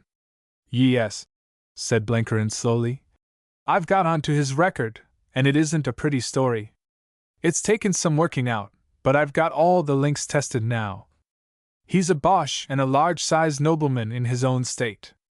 Did you ever hear of the Graf von Schwabing? I shook my head. I think I have heard Uncle Charlie speak of him, said Mary, wrinkling her brows. He used to hunt with the Pyschli. That's the man. But he hasn't troubled the Pyschli for the last 8 years. There was a time when he was the last thing in smartness in the German court, officer in the guards, ancient family, rich, darned clever, all the fixings. Kaiser liked him, and it's easy to see why. I guess a man who had as many personalities as the Graf was amusing after dinner company. Especially among the Germans, who in my experience don't excel in the lighter vein.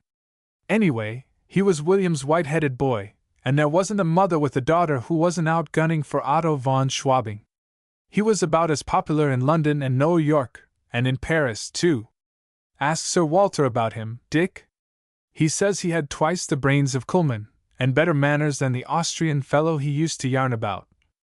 Well, one day there came an almighty court scandal, and the bottom dropped out of the Graf's world. It was a pretty beastly story, and I don't gather that Schwabing was as deep in it as some others. But the trouble was that those others had to be shielded at all costs, and Schwabing was made the scapegoat. His name came out in the papers and he had to go. What was the case called? I asked. Blenkerin mentioned a name, and I knew why the word Schwabing was familiar. I had read the story long ago in Rhodesia. It was some smash. Blenkerin went on. He was drummed out of the guards, out of the clubs, out of the country. Now, how would you have felt, Dick, if you had been the Graf? Your life and work and happiness crossed out, and all to save a mangy princeling. Bitter as hell, you say. Hungering for a chance to put it across the lot that had outed you.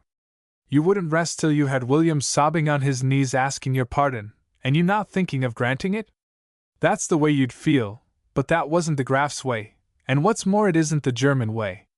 He went into exile hating humanity, and with a heart all poison and snakes, but itching to get back. And I'll tell you why. It's because his kind of German hasn't got any other home on this earth. Oh yes, I know there's stacks of good old Teutons come and squat in our little country and turn into fine Americans. You can do a lot with them if you catch them young and teach them the Declaration of Independence, and make them study our Sunday papers.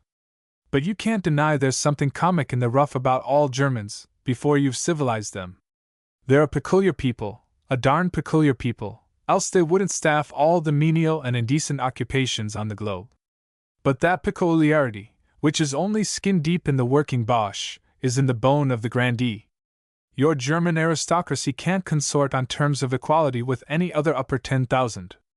They swagger and bluff about the world, but they know very well that the world's sniggering at them.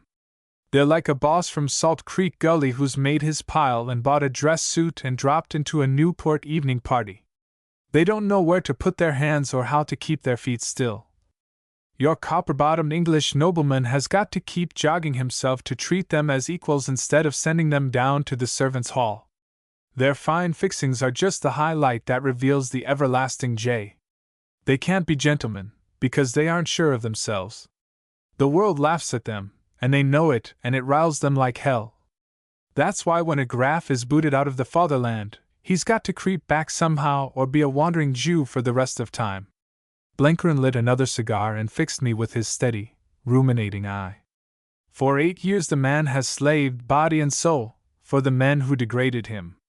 He's earned his restoration, and I dare say he's got it in his pocket. If merit was rewarded, he should be covered with iron crosses and red eagles. He had a pretty good hand to start out with. He knew other countries and he was a dandy at languages. More, he had an uncommon gift for living apart. That is real genius, Dick, however much it gets up against us. Best of all, he had a first-class outfit of brains. I can't say I ever struck a better, and I've come across some bright citizens in my time. And now he's going to win out, unless we get mighty busy. There was a knock at the door, and the solid figure of Andrew Amos revealed itself. It's time you was home, Miss Mary. It chapped 11:30 as I came up the stairs. It's comin' on to rain, so I've brought an umbrella. One word, I said. How old is the man? Just gone 36, Blenkerin replied. I turned to Mary, who nodded. Younger than you, Dick, she said wickedly as she got into her big Jaeger coat. I'm going to see you home, I said. Not aloud. You've had quite enough of my society for one day. Andrew's on escort duty tonight. Blenkerin looked after her as the door closed. I reckon you've got the best girl in the world. Ivory thinks the same, I said grimly, for my detestation of the man who had made love to Mary fairly choked me. You can see why. Here's this degenerate coming out of his rotten class, all pampered and petted and satiated with the easy pleasures of life. He has seen nothing of women except the bad kind and the overfed specimens of his own country. I hate being impolite about females, but I've always considered the German variety uncommon like cows. He has had desperate years of intrigue and danger, and consorting with every kind of scalawag. Remember, he's a big man and a poet, with a brain and an imagination that takes every grade without changing gears. Suddenly he meets something that is as fresh and lovely as a spring flower, and has wits too, and the steeliest courage, and yet is all youth and gaiety. It's a new experience for him, a kind of revelation, and he's big enough to value her as she should be valued. No, Dick, I can understand you getting cross, but I reckon it an item to the man's credit. It's his blind spot all the same, I said. His blind spot, Blenkerin repeated solemnly. And please God, we're going to remember that. Next morning in miserable sloppy weather Blenkerin carted me about Paris. We climbed 5 sets of stairs to a flat away up in Montmartre, where I was talked to by a fat man with spectacles and a slow voice and told various things that deeply concerned me. Then I went to a room in the Boulevard St. Germain, with a little cabinet opening off it, where I was shown papers and maps and some figures on a sheet of paper that made me open my eyes. We lunched in a modest café tucked away behind the Palais Royal, and our companions were 2 Alsatians who spoke German better than a Boche and had no names, only numbers. In the afternoon I went to a low building beside the Invalides and saw many generals, including more than one whose features were familiar in 2 hemispheres. I told them everything about myself, and I was examined like a convict, and all particulars about my appearance and manner of speech written down in a book. That was to prepare the way for me, in case of need, among the vast army of those who work underground and know their chief but do not know each other. The rain cleared before night, and Blenkerin and I walked back to the hotel through that lemon-colored dust that you get in a French winter. We passed a company of American soldiers, and Blenkerin had to stop and stare. I could see that he was stiff with pride, though he wouldn't show it. "What you think of that bunch?" he asked. "First-rate stuff," I said.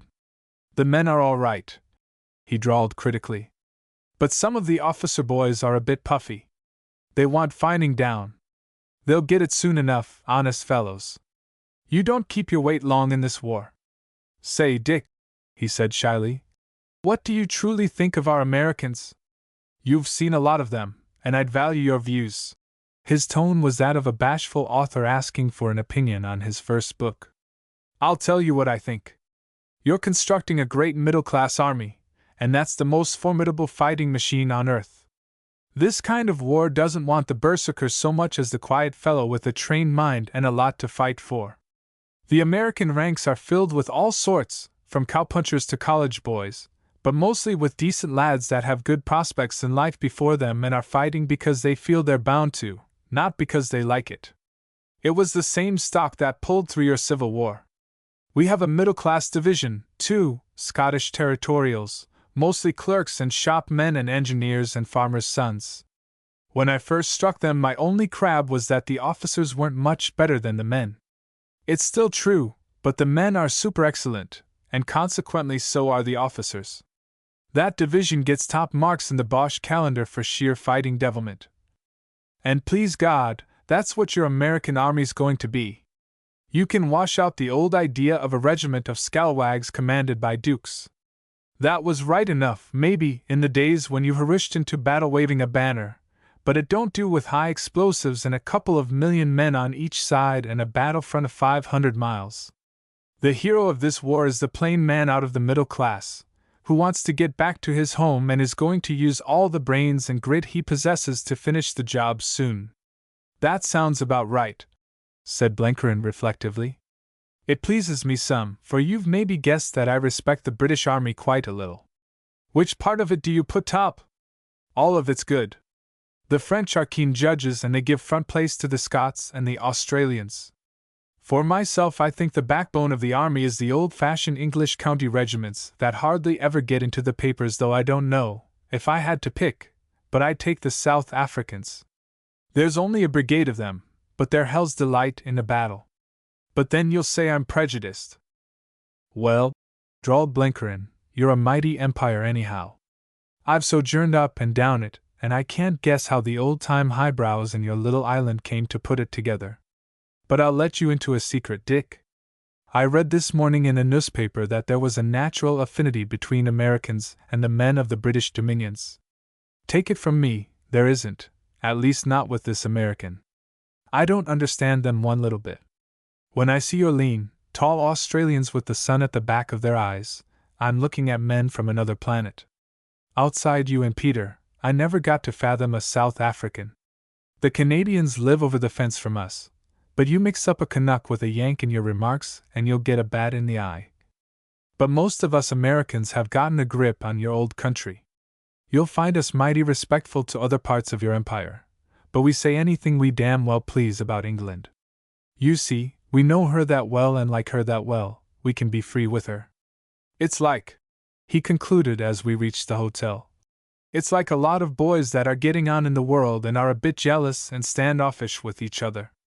But they're all at home with the old man who used to warm them up with a hickory cane, even though sometimes in their haste they call him a stand-patter. That night at dinner we talked solid business, Blenkerin and I and a young French colonel from the 3 section at GQG. Blenkerin, I remember, got very hurt about being called a businessman by the Frenchman, who thought he was paying him a compliment. Cut it out, he said.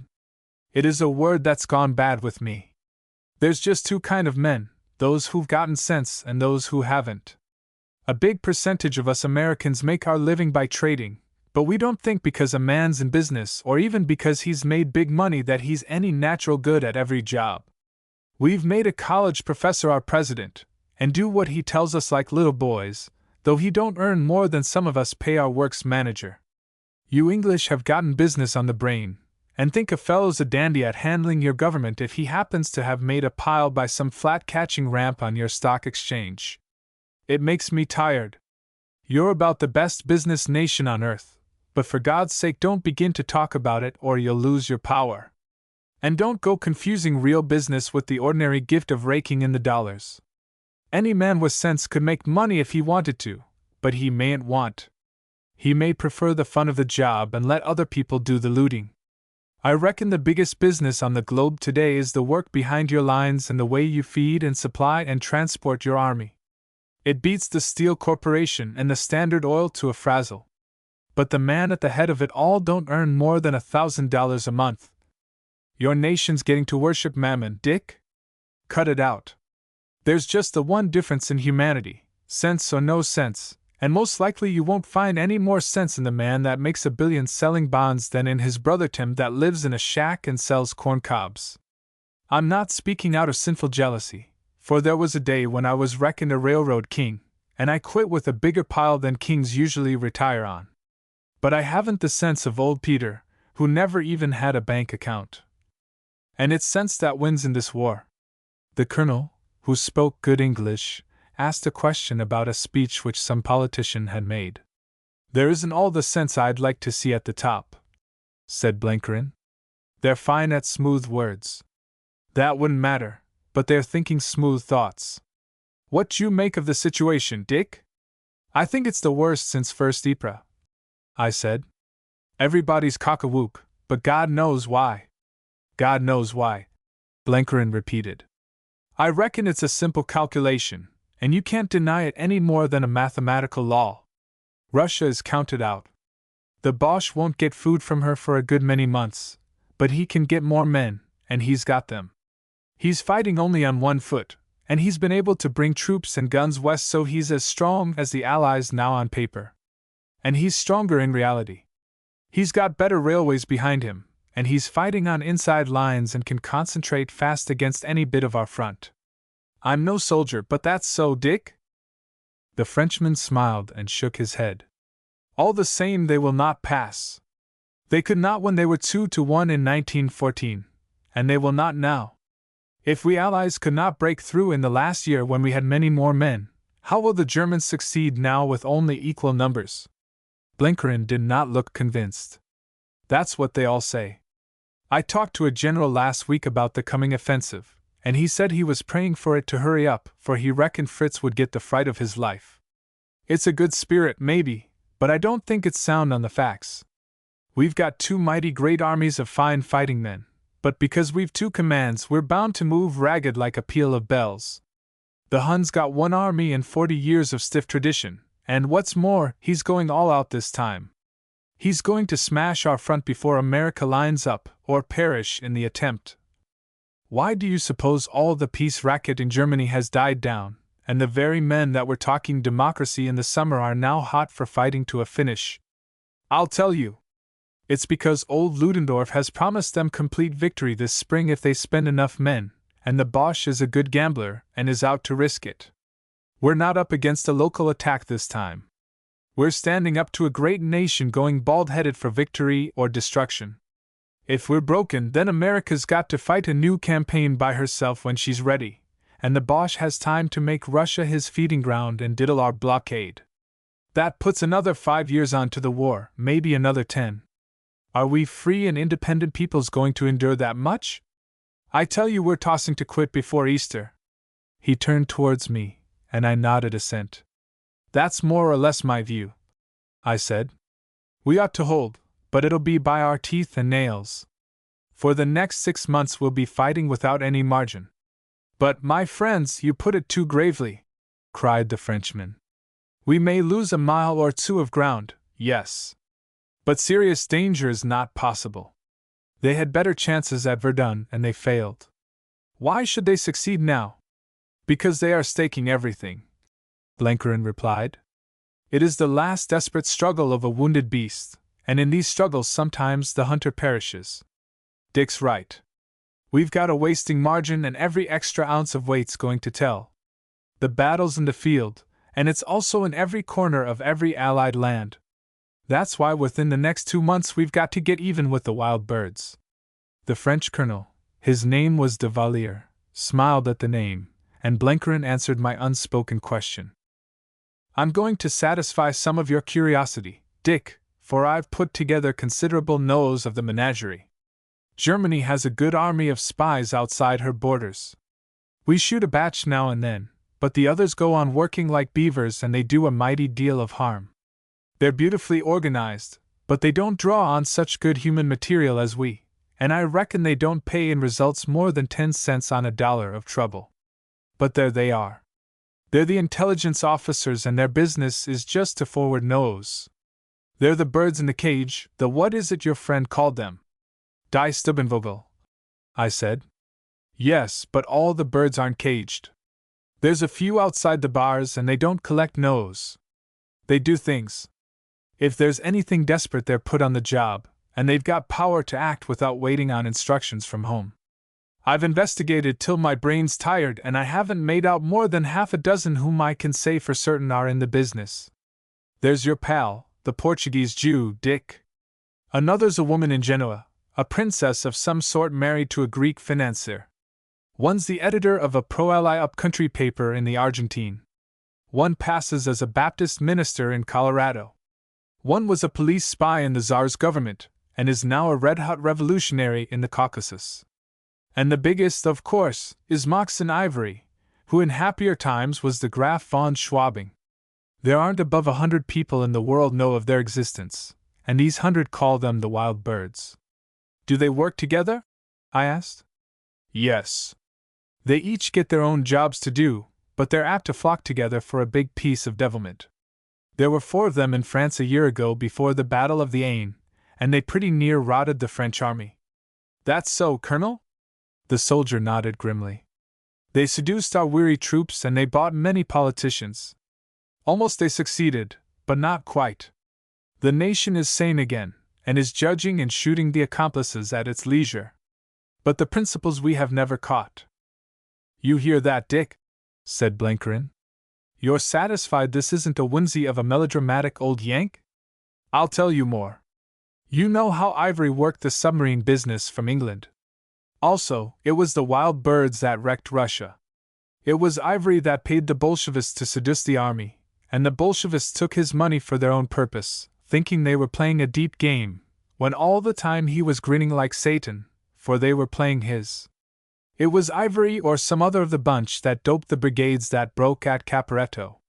If I started in to tell you the history of their doings you wouldn't go to bed, and if you did you wouldn't sleep. There's just this to it. Every Finnish subtledevilry that the Boche has wrought among the Allies since August 1914 has been the work of the wild birds and more or less organized by Ivory. They're worth half a dozen army corps to Ludendorff. They're the mightiest poison merchants the world ever saw, and they've the nerve of hell. I don't know, I interrupted. Ivory's got his soft spot. I saw him in the tube station. Maybe, but he's got the kind of nerve that's wanted. And now I rather fancy he's whistling in his flock. Blenkerin consulted a notebook. Pavia, that's the Argentine man, started last month for Europe. He transshipped from a coasting steamer in the West Indies and we've temporarily lost track of him, but he's left his hunting ground. What do you reckon that means? It means, Blenkerin continued solemnly, that Ivory thinks the game's nearly over. The play's working up for the big climax. And that climax is going to be damnation for the Allies, unless we get a move on. Right, I said. That's what I'm here for. What's the move? The wild birds mustn't ever go home, and the man they call Ivory or Baumarts or Chilius has to decease. It's a cold-blooded proposition, but it's him or the world that's got to break. But before he quits this earth we're bound to get wise about some of his plans, and that means that we can't just shoot a pistol at his face. Also we've got to find him first. We reckon he's in Switzerland, but that is a state with quite a lot of diversified scenery to lose a man in. Still I guess we'll find him. But it's the kind of business to plan out as carefully as a battle. I'm going back to Bern on my old stunt to boss the show, and I'm giving the orders. You're an obedient child, Dick, so I don't reckon on any trouble that way. Then Blenkerin did an ominous thing. He pulled up a little table and started to lay out patience cards. Since his duodenum was cured, he seemed to have dropped that habit, and from his resuming it I gathered that his mind was uneasy. I can see that scene as if it were yesterday, the French colonel in an armchair smoking a cigarette in a long amber holder, and Blenkerin sitting primly on the edge of a yellow silk ottoman, dealing his cards and looking guiltily towards me. "You'll have Peter for company," he said. "Peter's a sad man, but he has a great heart, and he's been mighty useful to me already. They're going to move him to England very soon. The authorities are afraid of him, for he's apt to talk wild, his health having made him peevish about the British. But there's a deal of red tape in the world, and the orders for his repatriation are slow in coming." The speaker winked very slowly and deliberately with his left eye. I asked if I was to be with Peter, much cheered at the prospect. "Why, yes. You and Peter are the collateral in the deal. But the big game's not with you." I had a presentiment of something coming, something anxious and unpleasant. "Is Mary in it?" I asked. He nodded and seemed to pull himself together for an explanation. "See here, Dick. Our main job is to get Ivory back to Allied soil where we can handle him. And there's just the one magnet that can fetch him back. You aren't going to deny that." I felt my face getting very red, and that ugly hammer began beating in my forehead. Two grave, patient eyes met my glare. "I'm damned if I'll allow it," I cried. "I've some right to a say in the thing. I won't have Mary made a decoy. It's too infernally degrading. It isn't pretty, but war isn't pretty, and nothing we do is pretty. I'd have blushed like a rose when I was young and innocent to imagine the things I've put my hand to in the last 3 years. But have you any other way, Dick? I'm not proud, and I'll scrap the plan if you can show me another. Night after night I've hammered the thing out, and I can't hit on a better. Hi-ho, Dick, this isn't like you." And he grinned ruefully. "You're making yourself a fine argument in favor of celibacy, in time of war anyhow. What is it the poet sings?" I was as angry as sin, but I felt all the time I had no case. Blenkerin stopped his game of patience, sending the cards flying over the carpet, and straddled on the hearthrug. "You're never going to be a piker. What's duty, if you won't carry it to the other side of hell? What's the use of yapping about your country if you're going to keep anything back when she calls for it? What's the good of meaning to win the war if you don't put every cent you've got on your stake? You'll make me think you're like the jacks in your English novels that chuck in their hand and say it's up to God, and call that seeing it through. No, Dick, that kind of duty don't deserve a blessing. You dursn't keep back anything if you want to save your soul. Besides," he went on, "what a girl it is! She can't scare and she can't soil. She's white-hot youth and innocence, and she'd take no more harm than clean steel from a muck heap." I knew I was badly in the wrong, but my pride was all raw. "I'm not going to agree till I've talked to Mary. But Miss Mary has consented," he said gently. "She made the plan." Next day, in clear blue weather that might have been May, I drove Mary down to Fontainebleau. We lunched in the inn by the bridge and walked into the forest. I hadn't slept much, for I was tortured by what I thought was anxiety for her, but which was in truth jealousy of Ivory. I don't think that I would have minded her risking her life, for that was part of the game we were both in, but I jibbed at the notion of Ivory coming near her again. I told myself it was honorable pride, but I knew deep down in me that it was jealousy. I asked her if she had accepted Blenkerin's plan, and she turned mischievous eyes on me. "I knew I should have a scene with you, Dick. I told Mr. Blenkerin so." Of course I agreed. I'm not even very much afraid of it. I'm a member of the team, you know, and I must play up to my form. I can't do a man's work, so all the more reason why I should tackle the thing I can do. "But," I stammered, "it's such a degrading business for a child like you. I can't bear. It makes me hot to think of it." Her reply was merry laughter. "You're an old Ottoman, Dick. You haven't doubled Cape Turk yet, and I don't believe you're round Seraglio Point. Why, women aren't the brittle things men used to think them. They never were, and the war has made them like whipcord. Bless you, my dear, we're the tougher sex now. We've had to wait and endure, and we've been so beaten on the anvil of patience that we've lost all our megrims. She put her hands on my shoulders and looked me in the eyes. Look at me, Dick, look at your someday to be espoused saint. I'm 19 years of age next August. Before the war I should have only just put my hair up.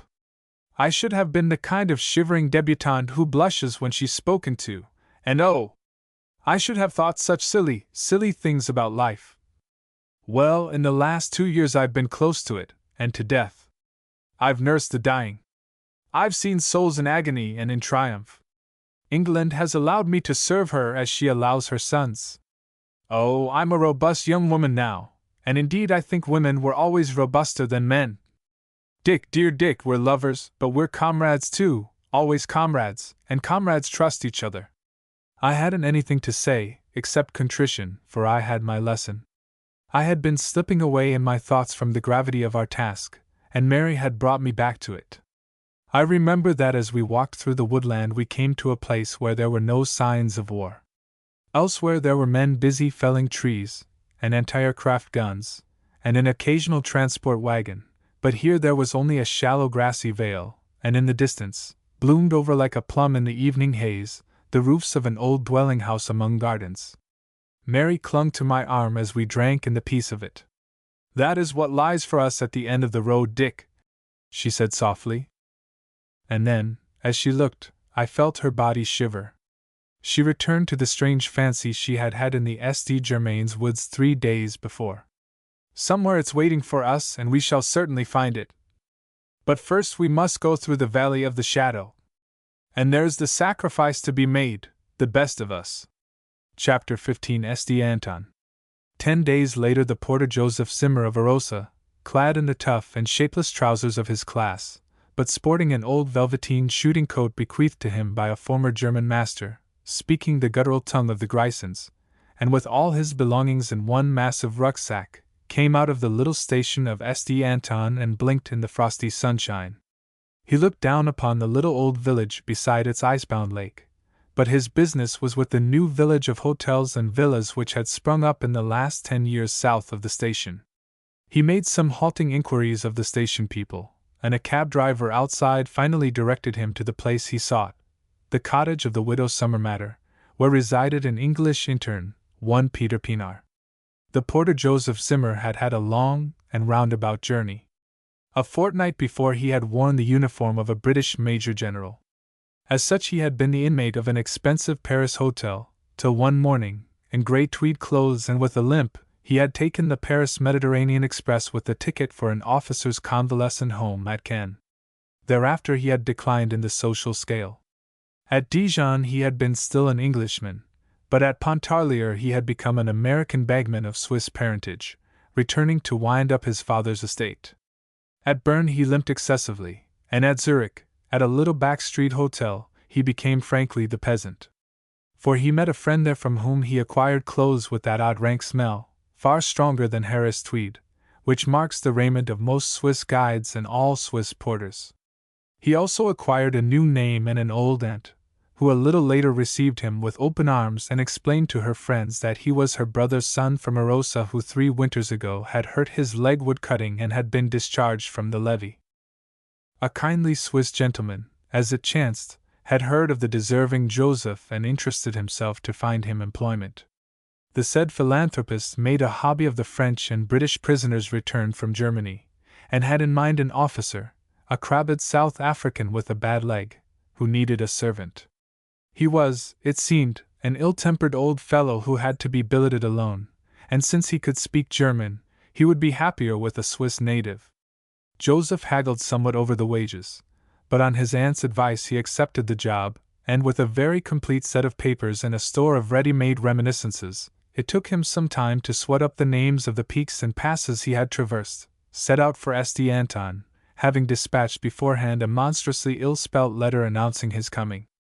He could barely read and write, but he was good at maps, which he had studied carefully, and he noticed with satisfaction that the valley of St. Anton gave easy access to Italy. As he journeyed south the reflections of that porter would have surprised his fellow travelers in the stuffy third-class carriage.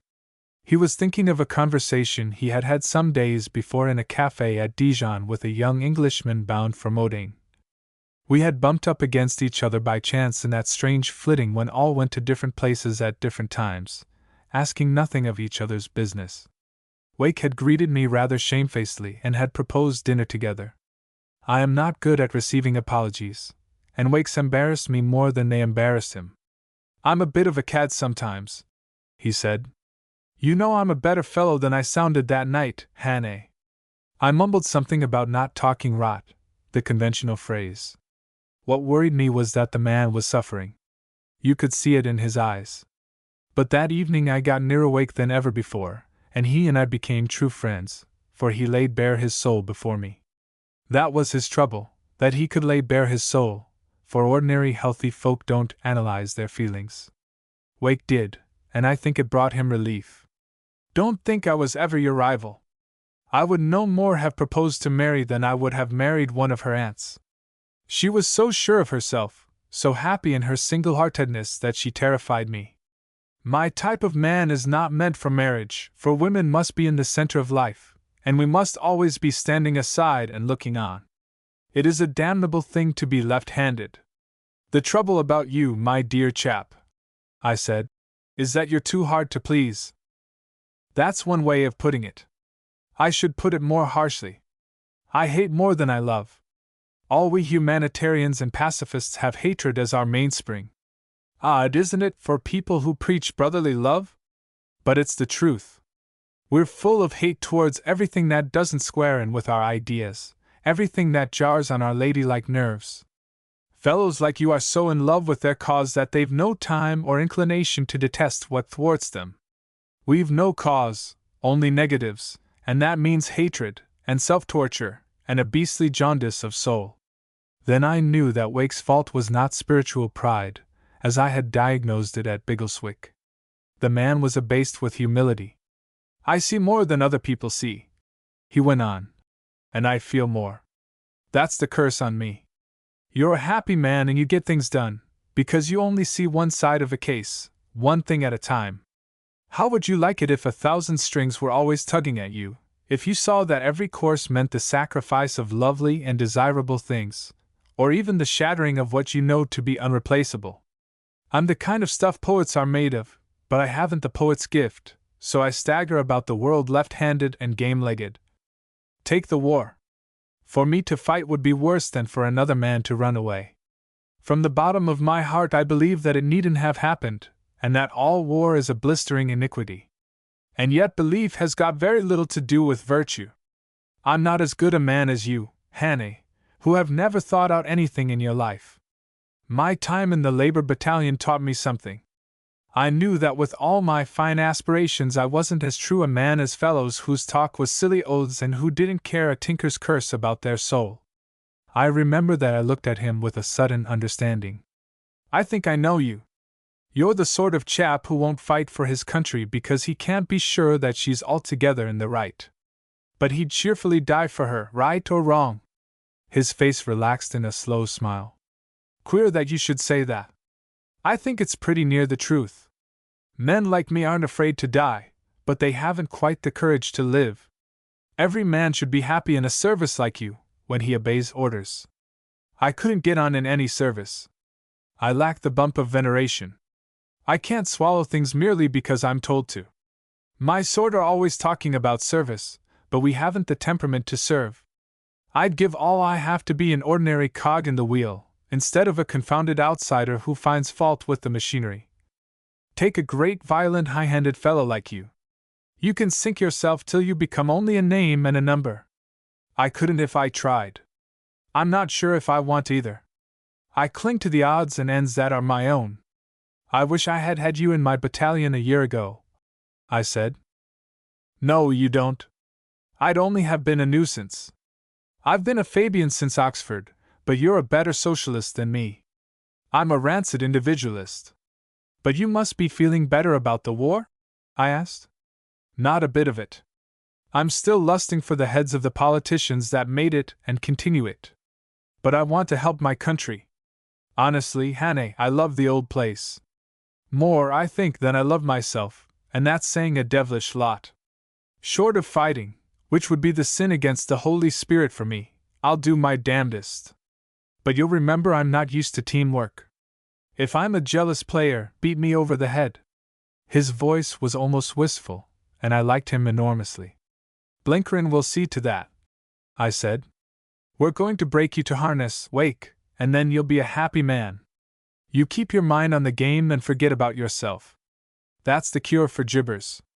As I journeyed to Anton, I thought a lot about that talk. He was quite right about Mary, who would never have married him. A man with such an angular soul couldn't fit into another's. And then I thought that the chief thing about Mary was just her serene certainty. Her eyes had that settled happy look that I remembered to have seen only in one other human face, and that was Peter's. But I wondered if Peter's eyes were still the same. I found the cottage, a little wooden thing which had been left perched on its knoll when the big hotels grew around it. It had a fence in front, but behind it was open to the hillside. At the gate stood a bent old woman with a face like a pippin. My makeup must have been good, for she accepted me before I introduced myself. "God be thanked you are come," she cried. "The poor lieutenant needed a man to keep him company. He sleeps now, as he does always in the afternoon, for his leg wearies him in the night. But he is brave, like a soldier. Come, I will show you the house, for you two will be alone now." Stepping softly, she led me indoors, pointing with a warning finger to the little bedroom where Peter slept. I found a kitchen with a big stove and a rough floor of planking, on which lay some badly cured skins. Off it was a sort of pantry with a bed for me. She showed me the pots and pans for cooking and the stores she had laid in, and where to find water and fuel. "I will do the marketing daily," she said, "and if you need me, my dwelling is half a mile up the road beyond the new church. God be with you, young man, and be kind to that wounded one." When the widow Summermatter had departed, I sat down in Peter's armchair and took stock of the place. It was quiet and simple and homely, and through the window came the gleam of snow on the diamond hills. On the table beside the stove were Peter's cherished belongings, his buckskin pouch and the pipe which Janny Grobler had carved for him in St. Helena, an aluminium field matchbox I had given him, a cheap large-print Bible such as padres present to well-disposed privates, and an old battered Pilgrim's Progress with gaudy pictures. The illustration at which I opened showed Faithful going up to heaven from the fire of Vanity Fair like a woodcock that has just been flushed. Everything in the room was exquisitely neat, and I knew that that was Peter and not the widow Summermatter. On a peg behind the door hung his much-mended coat, and sticking out of a pocket I recognized a sheaf of my own letters. In one corner stood something which I had forgotten about, an invalid chair. The sight of Peter's plain little oddments made me feel solemn. I wondered if his eyes would be like Mary's now, for I could not conceive what life would be for him as a cripple. Very silently I opened the bedroom door and slipped inside. He was lying on a camp bedstead with one of those striped Swiss blankets pulled up round his ears, and he was asleep.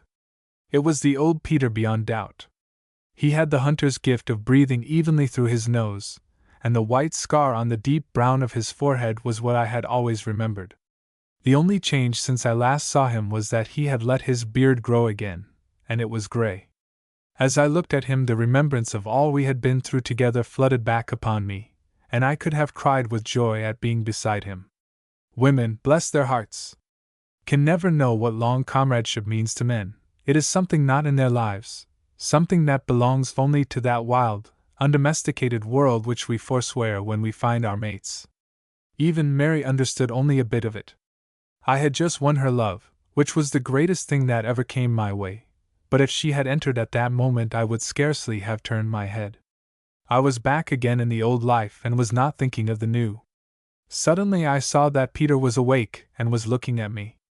"Dick," he said in a whisper. "Dick, my old friend." The blanket was tossed off, and his long, lean arms were stretched out to me. I gripped his hands, and for a little we did not speak. Then I saw how woefully he had changed. His left leg had shrunk, and from the knee down was like a pipe stem. His face, when awake, showed the lines of hard suffering, and he seemed shorter by half a foot. But his eyes were still like Mary's. Indeed, they seemed to be more patient and peaceful than in the days when he sat beside me on the buck wagon and peered over the hunting veldt. I picked him up, he was no heavier than Mary, and carried him to his chair beside the stove. Then I boiled water and made tea, as we had so often done together. "Peter, old man," I said, "we're on trek again, and this is a very snug little rendezvous. We've had many good yarns, but this is going to be the best.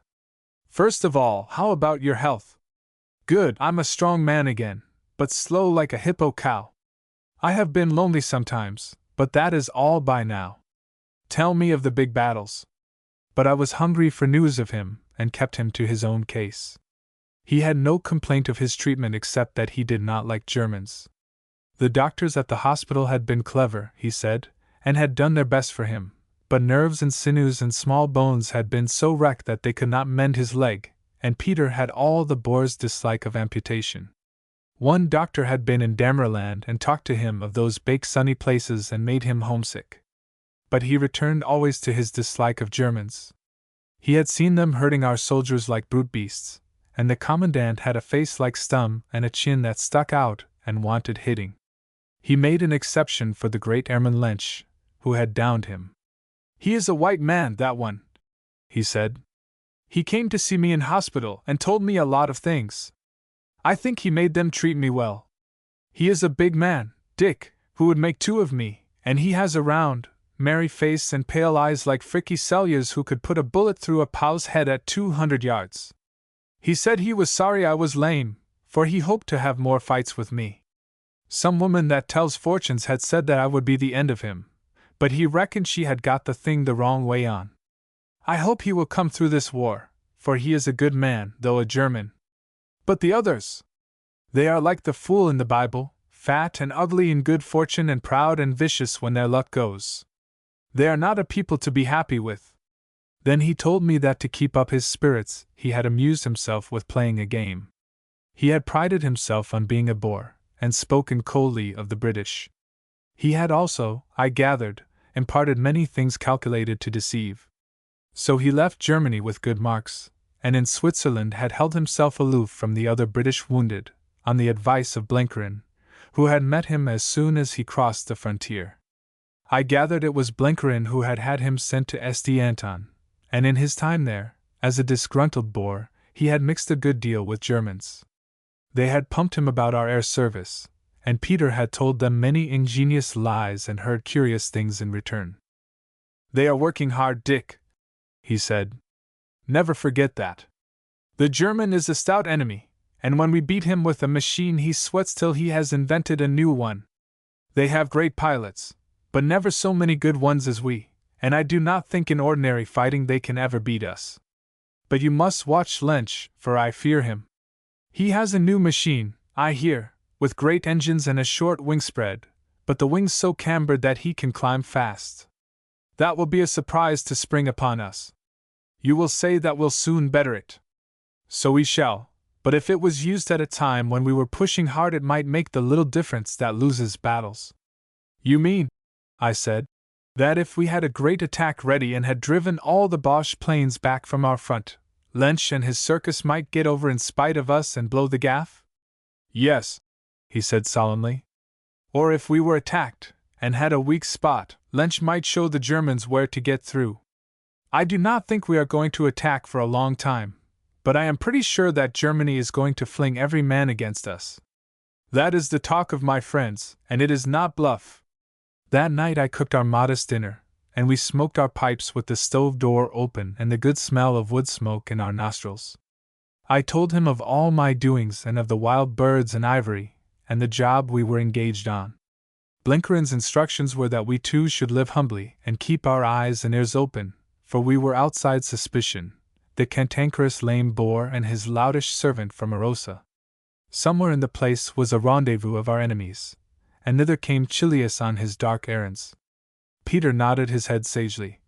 "I think I have guessed the place.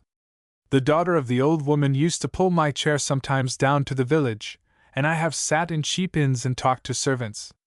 There is a fresh water pan there, it is all covered with snow now, and beside it there is a big house that they call the Pink Chalet. I do not know much about it, except that rich folk live in it, for I know the other houses and they are harmless. Also the big hotels, which are too cold and public for strangers to meet in. I put Peter to bed, and it was a joy to me to look after him, to give him his tonic and prepare the hot water bottle that comforted his neuralgia. His behavior was like a docile child's, and he never lapsed from his sunny temper, though I could see how his leg gave him hell. They had tried massage for it and given it up, and there was nothing for him but to endure till nature and his tough constitution deadened the tortured nerves again.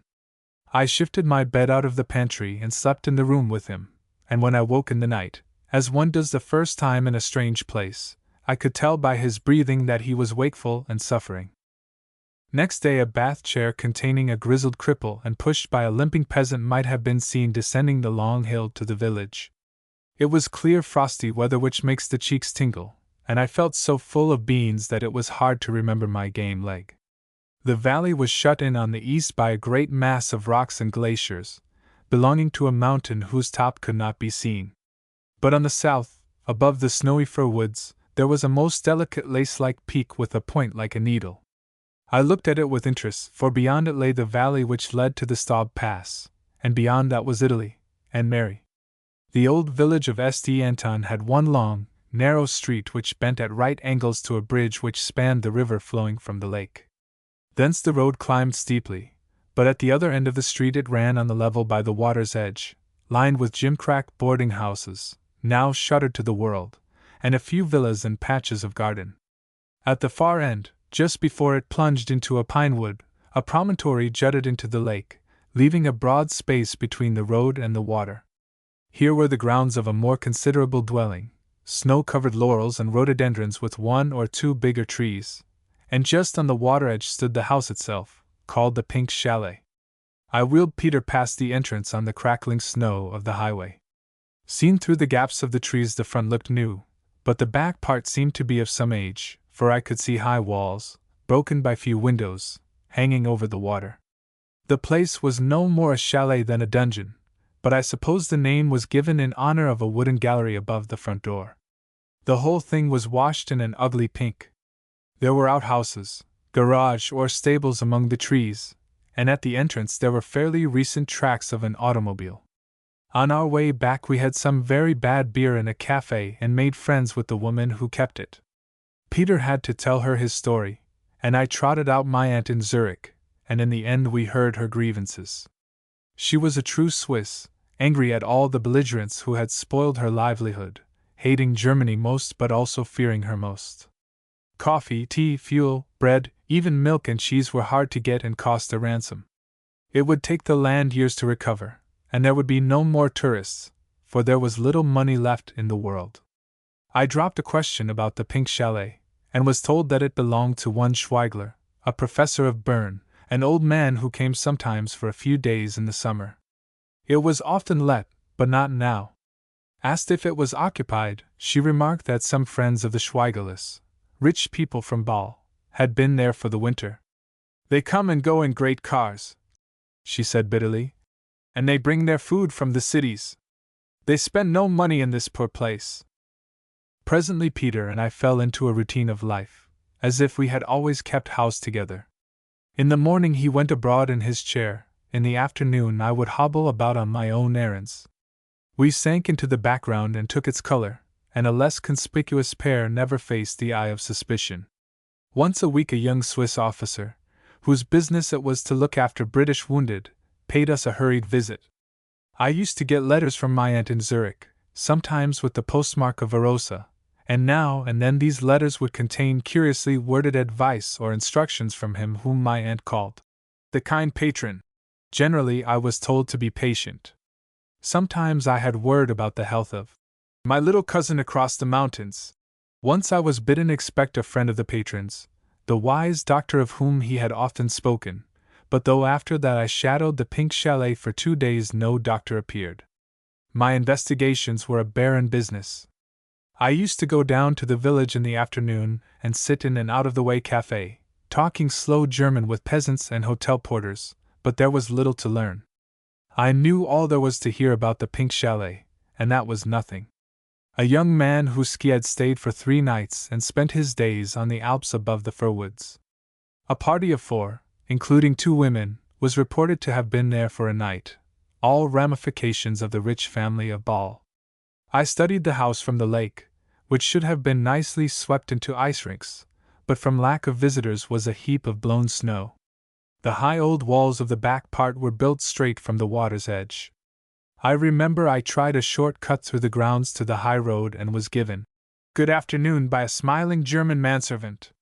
One way and another I gathered there were a good many serving men about the place, too many for the infrequent guests. But beyond this I discovered nothing. Not that I was bored, for I had always Peter to turn to. He was thinking a lot about South Africa, and the thing he liked best was to go over with me every detail of our old expeditions. They belonged to a life which he could think about without pain, whereas the war was too near and bitter for him. He liked to hobble out of doors after the darkness came and look at his old friends, the stars. He called them by the words they use on the veldt, and the first star of morning he called the voorloper, the little boy who inspans the oxen, a name I had not heard for 20 years. Many a great yarn we spun in the long evenings, but I always went to bed with a sore heart. The longing in his eyes was too urgent, longing not for old days or far countries, but for the health and strength which had once been his pride. One night I told him about Mary. "She will be a happy maisie," he said, "but you will need to be very clever with her, for women are queer cattle and I don't know their ways. They tell me English women do not cook and make clothes like our vrouws, so what will she find to do? I doubt an idle woman will be like a mealy-fed horse." It was no good explaining to him the kind of girl Mary was, for that was a world entirely beyond his ken. But I could see that he felt lonelier than ever at my news. So I told him of the house I meant to have in England when the war was over, an old house in a green hilly country, with fields that would carry 4 head of cattle to the morgen and furrows of clear water, and orchards of plums and apples. "And you will stay with us all the time," I said. "You will have your own rooms and your own boy to look after you, and you will help me to farm, and we will catch fish together, and shoot the wild ducks when they come up from the pans in the evening. I have found a better countryside than the Houtbosch, where you and I plan to have a farm. It is a blessed and happy place, England." He shook his head. "You are a kind man, Dick, but your pretty Maisie won't want an ugly old fellow like me hobbling about her house. I do not think I will go back to Africa, for I should be sad there in the sun. I will find a little place in England, and some day I will visit you, old friend." That night his stoicism seemed for the first time to fail him. He was silent for a long time and went early to bed, where I can vouch for it he did not sleep. But he must have thought a lot in the night time, for in the morning he had got himself in hand and was as cheerful as a sandboy. I watched his philosophy with amazement. It was far beyond anything I could have compassed myself. He was so frail and so poor, for he had never had anything in the world but his bodily fitness, and he had lost that now. And remember, he had lost it after some months of glittering happiness, for in the air he had found the element for which he had been born. Sometimes he dropped a hint of those days when he lived in the clouds and invented a new kind of battle, and his voice always grew hoarse. I could see that he ached with longing for their return. And yet he never had a word of complaint. That was the ritual he had set himself, his point of honor, and he faced the future with the same kind of courage as that with which he had tackled a wild beast or lynched himself. Only it needed a far bigger brand of fortitude. Another thing was that he had found religion. I doubt if that is the right way to put it, for he had always had it. Men who live in the wilds know they are in the hands of God. But his old kind had been a tattered thing, more like heathen superstition, though it had always kept him humble. But now he had taken to reading the Bible and to thinking in his lonely nights, and he had got a creed of his own. I dare say it was crude enough, I am sure it was unorthodox. But if the proof of religion is that it gives a man a prop in bad days, then Peter's was the real thing. He used to ferret about in the Bible and the Pilgrim's Progress. They were both equally inspired in his eyes, and fine texts which he interpreted in his own way to meet his case. He took everything quite literally. What happened 3,000 years ago in Palestine might, for all he minded, have been going on next door. I used to chaff him and tell him that he was like the Kaiser, very good at fitting the Bible to his purpose, but his sincerity was so complete that he only smiled. I remember one night, when he had been thinking about his flying days, he found a passage in Thessalonians about the dead rising to meet their Lord in the air, and that cheered him a lot. Peter, I could see, had the notion that his time here wouldn't be very long, and he liked to think that when he got his release he would find once more the old rapture. Once, when I said something about his patience, he said he had got to try to live up to Mr. Standfast. He had fixed on that character to follow, though he would have preferred Mr. Valiant for truth if he had thought himself good enough. He used to talk about Mr. Standfast in his queer way as if he were a friend of us both, like Blenkerin. I tell you I was humbled out of all my pride by the sight of Peter, so uncomplaining and gentle and wise. The Almighty himself couldn't have made a prig out of him, and he never would have thought of preaching. Only once did he give me advice. I had always a liking for short cuts, and I was getting a bit restive under the long inaction. One day when I expressed my feelings on the matter, Peter upped and read from the Pilgrim's Progress. Some also have wished that the next way to their Father's house were here, that they might be troubled no more with either hills or mountains to go over, but the way is the way, and there is an end. All the same, when we got into March, and nothing happened, I grew pretty anxious. Blenkerin had said we were fighting against time, and here were the weeks slipping away. His letters came occasionally, always in the shape of communications from my aunt. One told me that I would soon be out of a job, for Peter's repatriation was just about through, and he might get his movement order any day. Another spoke of my little cousin over the hills, and said that she hoped soon to be going to a place called Santa Chiara in the Val Salazana. I got out the map in a hurry and measured the distance from there to St. Anton and pored over the two roads thither, the short one by the Staub Pass and the long one by the Marjolana. These letters made me think that things were nearing a climax, but still no instructions came. I had nothing to report in my own messages. I had discovered nothing in the Pink Chalet but idle servants. I was not even sure if the Pink Chalet were not a harmless villa, and I hadn't come within 1,000 miles of finding Chilius. All my desire to imitate Peter's stoicism didn't prevent me from getting occasionally rattled and despondent. The one thing I could do was to keep fit, for I had a notion I might soon want all my bodily strength. I had to keep up my pretense of lameness in the daytime, so I used to take my exercise at night. I would sleep in the afternoon, when Peter had his siesta, and then about 10 in the evening, after putting him to bed, I would slip out of doors and go for a 4 or 5 hours tramp. Wonderful were those midnight wanderings. I pushed up through the snow-laden pines to the ridges where the snow lay in great wreaths and scallops, till I stood on a crest with a frozen world at my feet and above me a host of glittering stars. Once on a night of full moon I reached the glacier at the valley head, scrambled up the moraine to where the ice began, and peered fearfully into the spectral crevasses. At such hours I had the earth to myself, for there was not a sound except the slipping of a burden of snow from the trees or the crack and rustle which reminded me that a glacier was a moving river. The war seemed very far away, and I felt the littleness of our human struggles, till I thought of Peter turning from side to find ease in the cottage far below me. Then I realized that the spirit of man was the greatest thing in this spacious world. I would get back about 3 or 4, have a bath in the water which had been warming in my absence, and creep into bed, almost ashamed of having 2 sound legs, when a better man a yard away had but 1. Oddly enough, at these hours there seemed more life in the Pink Chalet than by day. Once, tramping across the lake long after midnight, I saw lights in the lakefront in windows which for ordinary were blank and shuttered. Several times I cut across the grounds, when the moon was dark. On one such occasion a great car with no lights swept up the drive, and I heard low voices at the door. Another time a man ran hastily past me, and entered the house by a little door on the eastern side, which I had not before noticed.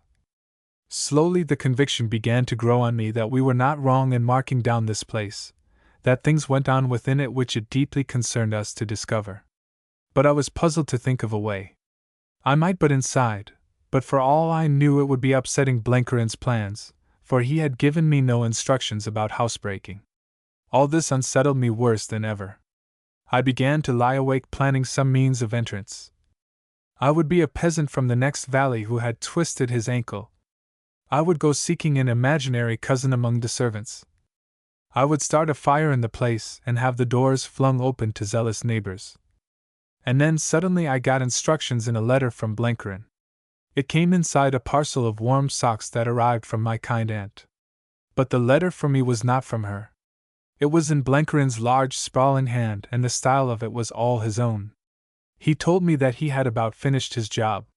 He had got his line on Chilius, who was the bird he expected, and that bird would soon wing its way southward across the mountains for the reason I knew of. "We've got an almighty move on," he wrote, "and please God you're going to hustle some in the next week. It's going better than I ever hoped." But something was still to be done. He had struck a countryman, one Clarence Don, a journalist of Kansas City, whom he had taken into the business. Him he described as a crackerjack, and commended to my esteem. He was coming to St. Anton, for there was a game afoot at the Pink Chalet, which he would give me news of. I was to meet him next evening at 9:15 at the little door in the east end of the house. "For the love of Mike, Dick," he concluded, "be on time and do everything Clarence tells you as if he was me. It's a mighty complex affair, but you and he have sand enough to pull through. Don't worry about your little cousin. She's safe and out of the job now." My first feeling was one of immense relief, especially at the last words. I read the letter a dozen times to make sure I had its meaning. A flash of suspicion crossed my mind that it might be a fake, principally because there was no mention of Peter, who had figured large in the other missives. But why should Peter be mentioned when he wasn't on in this piece? The signature convinced me. Ordinarily Blenkerin signed himself in full with a fine commercial flourish. But when I was at the front he had got into the habit of making a kind of hieroglyphic of his surname to me and sticking JS after it in a bracket. That was how this letter was signed, and it was sure proof it was all right. I spent that day and the next in wild spirits. Peter spotted what was on, though I did not tell him for fear of making him envious. I had to be extra kind to him, for I could see that he ached to have a hand in the business. Indeed, he asked shyly if I couldn't fit him in, and I had to lie about it and say it was only another of my aimless circumnavigations of the Pink Chalet. "Try and find something where I can help," he pleaded. "I'm pretty strong still, though I'm lame, and I can shoot a bit." I declared that he would be used in time, that Blenkerin had promised he would be used, but for the life of me I couldn't see how. At 9 o'clock on the evening appointed I was on the lake opposite the house, close in under the shore, making my way to the rendezvous.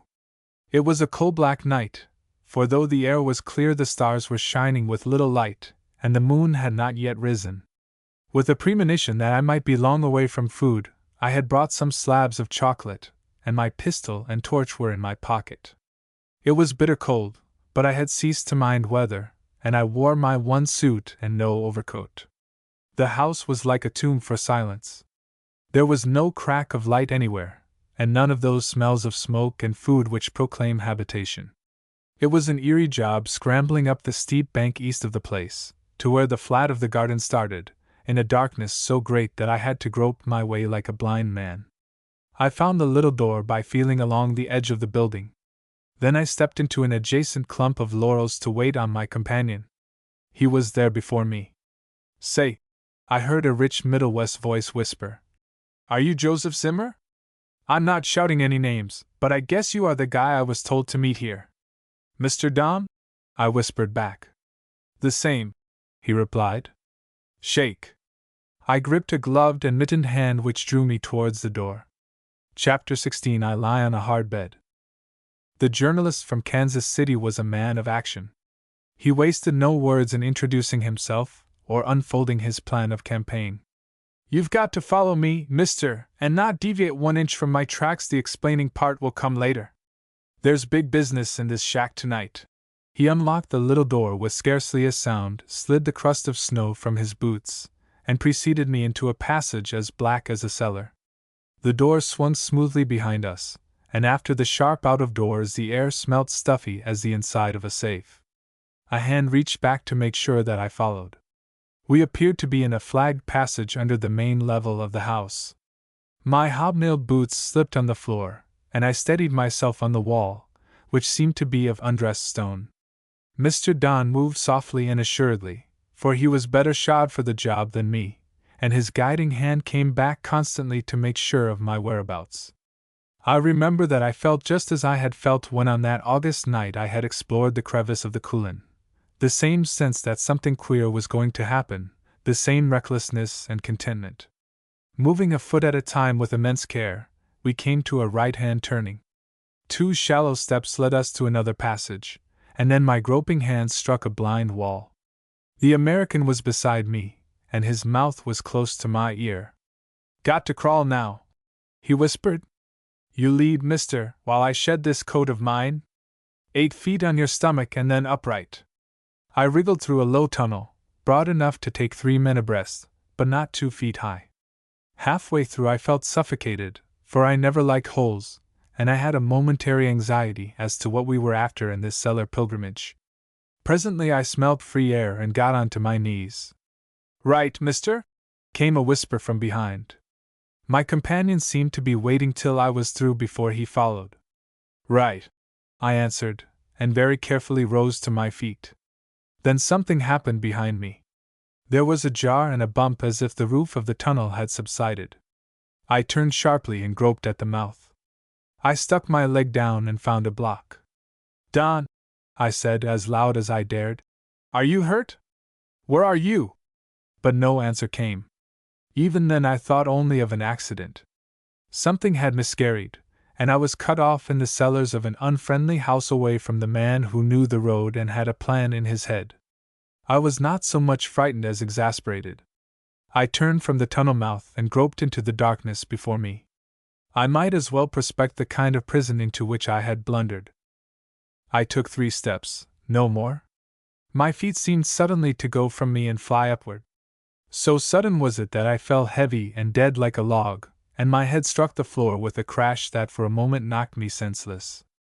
I was conscious of something falling on me and of an intolerable pressure on my chest.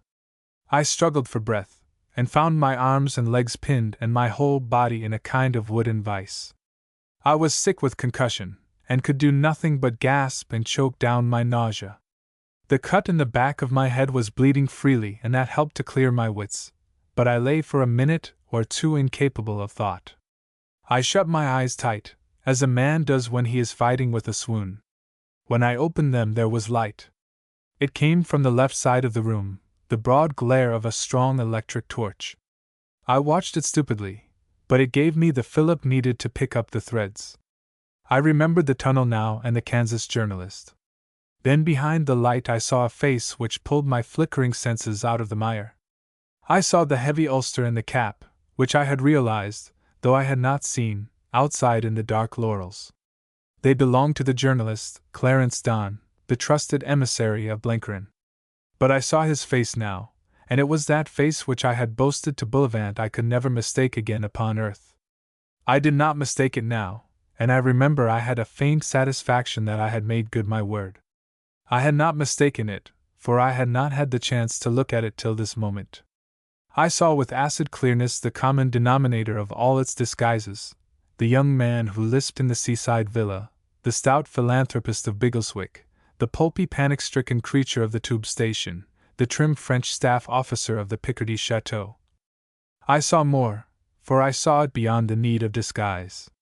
I was looking at von Schwabing, the exile, who had done more for Germany than any army commander. Mary's words came back to me. The most dangerous man in the world. I was not afraid, or broken-hearted at failure, or angry, not yet, for I was too dazed and awestruck. I looked at him as one might look at some cataclysm of nature which had destroyed a continent. The face was smiling. "I am happy to offer you hospitality at last," it said. I pulled my wits farther out of the mud to attend to him. The crossbar on my chest pressed less hard and I breathed better. But when I tried to speak, the words would not come. "We are old friends," he went on. "We have known each other quite intimately for 4 years, which is a long time in war. I have been interested in you, for you have a kind of crude intelligence, and you have compelled me to take you seriously. If you were cleverer you would appreciate the compliment. But you were fool enough to think you could beat me, and for that you must be punished. Oh no, don't flatter yourself you were ever dangerous. You were only troublesome and presumptuous like a mosquito one flicks off one's sleeve. He was leaning against the side of a heavy closed door. He lit a cigar from a little gold tinder box and regarded me with amused eyes. You will have time for reflection, so I propose to enlighten you a little. You are an observer of little things. So? Did you ever see a cat with a mouse? The mouse runs about and hides and maneuvers and thinks it is playing its own game. But at any moment the cat can stretch out its paw and put an end to it. You are the mouse, my poor general, for I believe you are one of those funny amateurs that the English call generals. At any moment during the last 9 months I could have put an end to you with a nod. My nausea had stopped, and I could understand what he said, though I had still no power to reply. Let me explain, he went on. I watched with amusement your gambols at Biggleswick. My eyes followed you when you went to the Clyde and in your stupid twistings in Scotland. I gave you rope, because you were futile, and I had graver things to attend to. I allowed you to amuse yourself at your British front with childish investigations and to play the fool in Paris. I have followed every step of your course in Switzerland, and I have helped your idiotic Yankee friend to plot against myself. While you thought you were drawing your net around me, I was drawing mine around you. I assure you, it has been a charming relaxation from serious business. I knew the man was lying. Some part was true, for he had clearly fooled Blencarin. But I remembered the hurried flight from Biggleswick and Eaucourt Saint-Anne when the game was certainly against him. He had me at his mercy, and was wreaking his vanity on me. That made him smaller in my eyes, and my first awe began to pass. I never cherish rancor, you know, he said. In my business it is silly to be angry, for it wastes energy. But I do not tolerate insolence, my dear general. And my country has the habit of doing justice on her enemies. It may interest you to know that the end is not far off. Germany has faced a jealous world in arms, and she is about to be justified of her great courage. She has broken up bit by bit the clumsy organization of her opponents. Where is Russia today, the steamroller that was to crush us? Where is the poor dupe Romania? Where is the strength of Italy, who was once to do wonders for what she called liberty? Broken, all of them. I have played my part in that work, and now the need is past. My country with free hands is about to turn upon your armed rabble in the West and drive it into the Atlantic. Then we shall deal with the ragged remains of France and the handful of noisy Americans. By midsummer there will be peace dictated by triumphant Germany. By God, there won't! I had found my voice at last. By God, there will, he said pleasantly. It is what you call a mathematical certainty. You will no doubt die bravely, like the savage tribes that your empire used to conquer. But we have the greater discipline and the stronger spirit and the bigger brain. Stupidity is always punished in the end, and you are a stupid race. Do not think that your kinsmen across the Atlantic will save you. They are a commercial people and by no means sure of themselves. When they have blustered a little they will see reason and find some means of saving their faces. Their comic president will make a speech or two and write us a solemn note, and we will reply with the serious rhetoric which he loves, and then we shall kiss and be friends. You know in your heart that it will be so. A great apathy seemed to settle on me. This bragging did not make me angry, and I had no longer any wish to contradict him. It may have been the result of the fall, but my mind had stopped working. I heard his voice as one listens casually to the ticking of a clock. I will tell you more, he was saying. This is the evening of the 18th day of March. Your generals in France expect an attack, but they are not sure where it will come. Some think it may be in Champagne or on the Aisne, some at Ypres, some at St. Quentin. Well, my dear general, you alone will I take into our confidence. On the morning of the 21st, 3 days from now, we attack the right wing of the British army. In 2 days we shall be in Amiens. On the 3rd we shall have driven a wedge as far as the sea. Then in a week or so we shall have rolled up your army from the right, and presently we shall be in Boulogne and Calais. After that Paris falls, and then peace. I made no answer. The word Amiens recalled Mary, and I was trying to remember the day in January when she and I had motored south from that pleasant city. Why do I tell you these things? Your intelligence, for you are not altogether foolish, will have supplied the answer. It is because your life is over. As your Shakespeare says, the rest is silence. No, I am not going to kill you. That would be crude, and I hate crudities. I am going now on a little journey, and when I return in 24 hours' time you will be my companion. You are going to visit Germany, my dear General. That woke me to attention, and he noticed it, for he went on with gusto. You have heard of the Untergrundbahn? No? And you boast of an intelligence service. Yet your ignorance is shared by the whole of your general staff. It is a little organization of my own. By it we can take unwilling and dangerous people inside our frontier to be dealt with as we please. Some have gone from England and many from France. Officially I believe they are recorded as missing, but they did not go astray on any battlefield. They have been gathered from their homes or from hotels or offices or even the busy streets. I will not conceal from you that the service of our underground railway is a little irregular from England and France. But from Switzerland it is smooth as a trunk line. There are unwatched spots on the frontier, and we have our agents among the frontier guards, and we have no difficulty about passes. It is a pretty device, and you will soon be privileged to observe its working. In Germany I cannot promise you comfort, but I do not think your life will be dull. As he spoke these words, his urbane smile changed to a grin of impish malevolence. Even through my torpor I felt the venom, and I shivered. When I return I shall have another companion. His voice was honeyed again. There is a certain pretty lady who was to be the bait to entice me into Italy. It was so. Well, I have fallen to the bait. I have arranged that she shall meet me this very night at a mountain inn on the Italian side. I have arranged, too, that she shall be alone.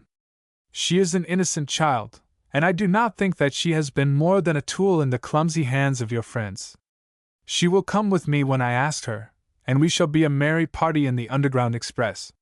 My apathy vanished, and every nerve in me was alive at the words. You cur! I cried. She loathes the sight of you. She wouldn't touch you with the end of a barge pole. He flicked the ash from his cigar. I think you are mistaken. I am very persuasive, and I do not like to use compulsion with a woman. But willing or not, she will come with me. I have worked hard and I am entitled to my pleasure, and I have set my heart on that little lady. There was something in his tone, gross, leering, assured, half contemptuous, that made my blood boil. He had fairly got me on the raw, and the hammer beat violently in my forehead. I could have wept with sheer rage, and it took all my fortitude to keep my mouth shut. But I was determined not to add to his triumph. He looked at his watch. Time passes, he said. I must depart to my charming assignation. I will give your remembrances to the lady. Forgive me for making no arrangements for your comfort till I return. Your constitution is so sound that it will not suffer from a day's fasting. To set your mind at rest, I may tell you that escape is impossible. This mechanism has been proved too often, and if you did break loose from it, my servants would deal with you. But I must speak a word of caution. If you tamper with it or struggle too much, it will act in a curious way. The floor beneath you covers a shaft which runs to the lake below. Set a certain spring at work, and you may find yourself shot down into the water far below the ice, where your body will rot till the spring. That, of course, is an alternative open to you, if you do not care to wait for my return. He lit a fresh cigar, waved his hand, and vanished through the doorway. As it shut behind him, the sound of his footsteps instantly died away. The walls must have been as thick as a prison's. I suppose I was what people in books call stunned. The illumination during the past few minutes had been so dazzling that my brain could not master it. I remember very clearly that I did not think about the ghastly failure of our scheme, or the German plans which had been insolently unfolded to me as to one dead to the world. I saw a single picture, an inn in a snowy valley. I saw it as a small place like Peter's cottage, a solitary girl, that smiling devil who had left me, and then the unknown terror of the Underground Railway. I think my courage went for a bit, and I cried with feebleness and rage. The hammer in my forehead had stopped, for it only beat when I was angry in action. Now that I lay trapped, the manhood had slipped out of my joints, and if Ivory had still been in the doorway, I think I would have whined for mercy. I would have offered him all the knowledge I had in the world if he had promised to leave Mary alone. Happily he wasn't there, and there was no witness of my cowardice. Happily, too, it is just as difficult to be a coward for long as to be a hero. It was Blencarin's phrase about Mary that pulled me together. She can't scare and she can't soil. No, by heavens, she couldn't. I could trust my lady far better than I could trust myself.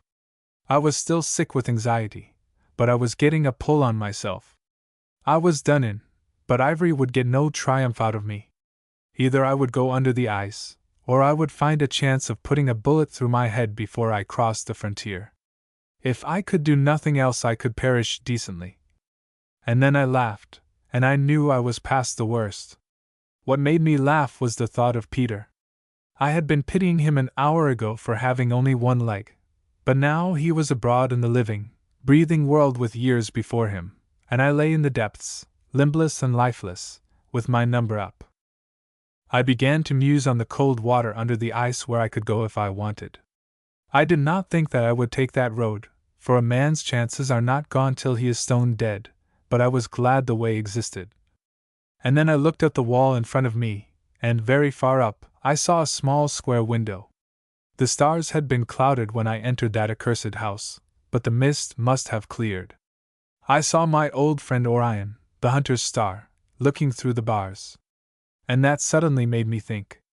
Peter and I had watched them by night, and I knew the place of all the chief constellations in relation to the St. Anton Valley. I believed that I was in a room on the lake side of the Pink Chalet. I must be, if Ivory had spoken the truth. But if so, I could not conceivably see Orion from its window. There was no other possible conclusion. I must be in a room on the east side of the house, and Ivory had been lying.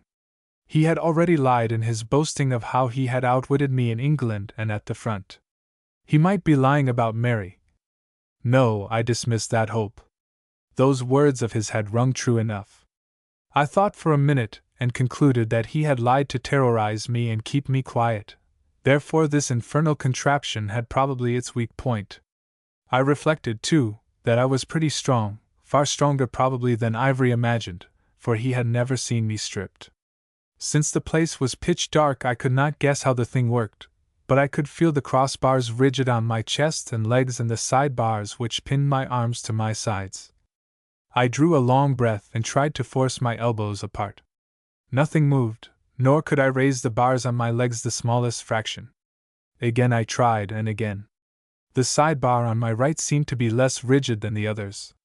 I managed to get my right hand raised above the level of my thigh, and then with a struggle I got a grip with it on the crossbar, which gave me a small leverage. With a mighty effort I drove my right elbow and shoulder against the side bar. It seemed to give slightly.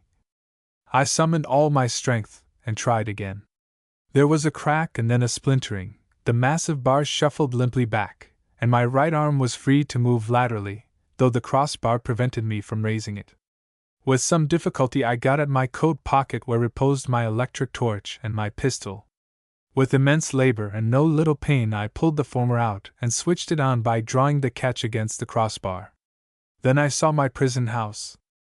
It was a little square chamber, very high, with on my left the massive door by which Ivory had departed.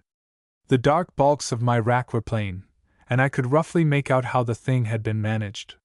Some spring had tilted up the flooring, and dropped the framework from its place in the right-hand wall. It was clamped, I observed, by an arrangement in the floor just in front of the door. If I could get rid of that catch it would be easy to free myself, for to a man of my strength the weight would not be impossibly heavy. My fortitude had come back to me, and I was living only in the moment, choking down any hope of escape. My first job was to destroy the catch that clamped down the rack, and for that my only weapon was my pistol. I managed to get the little electric torch jammed in the corner of the crossbar, where it lit up the floor towards the door. Then it was hell's own business extricating the pistol from my pocket. Wrist and fingers were always cramping, and I was in terror that I might drop it where I could not retrieve it. I forced myself to think out calmly the question of the clamp, for a pistol bullet is a small thing, and I could not afford to miss. I reasoned it out from my knowledge of mechanics, and came to the conclusion that the center of gravity was a certain bright spot of metal which I could just see under the crossbars. It was bright, and so must have been recently repaired, and that was another reason for thinking it important. The question was how to hit it, for I could not get the pistol in line with my eye. Let anyone try that kind of shooting, with a bent arm over a bar, when you are lying flat and looking at the mark from under the bar, and he will understand its difficulties. I had 6 shots in my revolver, and I must fire 2 or 3 ranging shots in any case. I must not exhaust all my cartridges, for I must have a bullet left for any servant who came to pry, and I wanted one in reserve for myself. But I did not think shots would be heard outside the room, the walls were too thick. I held my wrist rigid above the crossbar and fired. The bullet was an inch to the right of the piece of bright steel. Moving a fraction, I fired again. I had grazed it on the left. With aching eyes glued on the mark, I tried a third time. I saw something leap apart, and suddenly the whole framework under which I lay fell loose and mobile. I was very cool and restored the pistol to my pocket and took the torch in my hand before I moved. Fortune had been kind, for I was free. I turned on my face, humped my back, and without much trouble crawled out from under the contraption.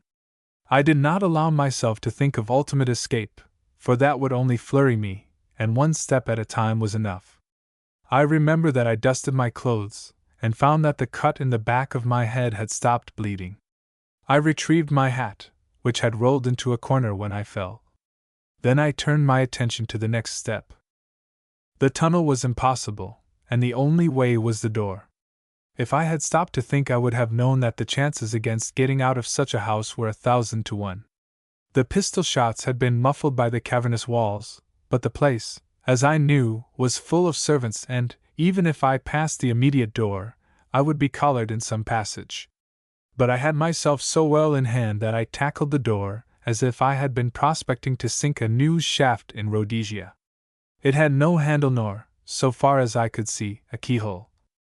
But I noticed, as I turned my torch on the ground, that from the clamp which I had shattered a brass rod sunk in the floor led to one of the doorposts. Obviously the thing worked by a spring and was connected with the mechanism of the rack. A wild thought entered my mind and brought me to my feet. I pushed the door, and it swung slowly open. The bullet which freed me had released the spring which controlled it. Then, for the first time, against all my maxims of discretion, I began to hope. I took off my hat and felt my forehead burning, so that I rested it for a moment on the cool wall. Perhaps my luck still held. With a rush came thoughts of Mary and Blencarin and Peter, and everything we had labored for, and I was mad to win. I had no notion of the interior of the house, or where lay the main door to the outer world. My torch showed me a long passage with something like a door at the far end, but I clicked it off, for I did not dare to use it now. The place was deadly quiet. As I listened, I seemed to hear a door open far away, and then silence fell again. I groped my way down the passage till I had my hands on the far door. I hoped it might open on the hall, where I could escape by a window or a balcony, for I judged the outer door would be locked. I listened, and there came no sound from within. It was no use lingering, so very stealthily I turned the handle and opened it a crack. It creaked, and I waited with beating heart on discovery, for inside I saw the glow of light. But there was no movement, so it must be empty. I poked my head in and then followed with my body. It was a large room, with logs burning in a stove, and the floor thick with rugs. It was lined with books, and on a table in the center a reading lamp was burning. Several dispatch boxes stood on the table, and there was a little pile of papers. A man had been here a minute before, for a half-smoked cigar was burning on the edge of the inkstand. At that moment I recovered complete use of my wits and all my self-possession. More, there returned to me some of the old devil-may-careness which before had served me well. Ivory had gone, but this was his sanctum. Just as on the roofs of Erzurum I had burned to get at Stump's papers, so now it was borne in on me that at all costs I must look at that pile. I advanced to the table and picked up the topmost paper. It was a little typewritten blue slip with the lettering in italics, and in a corner a curious, involved stamp in red ink. On it I read, Die Wildvogel müssen heimkehren. At the same moment I heard steps and the door opened on the far side. I stepped back towards the stove, and fingered the pistol in my pocket. A man entered, a man with a scholar's stoop, an unkempt beard, and large, sleepy dark eyes. At the sight of me he pulled up and his whole body grew taut. It was the Portuguese Jew, whose back I had last seen at the smithy door in Skye, and who by the mercy of God had never seen my face. I stopped fingering my pistol, for I had an inspiration. Before he could utter a word I got in first. Die Vogelein schweigen im Wald, I said. His face broke into a pleasant smile, and he replied, Wartner, bald Ruis du auch. ACH, he said in German, holding out his hand. You have come this way, when we thought you would go by Modane. I welcome you, for I know your exploits. You are Conradi, who did so nobly in Italy? I bowed. Yes, I am Conradi, I said. Chapter 17 The Call of the Swallows. He pointed to the slip on the table. You have seen the orders? I nodded. The long day's work is over. You must rejoice, for your part has been the hardest, I think. Some day you will tell me about it. The man's face was honest and kindly, rather like that of the engineer Gaudian, whom 2 years before I had met in Germany. But his eyes fascinated me, for they were the eyes of the dreamer and fanatic, who would not desist from his quest while life lasted. I thought that Ivory had chosen well in his colleague. My task is not done yet, I said. I came here to see Chilius. He will be back tomorrow evening. Too late. I must see him at once. He has gone to Italy, and I must overtake him. You know your duty best, he said gravely. But you must help me. I must catch him at Santa Chiara, for it is a business of life and death. Is there a car to be had? There is mine. But there is no chauffeur. Chilius took him. I can drive myself and I know the road. But I have no pass to cross the frontier. That is easily supplied, he said, smiling. In one bookcase there was a shelf of dummy books. He unlocked this and revealed a small cupboard, whence he took a tin dispatch box. From some papers he selected one, which seemed to be already signed. Name? He asked. Call me Hans Gruber of Brieg, I said. I travel to pick up my master, who is in the timber trade.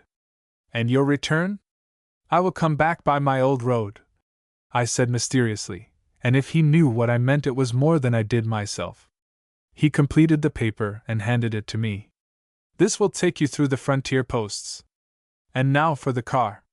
The servants will be in bed, for they have been preparing for a long journey, but I will myself show it you. There is enough petrol on board to take you to Rome.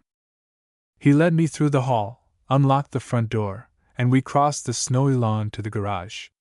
The place was empty but for a great car, which bore the marks of having come from the muddy lowlands. To my joy I saw that it was a Daimler, a type with which I was familiar. I lit the lamps, started the engine, and ran it out onto the road. You will want an overcoat, he said. I never wear them. Food? I have some chocolate. I will breakfast at Santa Chiara. Well, God go with you. A minute later I was tearing along the lakeside towards St. Anton village. I stopped at the cottage on the hill. Peter was not yet in bed. I found him sitting by the fire, trying to read, but I saw by his face that he had been waiting anxiously on my coming. We're in the soup, old man, I said as I shut the door. In a dozen sentences I told him of the night's doings, of Ivory's plan and my desperate errand. You wanted a share, I cried. Well, everything depends on you now. I'm off after Ivory, and God knows what will happen. Meantime, you have got to get on to Blenkerin, and tell him what I've told you. He must get the news through to GHU somehow.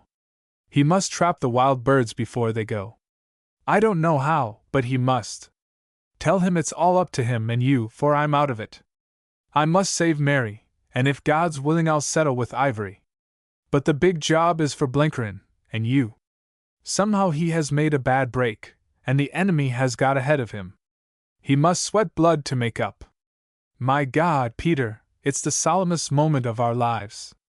I don't see any light, but we mustn't miss any chances. I'm leaving it all to you." I spoke like a man in a fever, for after what I had been through I wasn't quite sane.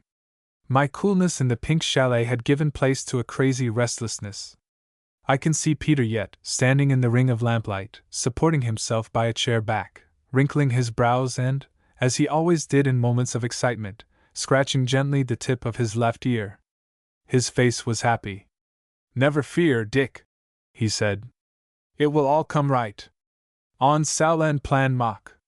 And then, still possessed with a demon of disquiet, I was on the road again, heading for the pass that led to Italy.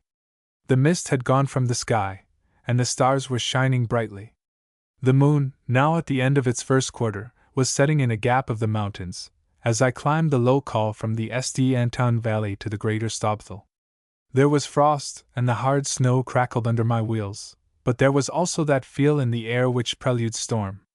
I wondered if I should run into snow in the high hills. The whole land was deep in peace. There was not a light in the hamlets I passed through, not a soul on the highway. In the Staubthal I joined the main road and swung to the left up the narrowing bed of the valley. The road was in noble condition, and the car was running finely, as I mounted through forests of snowy pines to a land where the mountains crept close together, and the highway coiled round the angles of great crags or skirted perilously some profound gorge, with only a line of wooden posts to defend it from the void. In places the snow stood in walls on either side, where the road was kept open by man's labor. In other parts it lay thin, and in the dim light one might have fancied that one was running through open meadowlands. Slowly my head was getting clearer, and I was able to look round my problem. I banished from my mind the situation I had left behind me. Blenkerin must cope with that as best he could. It lay with him to deal with the wild birds. My job was with Ivory alone. Sometime in the early morning he would reach Santa Chiara, and there he would find Mary. Beyond that my imagination could forecast nothing. She would be alone. I could trust his cleverness for that. He would try to force her to come with him, or he might persuade her with some lying story. Well, please God, I should come in for the tail end of the interview, and at the thought I cursed the steep gradients I was climbing, and longed for some magic to lift the Daimler beyond the summit, and set it racing down the slope towards Italy. I think it was about 3:30 when I saw the lights of the frontier post. The air seemed milder than in the valleys, and there was a soft scurry of snow on my right cheek. A couple of sleepy Swiss sentries with their rifles in their hands stumbled out as I drew up.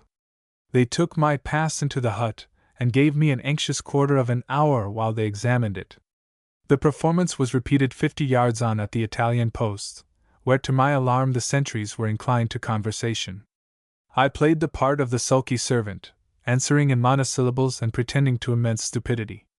"You are only just in time, friend," said one in German. "The weather grows bad and soon the pass will close. Ugh, it is as cold as last winter on the Tunnel. You remember Giuseppe?" But in the end they let me move on.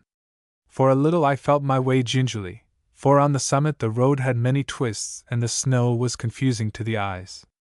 Presently came a sharp drop and I let the Daimler go. It grew colder, and I shivered a little. The snow became a wet white fog around the glowing arc of the headlights, and always the road fell, now in long curves, now in steep short dips, till I was aware of a glen opening towards the south. From long living in the wilds I have a kind of sense for landscape without the testimony of the eyes, and I knew where the ravine narrowed or widened though it was black darkness. In spite of my restlessness I had to go slowly, for after the first rush downhill I realized that, unless I was careful, I might wreck the car and spoil everything. The surface of the road on the southern slope of the mountains was 1,000% worse than that on the other. I skidded and side-slipped, and once grazed the edge of the gorge. It was far more maddening than the climb up, for then it had been a straightforward grind with the Daimler doing its utmost, whereas now I had to hold her back because of my own lack of skill. I reckon that time crawling down from the summit of the Staub as some of the weariest hours I ever spent. Quite suddenly I ran out of the ill weather into a different climate. The sky was clear above me, and I saw that dawn was very near. The first pine woods were beginning, and at last came a straight slope where I could let the car out. I began to recover my spirits, which had been very dashed, and to reckon the distance I had still to travel. And then, without warning, a new world sprang up around me. Out of the blue dusk white shapes rose like ghosts, peaks and needles and domes of ice, their bases fading mistily into shadow, but the tops kindling till they glowed like jewels. I had never seen such a sight, and the wonder of it for a moment drove anxiety from my heart. More, it gave me an earnest of victory. I was in clear air once more, and surely in this diamond ether the foul things which loved the dark must be worsted. And then I saw, a mile ahead, the little square red-roofed building which I knew to be the Inn of Santa Chiara. It was here that misfortune met me. I had grown careless now, and looked rather at the house than the road. At one point the hillside had slipped down. It must have been recent, for the road was well kept, and I did not notice the landslide till I was on it. I slewed to the right, took too wide a curve, and before I knew the car was over the far edge. I slapped on the brakes, but to avoid turning turtle I had to leave the road altogether. I slithered down a steep bank into a meadow, where for my sins I ran into a fallen tree trunk with a jar that shook me out of my seat and nearly broke my arm. Before I examined the car I knew what had happened. The front axle was bent, and the off front wheel badly buckled. I had not time to curse my stupidity. I clambered back to the road and set off running down it at my best speed. I was mortally stiff, for Ivory's rack was not good for the joints, but I realized it only as a drag on my pace, not as an affliction in itself. My whole mind was set on the house before me and what might be happening there. There was a man at the door of the inn, who, when he caught sight of my figure, began to move to meet me. I saw that it was Lancelot Wake, and the sight gave me hope. But his face frightened me. It was drawn and haggard like one who never sleeps, and his eyes were hot coals. "Hannah," he cried. "For God's sake, what does it mean?" "Where is Mary?" I gasped, and I remember I clutched at a lapel of his coat. He pulled me to the low stone wall by the roadside. "I don't know," he said hoarsely. "We got your orders to come here this morning. We were at Caivagno, where Blenkerin told us to wait. But last night Mary disappeared. I found she had hired a carriage and come on ahead. I followed at once, and reached here an hour ago to find her gone. The woman who keeps the place is away and there are only 2 old servants left. They tell me that Mary came here late, and that very early in the morning a closed car came over the stub with a man in it. They say he asked to see the young lady, and that they talked together for some time, and that then she went off with him in the car down the valley. I must have passed it on my way up. There's been some black devilment that I can't follow. Who was the man? Who was the man?" He looked as if he wanted to throttle me. "I can tell you that," I said. "It was Ivory." He stared for a second as if he didn't understand. Then he leaped to his feet and cursed like a trooper. "You've botched it, as I knew you would. I knew no good would come of your infernal subtleties." And he consigned me and Blenkerin and the British Army and Ivory and everybody else to the devil. I was past being angry. "Sit down, man," I said, "and listen to me." I told him of what had happened at the Pink Chalet. He heard me out with his head in his hands. The thing was too bad for cursing. "The Underground Railway!" he groaned. "The thought of it drives me mad. Why are you so calm, Hannah? She's in the hands of the cleverest devil in the world, and you take it quietly. You should be a raving lunatic. I would be if it were any use, but I did all my raving last night in that den of Ivory's. We've got to pull ourselves together, Wake. First of all, I trust Mary to the other side of eternity. She went with him of her own free will. I don't know why, but she must have had a reason, and be sure it was a good one, for she's far cleverer than you or me. We've got to follow her somehow. Ivory's bound for Germany, but his route is by the Pink Chalet, for he hopes to pick me up there. He went down the valley, therefore he is going to Switzerland by the Marjolana. That is a long circuit, and will take him most of the day. Why he chose that way I don't know, but there it is. We've got to get back by the Staub. "How did you come?" he asked. "That's our damnable luck. I came in a first-class six-cylinder Daimler, which is now lying a wreck in a meadow a mile up the road. We've got to foot it. We can't do it. It would take too long. Besides, there's the frontier to pass." I remembered ruefully that I might have got a return passport from the Portuguese Jew, if I had thought of anything at the time beyond getting to Santa Clara. "Then we must make a circuit by the hillside and dodge the guards. It's no use making difficulties, Wake. We're fairly up against it, but we've got to go on trying till we drop. Otherwise I'll take your advice and go mad. And supposing you get back to St. Anton, you'll find the house shut up and the travelers gone hours before by the underground railway." "Very likely. But man, there's always the glimmering of a chance. It's no good chucking in your hand till the game's out. Drop your proverbial philosophy, Mr. Martin Tupper, and look up there." He had one foot on the wall and was staring at a cleft in the snow line across the valley. The shoulder of a high peak dropped sharply to a kind of nick and rose again in a long, graceful curve of snow. All below the nick was still in deep shadow, but from the configuration of the slopes I judged that a tributary glacier ran from it to the main glacier at the river head. "That's the Col del Rondini," he said. "The Call of the Swallows. It leads straight to the Staubthal near Grunewald. On a good day I have done it in 7 hours, but it's not a pass for winter time. It has been done, of course, but not often. Yet, if the weather held, it might go even now, and that would bring us to St. Anton by the evening. I wonder," and he looked me over with an appraising eye, "I wonder if you're up to it." My stiffness had gone and I burned to set my restlessness to physical toil. "If you can do it, I can," I said. "No, there you're wrong. You're a hefty fellow, but you're no mountaineer, and the ice of the Col del Rondini needs knowledge. It would be insane to risk it with a novice, if there were any other way. But I'm damned if I see any, and I'm going to chance it. We can get a rope and axes in the inn. Are you game?" "Right you are. 7 hours, you say. We've got to do it in 6. You will be humbler when you get on the ice," he said grimly. "We'd better breakfast, for the Lord knows when we shall see food again." We left the inn at 5 minutes to 9, with the sky cloudless and a stiff wind from the northwest, which we felt even in the deep-cut valley. Wake walked with a long, slow stride that tried my patience. I wanted to hustle, but he bade me keep in step. "You take your orders from me, for I've been at this job before. Discipline in the ranks, remember?" We crossed the river gorge by a plank bridge, and worked our way up the right bank, past the moraine, to the snout of the glacier. It was bad going, for the snow concealed the boulders, and I often floundered in holes. Wake never relaxed his stride, but now and then he stopped to sniff the air. I observed that the weather looked good, and he differed. "It's too clear. There'll be a full-blown gale on the Col and most likely snow in the afternoon." He pointed to a fat yellow cloud that was beginning to bulge over the nearest peak. After that I thought he lengthened his stride.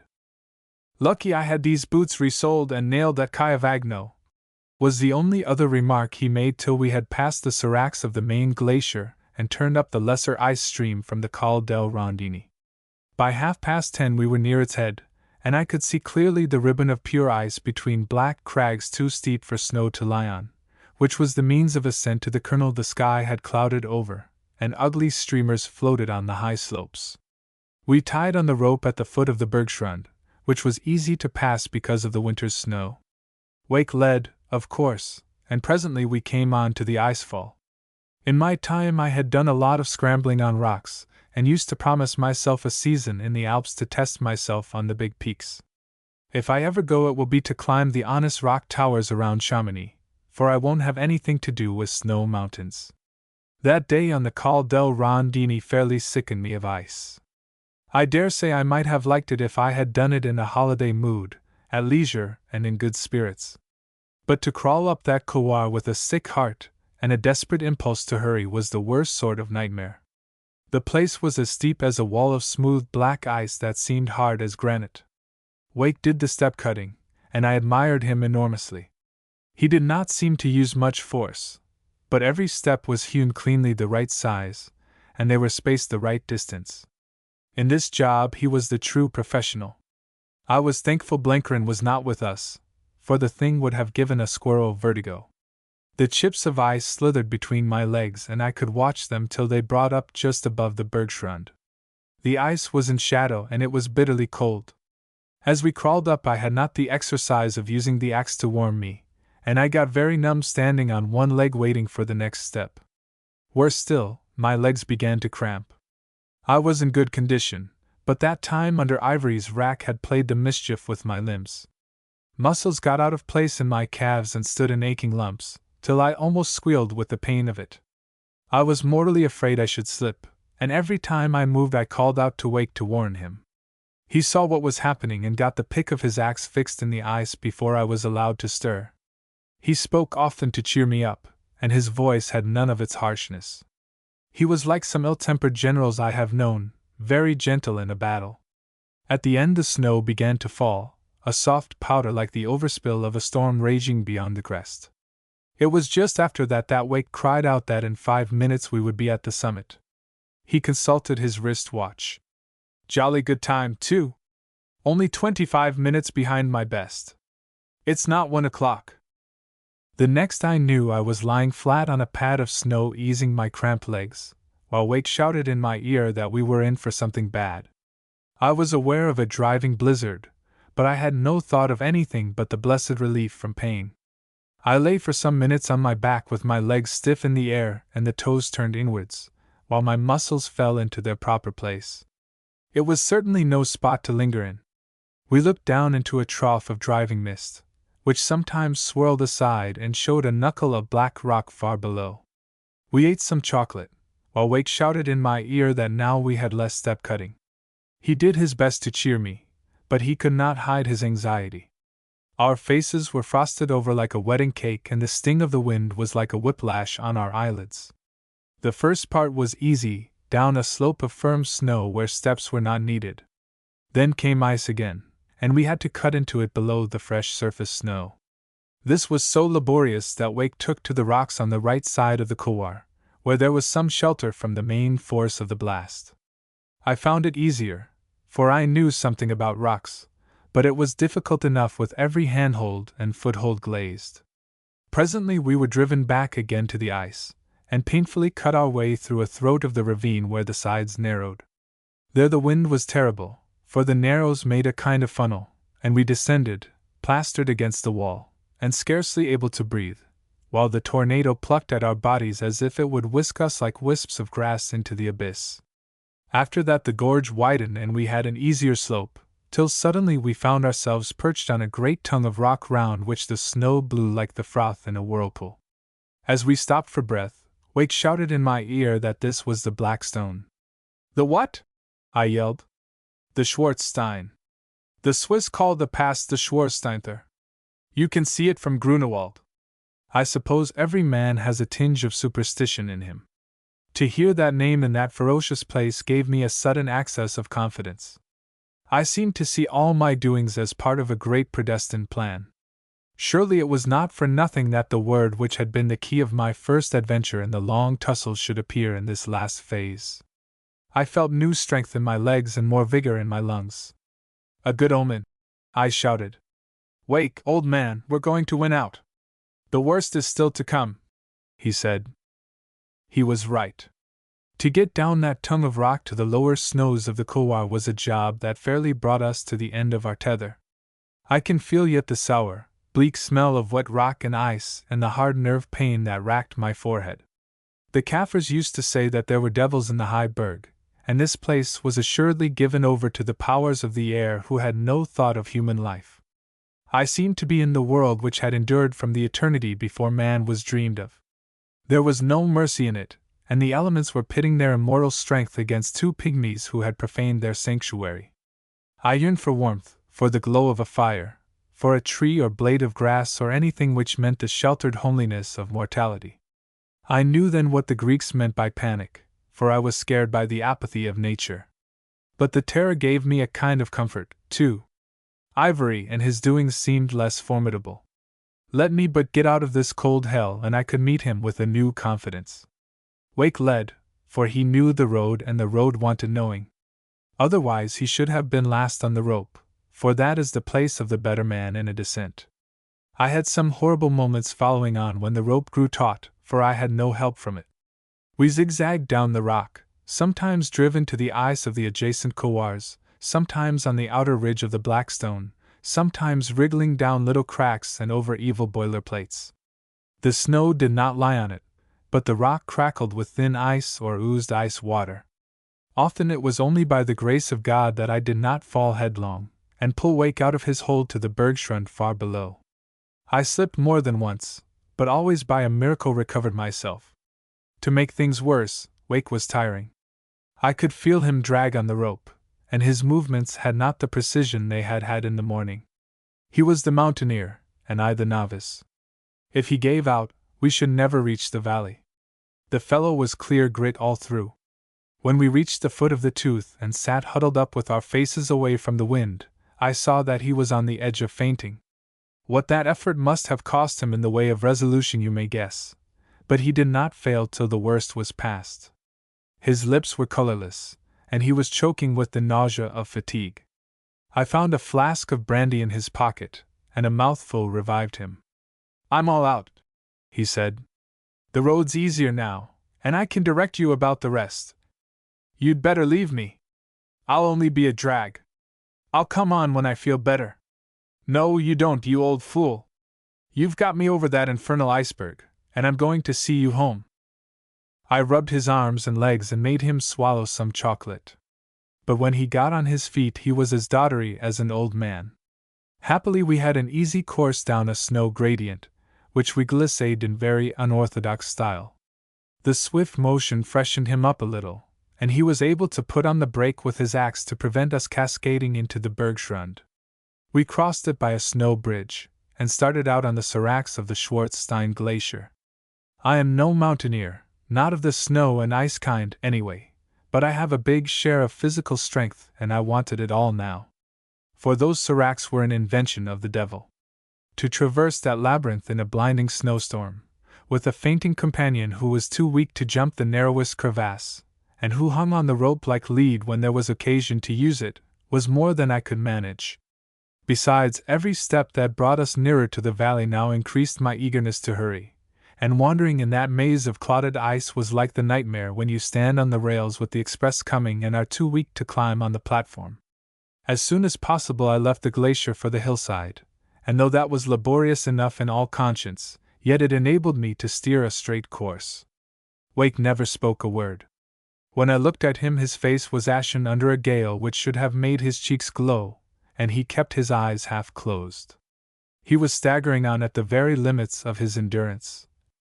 By and by we were on the moraine, and after splashing through a dozen little glacier streams came on a track which led up the hillside. Wake nodded feebly when I asked if this was right. Then to my joy I saw a gnarled pine. I untied the rope, and Wake dropped like a log on the ground. "Leave me," he groaned. "I'm fairly done. I'll come on later." And he shut his eyes. My watch told me that it was after 5 o'clock. "Get on my back," I said. "I won't part from you till I've found a cottage. You're a hero. You've brought me over those damned mountains in a blizzard, and that's what no other man in England would have done. Get up." He obeyed, for he was too far gone to argue. I tied his wrists together with a handkerchief below my chin, for I wanted my arms to hold up his legs. The rope and axes I left in a cache beneath the pine tree. Then I started trotting down the track for the nearest dwelling. My strength felt inexhaustible, and the quicksilver in my bones drove me forward. The snow was still falling, but the wind was dying down, and after the inferno of the pass it was like summer. The road wound over the shale of the hillside and then into what in spring must have been upland meadows. Then it ran among trees, and far below me on the right I could hear the glacier river churning in its gorge. Soon little empty huts appeared, and rough enclosed paddocks, and presently I came out on a shelf above the stream and smelt the wood smoke of a human habitation. I found a middle-aged peasant in the cottage, a guide by profession in summer and a woodcutter in winter. "I have brought my her from Santa Chiara," I said, "over the Schwarzsteinthur. He is very weary and must sleep." I decanted Wake into a chair, and his head nodded on his chest. But his color was better. "You and your her are fools," said the man gruffly, but not unkindly. "He must sleep or he will have a fever. The Schwarzsteinter in this devil's weather. Is he English?" "Yes," I said, "like all madmen. But he's a good her, and a brave mountaineer." We stripped Wake of his Red Cross uniform, now a collection of sopping rags, and got him between blankets with a huge earthenware bottle of hot water at his feet. The woodcutter's wife boiled milk, and this, with a little brandy added, we made him drink. I was quite easy in my mind about him, for I had seen this condition before. In the morning he would be as stiff as a poker, but recovered. "Now I'm off for Anton," I said. "I must get there tonight." "You are the hardy one." The man laughed. "I will show you the quick road to Grunewald, where is the railway. With good fortune you may get the last train." I gave him 50 francs on my Herr's behalf, learned his directions for the road, and set off after a draught of goat's milk, munching my last slab of chocolate. I was still strung up to a mechanical activity, and I ran every inch of the 3 miles to the Staubthal without consciousness of fatigue.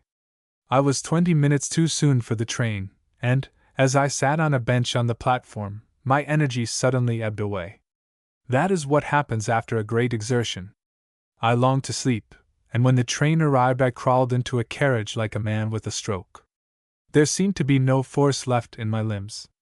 I realized that I was leg-weary, which is a thing you see sometimes with horses, but not often with men.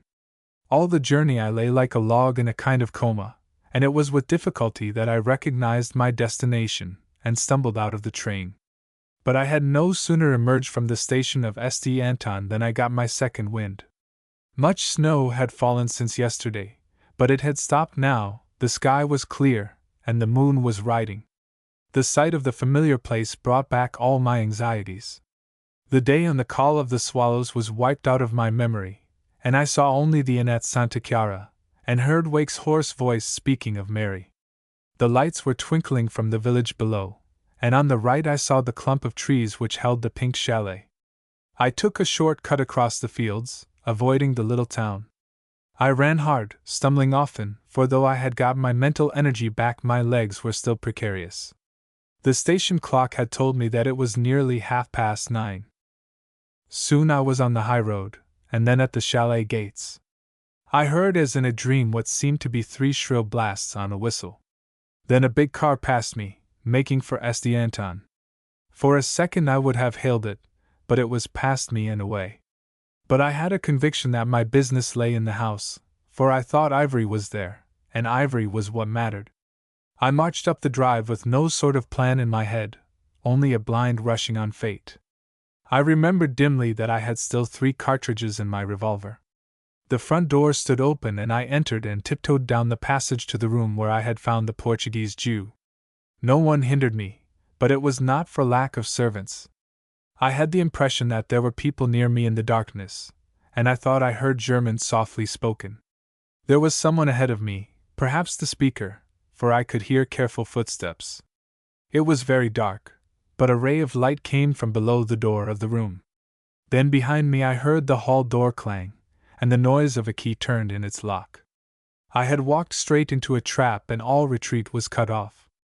My mind was beginning to work more clearly, though my purpose was still vague.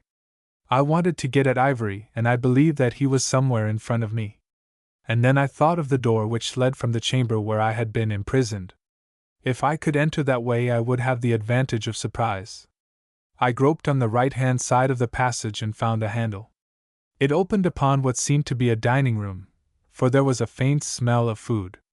Again I had the impression of people near, who for some unknown reason did not molest me.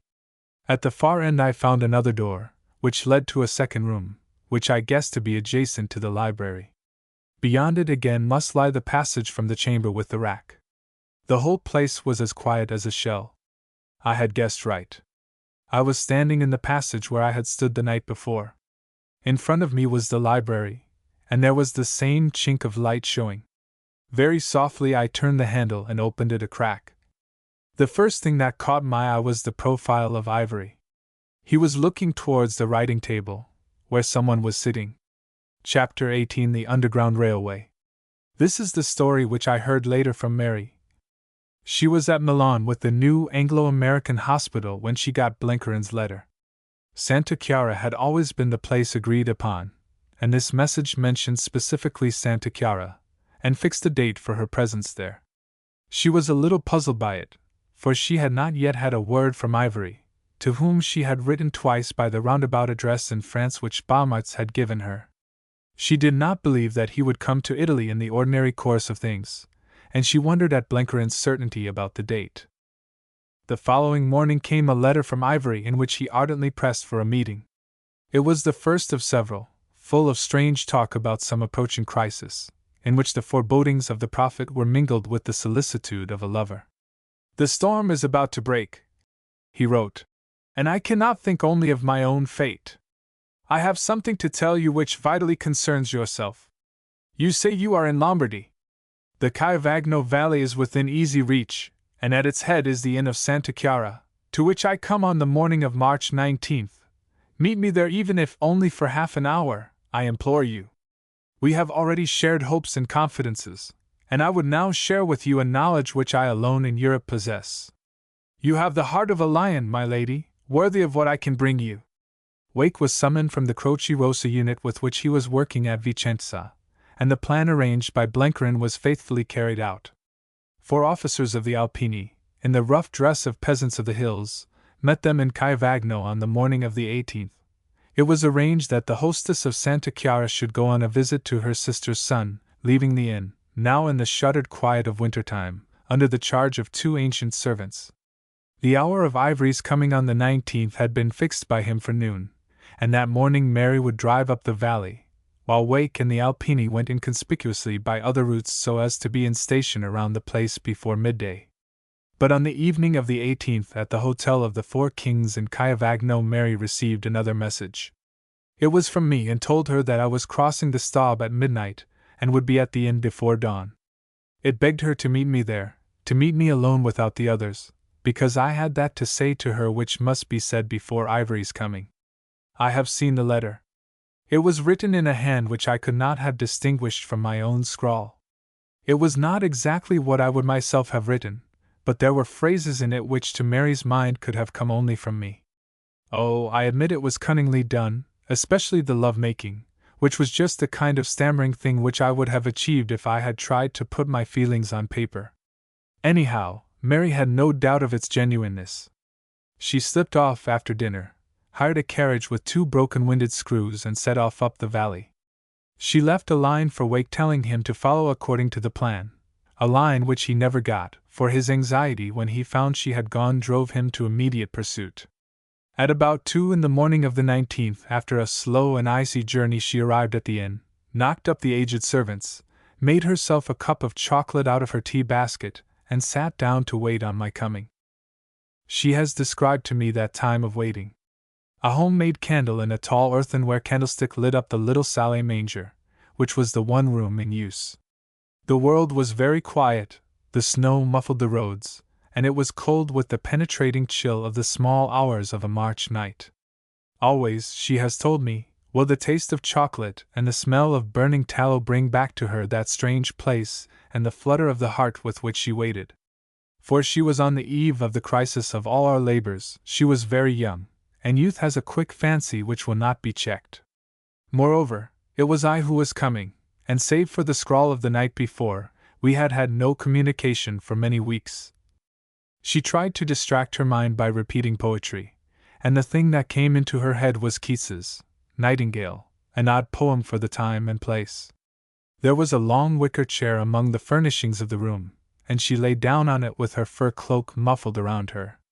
There were sounds of movement in the inn. The old woman who had let her in, with the scent of intrigue of her kind, had brightened when she heard that another guest was coming. Beautiful women do not travel at midnight for nothing. She also was awake and expectant. Then quite suddenly came the sound of a car slowing down outside. She sprang to her feet in a tremor of excitement. It was like the Picardy chateau again, the dim room and a friend coming out of the night. She heard the front door open and a step in the little hall.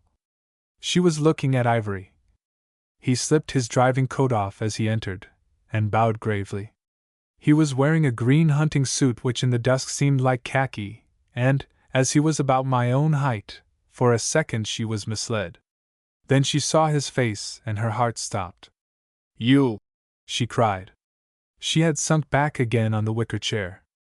"I have come as I promised," he said, "but a little earlier. You will forgive me my eagerness to be with you." She did not heed his words, for her mind was feverishly busy. My letter had been a fraud and this man had discovered our plans. She was alone with him, for it would be hours before her friends came from Kyavagno. He had the game in his hands, and of all our confederacy she alone remained to confront him. Mary's courage was pretty near perfect, and for the moment she did not think of herself or her own fate. That came later. She was possessed with poignant disappointment at our failure. All our efforts had gone to the winds, and the enemy had won with contemptuous ease. Her nervousness disappeared before the intense regret, and her brain set coolly and busily to work. It was a new Ivory who confronted her, a man with vigor and purpose in every line of him and the quiet confidence of power. He spoke with a serious courtesy. "The time for make-believe is past," he was saying. "We have fenced with each other. I have told you only half the truth, and you have always kept me at arm's length. But you knew in your heart, my dearest lady, that there must be the full truth between us some day, and that day has come. I have often told you that I love you. I do not come now to repeat that declaration. I come to ask you to entrust yourself to me, to join your fate to mine, for I can promise you the happiness which you deserve." He pulled up a chair and sat beside her. I cannot put down all that he said, for Mary, once she grasped the drift of it, was busy with her own thoughts and did not listen. But I gather from her that he was very candid and seemed to grow as he spoke in mental and moral stature. He told her who he was and what his work had been. He claimed the same purpose as hers, a hatred of war and a passion to rebuild the world into decency. But now he drew a different moral. He was a German. It was through Germany alone that peace and regeneration could come. His country was purged from her faults, and the marvelous German discipline was about to prove itself in the eye of gods and men. He told her what he had told me in the room at the Pink Chalet, but with another coloring. Germany was not vengeful or vainglorious, only patient and merciful. God was about to give her the power to decide the world's fate, and it was for him and his kind to see that the decision was beneficent. The greater task of his people was only now beginning. That was the gist of his talk. She appeared to listen, but her mind was far away. She must delay him for 2 hours, 3 hours, 4 hours. If not, she must keep beside him. She was the only one of our company left in touch with the enemy. "I go to Germany now," he was saying. "I want you to come with me, to be my wife." He waited for an answer, and got it in the form of a startled question. "To Germany? How?" "It is easy," he said, smiling. "The car which is waiting outside is the first stage of a system of travel which we have perfected." Then he told her about the Underground Railway, not as he had told it to me, to scare, but as a proof of power and forethought. His manner was perfect. He was respectful, devoted, thoughtful of all things. He was the suppliant, not the master. He offered her power and pride, a dazzling career, for he had deserved well of his country, the devotion of the faithful lover. He would take her to his mother's house, where she would be welcomed like a princess. I have no doubt he was sincere, for he had many moods, and the libertine whom he had revealed to me at the Pink Chalet had given place to the honorable gentleman. He could play all parts well because he could believe in himself in them all. Then he spoke of danger, not so as to slight her courage, but to emphasize his own thoughtfulness. The world in which she had lived was crumbling, and he alone could offer a refuge. She felt the steel gauntlet through the texture of the velvet glove. All the while she had been furiously thinking, with her chin in her hand in the old way. She might refuse to go. He could compel her, no doubt, for there was no help to be got from the old servants. But it might be difficult to carry an unwilling woman over the first stages of the Underground Railway. There might be chances. Supposing he accepted her refusal and left her. Then indeed he would be gone forever and our game would have closed with a fiasco. The great antagonist of England would go home rejoicing, taking his sheaves with him. At this time she had no personal fear of him. So curious a thing is the human heart that her main preoccupation was with our mission, not with her own fate. To fail utterly seemed too bitter. Supposing she went with him. They had still to get out of Italy and cross Switzerland. If she were with him, she would be an emissary of the Allies in the enemy's camp. She asked herself what could she do, and told herself, nothing. She felt like a small bird in a very large trap, and her chief sensation was that of her own powerlessness. But she had learned Blencherin's gospel and knew that heaven sends amazing chances to the bold. And even as she made her decision, she was aware of a dark shadow lurking at the back of her mind, the shadow of the fear which she knew was awaiting her. For she was going into the unknown with a man whom she hated, a man who claimed to be her lover. It was the bravest thing I have ever heard of, and I have lived my life among brave men. I will come with you, she said. But you mustn't speak to me, please. I am tired and troubled and I want peace to think. As she rose, weakness came over her, and she swayed till his arm caught her. I wish I could let you rest for a little, he said tenderly. But time presses. The car runs smoothly and you can sleep there. He summoned one of the servants to whom he handed Mary. We leave in 10 minutes, he said, and he went out to see to the car. Mary's first act in the bedroom to which she was taken was to bathe her eyes and brush her hair. She felt dimly that she must keep her head clear. Her second was to scribble a note to Wake, telling him what had happened, and to give it to the servant with a tip. The gentleman will come in the morning, she said. You must give it him at once, for it concerns the fate of your country. The woman grinned and promised. It was not the first time she had done errands for pretty ladies. Ivory settled her in the great closed car with much solicitude, and made her comfortable with rugs. Then he went back to the inn for a second, and she saw a light move in the salle manger. He returned and spoke to the driver in German, taking his seat beside him. But first he handed Mary her note to Wake. I think you left this behind you, he said. He had not opened it. Alone in the car, Mary slept. She saw the figures of Ivory and the chauffeur in the front seat dark against the headlights, and then they dislimned into dreams. She had undergone a greater strain than she knew, and was sunk in the heavy sleep of weary nerves. When she woke it was daylight.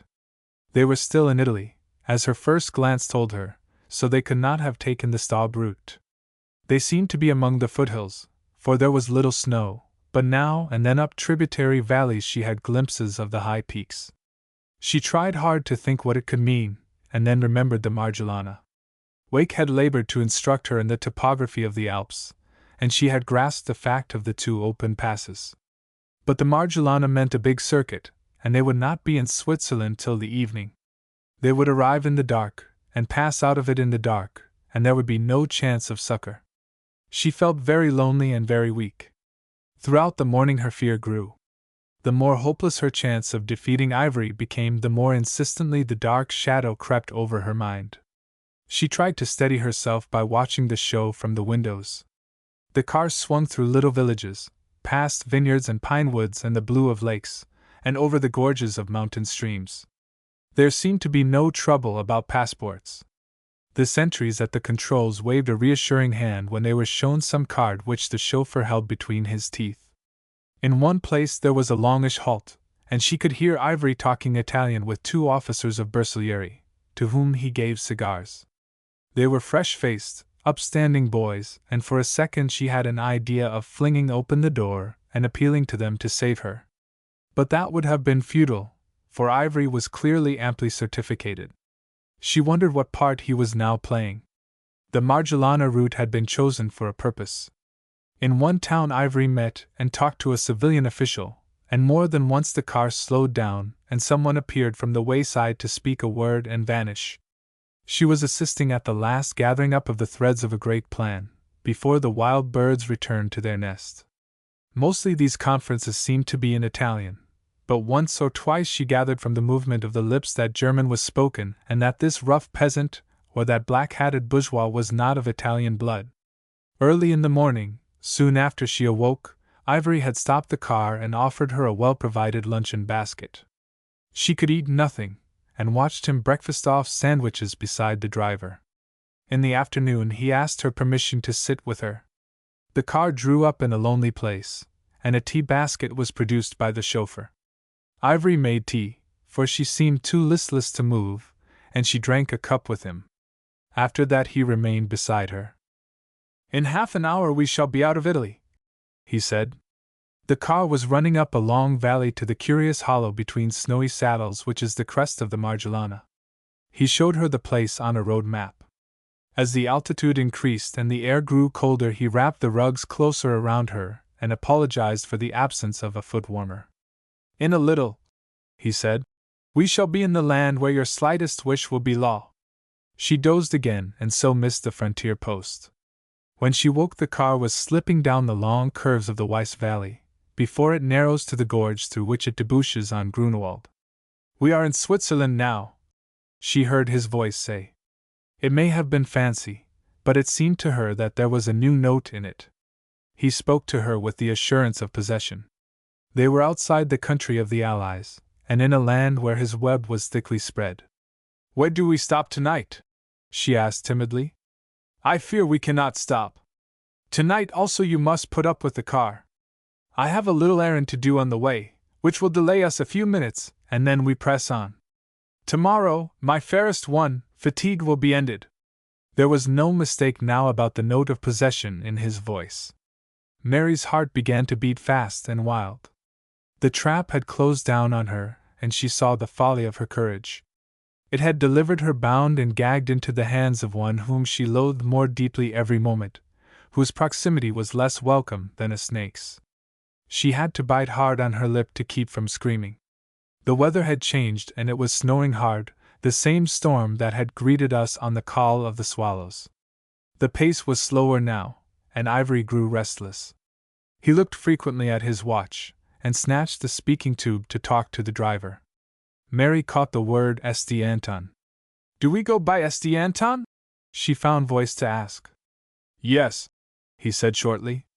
The word gave her the faintest glimmering of hope, for she knew that Peter and I had lived at Esti Anton. She tried to look out of the blurred window, but could see nothing except that the twilight was falling. She begged for the road map, and saw that so far as she could make out they were still in the broad Grunewald Valley, and that to reach Esti Anton they had to cross the low pass from the Stabthal. The snow was still drifting thick and the car crawled.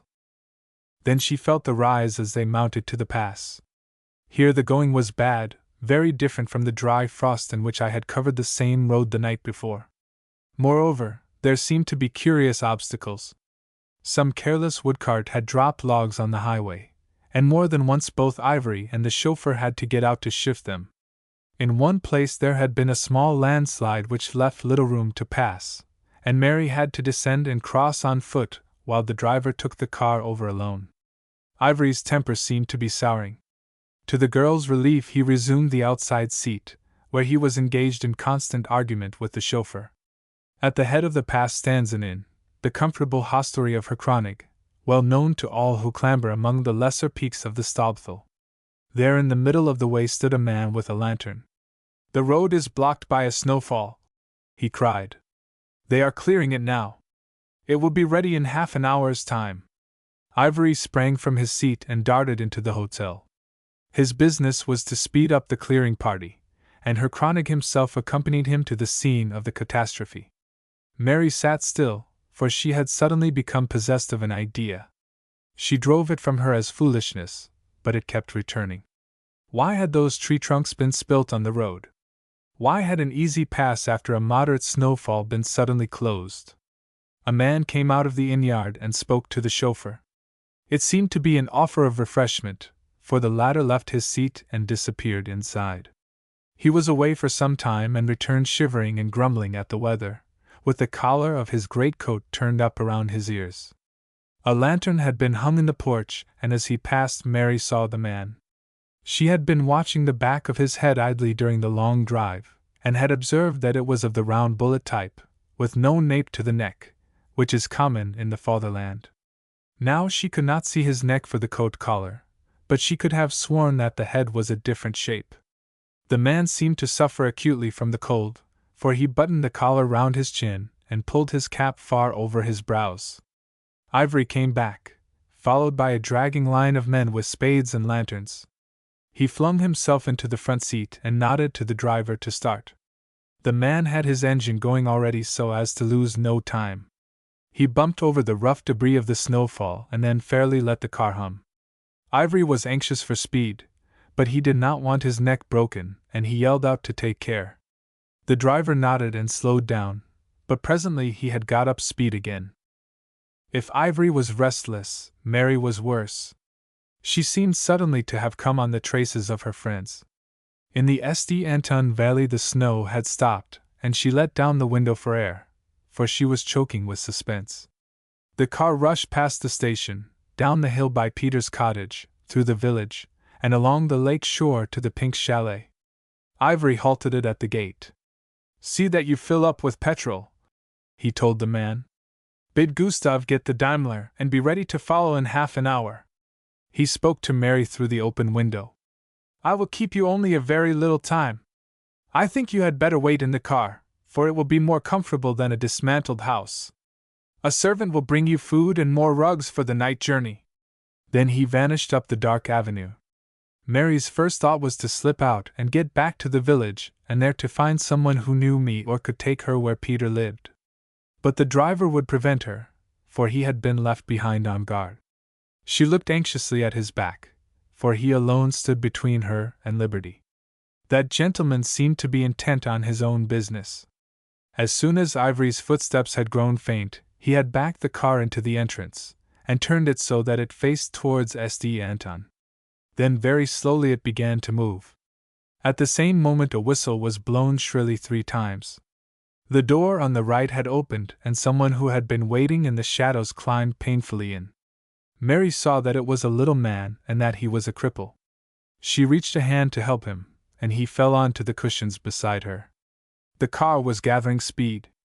Before she realized what was happening, the newcomer had taken her hand and was patting it.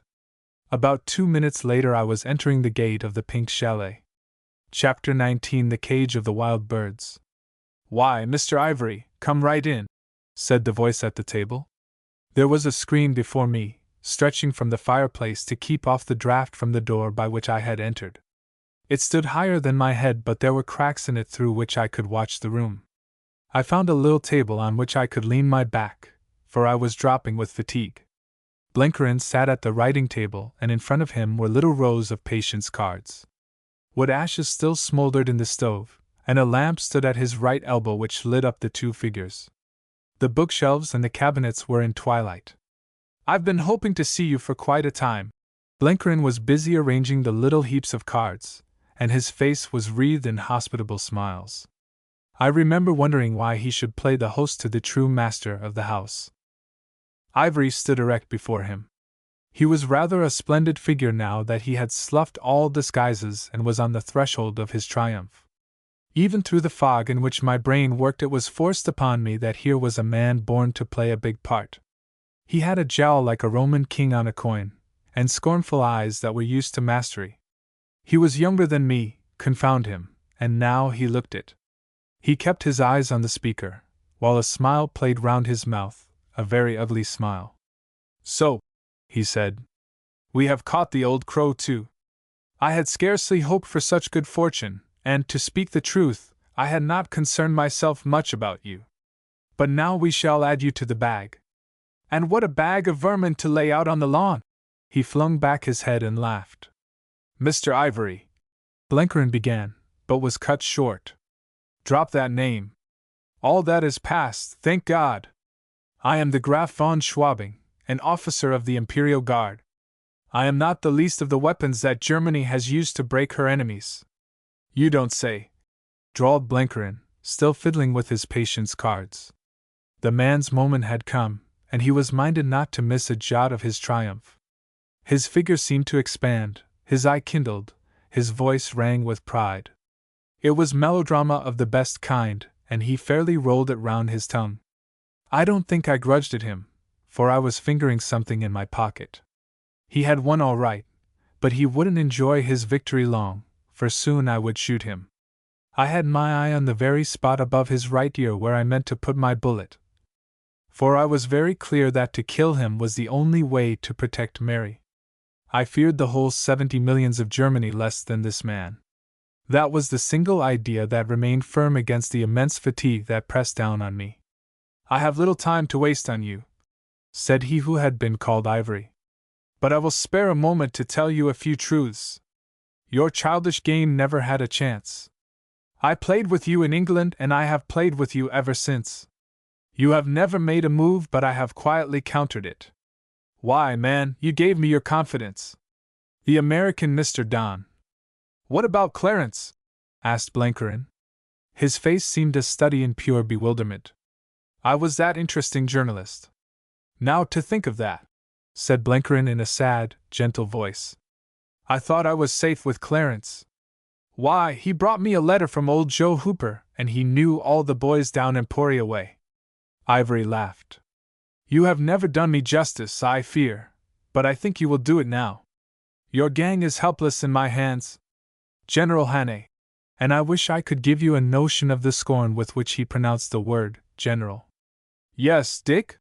said Blenkerin intently. "He has been my prisoner for 24 hours. And the pretty Miss Mary, too. You are all going with me in a little to my own country. You will not guess how. We call it the Underground Railway, and you will have the privilege of studying its working. I had not troubled much about you, for I had no special dislike of you. You are only a blundering fool, what you call in your country easy fruit." "I thank you, Graf," Blenkerin said solemnly. "But since you are here, you will join the others. One last word. To beat inepts such as you is nothing. There is a far greater thing. My country has conquered. You and your friends will be dragged at the chariot wheels of a triumph such as Rome never saw. Does that penetrate your thick skull? Germany has won, and in 2 days the whole round earth will be stricken dumb by her greatness." As I watched Blenkerin, a grey shadow of hopelessness seemed to settle on his face. His big body drooped in his chair, his eyes fell, and his left hand shuffled limply among his patience cards. I could not get my mind to work, but I puzzled miserably over his amazing blunders. He had walked blindly into the pit his enemies had dug for him. Peter must have failed to get my message to him, and he knew nothing of last night's work or my mad journey to Italy. We had all bungled, the whole wretched bunch of us, Peter and Blenkerin and myself. I had a feeling at the back of my head that there was something in it all that I couldn't understand, that the catastrophe could not be quite as simple as it seemed. But I had no power to think, with the insolent figure of Ivory dominating the room. Thank God I had a bullet waiting for him. That was the one fixed point in the chaos of my mind. For the first time in my life I was resolute on killing one particular man, and the purpose gave me a horrid comfort. Suddenly Ivory's voice rang out sharp. "Take your hand out of your pocket. You fool, you are covered from 3 points in the walls. A movement and my men will make a sieve of you. Others before you have sat in that chair, and I am used to take precautions. Quick! Both hands on the table." There was no mistake about Blenkerin's defeat. He was done and out, and I was left with the only card. He leaned wearily on his arms with the palms of his hands spread out. "I reckon you've gotten a strong hand, Graf," he said, and his voice was flat with despair. "I hold a royal straight flush," was the answer. And then suddenly came a change. Blenkerin raised his head, and his sleepy, ruminating eyes looked straight at Ivory. "I call you," he said. I didn't believe my ears. Nor did Ivory.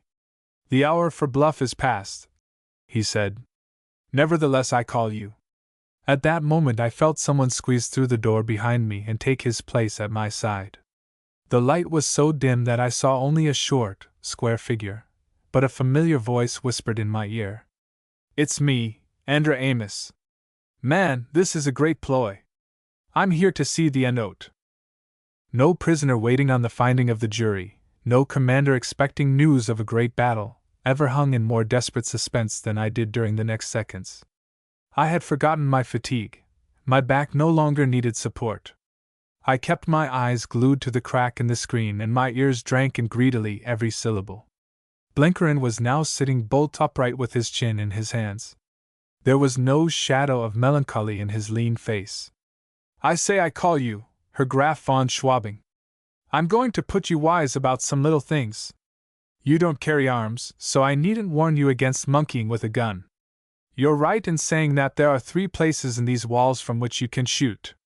Well, for your information I may tell you that there's guns in all 3, but they're covering you at this moment. So you'd better be good. Ivory sprang to attention like a ramrod. Karl! He cried. Gustav! As if by magic figures stood on either side of him, like warders by a criminal. They were not the sleek German footmen whom I had seen at the chalet. One I did not recognize. The other was my servant, Geordie Hamilton. He gave them one glance, looked round like a hunted animal, and then steadied himself. The man had his own kind of courage. I've gotten something to say to you, Blenkerin drawled. It's been a tough fight, but I reckon the hot end of the poker is with you. I compliment you on Clarence Don. You fooled me fine over that business, and it was only by the mercy of God you didn't win out. You see, there was just the one of us who was liable to recognize you whatever way you twisted your face, and that was Dick Hannay. I give you good marks for Clarence. For the rest, I had you beaten flat. He looked steadily at him. You don't believe it? Well, I'll give you proof. I've been watching your underground railway for quite a time. I've had my men on the job, and I reckon most of the lines are now closed for repairs. All but the trunk line into France. That I'm keeping open, for soon there's going to be some traffic on it. At that I saw Ivory's eyelids quiver. For all his self-command he was breaking. I admit we cut it mighty fine, along of your fooling me about Clarence. But you struck a bad snag in General Hannay, Graf. Your heart-to-heart talk with him was poor business. You reckoned you had him safe, but that was too big a risk to take with a man like Dick, unless you saw him cold before you left him. He got away from this place, and early this morning I knew all he knew. After that it was easy. I got the telegram you had sent this morning in the name of Clarence Don, and it made me laugh. Before midday I had this whole outfit under my hand. Your servants have gone by the Underground Railway, to France. Ehrlich, well, I'm sorry about Ehrlich. I knew now the name of the Portuguese Jew. He wasn't a bad sort of man, Blenkerin said regretfully. And he was plumb honest. I couldn't get him to listen to reason, and he would play with firearms. So I had to shoot. Dead? Asked Ivory sharply. Yes. I don't miss, and it was him or me. He's under the ice now, where you wanted to send Dick Hannay. He wasn't your kind, Graf, and I guess he has some chance of getting into heaven. If I weren't a hard-shell Presbyterian I'd say a prayer for his soul. I looked only at Ivory. His face had gone very pale, and his eyes were wandering. I am certain his brain was working at lightning speed, but he was a rat in a steel trap and the springs held him. If ever I saw a man going through hell it was now. His pasteboard castle had crumbled about his ears and he was giddy with the fall of it. The man was made of pride, and every proud nerve of him was caught on the raw. So much for ordinary business, said Blenkerin. There's the matter of a certain lady. You haven't behaved over nice about her, Graf, but I'm not going to blame you. You maybe heard a whistle blow when you were coming in here? No. Why, it sounded like Gabriel's trump. Peter must have put some lung power into it. Well, that was the signal that Miss Mary was safe in your car, but in our charge. D'you comprehend? He did. The ghost of a flush appeared in his cheeks. You ask about General Hannay? I'm not just exactly sure where Dick is at the moment, but I opine he's in Italy. I kicked aside the screen, thereby causing Amos almost to fall on his face. I'm back, I said, and pulled up an armchair, and dropped into it. I think the sight of me was the last straw for Ivory. I was a wild enough figure, grey with weariness, soaked dirty, with the clothes of the Porter Joseph Zimmer and rags from the sharp rocks of the Schwarzsteinter. As his eyes caught mine they wavered, and I saw terror in them. He knew he was in the presence of a mortal enemy. Why, Dick, said Blenkerin with a beaming face. This is mighty opportune. How in creation did you get here? I walked, I said. I did not want to have to speak, for I was too tired. I wanted to watch Ivory's face. Blenkerin gathered up his patience cards, slipped them into a little leather case, and put it in his pocket. I've one thing more to tell you. The wild birds have been summoned home, but they won't ever make it. We've gathered them in Pavia, and Hofgaard, and Conradi. Ehrlich is dead. And you are going to join the rest in our cage. As I looked at my friend, his figure seemed to gain in presence. He sat square in his chair with a face like a hanging judge, and his eyes, sleepy no more, held Ivory as in a vice. He had dropped, too, his drawl and the idioms of his ordinary speech, and his voice came out hard and massive like the clash of granite blocks. You're at the bar now, Graf von Schwabing. For years you've done your best against the decencies of life. You have deserved well of your country, I don't doubt it. But what has your country deserved of the world? One day soon Germany has to do some heavy paying, and you are the first installment. I appeal to the Swiss law. I stand on Swiss soil, and I demand that I be surrendered to the Swiss authorities. Ivory spoke with dry lips and the sweat was on his brow. Oh, no, said Blenkerin soothingly. The Swiss are a nice people, and I would hate to add to the worries of a poor little neutral state. All along both sides have been outside the law in this game, and that's going to continue. We've abode by the rules and so must you. For years you've murdered and kidnapped and seduced the weak and ignorant, but we're not going to judge your morals. We leave that to the Almighty when you get across Jordan. We're going to wash our hands of you as soon as we can. You'll travel to France by the Underground Railway and there be handed over to the French government. From what I know, they've enough against you to shoot you every hour of the day for a 12-month. I think he had expected to be condemned by us there, and sent to join Ehrlich beneath the ice. Anyhow, there came a flicker of hope into his eyes. I dare say he saw some way to dodge the French authorities if he once got a chance to use his miraculous wits.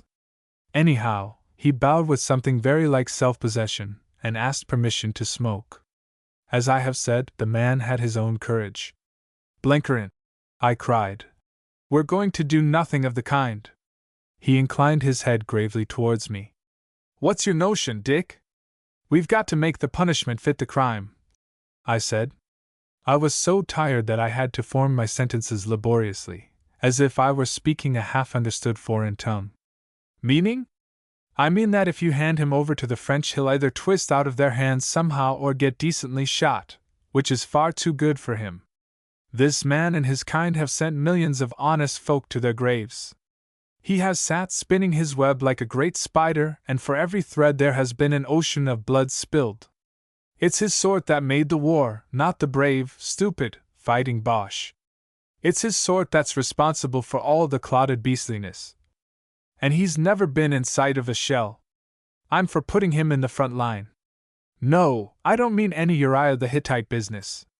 I want him to have a sporting chance, just what other men have. But by God, he's going to learn what is the upshot of the strings he's been pulling so merrily. He told me in 2 days' time Germany would smash our armies to hell. He boasted that he would be mostly responsible for it. Well, let him be there to see the smashing. I reckon that's just, said Blenkerin. Ivory's eyes were on me now, fascinated and terrified like those of a bird before a rattlesnake. I saw again the shapeless features of the man in the tube station, the residuum of shrinking mortality behind his disguises. He seemed to be slipping something from his pocket towards his mouth, but Geordie Hamilton caught his wrist. "What'd ye offer?" said the scandalized voice of my servant. "Sir, the prisoner would appear to be trying to puition hisself. Will I search him?" After that he stood with each arm in the grip of a warder. "Mr. Ivory," I said, "last night, when I was in your power, you indulged your vanity by gloating over me. I expected it, for your class does not breed gentlemen. We treat our prisoners differently, but it is fair that you should know your fate. You are going into France, and I will see that you are taken to the British front. There with my old division you will learn something of the meaning of war. Understand that by no conceivable chance can you escape. Men will be detailed to watch you day and night and to see that you undergo the full rigor of the battlefield. You will have the same experience as other people, no more, no less. I believe in a righteous God, and I know that sooner or later you will find death at the hands of your own people, an honorable death which is far beyond your deserts. But before it comes you will have understood the hell to which you have condemned honest men. In moments of great fatigue, as in moments of great crisis, the mind takes charge and may run on a track independent of the will. It was not myself that spoke, but an impersonal voice which I did not know, a voice in whose tones rang a strange authority. Ivory recognized the icy finality of it, and his body seemed to wilt and droop. Only the hold of the warders kept him from falling. I, too, was about at the end of my endurance. I felt dimly that the room had emptied except for Blenkerin and Amos, and that the former was trying to make me drink brandy from the cup of a flask. I struggled to my feet with the intention of going to Mary, but my legs would not carry me. I heard as in a dream Amos giving thanks to an omnipotence in whom he officially disbelieved. "What's that the old man in the Bible said? Now let thou thy servant depart in peace. That's the way I'm feelin', Missile Dot." And then slumber came on me like an armed man, and in the chair by the dying wood ash I slept off the ache of my limbs, the tension of my nerves, and the confusion of my brain. Chapter 20. The Storm Breaks in the West. The following evening, it was the 20th day of March, I started for France after the dark fell.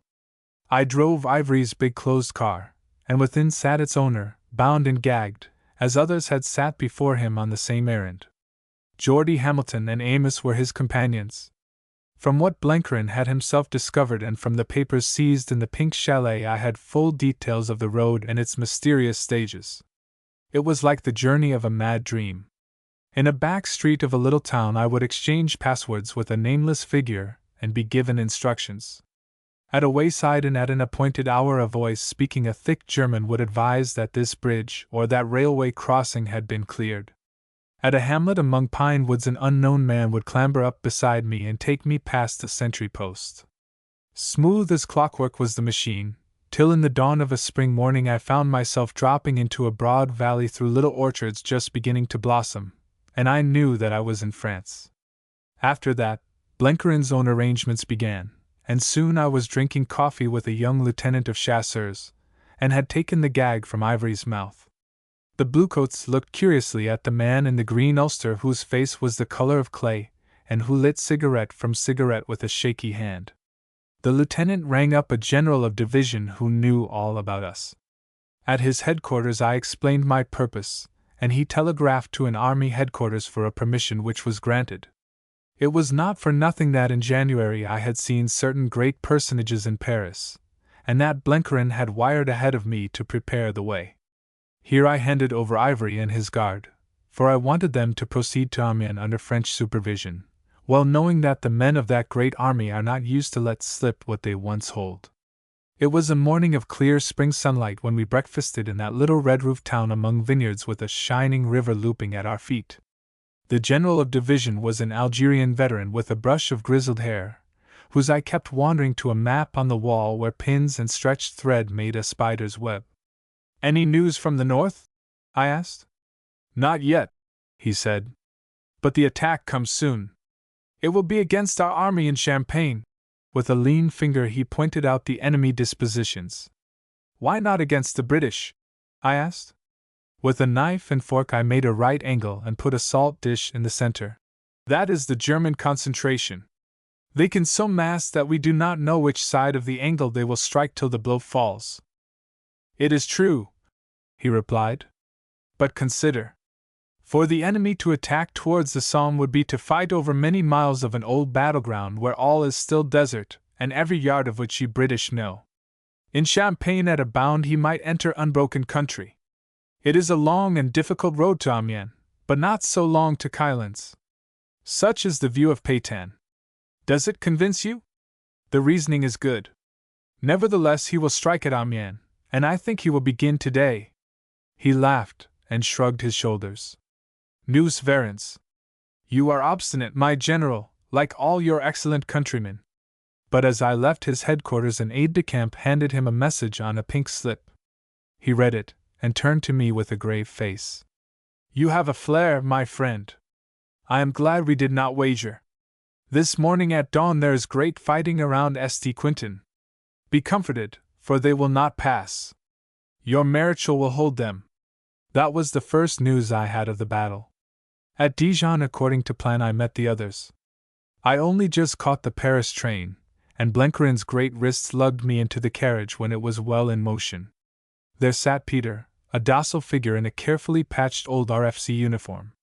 Wake was reading a pile of French papers, and in a corner Mary, with her feet up on the seat, was sound asleep. We did not talk much, for the life of the past days had been so hectic that we had no wish to recall it. Blencarin's face wore an air of satisfaction, and as he looked out at the sunny spring landscape he hummed his only tune. Even Wake had lost his restlessness. He had on a pair of big tortoise-shell reading glasses, and when he looked up from his newspaper and caught my eye he smiled. Mary slept like a child, delicately flushed, her breath scarcely stirring the collar of the greatcoat which was folded across her throat. I remember looking with a kind of awe at the curve of her young face and the long lashes that lay so softly on her cheek, and wondering how I had borne the anxiety of the last months. Wake raised his head from his reading, glanced at Mary and then at me, and his eyes were kind, almost affectionate. He seemed to have won peace of mind among the hills. Only Peter was out of the picture. He was a strange, disconsolate figure, as he shifted about to ease his leg, or gazed incuriously from the window. He had shaved his beard again, but it did not make him younger, for his face was too lined and his eyes too old to change. When I spoke to him he looked towards Mary and held up a warning finger. "I go back to England," he whispered. "Your little Maisie is going to take care of me till I am settled. We spoke of it yesterday at my cottage. I will find a lodging and be patient till the war is over. And you, Dick?" "Oh, I rejoined my division. Thank God, this job is over. I have an easy trun now and can turn my attention to straightforward soldiering. I don't mind telling you that I'll be glad to think that you and Mary and Blencarin are safe at home. What about you, Wake?"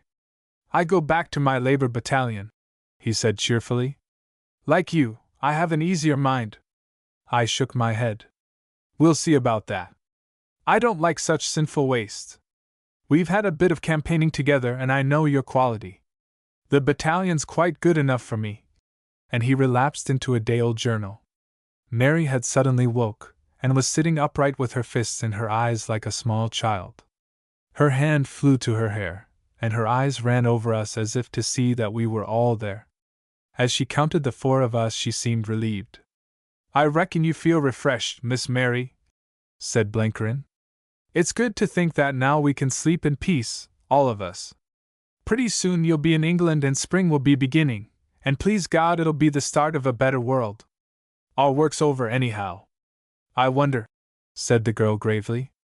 "I don't think there's any discharge in this war. Dick, have you news of the battle?" This was the day. "It's begun," I said, and told them the little I had learned from the French general. "I've made a reputation as a prophet, for he thought the attack was coming in Champagne. It's St. Quentin right enough, but I don't know what has happened. We'll hear in Paris." Mary had woke with a startled air, as if she remembered her old instinct that our work would not be finished without a sacrifice, and that sacrifice the best of us. The notion kept recurring to me with an uneasy insistence. But soon she appeared to forget her anxiety. That afternoon, as we journeyed through the pleasant land of France, she was in holiday mood, and she forced all our spirits up to her level.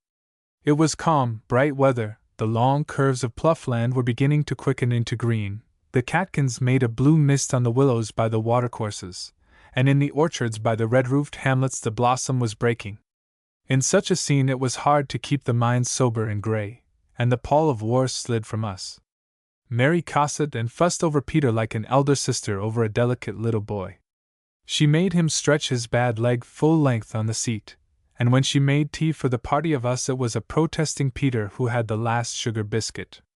Indeed, we were almost a merry company, for Blencarin told stories of old hunting and engineering days in the West, and Peter and I were driven to cap them, and Mary asked provocative questions, and Wake listened with amused interest. It was well that we had the carriage to ourselves, for no queerer rigs were ever assembled. Mary, as always, was neat and workmanlike in her dress. Blenkerin was magnificent in a suit of russet tweed with a pale blue shirt and collar, and well-polished brown shoes. But Peter and Wake were in uniforms which had seen far better days, and I wore still the boots and the shapeless and ragged clothes of Joseph Zimmer, the porter from Arosa. We appeared to forget the war, but we didn't, for it was in the background of all our minds. Somewhere in the north there was raging a desperate fight, and its issue was the true test of our success or failure. Mary showed it by bidding me ask for news at every stopping place. I asked gendarmes and permissionaires, but I learned nothing. Nobody had ever heard of the battle. The upshot was that for the last hour we all fell silent, and when we reached Paris about 7 o'clock my first errand was to the bookstall. I bought a batch of evening papers, which we tried to read in the taxis that carried us to our hotel. Sure enough, there was the announcement in big headlines. The enemy had attacked in great strength from south of Arras to the Oise, but everywhere he had been repulsed and held in our battle zone. The leading articles were confident, the notes by the various military critics were almost braggart.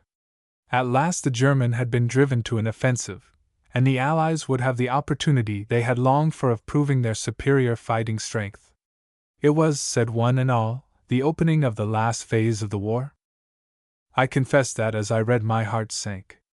If the civilians were so overconfident, might not the generals have fallen into the same trap? Blenkerin alone was unperturbed. Mary said nothing, but she sat with her chin in her hands, which with her was a sure sign of deep preoccupation. Next morning the papers could tell us little more. The main attack had been on both sides of St. Quentin, and though the British had given ground it was only the outposts line that had gone. The mist had favored the enemy, and his bombardment had been terrific, especially the gas shells. Every journal added the old comment, that he had paid heavily for his temerity, with losses far exceeding those of the defense. Wake appeared at breakfast in his private's uniform. He wanted to get his railway warrant and be off at once, but when I heard that Amiens was his destination I ordered him to stay and travel with me in the afternoon. I was in uniform myself now and had taken charge of the outfit. I arranged that Blenkerin, Mary, and Peter should go on to Boulogne and sleep the night there, while Wake and I would be dropped at Amiens to await instructions. I spent a busy morning. Once again I visited with Blenkerin the little cabinet in the Boulevard St. Germain, and told in every detail our work of the past 2 months. Once again I sat in the low building beside the Invalides and talked to staff officers. But some of the men I had seen on the first visit were not there. The chiefs of the French army had gone north. We arranged for the handling of the wild birds, now safely in France, and sanction was given to the course I had proposed to adopt with Ivory. He and his guard were on their way to Amiens, and I would meet them there on the morrow. The great men were very complimentary to us, so complimentary that my knowledge of grammatical French ebbed away and I could only stutter in reply. That telegram sent by Blenkerin on the night of the 18th, from the information given me in the Pink Chalet, had done wonders in clearing up the situation. But when I asked them about the battle they could tell me little. It was a very serious attack in tremendous force, but the British line was strong and the reserves were believed to be sufficient. Pétain and Foch had gone north to consult with Haig.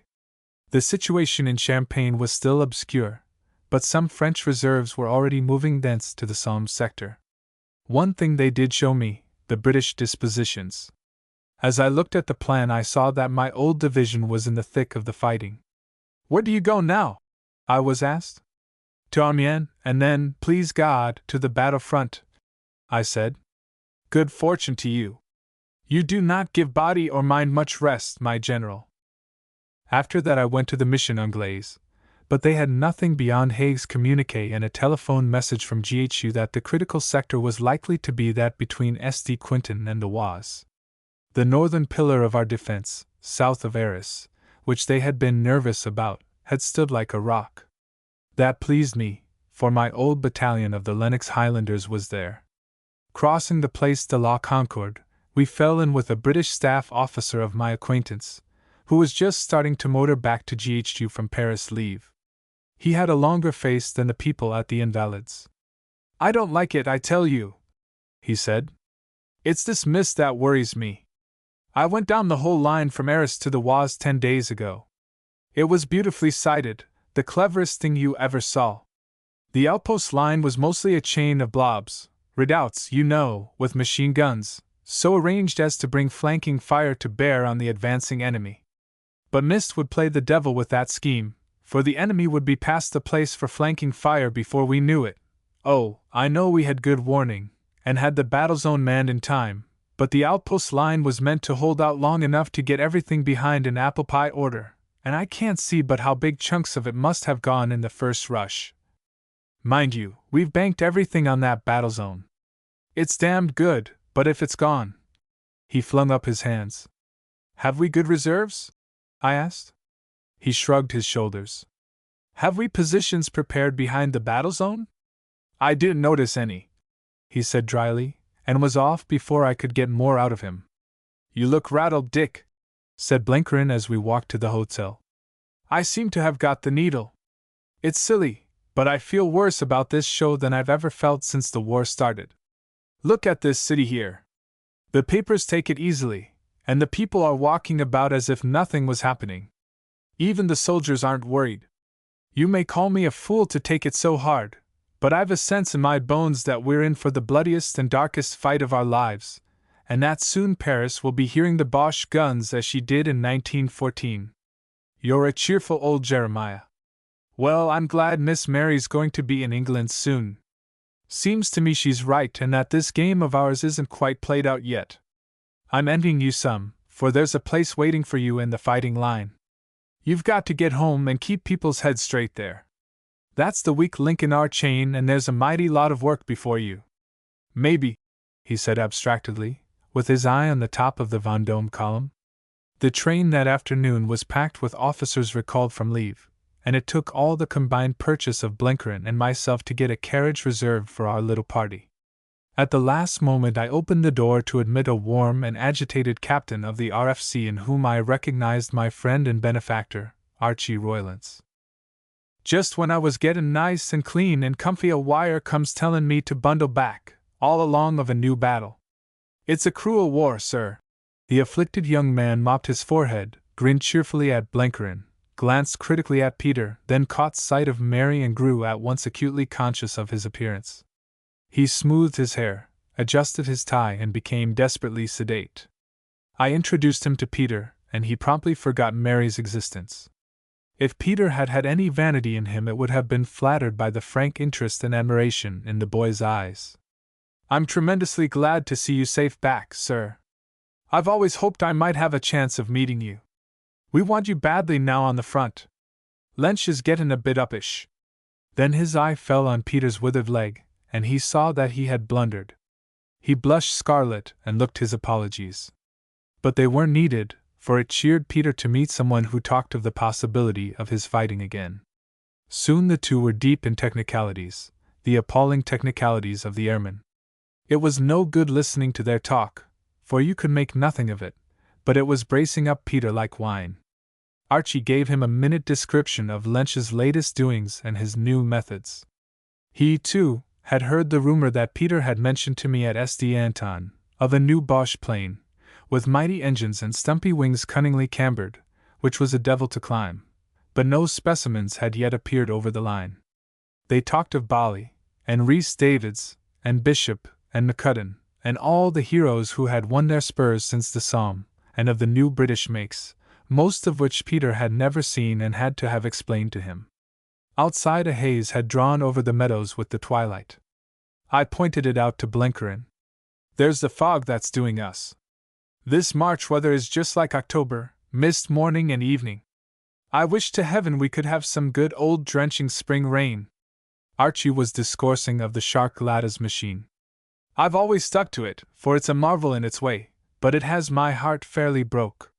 The General here knows its little tricks. Don't you, sir? Whenever things get really excitin', the engine's apt to quit work and take a rest.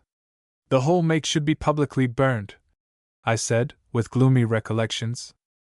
"I wouldn't go so far, sir. The old Gladas has surprise and merits. On her day there's nothing like her for pace and climbing power, and she steers as sweet as a racing cutter. The trouble about her is she's too complicated.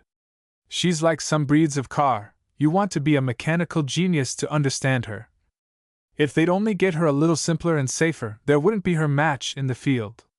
I'm about the only man that has patience with her and knows her merits, but she's often been nearly the death of me. All the same, if I were in for a big fight against some fellow like Lynch, where it was neck or nothing, I'm hanged if I wouldn't pick the Gladys. Archie laughed apologetically. The subject is banned for me in our mess. I'm the old thing's only champion, and she's like a mare I used to hunt that loved me so much she was always trying to chew the arm off me. But I wish I could get her a fair trial from one of the big pilots. I'm only in the second class myself, after all. We were running north of St just when above the rattle of the train rose a curious dull sound. It came from the east, and was like the low growl of a felt thunderstorm, or a steady roll of muffled drums. "Hark to the guns!" cried Archie. "My aunt, there's a tidy bombardment going on somewhere." I had been listening on and off to guns for 3 years. I had been present at the big preparations before Luce and the Somme and Arras, and I had come to accept the racket of artillery as something natural and inevitable like rain or sunshine. But this sound chilled me with its eeriness, I don't know why. Perhaps it was its unexpectedness, for I was sure that the guns had not been heard in this area since before the Marne. The noise must be traveling down the Oise Valley, and I judged there was big fighting somewhere about Chauny or La Fère. That meant that the enemy was pressing hard on a huge front, for here was clearly a great effort on his extreme left wing. Unless it was our counterattack. But somehow I didn't think so. I let down the window and stuck my head into the night. The fog had crept to the edge of the track, a gossamer mist through which houses and trees and cattle could be seen dim in the moonlight. The noise continued, not a mutter, but a steady rumbling flow as solid as the blare of a trumpet. Presently, as we drew near Amiens, we left it behind us, for in all the Somme Valley there is some curious configuration which blankets sound. The country folk call it the Silent Land, and during the first phase of the Somme battle a man in Amiens could not hear the guns 20 miles off at Albert. As I sat down again I found that the company had fallen silent, even the garrulous Archie. Mary's eyes met mine, and in the indifferent light of the French railway carriage I could see excitement in them. I knew it was excitement, not fear. She had never heard the noise of a great barrage before. Blenkerin was restless, and Peter was sunk in his own thoughts. I was growing very depressed, for in a little I would have to part from my best friends and the girl I loved. But with the depression was mixed an odd expectation, which was almost pleasant. The guns had brought back my profession to me, I was moving towards their thunder, and God only knew the end of it. The happy dream I had dreamed of the Cotswolds and a home with Mary beside me seemed suddenly to have fallen away to an infinite distance. I felt once again that I was on the razor edge of life. The last part of the journey I was casting back to rake up my knowledge of the countryside. I saw again the stricken belt from Serra to Comles where we had fought in the summer of 17. I had not been present in the advance of the following spring, but I had been at Cambrai and I knew all the down country from Lagnacourt to St. Quentin. I shut my eyes and tried to picture it, and to see the roads running up to the line, and wondered just at what points the big pressure had come. They had told me in Paris that the British were as far south as the Oise, so the bombardment we had heard must be directed to our address.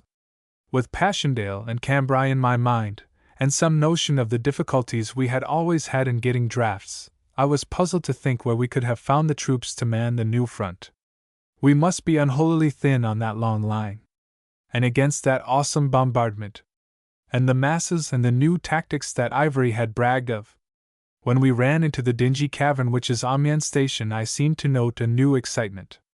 I felt it in the air rather than deduced it from any special incident, except that the platform was very crowded with civilians, most of them with an extra amount of baggage. I wondered if the place had been bombed the night before. "We won't say goodbye yet," I told the others. "The train doesn't leave for half an hour. I'm off to try and get news." Accompanied by Archie, I hunted out an RTO of my acquaintance. To my questions he responded cheerfully. Oh, we're doing famously, sir. I heard this afternoon from a man in operations that GHQ was perfectly satisfied. We've killed a lot of Huns and only lost a few kilometers of ground. You're going to your division? Well, it's up Perron Way, or was last night. Shane and Dunthorpe came back from leave and tried to steal a car to get up to it. Oh, I'm having the deuce of a time. These blighted civilians have got the wind up, and a lot are trying to clear out. The idiots say the Huns will be in Amiens in a week. What's the phrase? Pourvu que les civils tenent.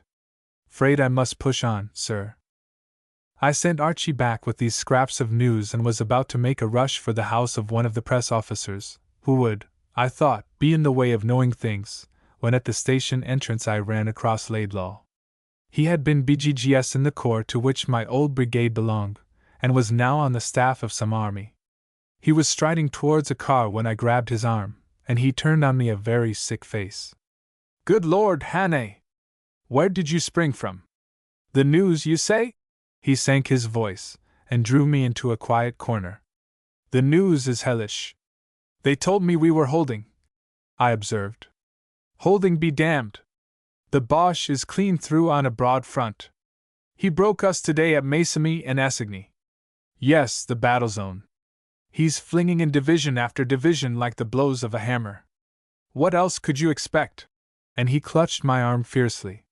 How in God's name could 11 divisions hold a front of 40 miles? And against 4 to 1 in numbers? It isn't war, it's naked lunacy. I knew the worst now, and it didn't shock me, for I had known it was coming.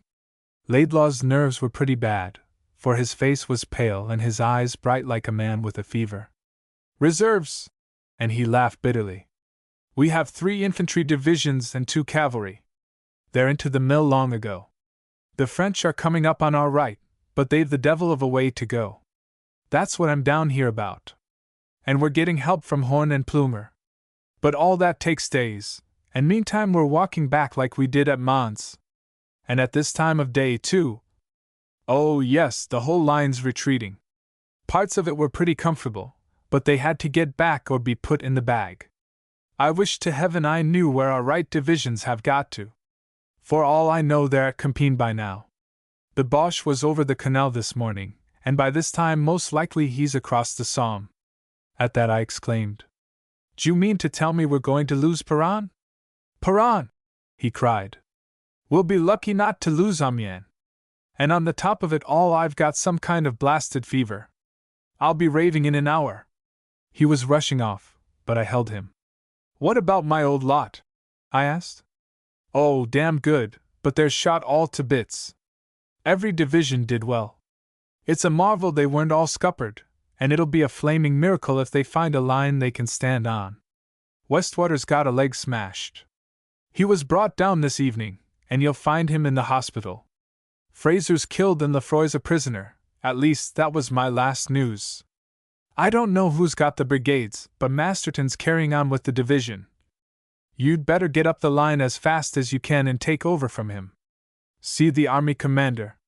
He'll be in Amiens tomorrow morning for a powwow." Laidlaw lay wearily back in his car and disappeared into the night, while I hurried to the train. The others had descended to the platform and were grouped round Archie, who was discoursing optimistic nonsense. I got them into the carriage and shut the door. "It's pretty bad," I said. "The front's pierced in several places and we're back to the upper Somme. I'm afraid it isn't going to stop there. I'm off up the line as soon as I can get my orders. Wake, you'll come with me, for every man will be wanted. Blenkerin, you'll see Mary and Peter safe to England. We're just in time, for tomorrow it mightn't be easy to get out of Amiens." I can see yet the anxious faces in that ill-lit compartment. We said goodbye after the British style without much to do. I remember that old Peter gripped my hand as if he would never release it, and that Mary's face had grown very pale. If I delayed another second I should have howled, for Mary's lips were trembling and Peter had eyes like a wounded stag. "God bless you," I said hoarsely, and as I went off I heard Peter's voice, a little cracked, saying, "God bless you, my old friend." I spent some weary hours looking for Westwater. He was not in the big clearing station, but I ran him to earth at last in the new hospital which had just been got going in the Ursuline convent. He was the most sterling little man, in ordinary life rather dry and dogmatic, with a trick of taking you up sharply which didn't make him popular. Now he was lying very stiff and quiet in the hospital bed, and his blue eyes were solemn and pathetic like a sick dog's. "There's nothing much wrong with me," he said, in reply to my question. "A shell dropped beside me and damaged my foot. They say they'll have to cut it off. I've an easier mind now you're here, Hannah. Of course you'll take over from Masterton. He's a good man but not quite up to his job. Poor Fraser, you've heard about Fraser. He was done in at the very start." "Yes, a shell. And Lefroy. If he's alive and not too badly smashed, the Hun has got a troublesome prisoner." He was too sick to talk, but he wouldn't let me go. "The division was all right. Don't you believe anyone who says we didn't fight like heroes.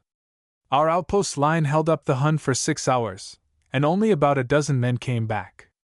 We could have stuck it out in the battle zone if both flanks hadn't been turned. They got through Crab's left and came down the Veery ravine, and a big wave rushed Shropshire Wood. We fought it out yard by yard and didn't budge till we saw the Plessis stump blazing in our rear. Then it was about time to go. We haven't many battalion commanders left. Watson, Endicott, Crochet." He stammered out a list of gallant fellows who had gone. "Get back double quick, Hannah. They want you. I'm not happy about Masterton. He's too young for the job." And then a nurse drove me out, and I left him speaking in the strange forced voice of great weakness. At the foot of the staircase stood Mary. "I saw you go in," she said, "so I waited for you." "Oh, my dear," I cried. "You should have been in Boulogne by now. What madness brought you here? They know me here and they've taken me on. You couldn't expect me to stay behind. You said yourself everybody was wanted, and I'm in a service like you. Please don't be angry, Dick." I wasn't angry, I wasn't even extra anxious. The whole thing seemed to have been planned by fate since the creation of the world. The game we had been engaged in wasn't finished, and it was right that we should play it out together. With that feeling came a conviction, too, of ultimate victory. Somehow or sometime we should get to the end of our pilgrimage. But I remembered Mary's forebodings about the sacrifice required. The best of us. That ruled me out, but what about her? I caught her to my arms. "Goodbye, my very dearest. Don't worry about me, for mine's a soft job and I can look after my skin. But oh! Take care of yourself, for you are all the world to me." She kissed me gravely like a wise child. "I am not afraid for you," she said. "You are going to stand in the breach, and I know you will win.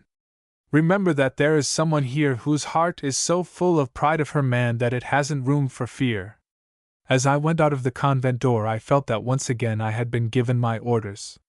It did not surprise me that, when I sought out my room on an upper floor of the Hotel de France, I found Blenkerin in the corridor. He was in the best of spirits. "You can't keep me out of the show, Dick," he said, "so you needn't start arguing. Why, this is the one original chance of a lifetime for John S. Blenkerin. Our little fight at Erzurum was only a sideshow, but this is a real high-class Armageddon. I guess I'll find a way to make myself useful." I had no doubt he would, and I was glad he had stayed behind. But I felt it was hard on Peter to have the job of returning to England alone at such a time, like useless flotsam washed up by a flood. "You needn't worry," said Blenkerin. "Peter's not making England this trip. To the best of my knowledge he has beat it out of this township by the eastern postern. He had some talk with Sir Archibald Roylance, and presently other gentlemen of the Royal Flying Corps appeared, and the upshot was that Sir Archibald hitched on to Peter's grip and departed without saying farewell. My notion is that he's gone to have a few words with his old friends at some flying station. Or he might have the idea of going back to England by aeroplane, and so having one last flutter before he folds his wings. Anyhow, Peter looked a mighty happy man. The last I saw he was smoking his pipe with a batch of young lads in a flying corps wagon and heading straight for Germany. Chapter 21 How an Exile Returned to His Own People. Next morning I found the army commander on his way to Dillon's. "Take over the division?" he said. "Certainly. I'm afraid there isn't much left of it. I'll tell Carr to get through to the Corps headquarters, when he can find them. You'll have to nurse the remnants, for they can't be pulled out yet, not for a day or two. Bless me, Hannay, there are parts of our line which we're holding with a man and a boy. You've got to stick it out till the French take over. We're not hanging on by our eyelids, it's our eyelashes now." "What about positions to fall back on, sir?" I asked. "We're doing our best, but we haven't enough men to prepare them." He plucked open a map. "There we're digging a line, and there. If we can hold that bit for 2 days we shall have a fair line resting on the river. But we mayn't have time." Then I told him about Blencarin, whom of course he had heard of. "He was one of the biggest engineers in the States, and he's got a nailing fine eye for country. He'll make good somehow if you let him help in the job." "The very fellow," he said, and he wrote an order. "Take this to Jacques and he'll fix up a temporary commission. Your man can find a uniform somewhere in Amiens." After that I went to the detail camp and found that Ivory had duly arrived. "The prisoner has given no trouble, sir," Hamilton reported. "But he's a wee thing peevish. They're saying that the Germans is getting on fine, and I was telling him that he should be proud of his ain folk. But he wasn't vera weel pleased." 3 days had wrought a transformation in Ivory. That face, once so cool and capable, was now sharpened like a hunted beast's. His imagination was preying on him, and I could picture its torture. He, who had been always at the top directing the machine, was now only a cog in it. He had never in his life been anything but powerful, now he was impotent. He was in a hard, unfamiliar world, in the grip of something which he feared and didn't understand, in the charge of men who were in no way amenable to his persuasiveness. It was like a proud and bullying manager suddenly forced to labor in a squad of navvies, and worse, for there was the gnawing physical fear of what was coming. He made an appeal to me. "Do the English torture their prisoners?" he asked. "You have beaten me. I own it, and I plead for mercy. I will go on my knees if you like. I am not afraid of death, in my own way. Few people are afraid of death, in their own way. Why do you degrade me? I am a gentleman." "Not as we define the thing," I said. His jaw dropped. "What are you going to do with me?" he quavered. "You have been a soldier," I said. "You are going to see a little fighting, from the ranks. There will be no brutality, you will be armed if you want to defend yourself, you will have the same chance of survival as the men around you. You may have heard that your countrymen are doing well. It is even possible that they may win the battle. What was your forecast to me? Amiens in 2 days, Abbeville in 3. Well, you are a little behind scheduled time, but still you are prospering. You told me that you were the chief architect of all this, and you are going to be given the chance of seeing it, perhaps of sharing in it, from the other side. Does it not appeal to your sense of justice?" He groaned and turned away. I had no more pity for him than I would have had for a black mamba that had killed my friend and was now caught to a cleft tree. Nor, oddly enough, had Wake. If we had shot Ivory outright at Estianton, I am certain that Wake would have called us murderers. Now he was in complete agreement. His passionate hatred of war made him rejoice that a chief contriver of war should be made to share in its terrors. "He tried to talk me over this morning," he told me. "Claimed he was on my side and said the kind of thing I used to say last year. It made me rather ashamed of some of my past performances to hear that scoundrel imitating them. By the way, Hannay, what are you going to do with me? You're coming on my staff. You're a stout fellow and I can't do without you. Remember, I won't fight. You won't be asked to. We're trying to stem the tide which wants to roll to the sea. You know how the Boche behaves in occupied country, and marries in Amiens." At that news he shut his lips. "Still," he began. "Still," I said, "I don't ask you to forfeit one of your blessed principles. You needn't fire a shot. But I want a man to carry orders for me, for we haven't a line any more, only a lot of blobs like Quicksilver. I want a clever man for the job and a brave one, and I know that you're not afraid." "No," he said. "I don't think I am much. Well, I'm content." I started blinkering off in a car for Corps headquarters, and in the afternoon took the road myself. I knew every inch of the country, the lift of the hill east of Amiens, the Roman highway that ran straight as an arrow to St. Quentin, the marshy lagoons of the Somme, and that broad strip of land wasted by battle between Dampierre and Peronne. I had come to Amiens through it in January, for I had been up to the line before I left for Paris, and then it had been a peaceful place, with peasants tilling their fields, and new buildings going up on the old battlefield, and carpenters busy at cottage roofs, and scarcely a transport wagon on the road to remind one of war.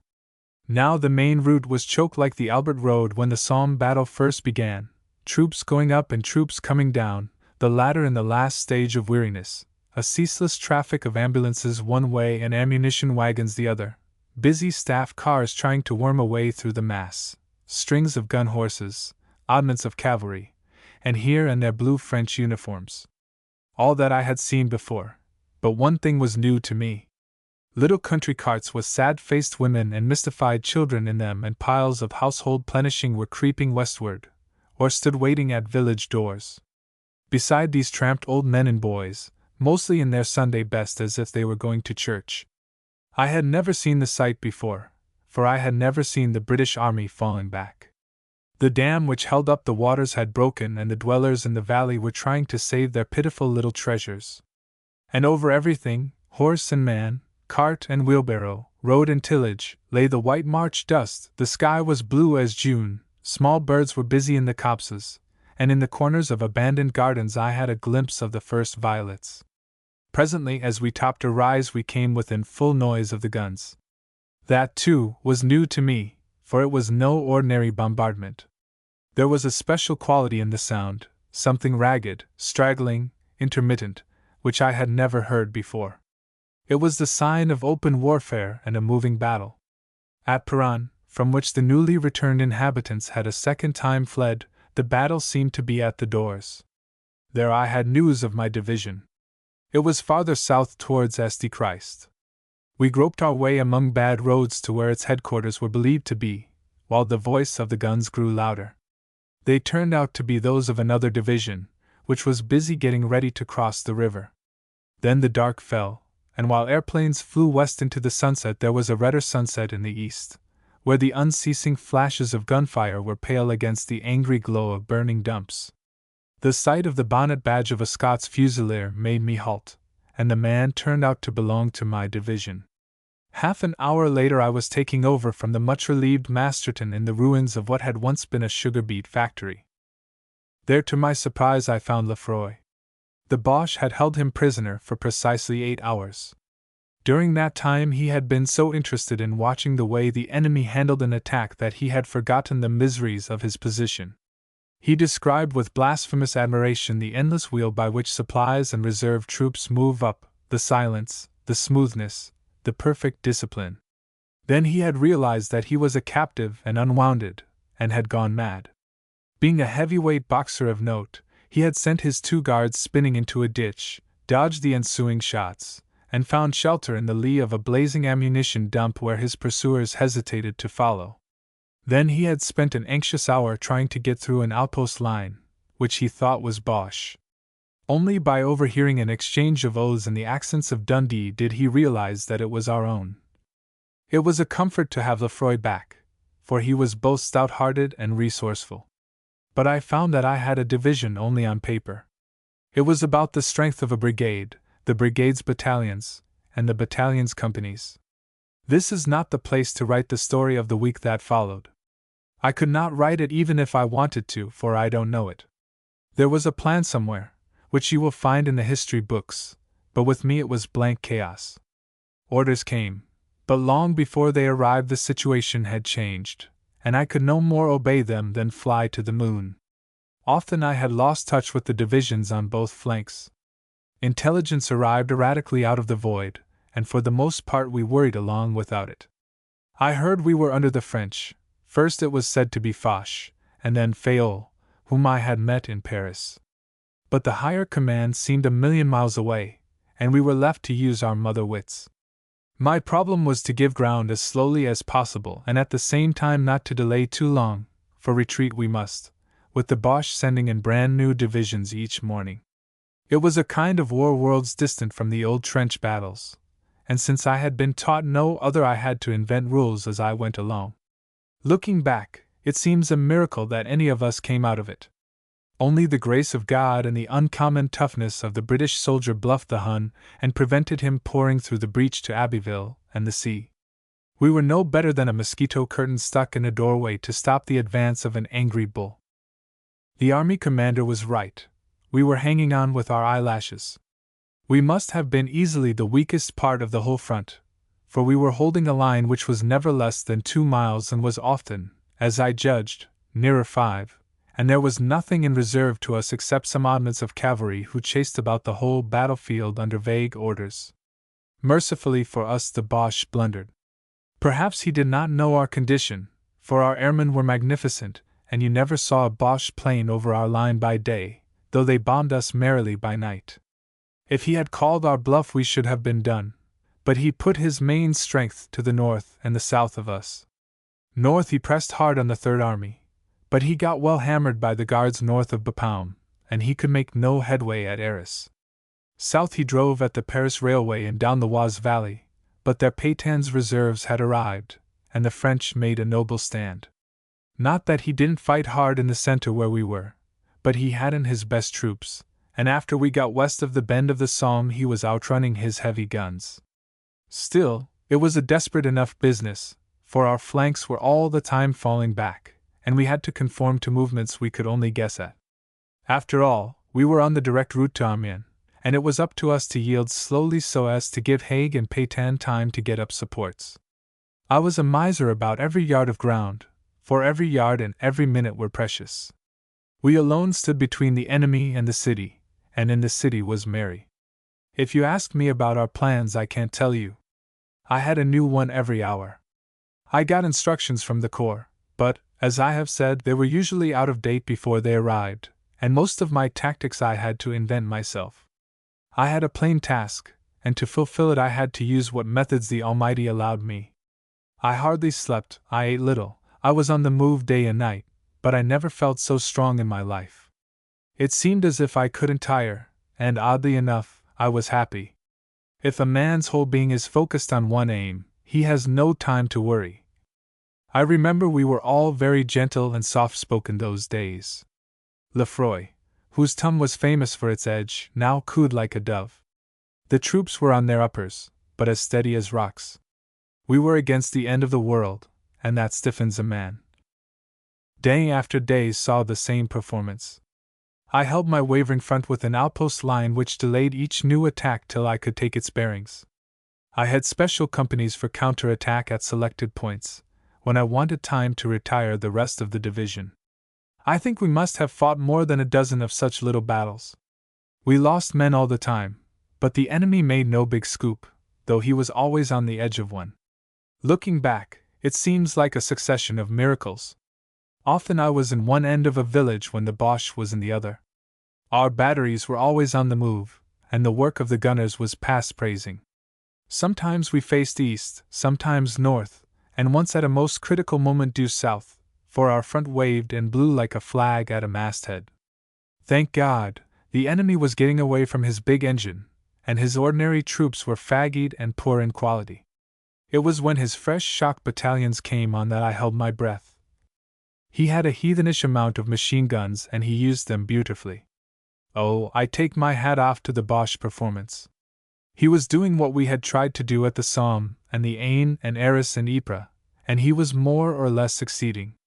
And the reason was that he was going bald-headed for victory.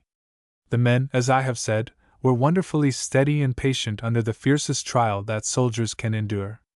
I had all kinds in the division, old army, new army, territorials, and you couldn't pick and choose between them. They fought like Trojans, and dirty, weary, and hungry, found still some salt of humor in their sufferings. It was a proof of the rock-bottom sanity of human nature. But we had one man with us who was hardly sane. In the hustle of those days I now and then caught sight of Ivory. I had to be everywhere at all hours, and often visited that remnant of Scots Fusiliers into which the subtlest brain in Europe had been drafted.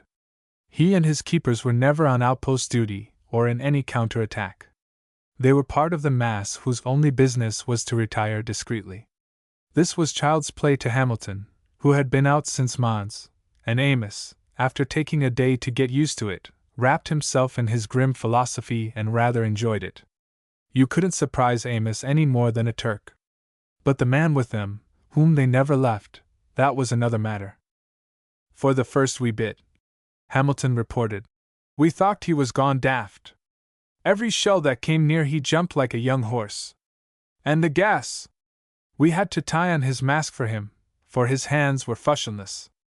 There was whiles when he wadna be hindered from standin' up and talkin' to hisself, though the bullets was spittin'. He was what ye call demoralized. Syne he got as though he didna hear or see a nithing. He did what we tell't him, and when we let him be he sat down and grat. He's aye greetin'. Queer thing, sir, but the Germans canna hit him. I'm aye shakin' bullets out o' my clays, and I've got a hole in my shoulder, and Andra took a bash on his tin that wad hae felled onybody that hadna a hide like a stot. But, sir, the prisoner tak's no skaith. Our boys are feared of him. There was an Irishman says to me that he had the evil eye, and ye can see for yourself that he's no canny. I saw that his skin had become like parchment, and that his eyes were glassy. I don't think he recognized me. Does he take his meals? I asked. He doesna eat muckle. But he has an unco thirst. Ye canna keep him off the men's water bottles. He was learning very fast the meaning of that war he had so confidently played with. I believe I am a merciful man, but as I looked at him I felt no vestige of pity. He was dreeing the weird he had prepared for others. I thought of Scudder, of the 1,000 friends I had lost, of the great seas of blood and the mountains of sorrow this man and his like had made for the world. Out of the corner of my eye I could see the long ridges above Comles and Longueville which the salt of the earth had fallen to win, and which were again under the hoof of the Boche. I thought of the distracted city behind us and what it meant to me, and the pitifully weak screen which was all its defense. I thought of the foul deeds which had made the German name to stink by land and sea, foulness of which he was the arch-begetter. And then I was amazed at our forbearance. He would go mad, and madness for him was more decent than sanity. I had another man who wasn't what you might call normal, and that was Wake. He was the opposite of shell-shocked, if you understand me. He had never been properly under fire before, but he didn't give a straw for it. I had known the same thing with other men, and they generally ended by crumpling up, for it isn't natural that 5 or 6 feet of human flesh shouldn't be afraid of what can torture and destroy it. The natural thing is to be always a little scared, like me, but by an effort of the will and attention to work to contrive to forget it. But Wake apparently never gave it a thought. He wasn't foolhardy, only indifferent. He used to go about with a smile on his face, a smile of contentment. Even the horrors, and we had plenty of them, didn't affect him. His eyes, which used to be hot, had now a curious open innocence like Peter's.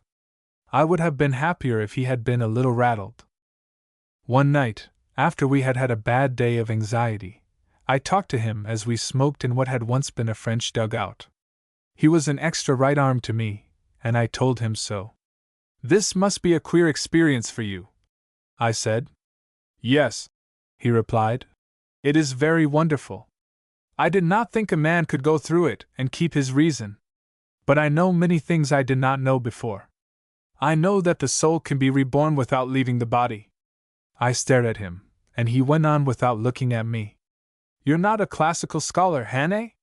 There was a strange cult in the ancient world, the worship of Magna Mater, the Great Mother. To enter into her mysteries the votary passed through a bath of blood. I think I am passing through that bath. I think that like the initiate I shall be renatus in aeternum, reborn into the eternal." I advised him to have a drink, for that talk frightened me. It looked as if he were becoming what the Scots call fey. Lefroy noticed the same thing and was always speaking about it. He was as brave as a bull himself, and with very much the same kind of courage, but Wake's gallantry perturbed him. "I can't make the chap out," he told me. He behaves as if his mind was too full of better things to give a damn for Bosch guns. He doesn't take foolish risks, I don't mean that, but he behaves as if risks didn't signify. It's positively eerie to see him making notes with a steady hand when shells are dropping like hailstones, and we're all thinking every minute's our last. You've got to be careful with him, sir. He's a long sight too valuable for us to spare. Lefroy was right about that, for I don't know what I should have done without him. The worst part of our job was to keep touch with our flanks, and that was what I used Wake for. He covered country like a moss trooper, sometimes on a rusty bicycle, oftener on foot, and you couldn't tire him. I wonder what other divisions thought of the grimy private who was our chief means of communication. He knew nothing of military affairs before, but he got the hang of this rough-and-tumble fighting as if he had been born for it. He never fired a shot, he carried no arms, the only weapons he used were his brains. And they were the best conceivable. I never met a staff officer who was so quick at getting a point or at sizing up a situation. He had put his back into the business, and first-class talent is not common anywhere. One day a G.S.O. from a neighboring division came to see me. "Where on earth did you pick up that man Wake?" he asked. "He's a conscientious objector and a non-combatant," I said. "Then I wish to heaven we had a few more conscientious objectors in this show. He's the only fellow who seems to know anything about this blessed battle. My general's sending you a chit about him." "No need," I said, laughing. "I know his value. He's an old friend of mine." I used Wake as my link with Corps headquarters, and especially with Blenheim. For about the 6th day of the show I was beginning to get rather desperate. This kind of thing couldn't go on forever. We were miles back now, behind the old line of 17, and, as we rested one flank on the river, the immediate situation was a little easier. But I had lost a lot of men, and those that were left were blind with fatigue. The big bulges of the enemy to north and south had added to the length of the total front, and I found I had to fan out my thin ranks. The Boche was still pressing on, though his impetus was slacker. If he knew how little there was to stop him in my section, he might make a push which would carry him to Amiens. Only the magnificent work of our airmen had prevented him getting that knowledge, but we couldn't keep the secrecy up forever. Some day an enemy plane would get over, and it only needed the drive of a fresh storm battalion or two to scatter us. I wanted a good prepared position, with sound trenches and decent wiring. Above all, I wanted reserves. The word was on my lips all day, and it haunted my dreams. I was told that the French were to relieve us, but when? My reports to Corps headquarters were one long wail for more troops. I knew there was a position prepared behind us, but I needed men to hold it. Wake brought in a message from Blenheim. "We're waiting for you, Dick," he wrote. "And we've gotten quite a nice little home ready for you. This old man hasn't hustled so hard since he struck copper in Montana in '92. We've dug 3 lines of trenches and made a heap of pretty redoubts, and I guess they're well laid out, for the Army staff has supervised them and they're no slouches at this brand of engineering. You would have laughed to see the labor we employed. We had all breeds of Dago and Chinamen, and some of your own South African blacks, and they got so busy on the job they forgot about bedtime. I used to be reckoned a bit of a slave driver, but my special talents weren't needed with this push. I'm going to put a lot of money into foreign missions henceforward." I wrote back, "Your trenches are no good without men. For God's sake, get something that can hold a rifle. My lot are done to the world." Then I left Lefroy with the division and went down on the back of an ambulance to see for myself. I found Blenheim, some of the Army engineers, and a staff officer from Corps headquarters, and I found Archie Roylance. They had dug a mighty good line and wired it nobly. It ran from the river to the wood of La Bruyere on the little hill above the Ablain stream. It was desperately long, but I saw at once it couldn't well be shorter, for the division on the south of us had its hands full with the fringe of the big thrust against the French. "It's no good blinking the facts," I told them. "I haven't 1,000 men, and what I have are at the end of their tether. If you put 'em in these trenches, they'll go to sleep on their feet. When can the French take over?" I was told that it had been arranged for next morning, but that it had now been put off 24 hours. It was only a temporary measure, pending the arrival of British divisions from the north. Archie looked grave. The Boche is pushing up new troops in this sector. We got the news before I left squadron headquarters. It looks as if it would be a near thing, sir. It won't be a near thing. It's an absolute black certainty. My fellows can't carry on as they are another day. Great God, they've had a fortnight in hell. Find me more men or we buckle up at the next push.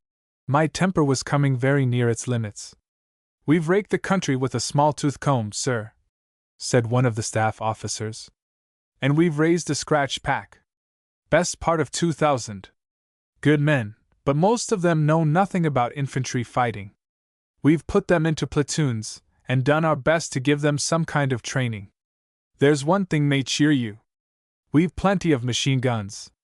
There's a machine gun school nearby, and we got all the men who are taking the course and all the plant. I don't suppose there was ever such a force put into the field before. It was a wilder medley than Moosey's camp followers at First Ypres. There was every kind of detail in the shape of men returning from leave, representing most of the regiments in the army. There were the men from the machine gun school. There were corps troops, sappers and ASC, and a handful of corps cavalry. Above all, there was a batch of American engineers, fathered by Blenheim. I inspected them where they were drilling and liked the look of them. 48 hours, I said to myself. With luck we may just pull it off. Then I borrowed a bicycle and went back to the division. But before I left I had a word with Archie. This is one big game of bluff, and it's you fellows alone that enable us to play it. Tell your people that everything depends on them. They mustn't stint the planes in this sector, for if the Boche once suspicions how little he's got before him the game's up. He's not a fool and he knows that this is the short road to Amiens, but he imagines we're holding it in strength. If we keep up the fiction for another 2 days the thing's done. You say he's pushing up troops? Yes, and he's sending forward his tanks. Well, that'll take time. He's slower now than a week ago and he's got a deuce of a country to march over. There's still an outside chance we may win through. You go home and tell the RFC what I've told you. He nodded. By the way, Sir Pinar's with the squadron. He would like to come up and see you. Archie, I said solemnly, be a good chap and do me a favor. If I think Peter's anywhere near the line I'll go off my head with worry. This is no place for a man with a bad leg. He should have been in England days ago. Can't you get him off, to Amiens anyhow? We scarcely like to. You see, we're all desperately sorry for him, his fun gone and his career over and all that. He likes being with us and listening to our yarns. He has been up once or twice too. The shark Gladys.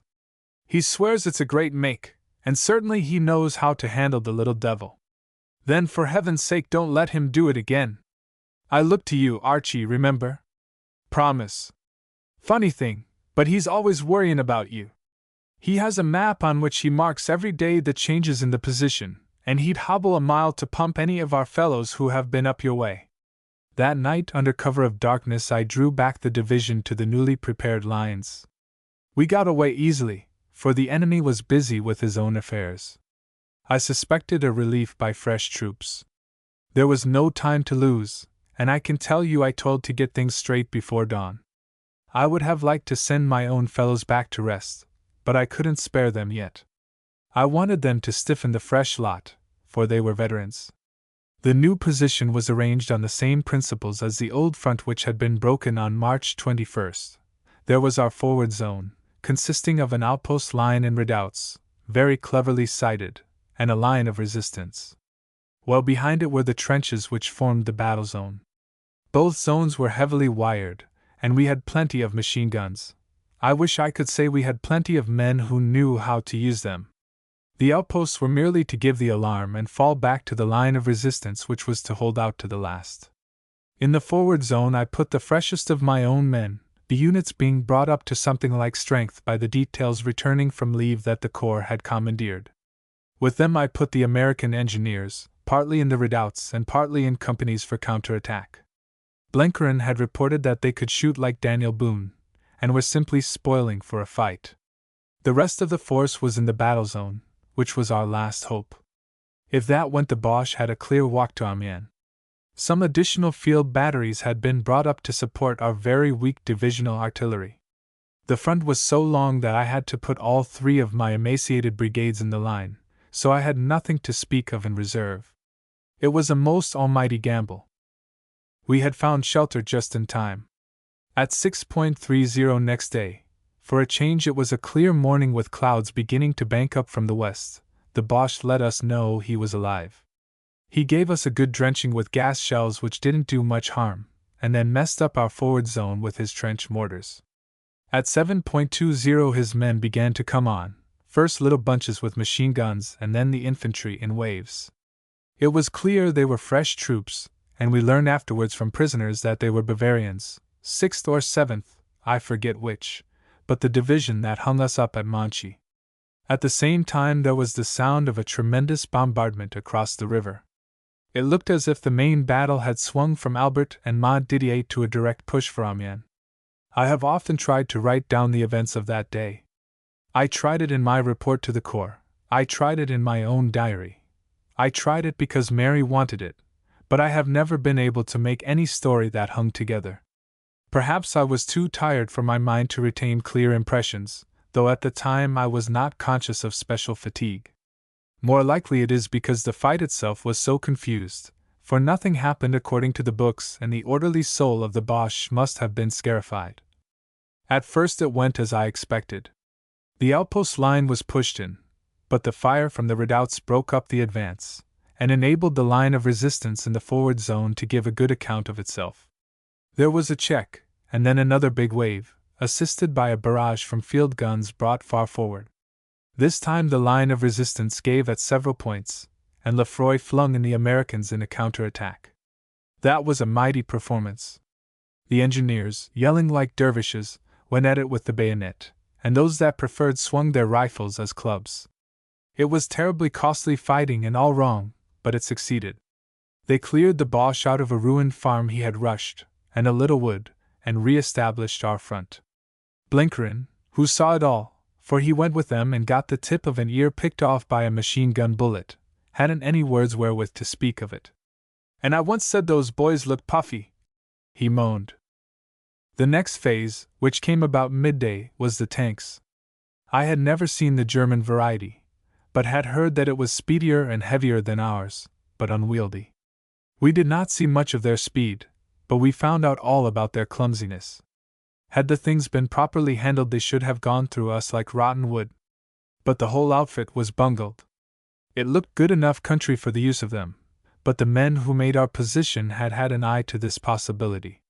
The great monsters, mounting a field gun besides other contrivances, wanted something like a high road to be happy in. They were useless over anything like difficult ground. The ones that came down the main road got on well enough at the start, but Blenheim very sensibly had mined the highway, and we blew a hole like a diamond pit. One lay helpless at the foot of it, and we took the crew prisoner. Another stuck its nose over and remained there till our field guns got the range and knocked it silly. As for the rest, there is a marshy lagoon called the Pat d'Oeil beside the farm of Gavril, which runs all the way north to the river, though in most places it only seems like a soft patch in the meadows. This the tanks had to cross to reach our line, and they never made it. Most got bogged, and made pretty targets for our gunners. 1 or 2 returned, and one the Americans, creeping forward under cover of a little stream, blew up with a timed fuse. By the middle of the afternoon I was feeling happier. I knew the big attack was still to come, but I had my forward zone intact and I hoped for the best. I remember I was talking to Wake, who had been going between the 2 zones, when I got the first warning of a new and unexpected peril. A dud shell plumped down a few yards from me. "Those fools across the river are firing short and badly off the straight," I said. Wake examined the shell. "No, it's a German one," he said. Then came others, and there could be no mistake about the direction, followed by a burst of machine-gun fire from the same quarter. We ran in cover to a point from which we could see the north bank of the river, and I got my glass on it. There was a lift of land from behind which the fire was coming. We looked at each other, and the same conviction stood in both faces. The Boche had pushed down the northern bank, and we were no longer in line with our neighbors. The enemy was in a situation to catch us with his fire on our flank and left rear. We couldn't retire to conform, for to retire meant giving up our prepared position. It was the last straw to all our anxieties, and for a moment I was at the end of my wits. I turned to Wake, and his calm eyes pulled me together. "If they can't retake that ground, we're fairly carted," I said. "We are. Therefore they must retake it. I must get on to Mitchinson." But as I spoke I realized the futility of a telephone message to a man who was pretty hard up against it himself.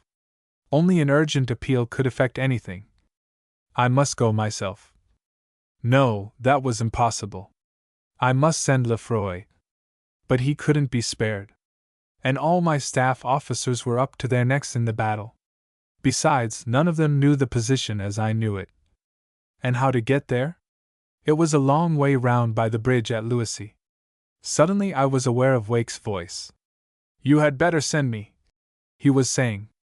"There's only one way, to swim the river a little lower down. That's too damnably dangerous. I won't send any man to certain death. But I volunteer," he said. "That, I believe, is always allowed in war. But you'll be killed before you can cross. Send a man with me to watch. If I get over, you may be sure I'll get to General Mitchinson. If not, send somebody else by Louisy. There's desperate need for hurry, and you see yourself it's the only way." The time was past for argument.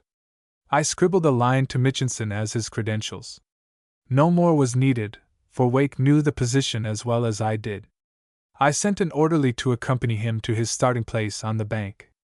"Goodbye," he said, as we shook hands. "You'll see, I'll come back all right." His face, I remember, looked singularly happy. 5 minutes later the Boche guns opened for the final attack. I believe I kept a cool head, at least so Lefroy and the others reported. They said I went about all afternoon grinning as if I liked it, and that I never raised my voice once. It's rather a fault of mine that I bellow in a scrap, but I know I was feeling anything but calm, for the problem was ghastly. It all depended on Wake and Mitchinson. The flanking fire was so bad that I had to give up the left of the forward zone, which caught it fairly, and retire the men there to the battle zone. The latter was better protected, for between it and the river was a small wood, and the bank rose into a bluff which sloped inwards towards us. This withdrawal meant a switch, and a switch isn't a pretty thing when it has to be improvised in the middle of a battle. The Boche had counted on that flanking fire. His plan was to break our two wings, the old Boche plan which crops up in every fight. He left our center at first pretty well alone, and thrust along the river bank and to the wood of La Bruyere, where we linked up with the division on our right. Lefroy was in the first area, and Masterton in the second, and for 3 hours it was as desperate a business as I have ever faced. The improvised switch went, and more of the forward zone disappeared. It was a hot, clear spring afternoon, and in the open fighting the enemy came on like troops at maneuvers. On the left they got into the battle zone, and I can see yet Lefroy's great figure leading a counterattack in person, his face all puddled with blood from a scalp wound. I would have given my soul to be in two places at once, but I had to risk our left and keep close to Masterton, who needed me most. The wood of La Bruyere was the maddest sight. Again and again the Boche was almost through it. You never knew where he was, and most of the fighting there was duels between machine-gun parties. Some of the enemy got round behind us, and only a fine performance of a company of Cheshires saved a complete breakthrough. As for Lefroy, I don't know how he stuck it out, and he doesn't know himself, for he was galled all the time by that accursed flanking fire. I got a note about 4:30 saying that Wake had crossed the river, but it was some weary hours after that before the fire slackened. I tore back and forward between my wings, and every time I went north I expected to find that Lefroy had broken. But by some miracle he held. The Boches were in his battle zone time and again, but he always flung them out. I have a recollection of Blenheim, stark mad, encouraging his Americans with strange tongues. Once as I passed him I saw that he had his left arm tied up. His blackened face grinned at me. "This bit of landscape's mighty unsafe for democracy," he croaked. For the love of Mike, get your guns on to those devils across the river. They're plaguing my boys too bad. It was about 7 o'clock, I think, when the flanking fire slacked off, but it was not because of our divisional guns. There was a short and very furious burst of artillery fire on the north bank, and I knew it was British. Then things began to happen. One of our planes, they had been marvels all day, swinging down like hawks from machine gun bouts with the Boche infantry, reported that Mitchinson was attacking hard and getting on well. That eased my mind, and I started off for Masterton, who was in greater straits than ever, for the enemy seemed to be weakening on the river bank and putting his main strength in against our right. But my G.S.0.2 stopped me on the road. "Wake," he said. "He wants to see you." "Not now," I cried. "He can't live many minutes." I turned and followed him to the ruinous cowshed which was my divisional headquarters. Wake, as I heard later, had swum the river opposite to Mitchinson's right, and reached the other shore safely, though the current was whipped with bullets. But he had scarcely landed before he was badly hit by shrapnel in the groin. Walking at first with support, and then carried on a stretcher, he managed to struggle on to the divisional headquarters, where he gave my message and explained the situation. He would not let his wound be looked to till his job was done. Mitchinson told me afterwards that with a face gray from pain he drew for him a sketch of our position, and told him exactly how near we were to our end. After that he asked to be sent back to me, and they got him down to Louisy in a crowded ambulance, and then up to us in a returning empty. The M.O. who looked at his wound saw that the thing was hopeless, and did not expect him to live beyond Louisy. He was bleeding internally, and no surgeon on earth could have saved him. When he reached us he was almost pulseless, but he recovered for a moment and asked for me. I found him, with blue lips and a face drained of blood, lying on my camp bed. His voice was very small and far away. "How goes it?" he asked. "Please God, we'll pull through, thanks to you, old man." "Good," he said, and his eyes shut. He opened them once again. "Funny thing, life. A year ago I was preaching peace. I'm still preaching it. I'm not sorry." I held his hand till 2 minutes later he died. In the press of a fight one scarcely realizes death, even the death of a friend. It was up to me to make good my assurance to Wake, and presently I was off to Masterton. There in that shambles of La Bruyere, while the light faded, there was a desperate and most bloody struggle. It was the last lap of the contest. 12 hours now, I kept telling myself, and the French will be here and will have done our task. Alas! How many of us would go back to rest? Hardly able to totter, our counter-attacking companies went in again. They had gone far beyond the limits of mortal endurance, but the human spirit can defy all natural laws. The balance trembled, hung, and then dropped the right way. The enemy impetus weakened, stopped, and the ebb began. I wanted to complete the job. Our artillery put up a sharp barrage, and the little I had left comparatively fresh I sent in for a counterstroke. Most of the men were untrained, but there was that in our ranks which dispensed with training, and we had caught the enemy at the moment of lowest vitality. We pushed him out of La Bruyere, we pushed him back to our old forward zone, we pushed him out of that zone to the position from which he had begun the day. But there was no rest for the weary. We had lost at least a third of our strength, and we had to man the same long line.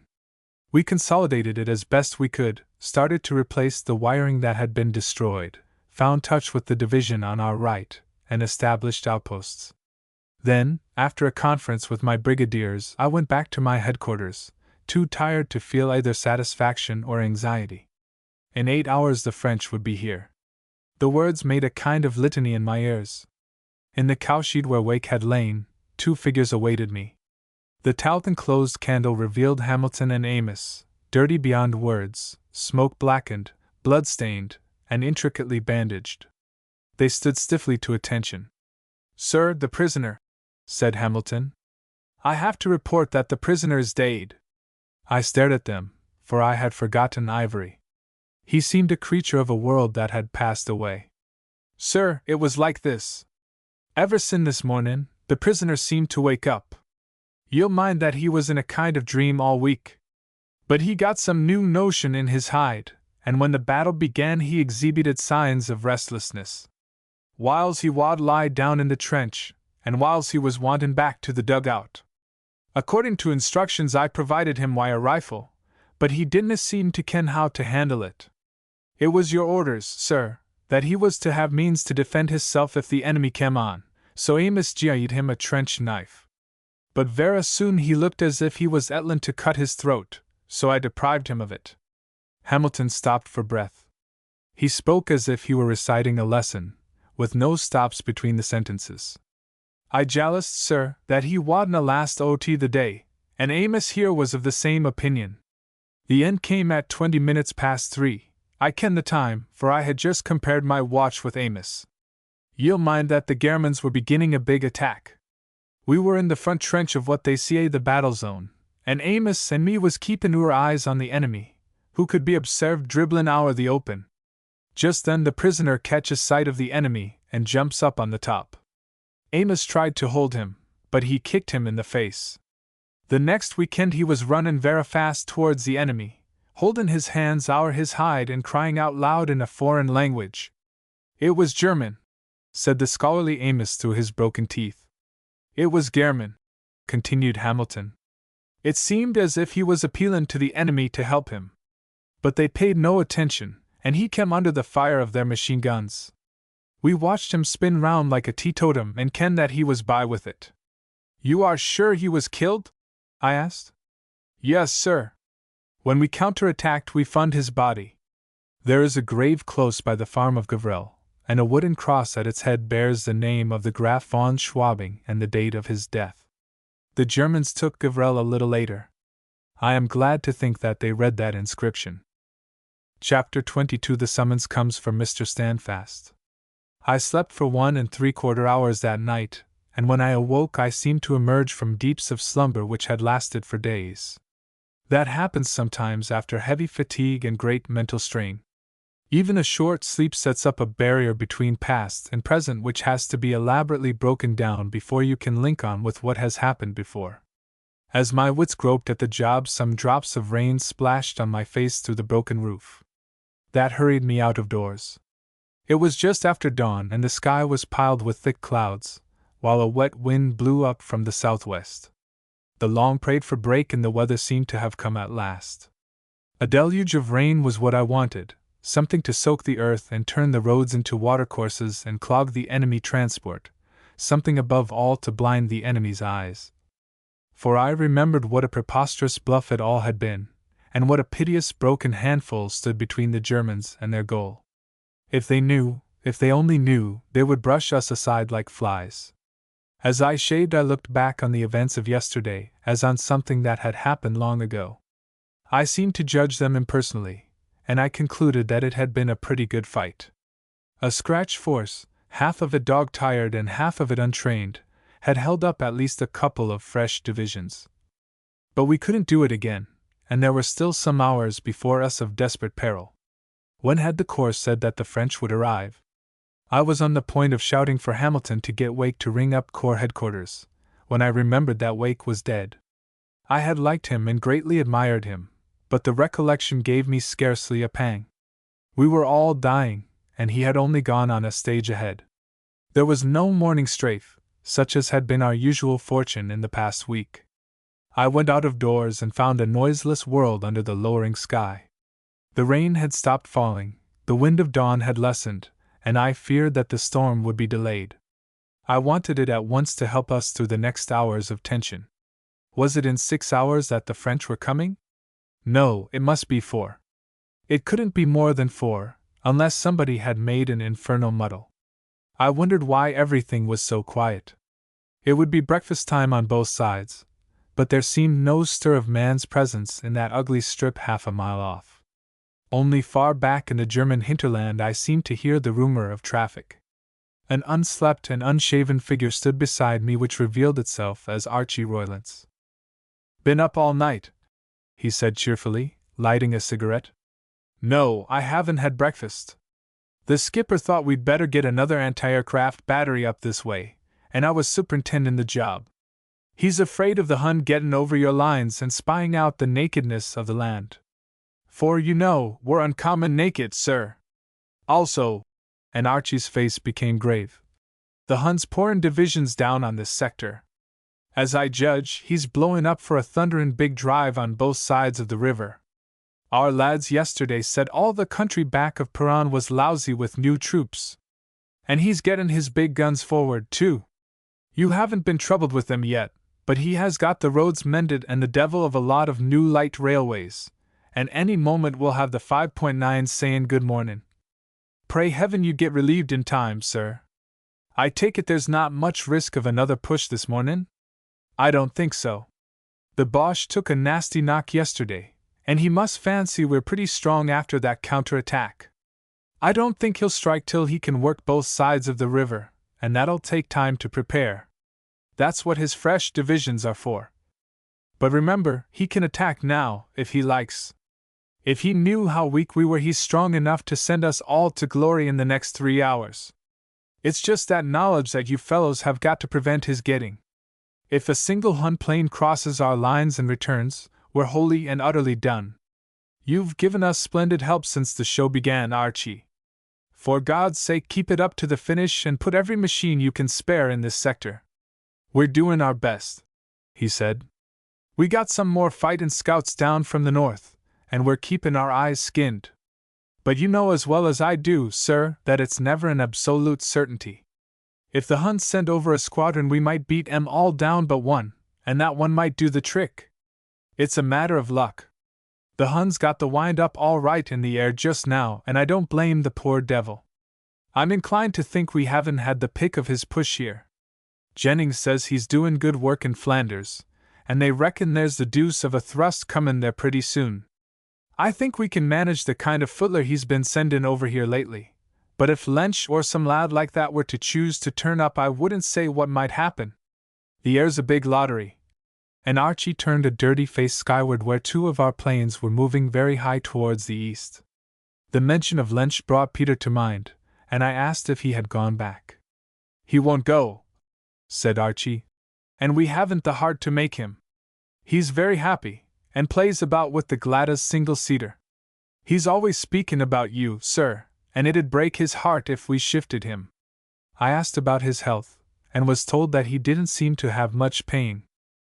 "But he's a bit queer," and Archie shook a sage head. "One of the reasons why he won't budge is because he says God has some work for him to do. He's quite serious about it, and ever since he got the notion he has perked up amazin'. He's always a skin about Lensch, too, not vindictive like, you understand, but quite friendly. Seems to take a sort of proprietary interest in him. I told him Lensch had had a far longer spell of first-class fightin' than anybody else, and was bound by the law of averages to be down soon, and he was quite sad about it." I had no time to worry about Peter. Archie and I swallowed breakfast, and I had a powwow with my brigadiers. By this time I had got through to Corps HU and got news of the French. It was worse than I expected. General Pegui would arrive about 10 o'clock, but his men couldn't take over till well after midday. The Corps gave me their whereabouts, and I found it on the map. They had a long way to cover yet, and then there would be the slow business of relieving. I looked at my watch. There were still 6 hours before us when the Boche might knock us to blazes, 6 hours of maddening anxiety. Lefroy announced that all was quiet on the front, and that the new wiring at the Bois de la Bruyere had been completed. Patrols had reported that during the night a fresh German division seemed to have relieved that which we had punished so stoutly yesterday. I asked him if he could stick it out against another attack. "No," he said without hesitation. "We're too few and too shaky on our pins to stand any more. I've only a man to every 3 yards." That impressed me, for Lefroy was usually the most devil-may-care optimist. "Curse it, there's the sun!" I heard Archie cry. It was true, for the clouds were rolling back and the center of the heavens was a patch of blue. The storm was coming. I could smell it in the air, but probably it wouldn't break till the evening. Where, I wondered, would we be by that time? It was now 9 o'clock, and I was keeping tight hold on myself, for I saw that I was going to have hell for the next hours. I am a pretty stolid fellow in some ways, but I have always found patience and standing still the most difficult job to tackle, and my nerves were all tattered from the long strain of the retreat. I went up to the line and saw the battalion commanders. Everything was unwholesomely quiet there. Then I came back to my headquarters to study the reports that were coming in from the air patrols. They all said the same thing: abnormal activity in the German back areas.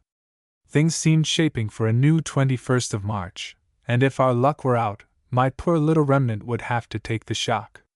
I telephoned to the Corps and found them as nervous as me. I gave them the details of my strength and heard an agonized whistle at the other end of the line. I was rather glad I had companions in the same purgatory. I found I couldn't sit still. If there had been any work to do, I would have buried myself in it, but there was none. Only this fearsome job of waiting. I hardly ever feel cold, but now my blood seemed to be getting thin, and I astonished my staff by putting on a British warm and buttoning up the collar. Round that derelict farm I ranged like a hungry wolf, cold at the feet, queasy in the stomach, and mortally edgy in the mind. Then suddenly the cloud lifted from me, and the blood seemed to run naturally in my veins. I experienced the change of mood which a man feels sometimes when his whole being is fined down and clarified by long endurance. The fight of yesterday revealed itself as something rather splendid. What risks we had run and how gallantly we had met them! My heart warmed as I thought of that old division of mine, those ragged veterans that were never beaten as long as breath was left them. And the Americans and the boys from the machine gun school and all the oddments we had commandeered. And old Blenkerin raging like a good-tempered lion. It was against reason that such fortitude shouldn't win out. We had snarled round and bitten the Boche so badly that he wanted no more for a little.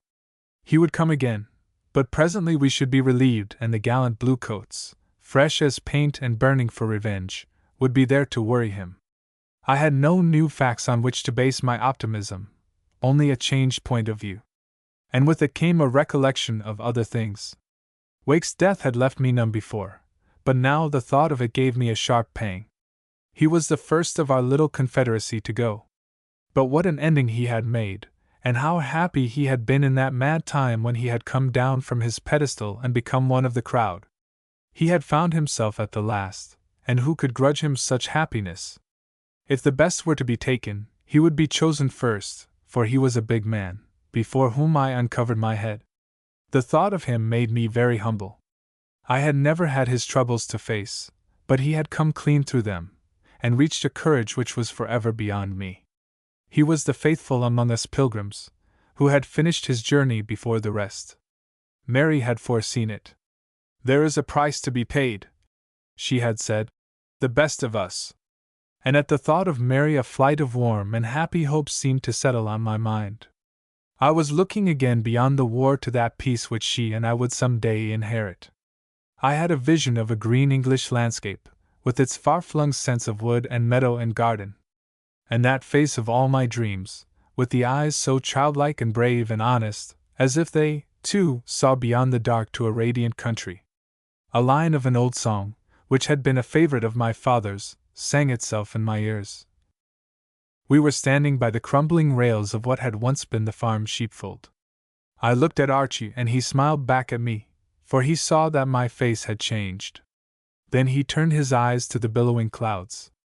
I felt my arm clutched. "Look there!" said a fierce voice, and his glasses were turned upward. I looked, and far up in the sky saw a thing like a wedge of wild geese flying towards us from the enemy's country. I made out the small dots which composed it, and my glass told me they were planes.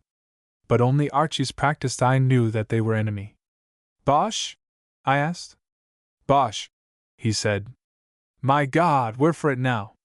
My heart had sunk like a stone, but I was fairly cool. I looked at my watch and saw that it was 10 minutes to 11. "How many?" "5," said Archie. "Or there may be 6, not more." "Listen," I said. "Get on to your headquarters. Tell them that it's all up with us if a single plane gets back. Let them get well over the line, the deeper in the better, and tell them to send up every machine they possess and down them all. Tell them it's life or death. Not one single plane goes back. Quick!" Archie disappeared, and as he went our anti-aircraft guns broke out. The formation above opened and zigzagged, but they were too high to be in much danger. But they were not too high to see that which we must keep hidden or perish. The roar of our batteries died down as the invaders passed westward. As I watched their progress, they seemed to be dropping lower. Then they rose again and a bank of cloud concealed them. I had a horrid certainty that they must beat us, that some at any rate would get back. They had seen thin lines and the roads behind us empty of supports. They would see, as they advanced, the blue columns of the French coming up from the southwest, and they would return and tell the enemy that a blow now would open the road to Amiens and the sea. He had plenty of strength for it, and presently he would have overwhelming strength.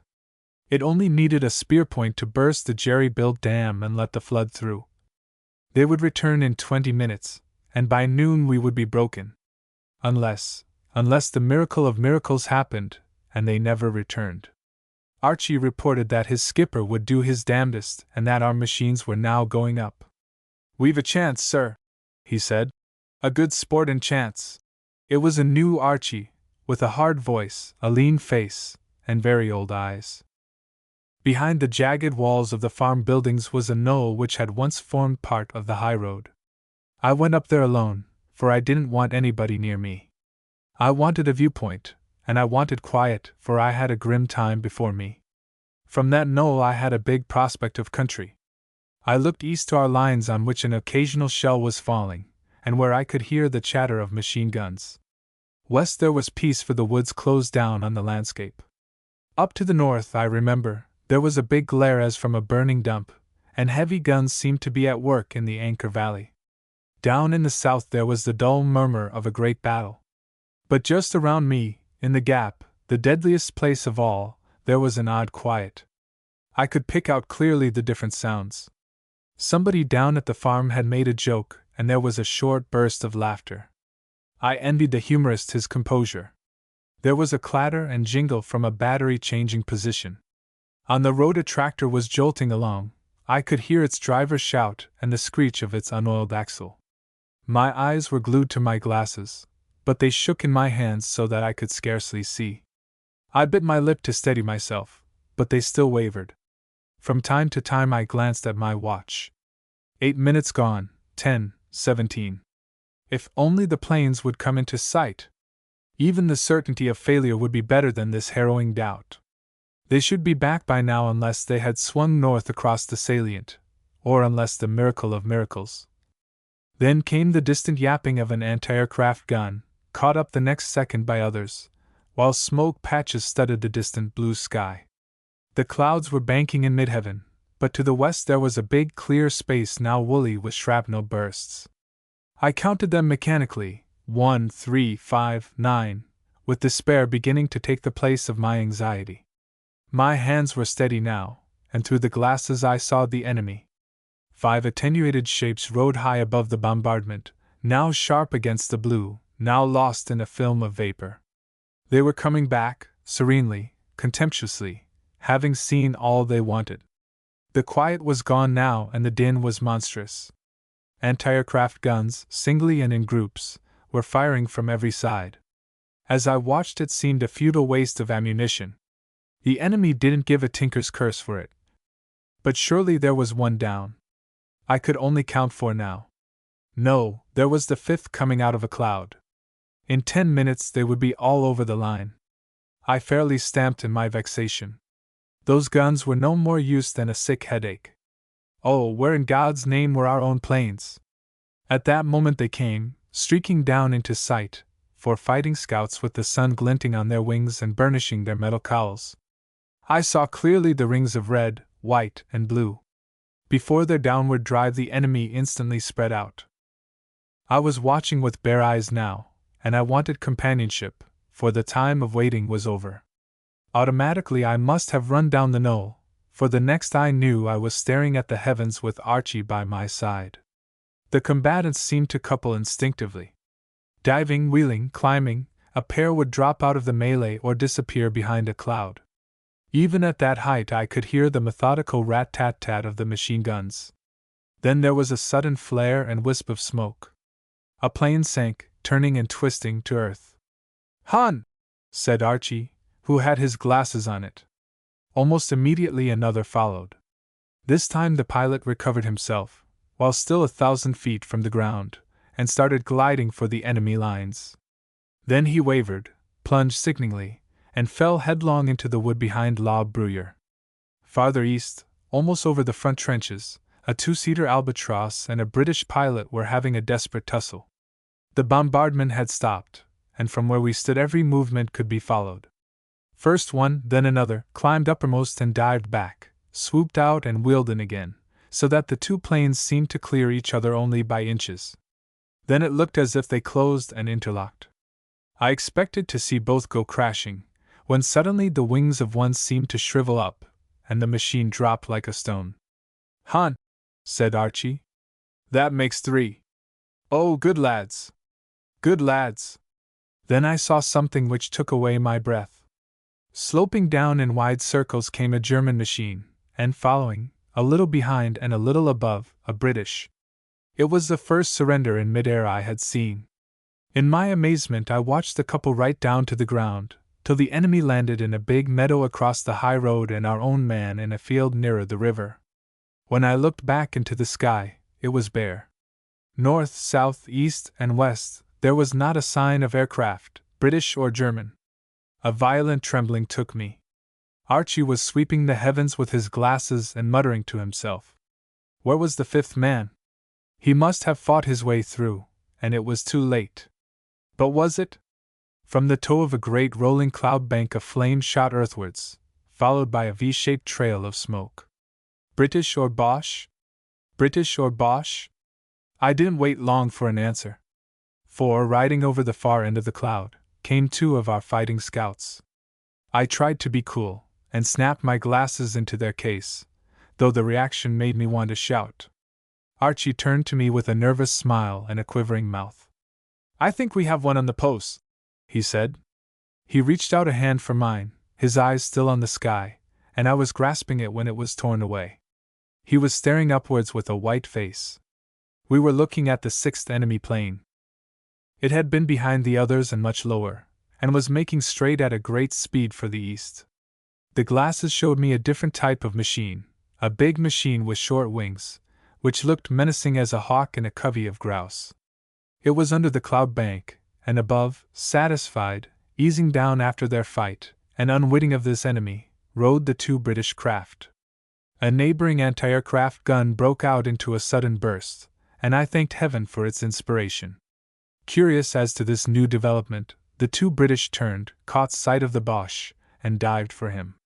What happened in the next minutes I cannot tell. The 3 seemed to be mixed up in a dog fight, so that I could not distinguish friend from foe. My hands no longer trembled. I was too desperate. The patter of machine guns came down to us, and then one of the 3 broke clear and began to climb.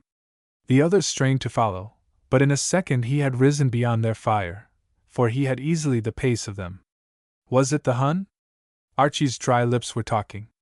"It's Lensch," he said. "How'd you know?" I gasped angrily. "Can't mistake him. Look at the way he slipped out as he banked. That's his patent trick." In that agonizing moment hope died in me.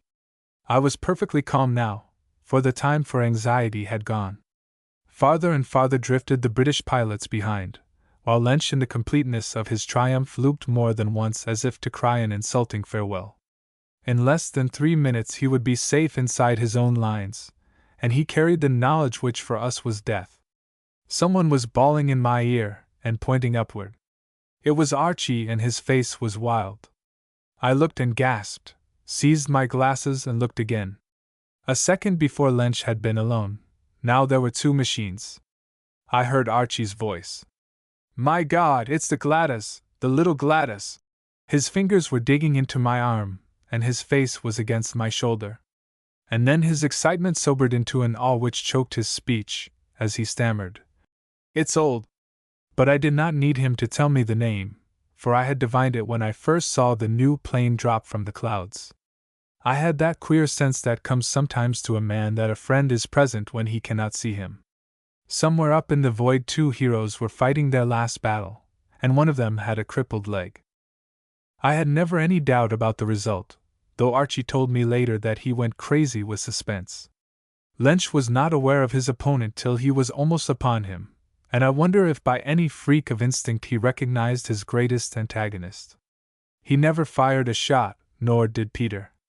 I saw the German twist and side-slip as if to baffle the fate descending upon him.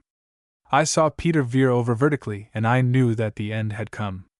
He was there to make certain of victory, and he took the only way.